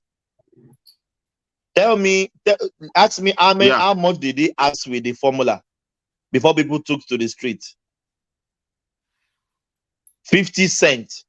I don't know. They add 50 cents to baby food in this country. Mothers are already the next day already enter street. Yeah. Do you know what they do? Before the end of the day, they reverse it. Of course. Baby food, 50 cents. 50 cents. They will. They always put in the street. For Sweden, yeah, a political party they campaign. A political party they campaign for, yeah, I will do this, I will do that. You go, they tell the people how you want to get the money. Oh. If you not talk and you don't lose. Who you want us? Where you want it? Where you want? Do you know what? Is it the Midwest, do you know what is funny here? The people that are contesting for House of Rep or their lawmakers, do you know that they are meeting you in the street? They will come and talk to you. My name is so. I'm contesting for so. Nobody says you could gather people all around. They listen to you. No, they are going from house to house. No, mall, not shopping mall, everywhere. They are talking. The candidate. Everybody they work now. Everybody they work now. They call some people they work. Yes, so. It's they funny if you see the electoral. If they, like for me, when I witness with the electoral system, I go say now the election when they do for my country, now these people they do it. Now Scandinavian, I really get democracy. All those kind of American style with the copy, it not go help us. It took the advance for us, and all those things. America not they not design their home for just only America. It's expensive, and they know. How we go copy Scandinavia, all those countries, maybe like of all places, maybe like Otta Village, maybe like Remy, let's copy those small countries like that. We know, but we know, but how much is your taxi? How much is Baba T, what's up? Become a copy. I want you kereje. I want to go to Dallas. To Dallas, but benefit on farming, Ajane Coco, may I tell you, Ajane Coco, I know say we did for advance. Ajane Coco, may I land this one back. A big pass most of those Scandinavian countries where we not mention Otta area in Ogun State. No, it not big. It not big. It's bigger than all this country now. Ajane Coco, wait. Ajane Coco. That the same system we are talking, if you take it to Nigeria, it will work. Population is not our problem. You see, one thing I keep telling people, we all live in advanced country. Do you know why I can't work in Nigeria? Let me know why I cannot work. Look at the tribal, the demographic of Scandinavia, those countries. They are very monolithic in numbers. They're almost the same people with few foreigners. Nigeria, never. No. You are confused about that, my brother. Don't say that. Like here where I live, make I tell you something. Their history be like Nigeria on this Scandinavia. Person where come from northern Sweden, comes south where I did. Yeah, person where come near where Finland did, where be Swedish citizen. If he comes south, it go take her like a year before it go free flow of the language where they speak for south. I'm talking about street communication now, not the official language. He can read it, he can write it, they can speak in television, he can understand. But when he start talking, they start talking in the street. You will be here. What do you say? What are you saying? The person have to explain it. Because they have a lot of words that they use in the south that is not, they did not, some people don't take it. We call it street words in the whole of region, in the southern region like Skåne. They call it Kanska. Somebody from Stockholm, if he talk, person this Kanska go know say this person is from there. So they pass through a lot of things. Can I ask a question? The federal system of America. Can I ask a question? Hold on. You said you are preparing for regional government. So are you going with the Yorubas when that happens, or are you going with how is that going to work for Edo people? You see, all these things that we ask sometimes, we use it to bring confusion. If we agree, we want to go to regional. There are people. I'm asking you. Wait. No issue like this. Let me answer in a way. Let me your quick. I can't say yes or no to you. You see, Edo have leaders on the traditional level. They have leader in the political level, and they have people. All they need to do is to sit down and have an arrangement. You see it now. It's not like you belong here. We should not be using this Igbo style to be addressing ourselves. We are bringing confusion more. I don't know that you understand. You belong here, you belong there. It's insulting people. So when people sit down, they will look into things critically. It has happened in the past, and we can still do it. Even the West you are talking about, there must be a political arrangement to make it work. So this one they are saying regional. This is my. Remy, you want to go and old people. Don't be going. When you say Remy, yes. Remy, let me tell you what. Let me tell you one thing. I feel we have also traveled, and such issue is a very critical issue.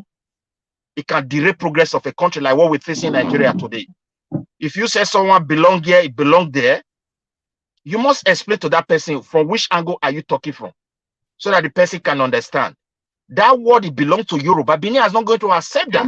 That's just the truth. They are not going to accept it. But if you said we can work together, there will be room for people to say, okay, let's talk about this issue holistically and let's see where we agree. I think that will go a long way to benefit every one of us. But if you are describing it belong here, belong there. When the Yorubas are majority, is more related than working with the Northerners and things are not getting well, and you are not saying, oh, you belong here, you belong here. People are not going to take it. It is the South Side that we just mentioned that is laying the golden egg that the country has been rubbishing for years. Go to this Bayelsa state. Go to down to Riverside. You see where people live, my brother. That the Bayelsa people you are mentioning, I don't know of South. They cannot even manage anything. Listen, the thing is this: the South you mentioned. Even when we say South, people still need to meet together and discuss critical issue. All those areas where they have failed have to be pointed to. For me, I've never lived as a South. My ancestor has never lived under authority called South, but they have lived as Midwest people. They have lived as Bende, and it needs to be respected as well. Just the way you have lived as a Western person. We have also lived as Benin, as an empire. History is there. So when you say South, it's very confusing. Geopolitically, it makes sense. But the people have never been under one umbrella, under administration. I think it's a challenge. You have people believe their tribe is superior than others. When little thing happen, they using hand to beat their chest, this and that one will not help us. So for the South something, I don't think it's a matter of sitting down to let them understand, look, we have never been South. If the remaining part, because even that area, after Bende, this Calabar are supposed to be a region. They agree after the independence. So it was 4 regions for the South and 2 regions in the North. That's what they agree upon. It's just that the Easterner did not allow it to materialize before we enter into all these deep crises. And not today, we are still struggling. If you say someone belong here, are you coming to announce me and you want me to fold my hand? I don't understand you belong here you are talking about. Then when they share Nigeria, we have shared it. This one belong here, this one belong there. My brother, before you reach your headquarters, people don't look for where to get harm. We pass through a lot. So everybody need to be consulted. Everybody need to be respected. And everybody need to put their own worries into that table and tell you this is solution. We must agree on this term before anything. So that is it. Like the way the country is now, everybody have pain. And if we want to say, okay, we want to restructure Nigeria, are we going to restructure on the basis of trying to cheat one another like the one we have been doing for years? No, it cannot work that way. No part of Nigeria that is enjoying it today now. Though you may, someone from Yoruba may have that sense and that feeling. My brother is president. My deputy president was my brother some years ago. That is the vice. So we have that sense of belonging. We occupy some, juicy political position, but nobody knows tomorrow. But when you come to the common man, my brother, we are suffering the same thing.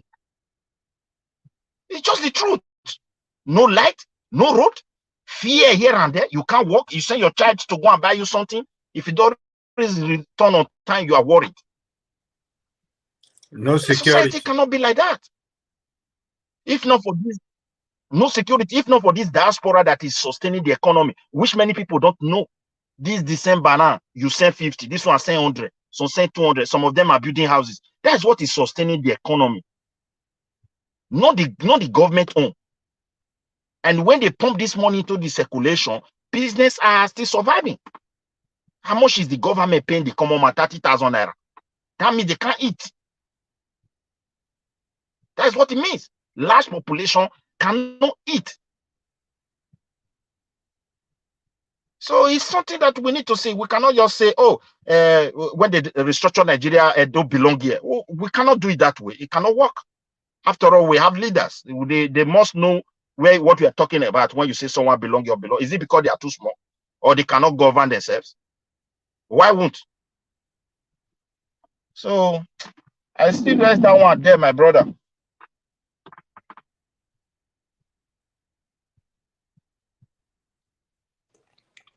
Now only God will save us for that country, man. And then now where we did diaspora, they suffer past. Now him. Now we sustain the economy for them, but they don't know. Now we. Yeah. If to say Nigeria don't get enough diaspora, the country for collapse. You go collapse totally. You just collapse. If to say the basic amenity is the work, things the insecurity no day. People they manage the business. You know how many people for don't go back to Nigeria to relocate? Millions of Nigerians for don't return to Nigeria to relocate to start the do. That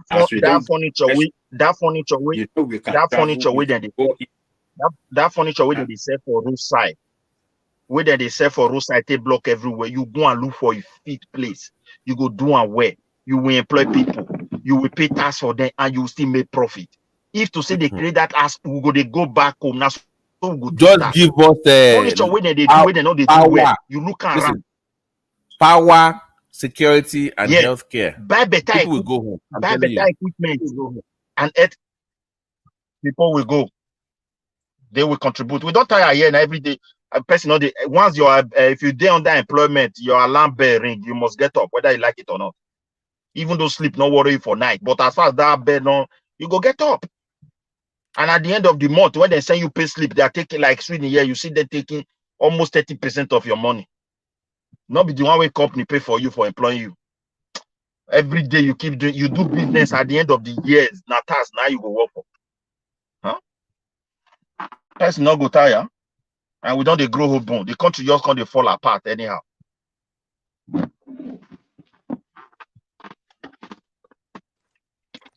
Bàbá tí ilé làbọ̀ sínú oko ẹ padà sílé kẹlọ tún lè ṣe.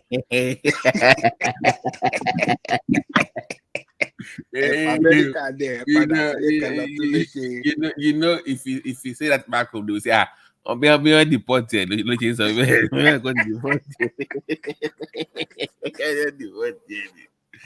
Midwest, home is home. Return home. Go and repair that.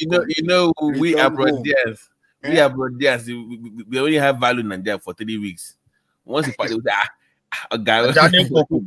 See what I want to advise you, Ajane Koko, when you go home, not just go city. These guys like person where anything no deal with. Go settle for one place at least for 6 months and see your country. Now then you go see what people they face.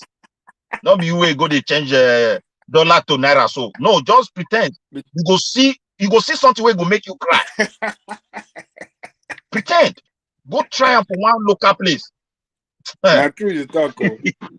You go wake up, you go just they cry. Say now my country be when nothing follow and come. Person do for Benin like that. You can't hide it. They will know. You will smell different. You will act. You just they go see them for your skin. Say your skin they fresh now. This can't poor person. The skin they fresh like this. Make I tell you, Ajane Koko, you know what the person. You know what the person do. If from here go there, When he go there, tell his family say they collect the paper for and say they carry and come back. Now so he call them for Lagos. He don't hide everything. Yeah. After he don't spend small, he come be like say nothing deep. You know what that guy talk? He say now only his mother. Now I love him for this life. Huh. I dey tell you the truth. He say now only his mother. Now I love him for this life. Do you He say all these remember that people guy? where you dey help, you dey spay their children school fees. Do you remember that guy that said that that was found at the guy that was found under the bridge in Oshodi? That said he spent 20 years in America. I think when he got to Nigeria, it was his brother that came to pick him up, and all he remembers is that he's now sleeping under the bridge, and he's almost 6 years now. I said, what do we call that one? Want to gba Saturday lọ́wọ́, want to gbé Sunday lọ́wọ́ nìyẹn. Man, they have taken everything that he bought. Man. I don't all know how. his money, everything. They think that to hell with him, if he can die, let him die. At least we have been able to make some money out of him. It's better for us. We don't care about him. He's been in abroad for several years. God has given him the opportunity. I mean, God has blessed him with so much to bring to us for us to enjoy life. I mean, some people are wicked though in that country. Now people are wicked. Brother, Midwest. Somebody that tried it told me this life. Now only mama, now I love him. He said people when they pay their children school fees, what they did when they come fees, they say no can't get money again. They abandon them. My brother, some of the things where they do here, go back. They are bad. He say if you see suffer, say man, people are suffering in our country. We're not going to understand. Since we don't see small euro dollar go they change, use until live with them 1 month, 2 months come by. Say we're not gonna know. Say we're not gonna know. Say when we they complain those days, Nigeria na paradise. Where would they complain Nigeria no good, say na paradise. It's all till you fall to that class. Now you go see reality where people the face. So the bubble land for Nigeria, they can't pack in document or hide. They can't pretend like say that he land for Lagos. He land for Lagos after he don't keep all his documents. He can call his family, tell him mama saying get problem. Say that the government sees all the paper.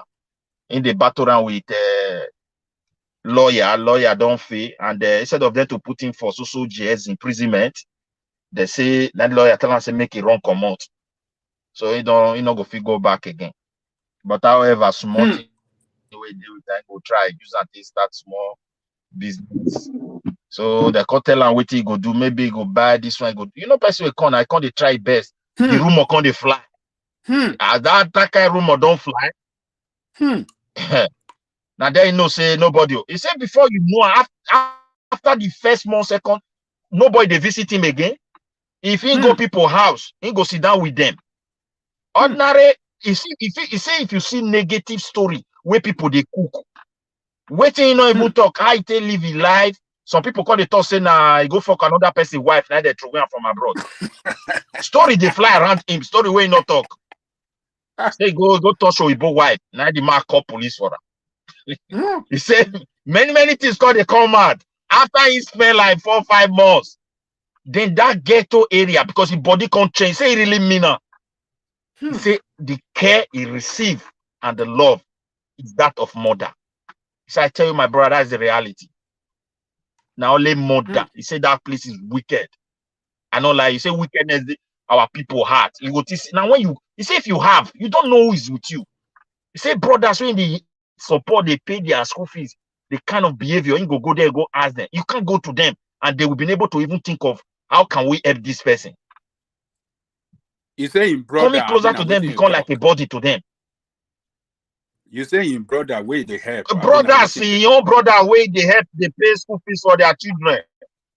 Things change. If you go there, their wife go they do one kind. No respect for him. Story they fly say he go fuck another person. He don't finish. He say he can carry one taxi abi kabu they drive. If he want, he say if he they drive, he want start motor. Tell us, hey, they'll call her. They can't give us some kind of mufti akate. That is big akate. They go tell a Baba mufti. Mufti now, you know where person joy don't come out. You go move for body. Then they mock her. So go call her akate bus driver. That person come from abroad, they drive bus driver for your quarter.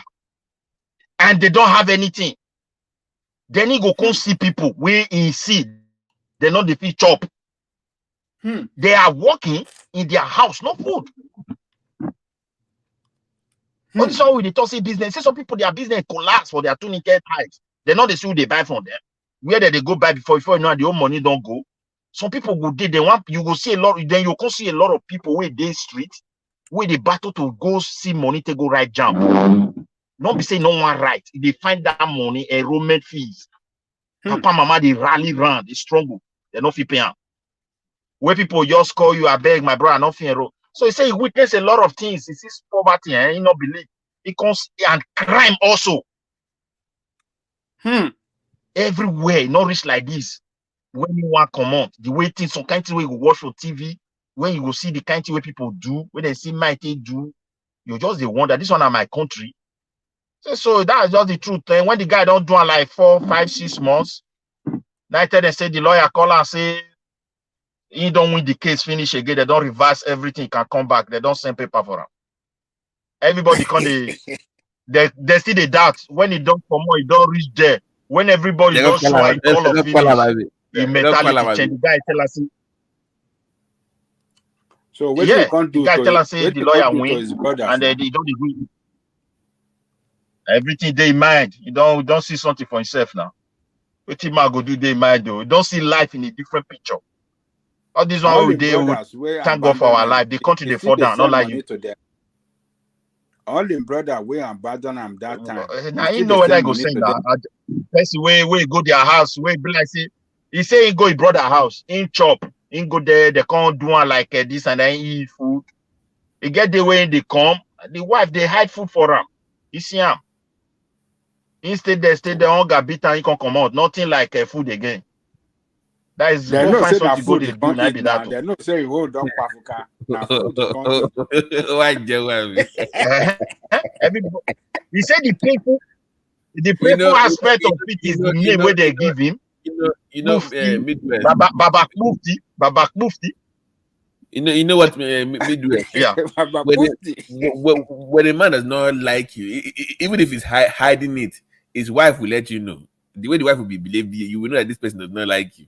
The way the woman will be doing around you, like, oh man, yeah, it will show you Pepe. The woman will let you know that you're not welcome in this house. They will let you know. It's sad though. I've heard so many. I've heard so many stories. People getting killed over their house. Now leave mama. Yeah. All this one way. No, like I keep telling people, like in my place, people build house finish. Their brother go pack in. They do everything. Now they go they raise all the children. Now their brother they raise their children. I told them, look, if you come out now, may God forbid we live long. Hair come out for your nose. Any of your children will go back, go point, say this one at my papa house. Now he coffee, now inside coffee go. If he come say he want to sell and he cannot sell the house, they're not go allow. So you can see we are the victim of all these things. We just they go.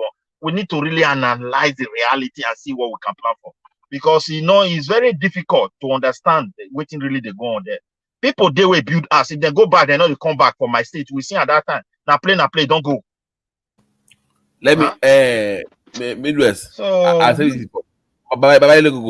In near Gbanye, somebody that has 4, those 4 flats, he has 4 of them.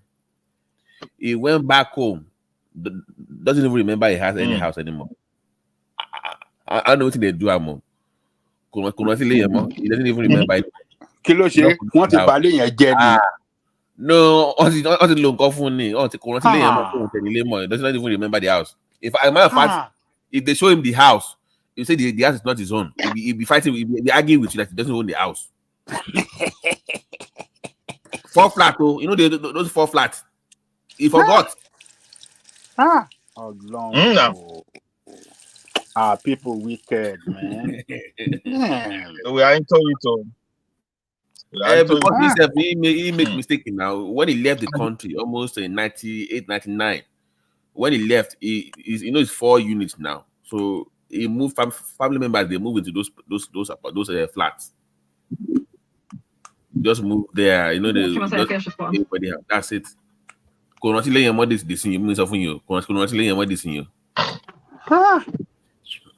Wọ́n ti kojú ẹ̀ sóòrùn alẹ́.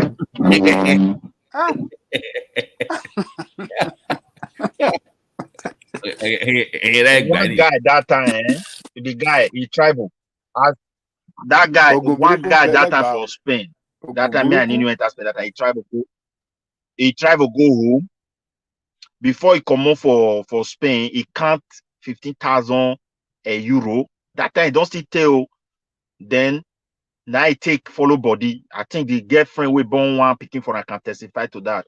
So as the guy reached Lagos, his brothers can't receive him. So one of his brother, some of his brother, the sense papa, mama, when they reach Benin, they never reach 3, 4, 5 days. And so this guy, colleague, if I say his body get a CBO, you know, tell him, say, why not just pay small money, return your ticket, say make them look and the other day then announce say the guy don't die. That money, they don't even fee account for him, as we talk today. The house where he built, the brothers, they don't spray wing. They contact people for Lagos, say they say their brother buy house for Europe. How they think they do that one? Can you imagine? They don't care whether their brother born or This yeah, brother. Wicked, man. This life, all this tribal way we did, me, I don't analyze it need them money, me chop for body yourself, chop for person body, and even that Nigeria was a distraction. It get business here where person go to do. You even get guarantee of future pass. Now when person not go understand things, they go to say na you get the way they made their money. Not be say they go just they count down and they keep on like that. No, there are strategy. If you have a business and I have a location and you buy that property to run your business there, as far as that business can pay for that property and give you something to eat, you have already guaranteed your future. Because after 10, 15 years, that property will have a huge value. This is how they save their money here. You understand me? You go into transportation, you have trailers, maybe 2, 3, for example. And all these things, money where they pay for that trailer is expenses. I don't know that you understand. The government can't tax you for that. It reduces what the company is making. But that thing still belongs to your company. After you finish the payment 5 years, you know that you don't get assets. That second hand still have some good values. These are the tricks where they make their money here. Not be say them, because if you say make you just the counter, and at the end, small thing we will gather, just the same down there, you know, that idea, how can I do this? We don't know. That's the same thing where we talk about our country just now. You see that black business where we do, where people say they be champion. Where they live there, they come here, they can't do anything. Go to United Kingdom.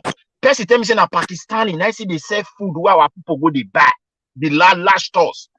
You say, can you imagine where is that? These are our businessmen where you say that they price because the bureaucratic procedure to do it, we don't know. You understand me? So, like if you go there and you see a rappers where it come, they look then like third world or Turkey. All these bureaucracy where we see for Europe, they Turkey complete before you start anything. So when they know, they don't already get idea of this. They go to find office where go issue this one, office where go issue this one. Before you know, and then they help themselves. Anything where they see, they go and ask for where. Then they pray how to do it. They not go hide them. People go begin the venture it before you know, and they don't establish themselves. They concentrate first of all to feed themselves there. Our own, we they pump everything, hoping we will go back, go start. But look at where government don't trust put now. I'll go into farming. I will come carry cutlass, go the guide the corn and cassava for inside bush. Huh? It's not possible. So it's so some heartbroken people they when talk you say, analyze your some thing. people they talk say now you both be our problem. We no make us progress. Some people they talk like that. It's not Igbo anything. It's not an Igbo problem. It's our own Two problem. Naija don't talk am today. Say now you both be our problem. Say they no leave us alone to have progress. I say na true you they talk. Now Oyibo you know build road. Now you both say make you no build road. You know build that electricity. Now you both say make you know. When you carry the money, go there, go put for bank. When you carry your money, go put for their own bank. For their own bank. Yeah. Now Oyibo. Or you both say make you steal money, See, carry the and thing come to is, your country. Ajale Coco, yeah, Ajale Coco, we cannot rule them out. You know, the thing is, now because we no want to take proper responsibility, we feel blame ourselves for that. But the way they work, actually, they don't want us to succeed. So now we can't decide whether we want to succeed. Start putting measures in place. Look at this Middle East country. You know, most of these countries for Middle, we need to design what is good for us. Okay, look Saudi Arabia. If I tell you whether good or bad, everybody can testify that country is progressing. When you look at United Arab Emirates, all those Dubai, Qatar, and all those country like that, they have King Jordan, but they decided to work down. Why are you going to hold them down? We're busy now. I tell you, I want to draw two lines now. May you understand what it. I want to draw two lines for you. Make I draw two lines for you. You see, those people are king. Those people are king. Ayale Coco, make I land this one. Those people have king, and those king, they were able to present what they want for their country. At the same time, the Western people are benefiting. So that make them, to give them that chance for those people to run their country and progress. Now look at the surrounding country where talk say, we don't want to do with you. We want to do on our own. Look Syria. Where is it? Look at Libya. So my brother, we need to see, we need to tell them, okay, you want this, but we also want this for ourselves. Not be the one way we just be like say we wanted and say we don't want you. They go come back with full force. They'll come back. Make I tell you this. Look, Oyibo no dey hold person down, say make you no progress. Oyibo get interest for your country. Yes, that interest dey. Now you dey control your oil, now you dey do everything. Now you dey make money. If na country like Niger, where Oyibo held them neck down, that one is a different ballgame. But no be so for our own case. We they make money left and right and left. For when rain fall, now money. Ajale Coco. But still, don't say that. Our people they ever say that money. No use Ajale that Coco, money. I not agree with you. I not just agree with you. See, Ajale Coco, wait, make I land this one for you, my brother. Now you both say make you not fund your education French well. Hold on. Now you both say make you not fund your education well. Now you both say make you not build road. Would they fund our education where? Would they fund our well? Who tell you? Say, do you know? Are we not funding our education? Hold on.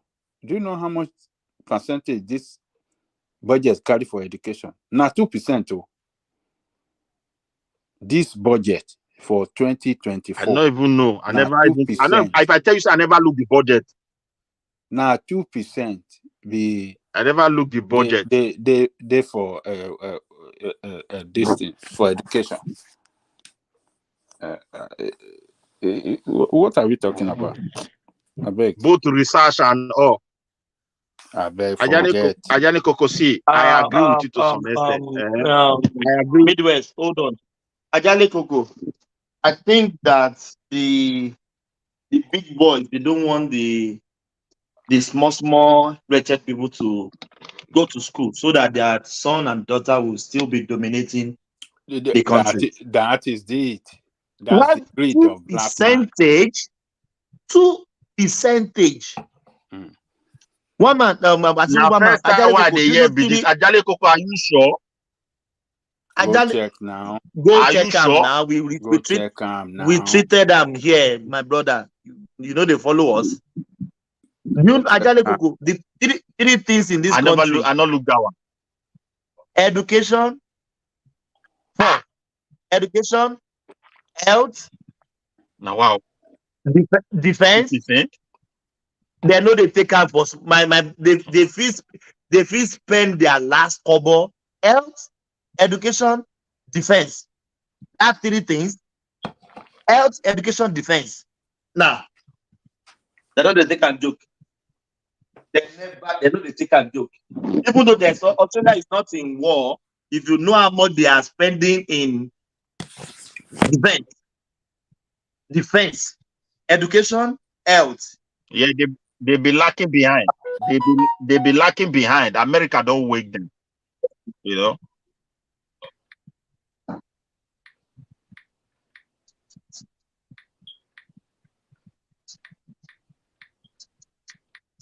Because Midwest, you are looking at it from the as somebody from the South. If you look at the North, what Thomas says, it has a valid point.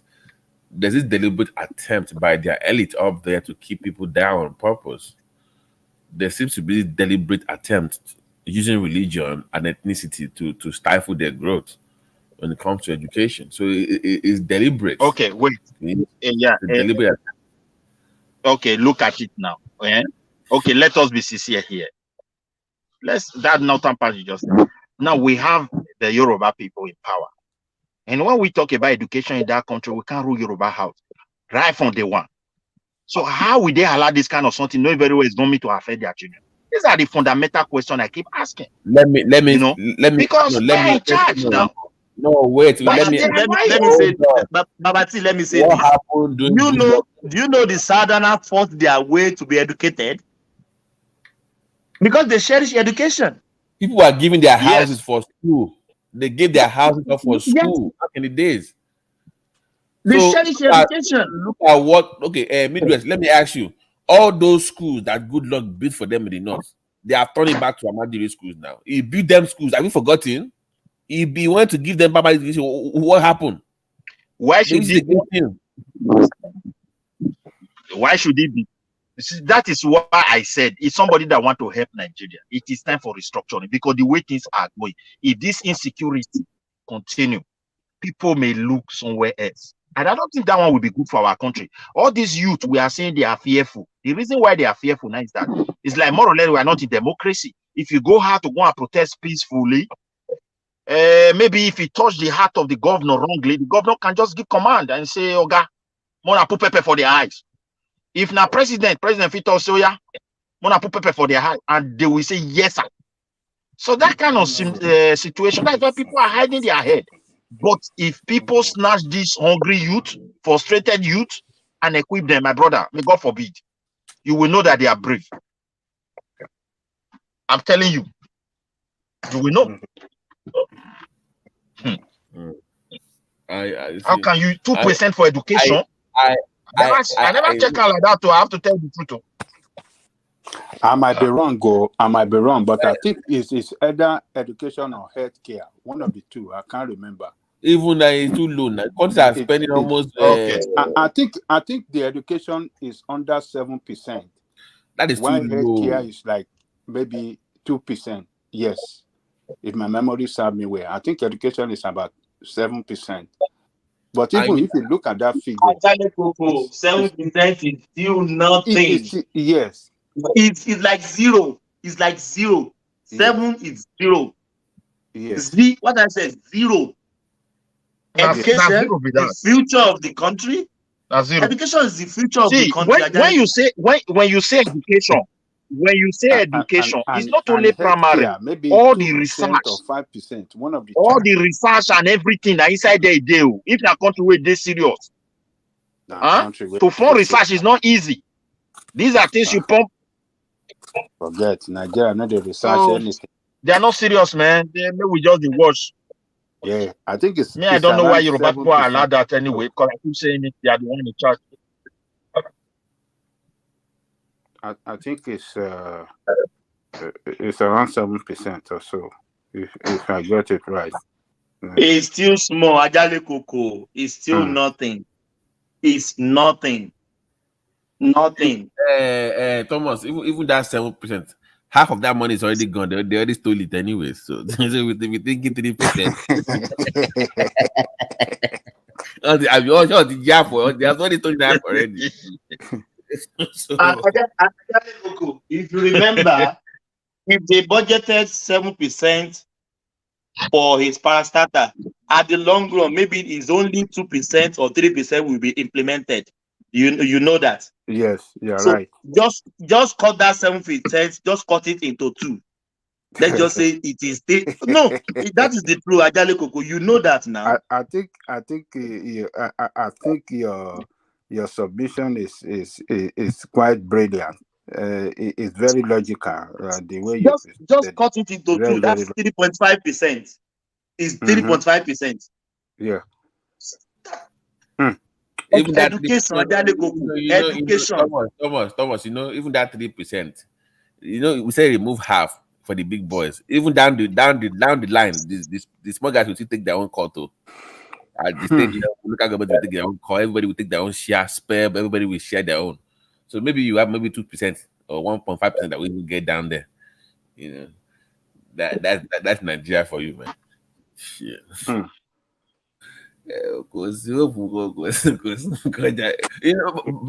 the way, I have a question.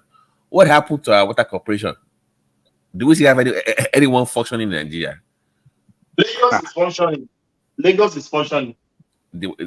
For where? Lagos is functioning. What is that? At least the water corporation. Lagos water corporation. What is that? What is that, please?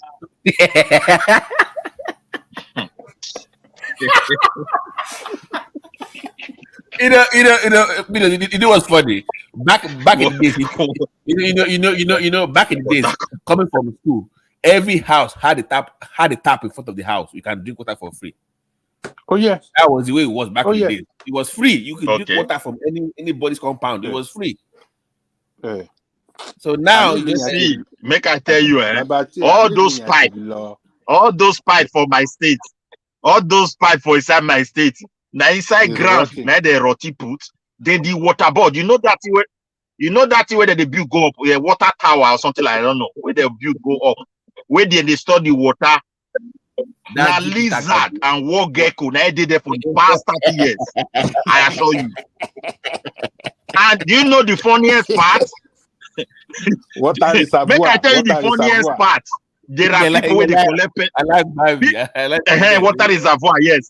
Make I tell you Ajale Coco. Make I tell you the funniest part. There are people Ajale Coco way to people where they collect pension, say they work for water board. And they wonder where person see tap water reach. One at the pension. My brother, that country, Wahala dey, not be say go cause people they collect money, they can't retire, they say na water board they work. But midway, for the past 30 years, there's something like bad water. Ministry of water. We still have Ministry of Water Corporation now. They are still existing, even though we don't see any water anywhere. I could remember. I could remember. Hold on, please. I could remember back in. So what are they not doing? Your neighbor done. I mean, young boy, meeting you. Where meeting you? It's just that country. God's this is just. If that's why they said, if you can live in Nigeria. If you can live in Nigeria and survive, there is no place in the world you cannot live. There is no place in the for if you can survive in Nigerian soil. That is truth. No. Yeah. There's no place. There's nothing they can throw to you in any country. You will not bounce back. Yeah. No, we are rugged, man. We are rugged people. We are rugged people.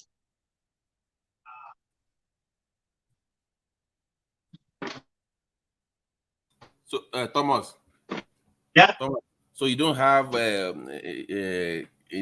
anymore. Your water corporation it's not working anymore. No. It's dilapidated.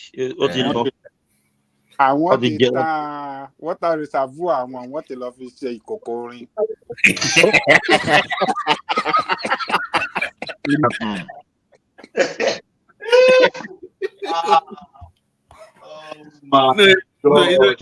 It's sad because if you told me that the water thing will become a business, I'll say you're lying. What is Thomas, I was born in the 80s. In the pure water. I still remember in Felele, Rab, I will open tap in our bathroom and shower from the government. Back in the days, pure water. What is that? What is pure water? Hello, you guys, you are just catching fun. You are just catching fun at the expense of what is making excuse me. What people are doing, what people are doing is not good. When you see a problem, it's not for you people to be making fun of it. Do you ever think of, okay, what is the likely problem of all this? You are talking about water. And you don't. It's not Ibanuje. It's not Ibanuje. Let's talk about the problem of Nigeria and let us analyze it. I want patriotic Nigeria today. I was super Nigeria today. Ajali Koko. Let me tell you this. We know the problem, but all of us, we just like, because talk is cheap. Hey, everybody will come. Hey, okay, you should have done this. Rational Bank came this when he was talking about tourism. Hey, that Egypt he used one language. I laugh. In fact, when he was talking, I put the thing on. I asked one of the Egyptians, one of my colleagues, to listen to, come and see what one Nigerian is talking about your country. The guy he was laughing at Rational Mind. Go and look. Go to Egypt and see what they are experiencing in Egypt. The guy, their own president that has turned is a dictator in that country now. He has changed the way all the opposition, the ones that are not in the country, are in prison. You understand? Go and look at the depth of Egypt. The only thing that is sustaining Egypt is because of their. Just wait, Babajari Koko. Electricity in the Arab world. Because let me tell you, it's not a luxury, it's a necessity. They cannot survive without electricity. Okay. So, if you have that kind of weather, let me tell you, we can't do without it. Let me tell you, in Saudi Arabia during the summer, if they take electricity for 10 minutes, you will see the number of people that will die. When you have a temperature of 50 degrees centigrade. Is a necessity. So when we are analyzing things, we should. So it's not necessity to us. Let me tell you that. Let me tell you. You want to know that they said necessity. Hold on. Let me finish. Please talk about the necessity is a mother. Since we have made mockery. Excuse me. You have been talking since Midwest. You people have been catching fun. So let me say my own. Yes, the Yoruba people, they are the ones that talk. They said necessity is the mother of invention. You understand? And that is why we take all those things for granted. Because if we don't have electricity, people still survive.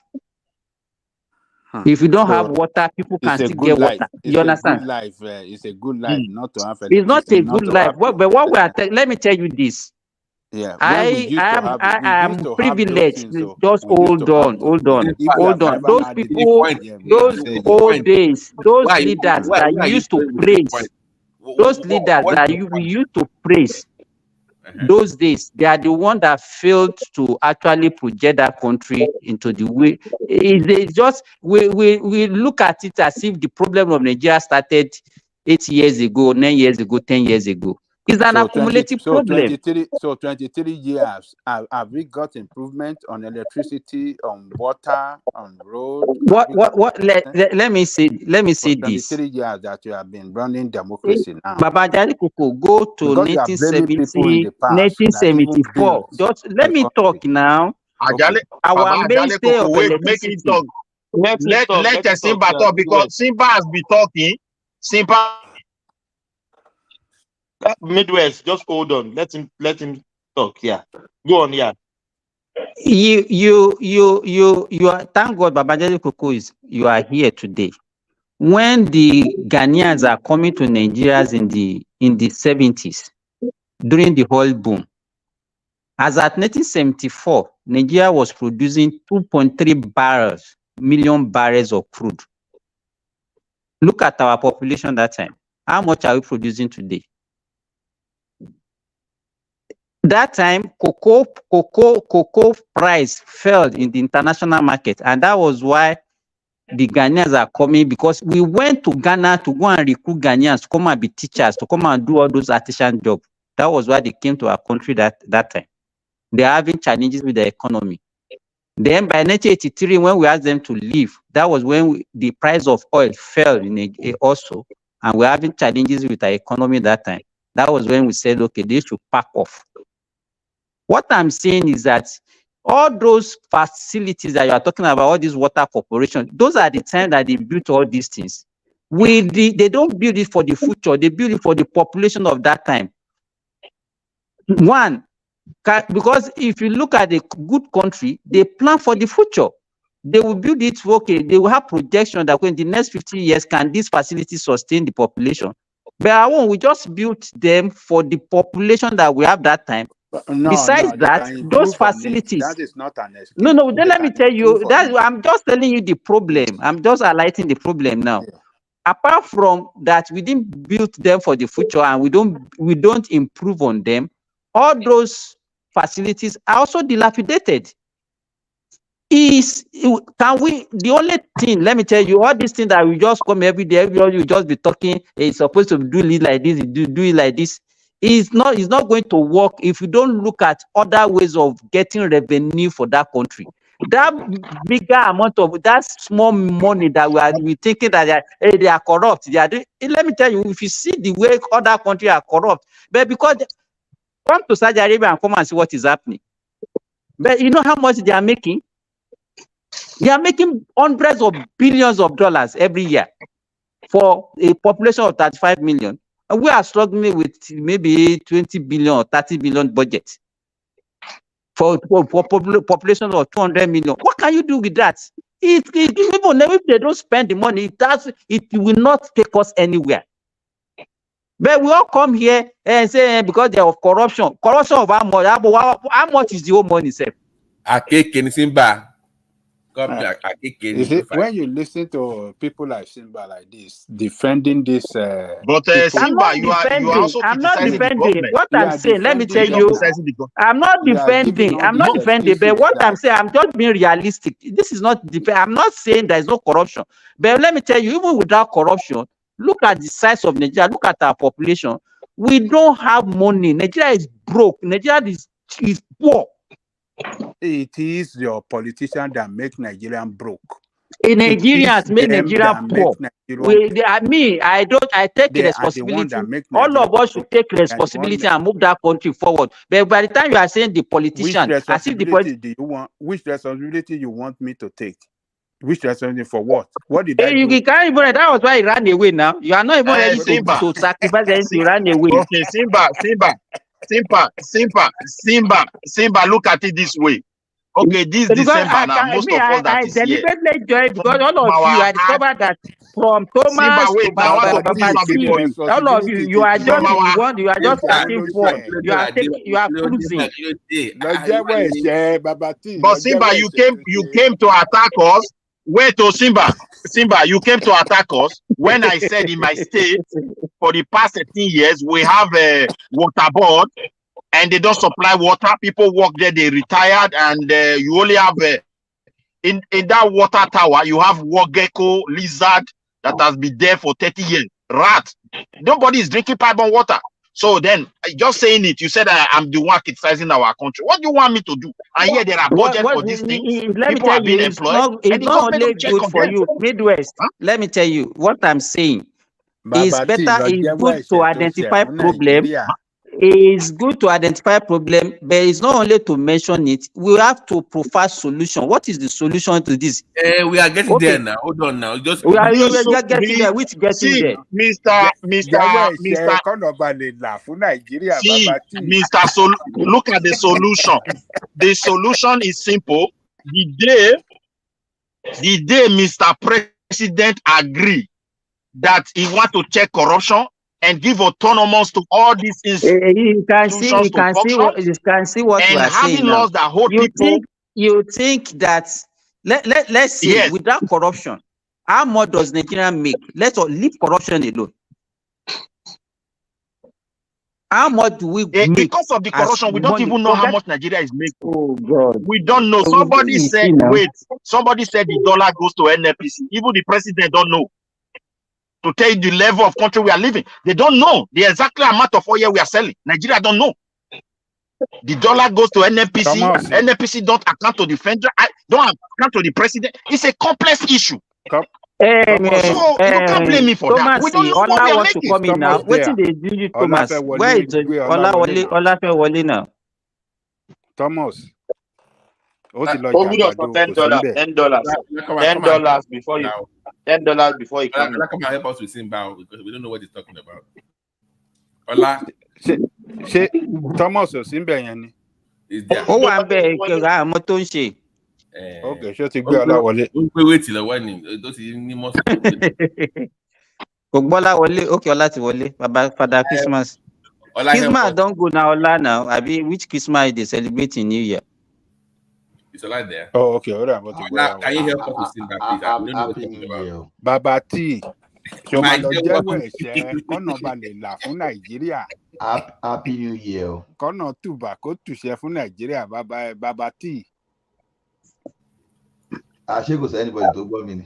Mo ń gbọ́ Ọlá. I'm going now. We dey hear you now. Ìgbà tí mo kí n pa Happy New Year tẹ dákẹ́. Happy New Year Ọlá. Àwọn ìyàwó àtàwọn ọmọ ń kọ́. Àlàáfíà náà wà wọ́n jẹun. Àwọn ìyàwó àwọn wo làwọn ìyàwó? Ó ti dáhùn ó ní wọ́n wà. Bí Yorùbá. Wọ́n ní wọ́n wà. Wọ́n wà. I beg, make I ask question or I beg. Simba, how much is Nigeria making?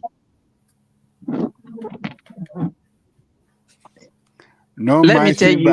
It's one of those people where they chop. Are you people hearing money. me? That's why I come. Simba, how much is Nigeria government making?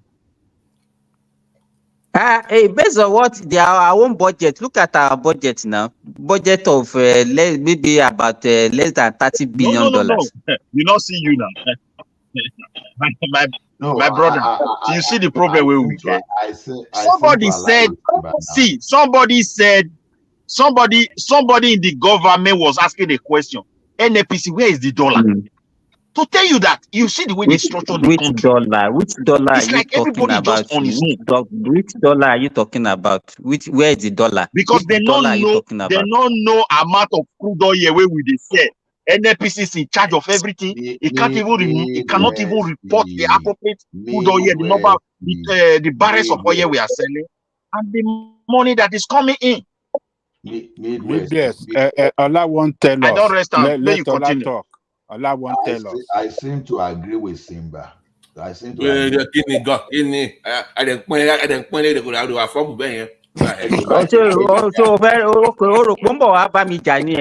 That's what you are looking for, Babati.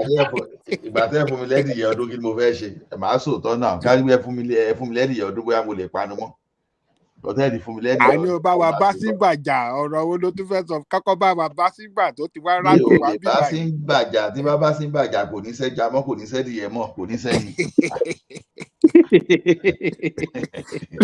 Simba ti wọlé tí wàá pa á lẹ́nu mọ́ torí agbára pọ̀. No. I seem to align with Simba now. See, why corruption can slow down productive things, but then corruption is not our major problem. It seems to be more of productivity.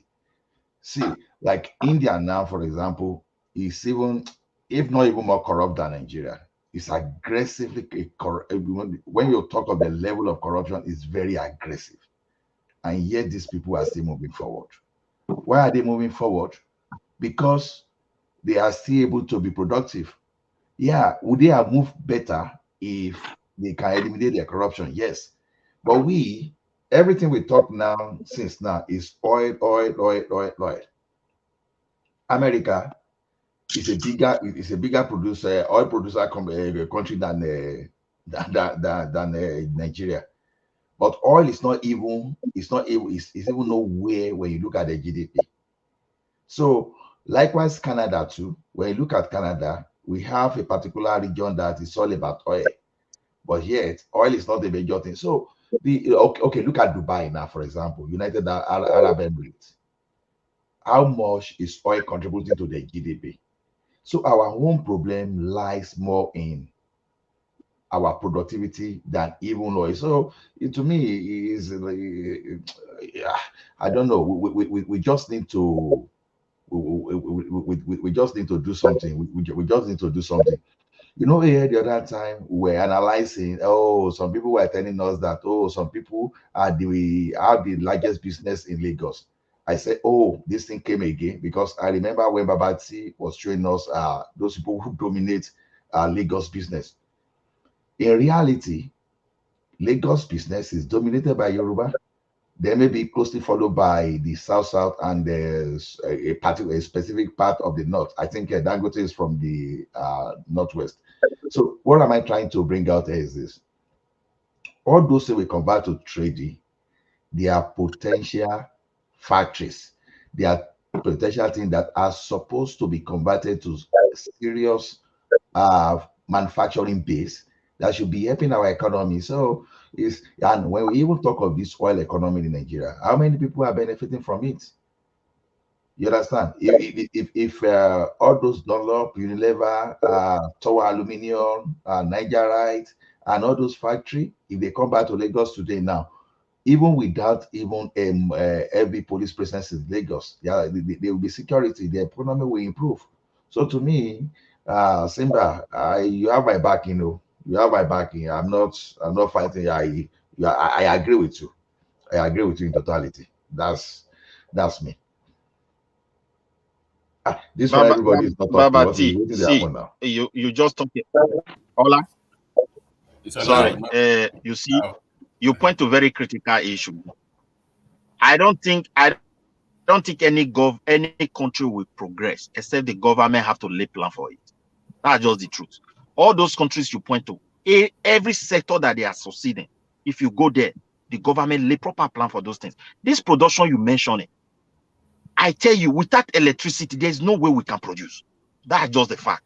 Now, at least if you don't agree with me, I can say you can agree 50 or 60% of our capability to produce has been reduced for lack of electricity. And that is one factor. Now look at the insecurity that is increasing.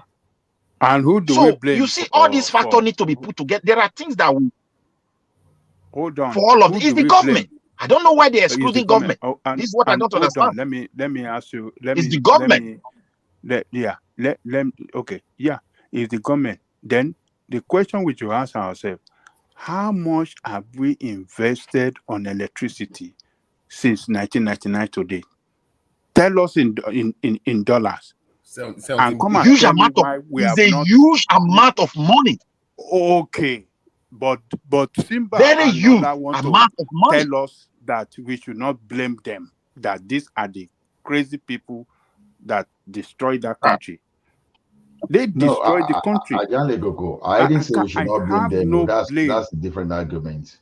I didn't say we should not blame them. That's what we are saying, our argument before Simba came in, is we are putting blame on these people for not managing the resources of the country well. Neglecting the country. Neglect everything.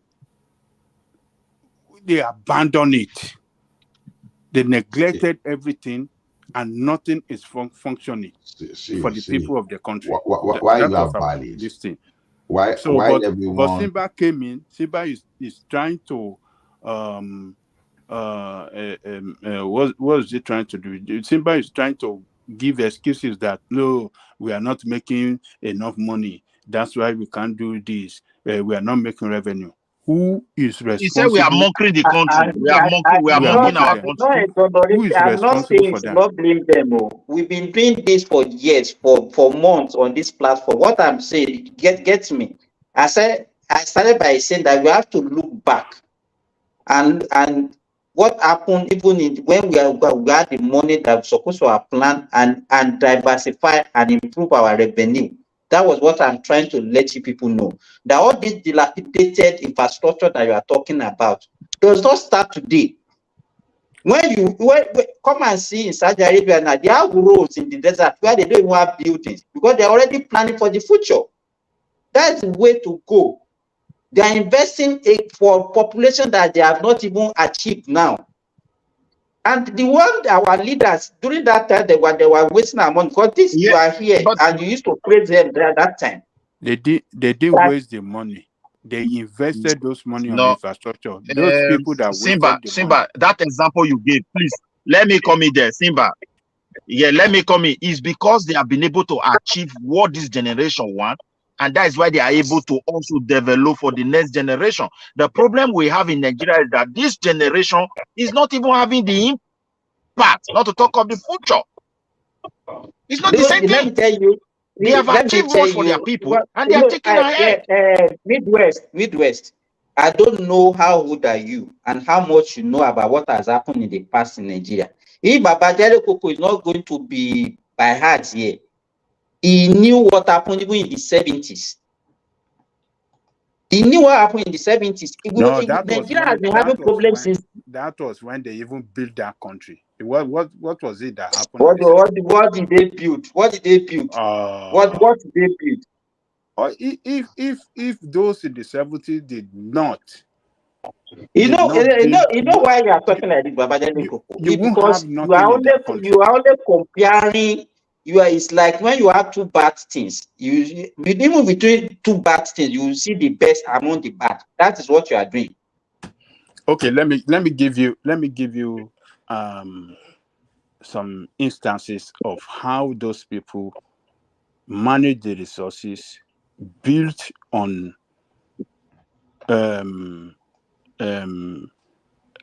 infrastructure that we had back then, improve on it. For example, before 1978, is it not 78 or when did they build Tinkan? We were having only a Papa Wharf. But the government back then realized that, this Apapa Wharf cannot stand the test of time, cannot cope with what will be coming our way in the future. And they expanded by building Tinker Island. That was what they did, to tell you that they are very futuristic. They built Vita Island. We used to have this local airport at Ikeja, the big international airport, Murtala Mohammed Airport. We were not having highway. This Ikorodu, this what do you call it? This expressway to Ibadan, Ibadan expressway. They built it. There are so many. They improve on the hospitals. I'm very surprised that let me tell you this. Let me tell you, Jakonde, hold on, let me make this point. Even Jakonde, as at the time that Jakonde came in, it was only Iju Water Works that was feeding the whole of Lagos State. What did Jakonde do? What did he do? He built some substation, about 5 substations, within 4 years, substation that, look, this Iju Water Work will not be able to supply the population because the population of Lagos was growing. So they built some substation, one at Shomolu, one at Surulere, one at somewhere in Lagos Island. So, just to expand that water supply across Lagos. So these people tried back then. The people you have now that failed to do anything. They invested billions. More than 20 billion. Will you suggest maybe we go and wake up all those dead people that they mean well for the country? I want to talk Simba. They didn't mean well for the country. You are just Simba. Okay, wait. Simba, please let me put this one before you. When I was growing up, I grew up in the city. I also grew up in the villages. I can assure you. You understand me? Or Babangida administration, things were still working well. In my villages in Benin those days, there are people who come there to come and inspect toilet in the village. On Buhari administration, not Babangida. No, Babangida administration, I destroy everything. Babangida, see, I beg you can say let me just tell you why I say Babangida administration. Wait now, let me land this one before you. Then I want to also test Simba here. In that same village, you cannot yet go to bush to go and cut timber without proper approval. My grandfather was having a tree at the back of his house. Because this tree has grown beyond some levels of size, the way you have it in Europe here, he was advised to consult the forest guide. This one a tree where he plant by himself. I'm telling you what I witnessed in my country, which many this generation don't even know.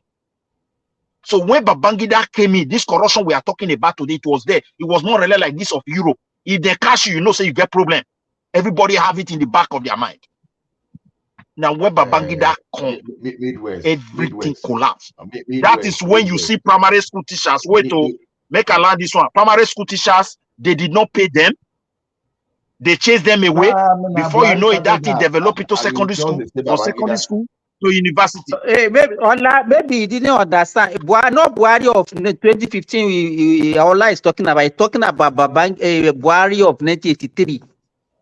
Now Buhari started this thing that you are talking about. See, Buhari and Idiagbo administration, favor us in my place because the war against indiscipline affected people the way they reason. Please. Farabale, if you don't know, let us tell you. Buhari started or stopped all investments that even the like of Dangote, the like of Jakonde, the like of this guy in the Midwest, in the Edo State, and everybody, the investment were ongoing. Ambrose Ali, he stopped everything in the name of repaying debt. The rail we are talking in Lagos today now, it was an investment. They stopped it. Even after Nigeria even paid penalty. Lagos State even paid penalty. Buhari stopped all the, under Buhari, all those universities, all those institutions that were being built. These guys stopped everything. And we've already cured debt on all those stuff. It stopped everything. Expansion, it stopped expansion. Even those expansion include some critical infrastructure projects. So when people just try to have this way of absorbing Buhari as because Buhari they whip everybody koboko all of a sudden where he has been the best since the sliced bread. Do you know how many people could have been employed with all those projects? Did you know how many workers that even this your idea about Buhari and Idiagbo we are celebrating? You know how many of them they retrenched? So what are we talking about here? Already Buhari has already. Okay, Ajaleko, may I give you an example? Okay, make I give you one example for life. Ajaleko, let me land it now. Which example you want? See, Ajaleko, Ola, make I tell you something. Okay. Can continue. Okay, so the thing is this, my brother. The thing is this: from the time of Idiagbo was Buhari was the person that destroyed the middle class. You know what it means to destroy the middle class of a country. This is where the economic power is. That's where the economic power is. The guy destroyed it, and before you know, we started battering. That was the reason they proposed structural adjustment program to IBB for us to recover from the damages that his predecessor already caused. But unfortunately, the guy had his own motive to create another problem. So the thing just got worse under him. And whether we like it or not, even that IBB still managed to do some kind of thing that is even impacting our economy today. Positively, I mean, he did something positively. So under those, before Idiagbo Buhari just overthrew the government that time, probably we could have even got a better power system because who built the Tama station? You know how many power stations that this guy that project that Shagari again was back up on. So is our problem? All those dead people we say maybe we can wait today. They contributed to because it depends on the dead people we are even talking about. They contributed. So my brother, make I put this one before you. I agree with you. I not praise Buhari administration and Idiagbo. But the thing is this. Most of us that love to criticize that administration, but we also have to look at the situation the country were that in those days. Because when Babangida came in, Nigerians were not Nigeria of today. They were very disciplined. And you need disciplined people to build a society. But from his administration to date, it's like corruption or practices of corruption became like with impunity. There's no punishment anymore. That is where it started.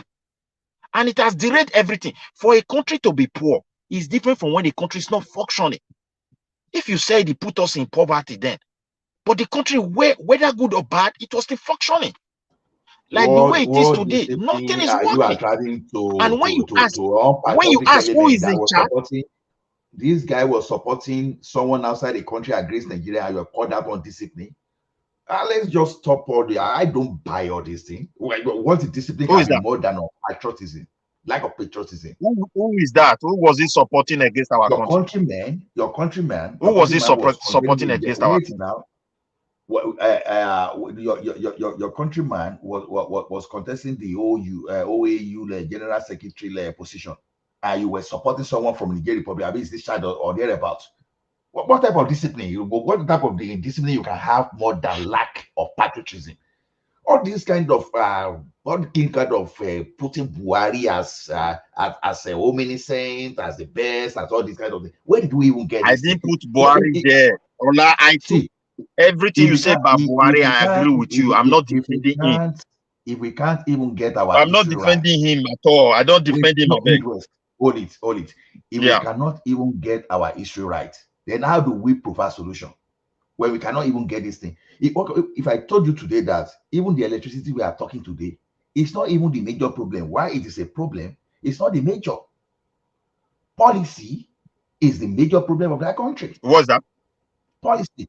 Because I will tell you, okay, when we say implementation of the policy is the problem. Yeah. Even policy from the beginning, because why will you have implementation so much, is the problem. Why will you have so much with the federal government? Some people just want to control you, right?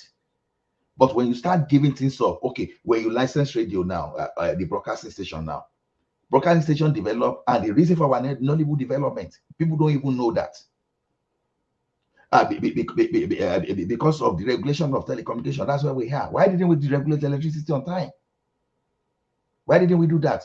Now, when we say electricity is a problem, I will tell you one thing now. It's just a reflection. It's part, but not the major problem. I will ask you, how come that all these people that are into oil exploration, the like of Dangote, and those people that have the like of Bua, the like of Lafarge Cement, how come they were able to produce their own electricity to supply? You understand?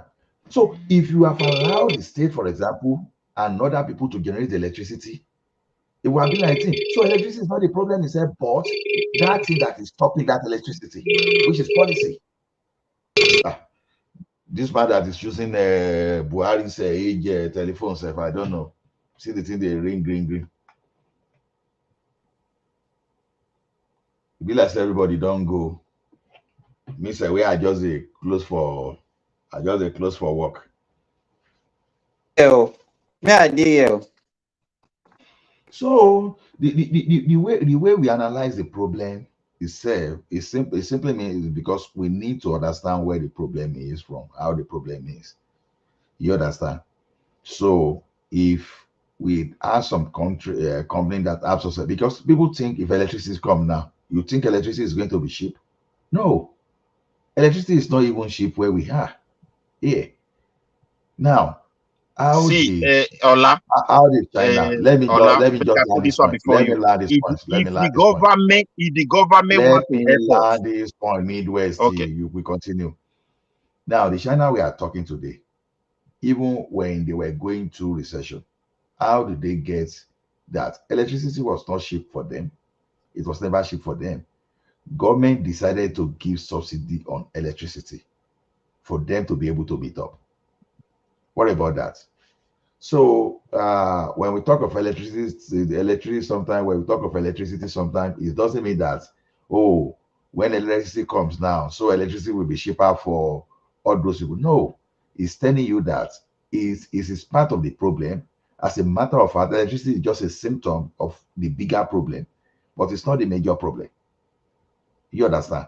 Because there are still alternative sources that we can use. There are alternatives. I agree with you, but sometimes the problem we have. Why I tell you electricity is one of the major problems. Look, if electricity is very expensive, remember when you produce anything, all the costs have to go into that product.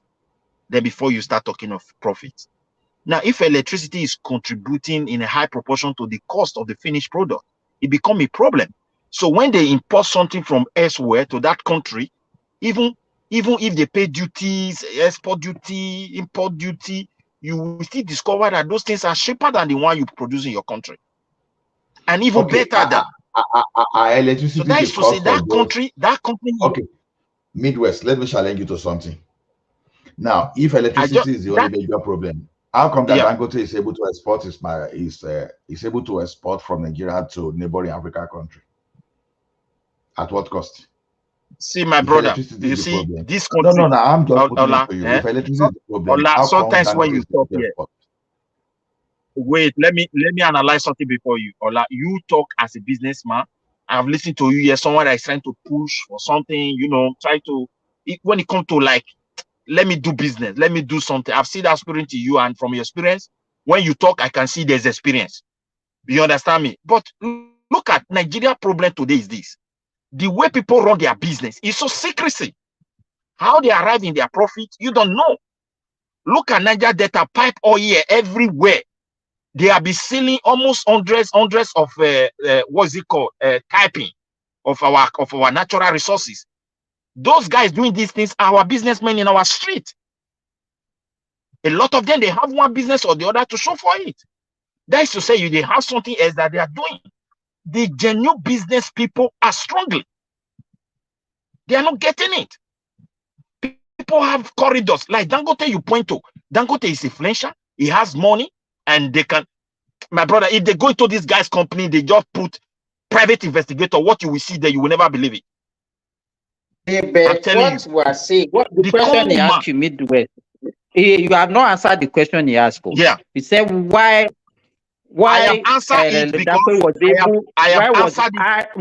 you have not answered. He said, why was he able to export and still compete in other countries when you say electricity is the problem? Listen, there are some incentive those people enjoy that they don't make it by law to say every businessman must enjoy it. So because they know people, they enjoy so many things. These are facts. So this is the way I can answer it. Let me tell you, let me ask you, Midwest, if you are vast in economy, what is it? Is electricity the only factors of production? There are some other factors of production that we have a competitive advantage. Just hold on. There are some other factors of production that we have competitive advantage over other countries. And that one will work for you if you have your industry in Nigeria. You have cheap labor. Well, there are so many other things that are very cheap in that country that can even insulate the so-called cost of electricity that you are hammering on. That's what we are trying to let you know. And that's why they can see export. Okay, I agree with you. I'm not arguing with you. Wait, my brother, you try to get what I'm saying. For example, Midwest, every business or any product have its own. Midwest, hold it. Now, let's even leave Dangote. MTN. I take my phone, the echo there because it be like say the echo. Now. I don't stop. Okay, the echo. So MTN, right, and some other company in Nigeria today. At least if MTN is down, you will know that the communication will be done in Nigeria. If Globalcom is down, you will know that the communication will be done in Nigeria. Are they not using electricity? Right. How come they are still able to survive the economy in the country? Are you looking at that? Okay.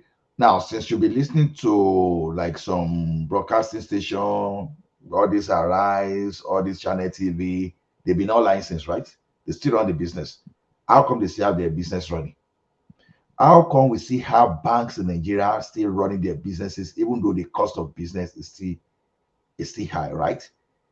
That is pointing to something that if you can still do something at all. Wait. Yeah, no, wait, Farabale. Wait, Ola.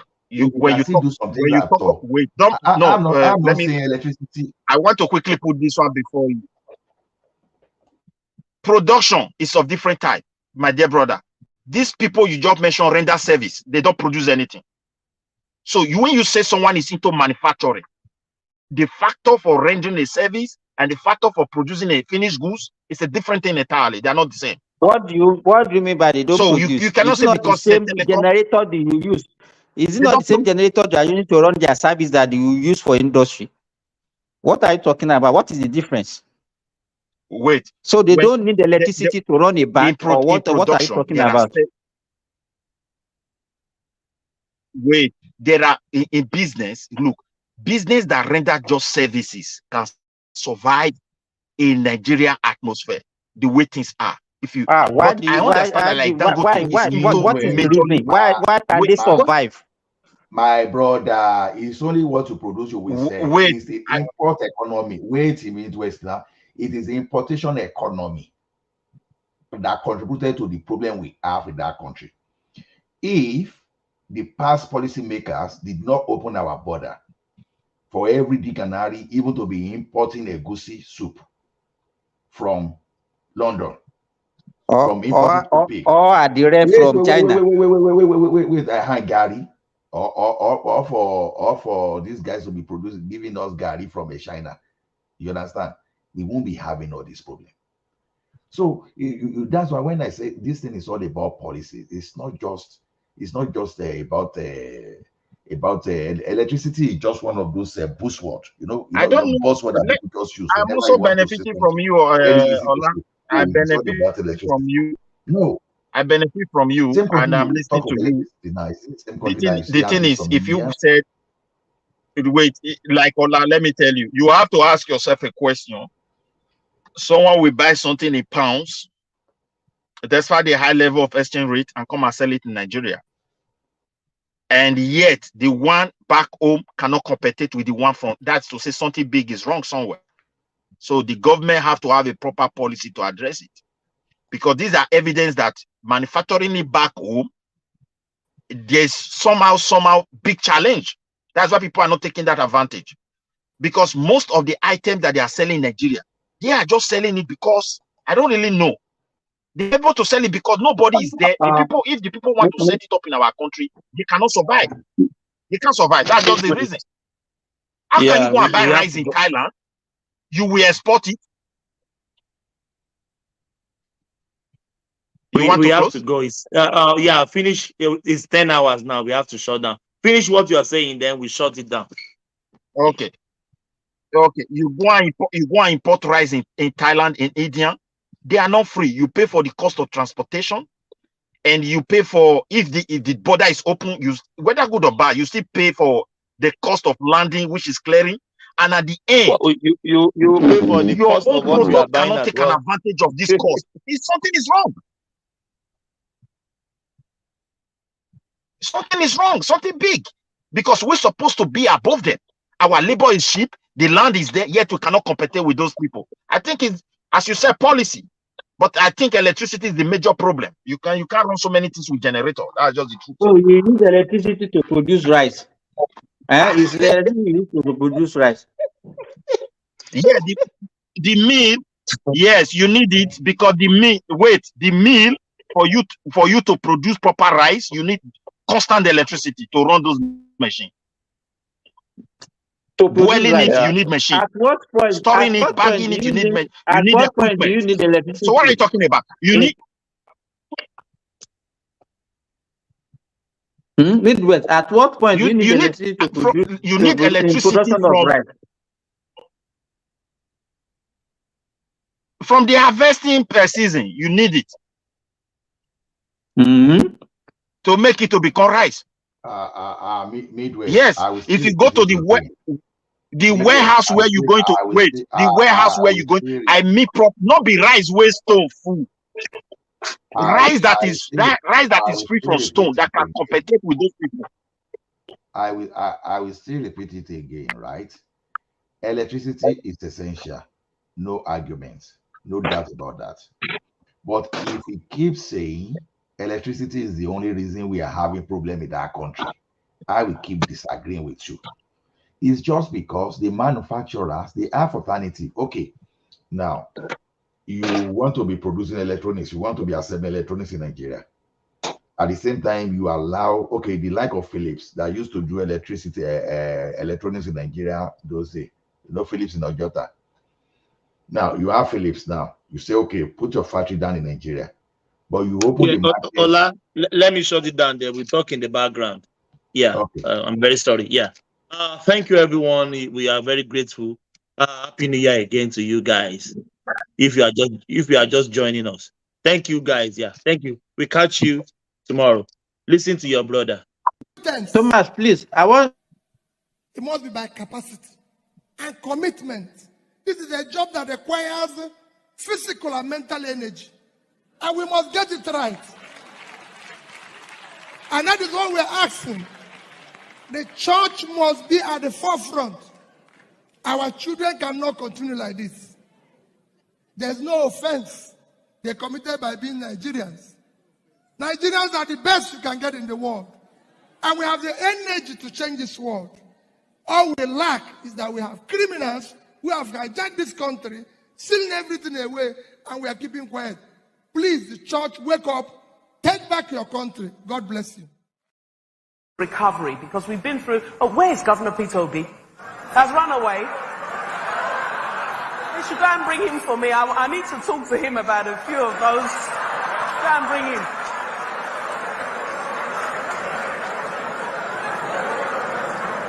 I don't want to join issues with Governor Obi. He's an excellent governor and a patriotic Nigerian, but a few of those things he was reading are not quite accurate.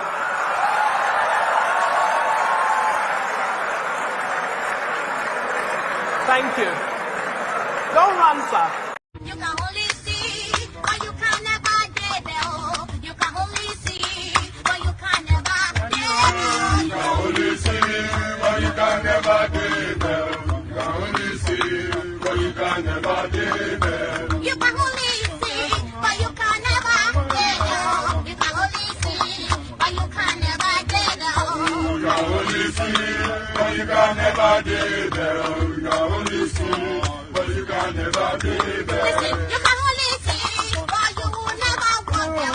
You can only see, but you will never get there. You can only see, but you can never get there.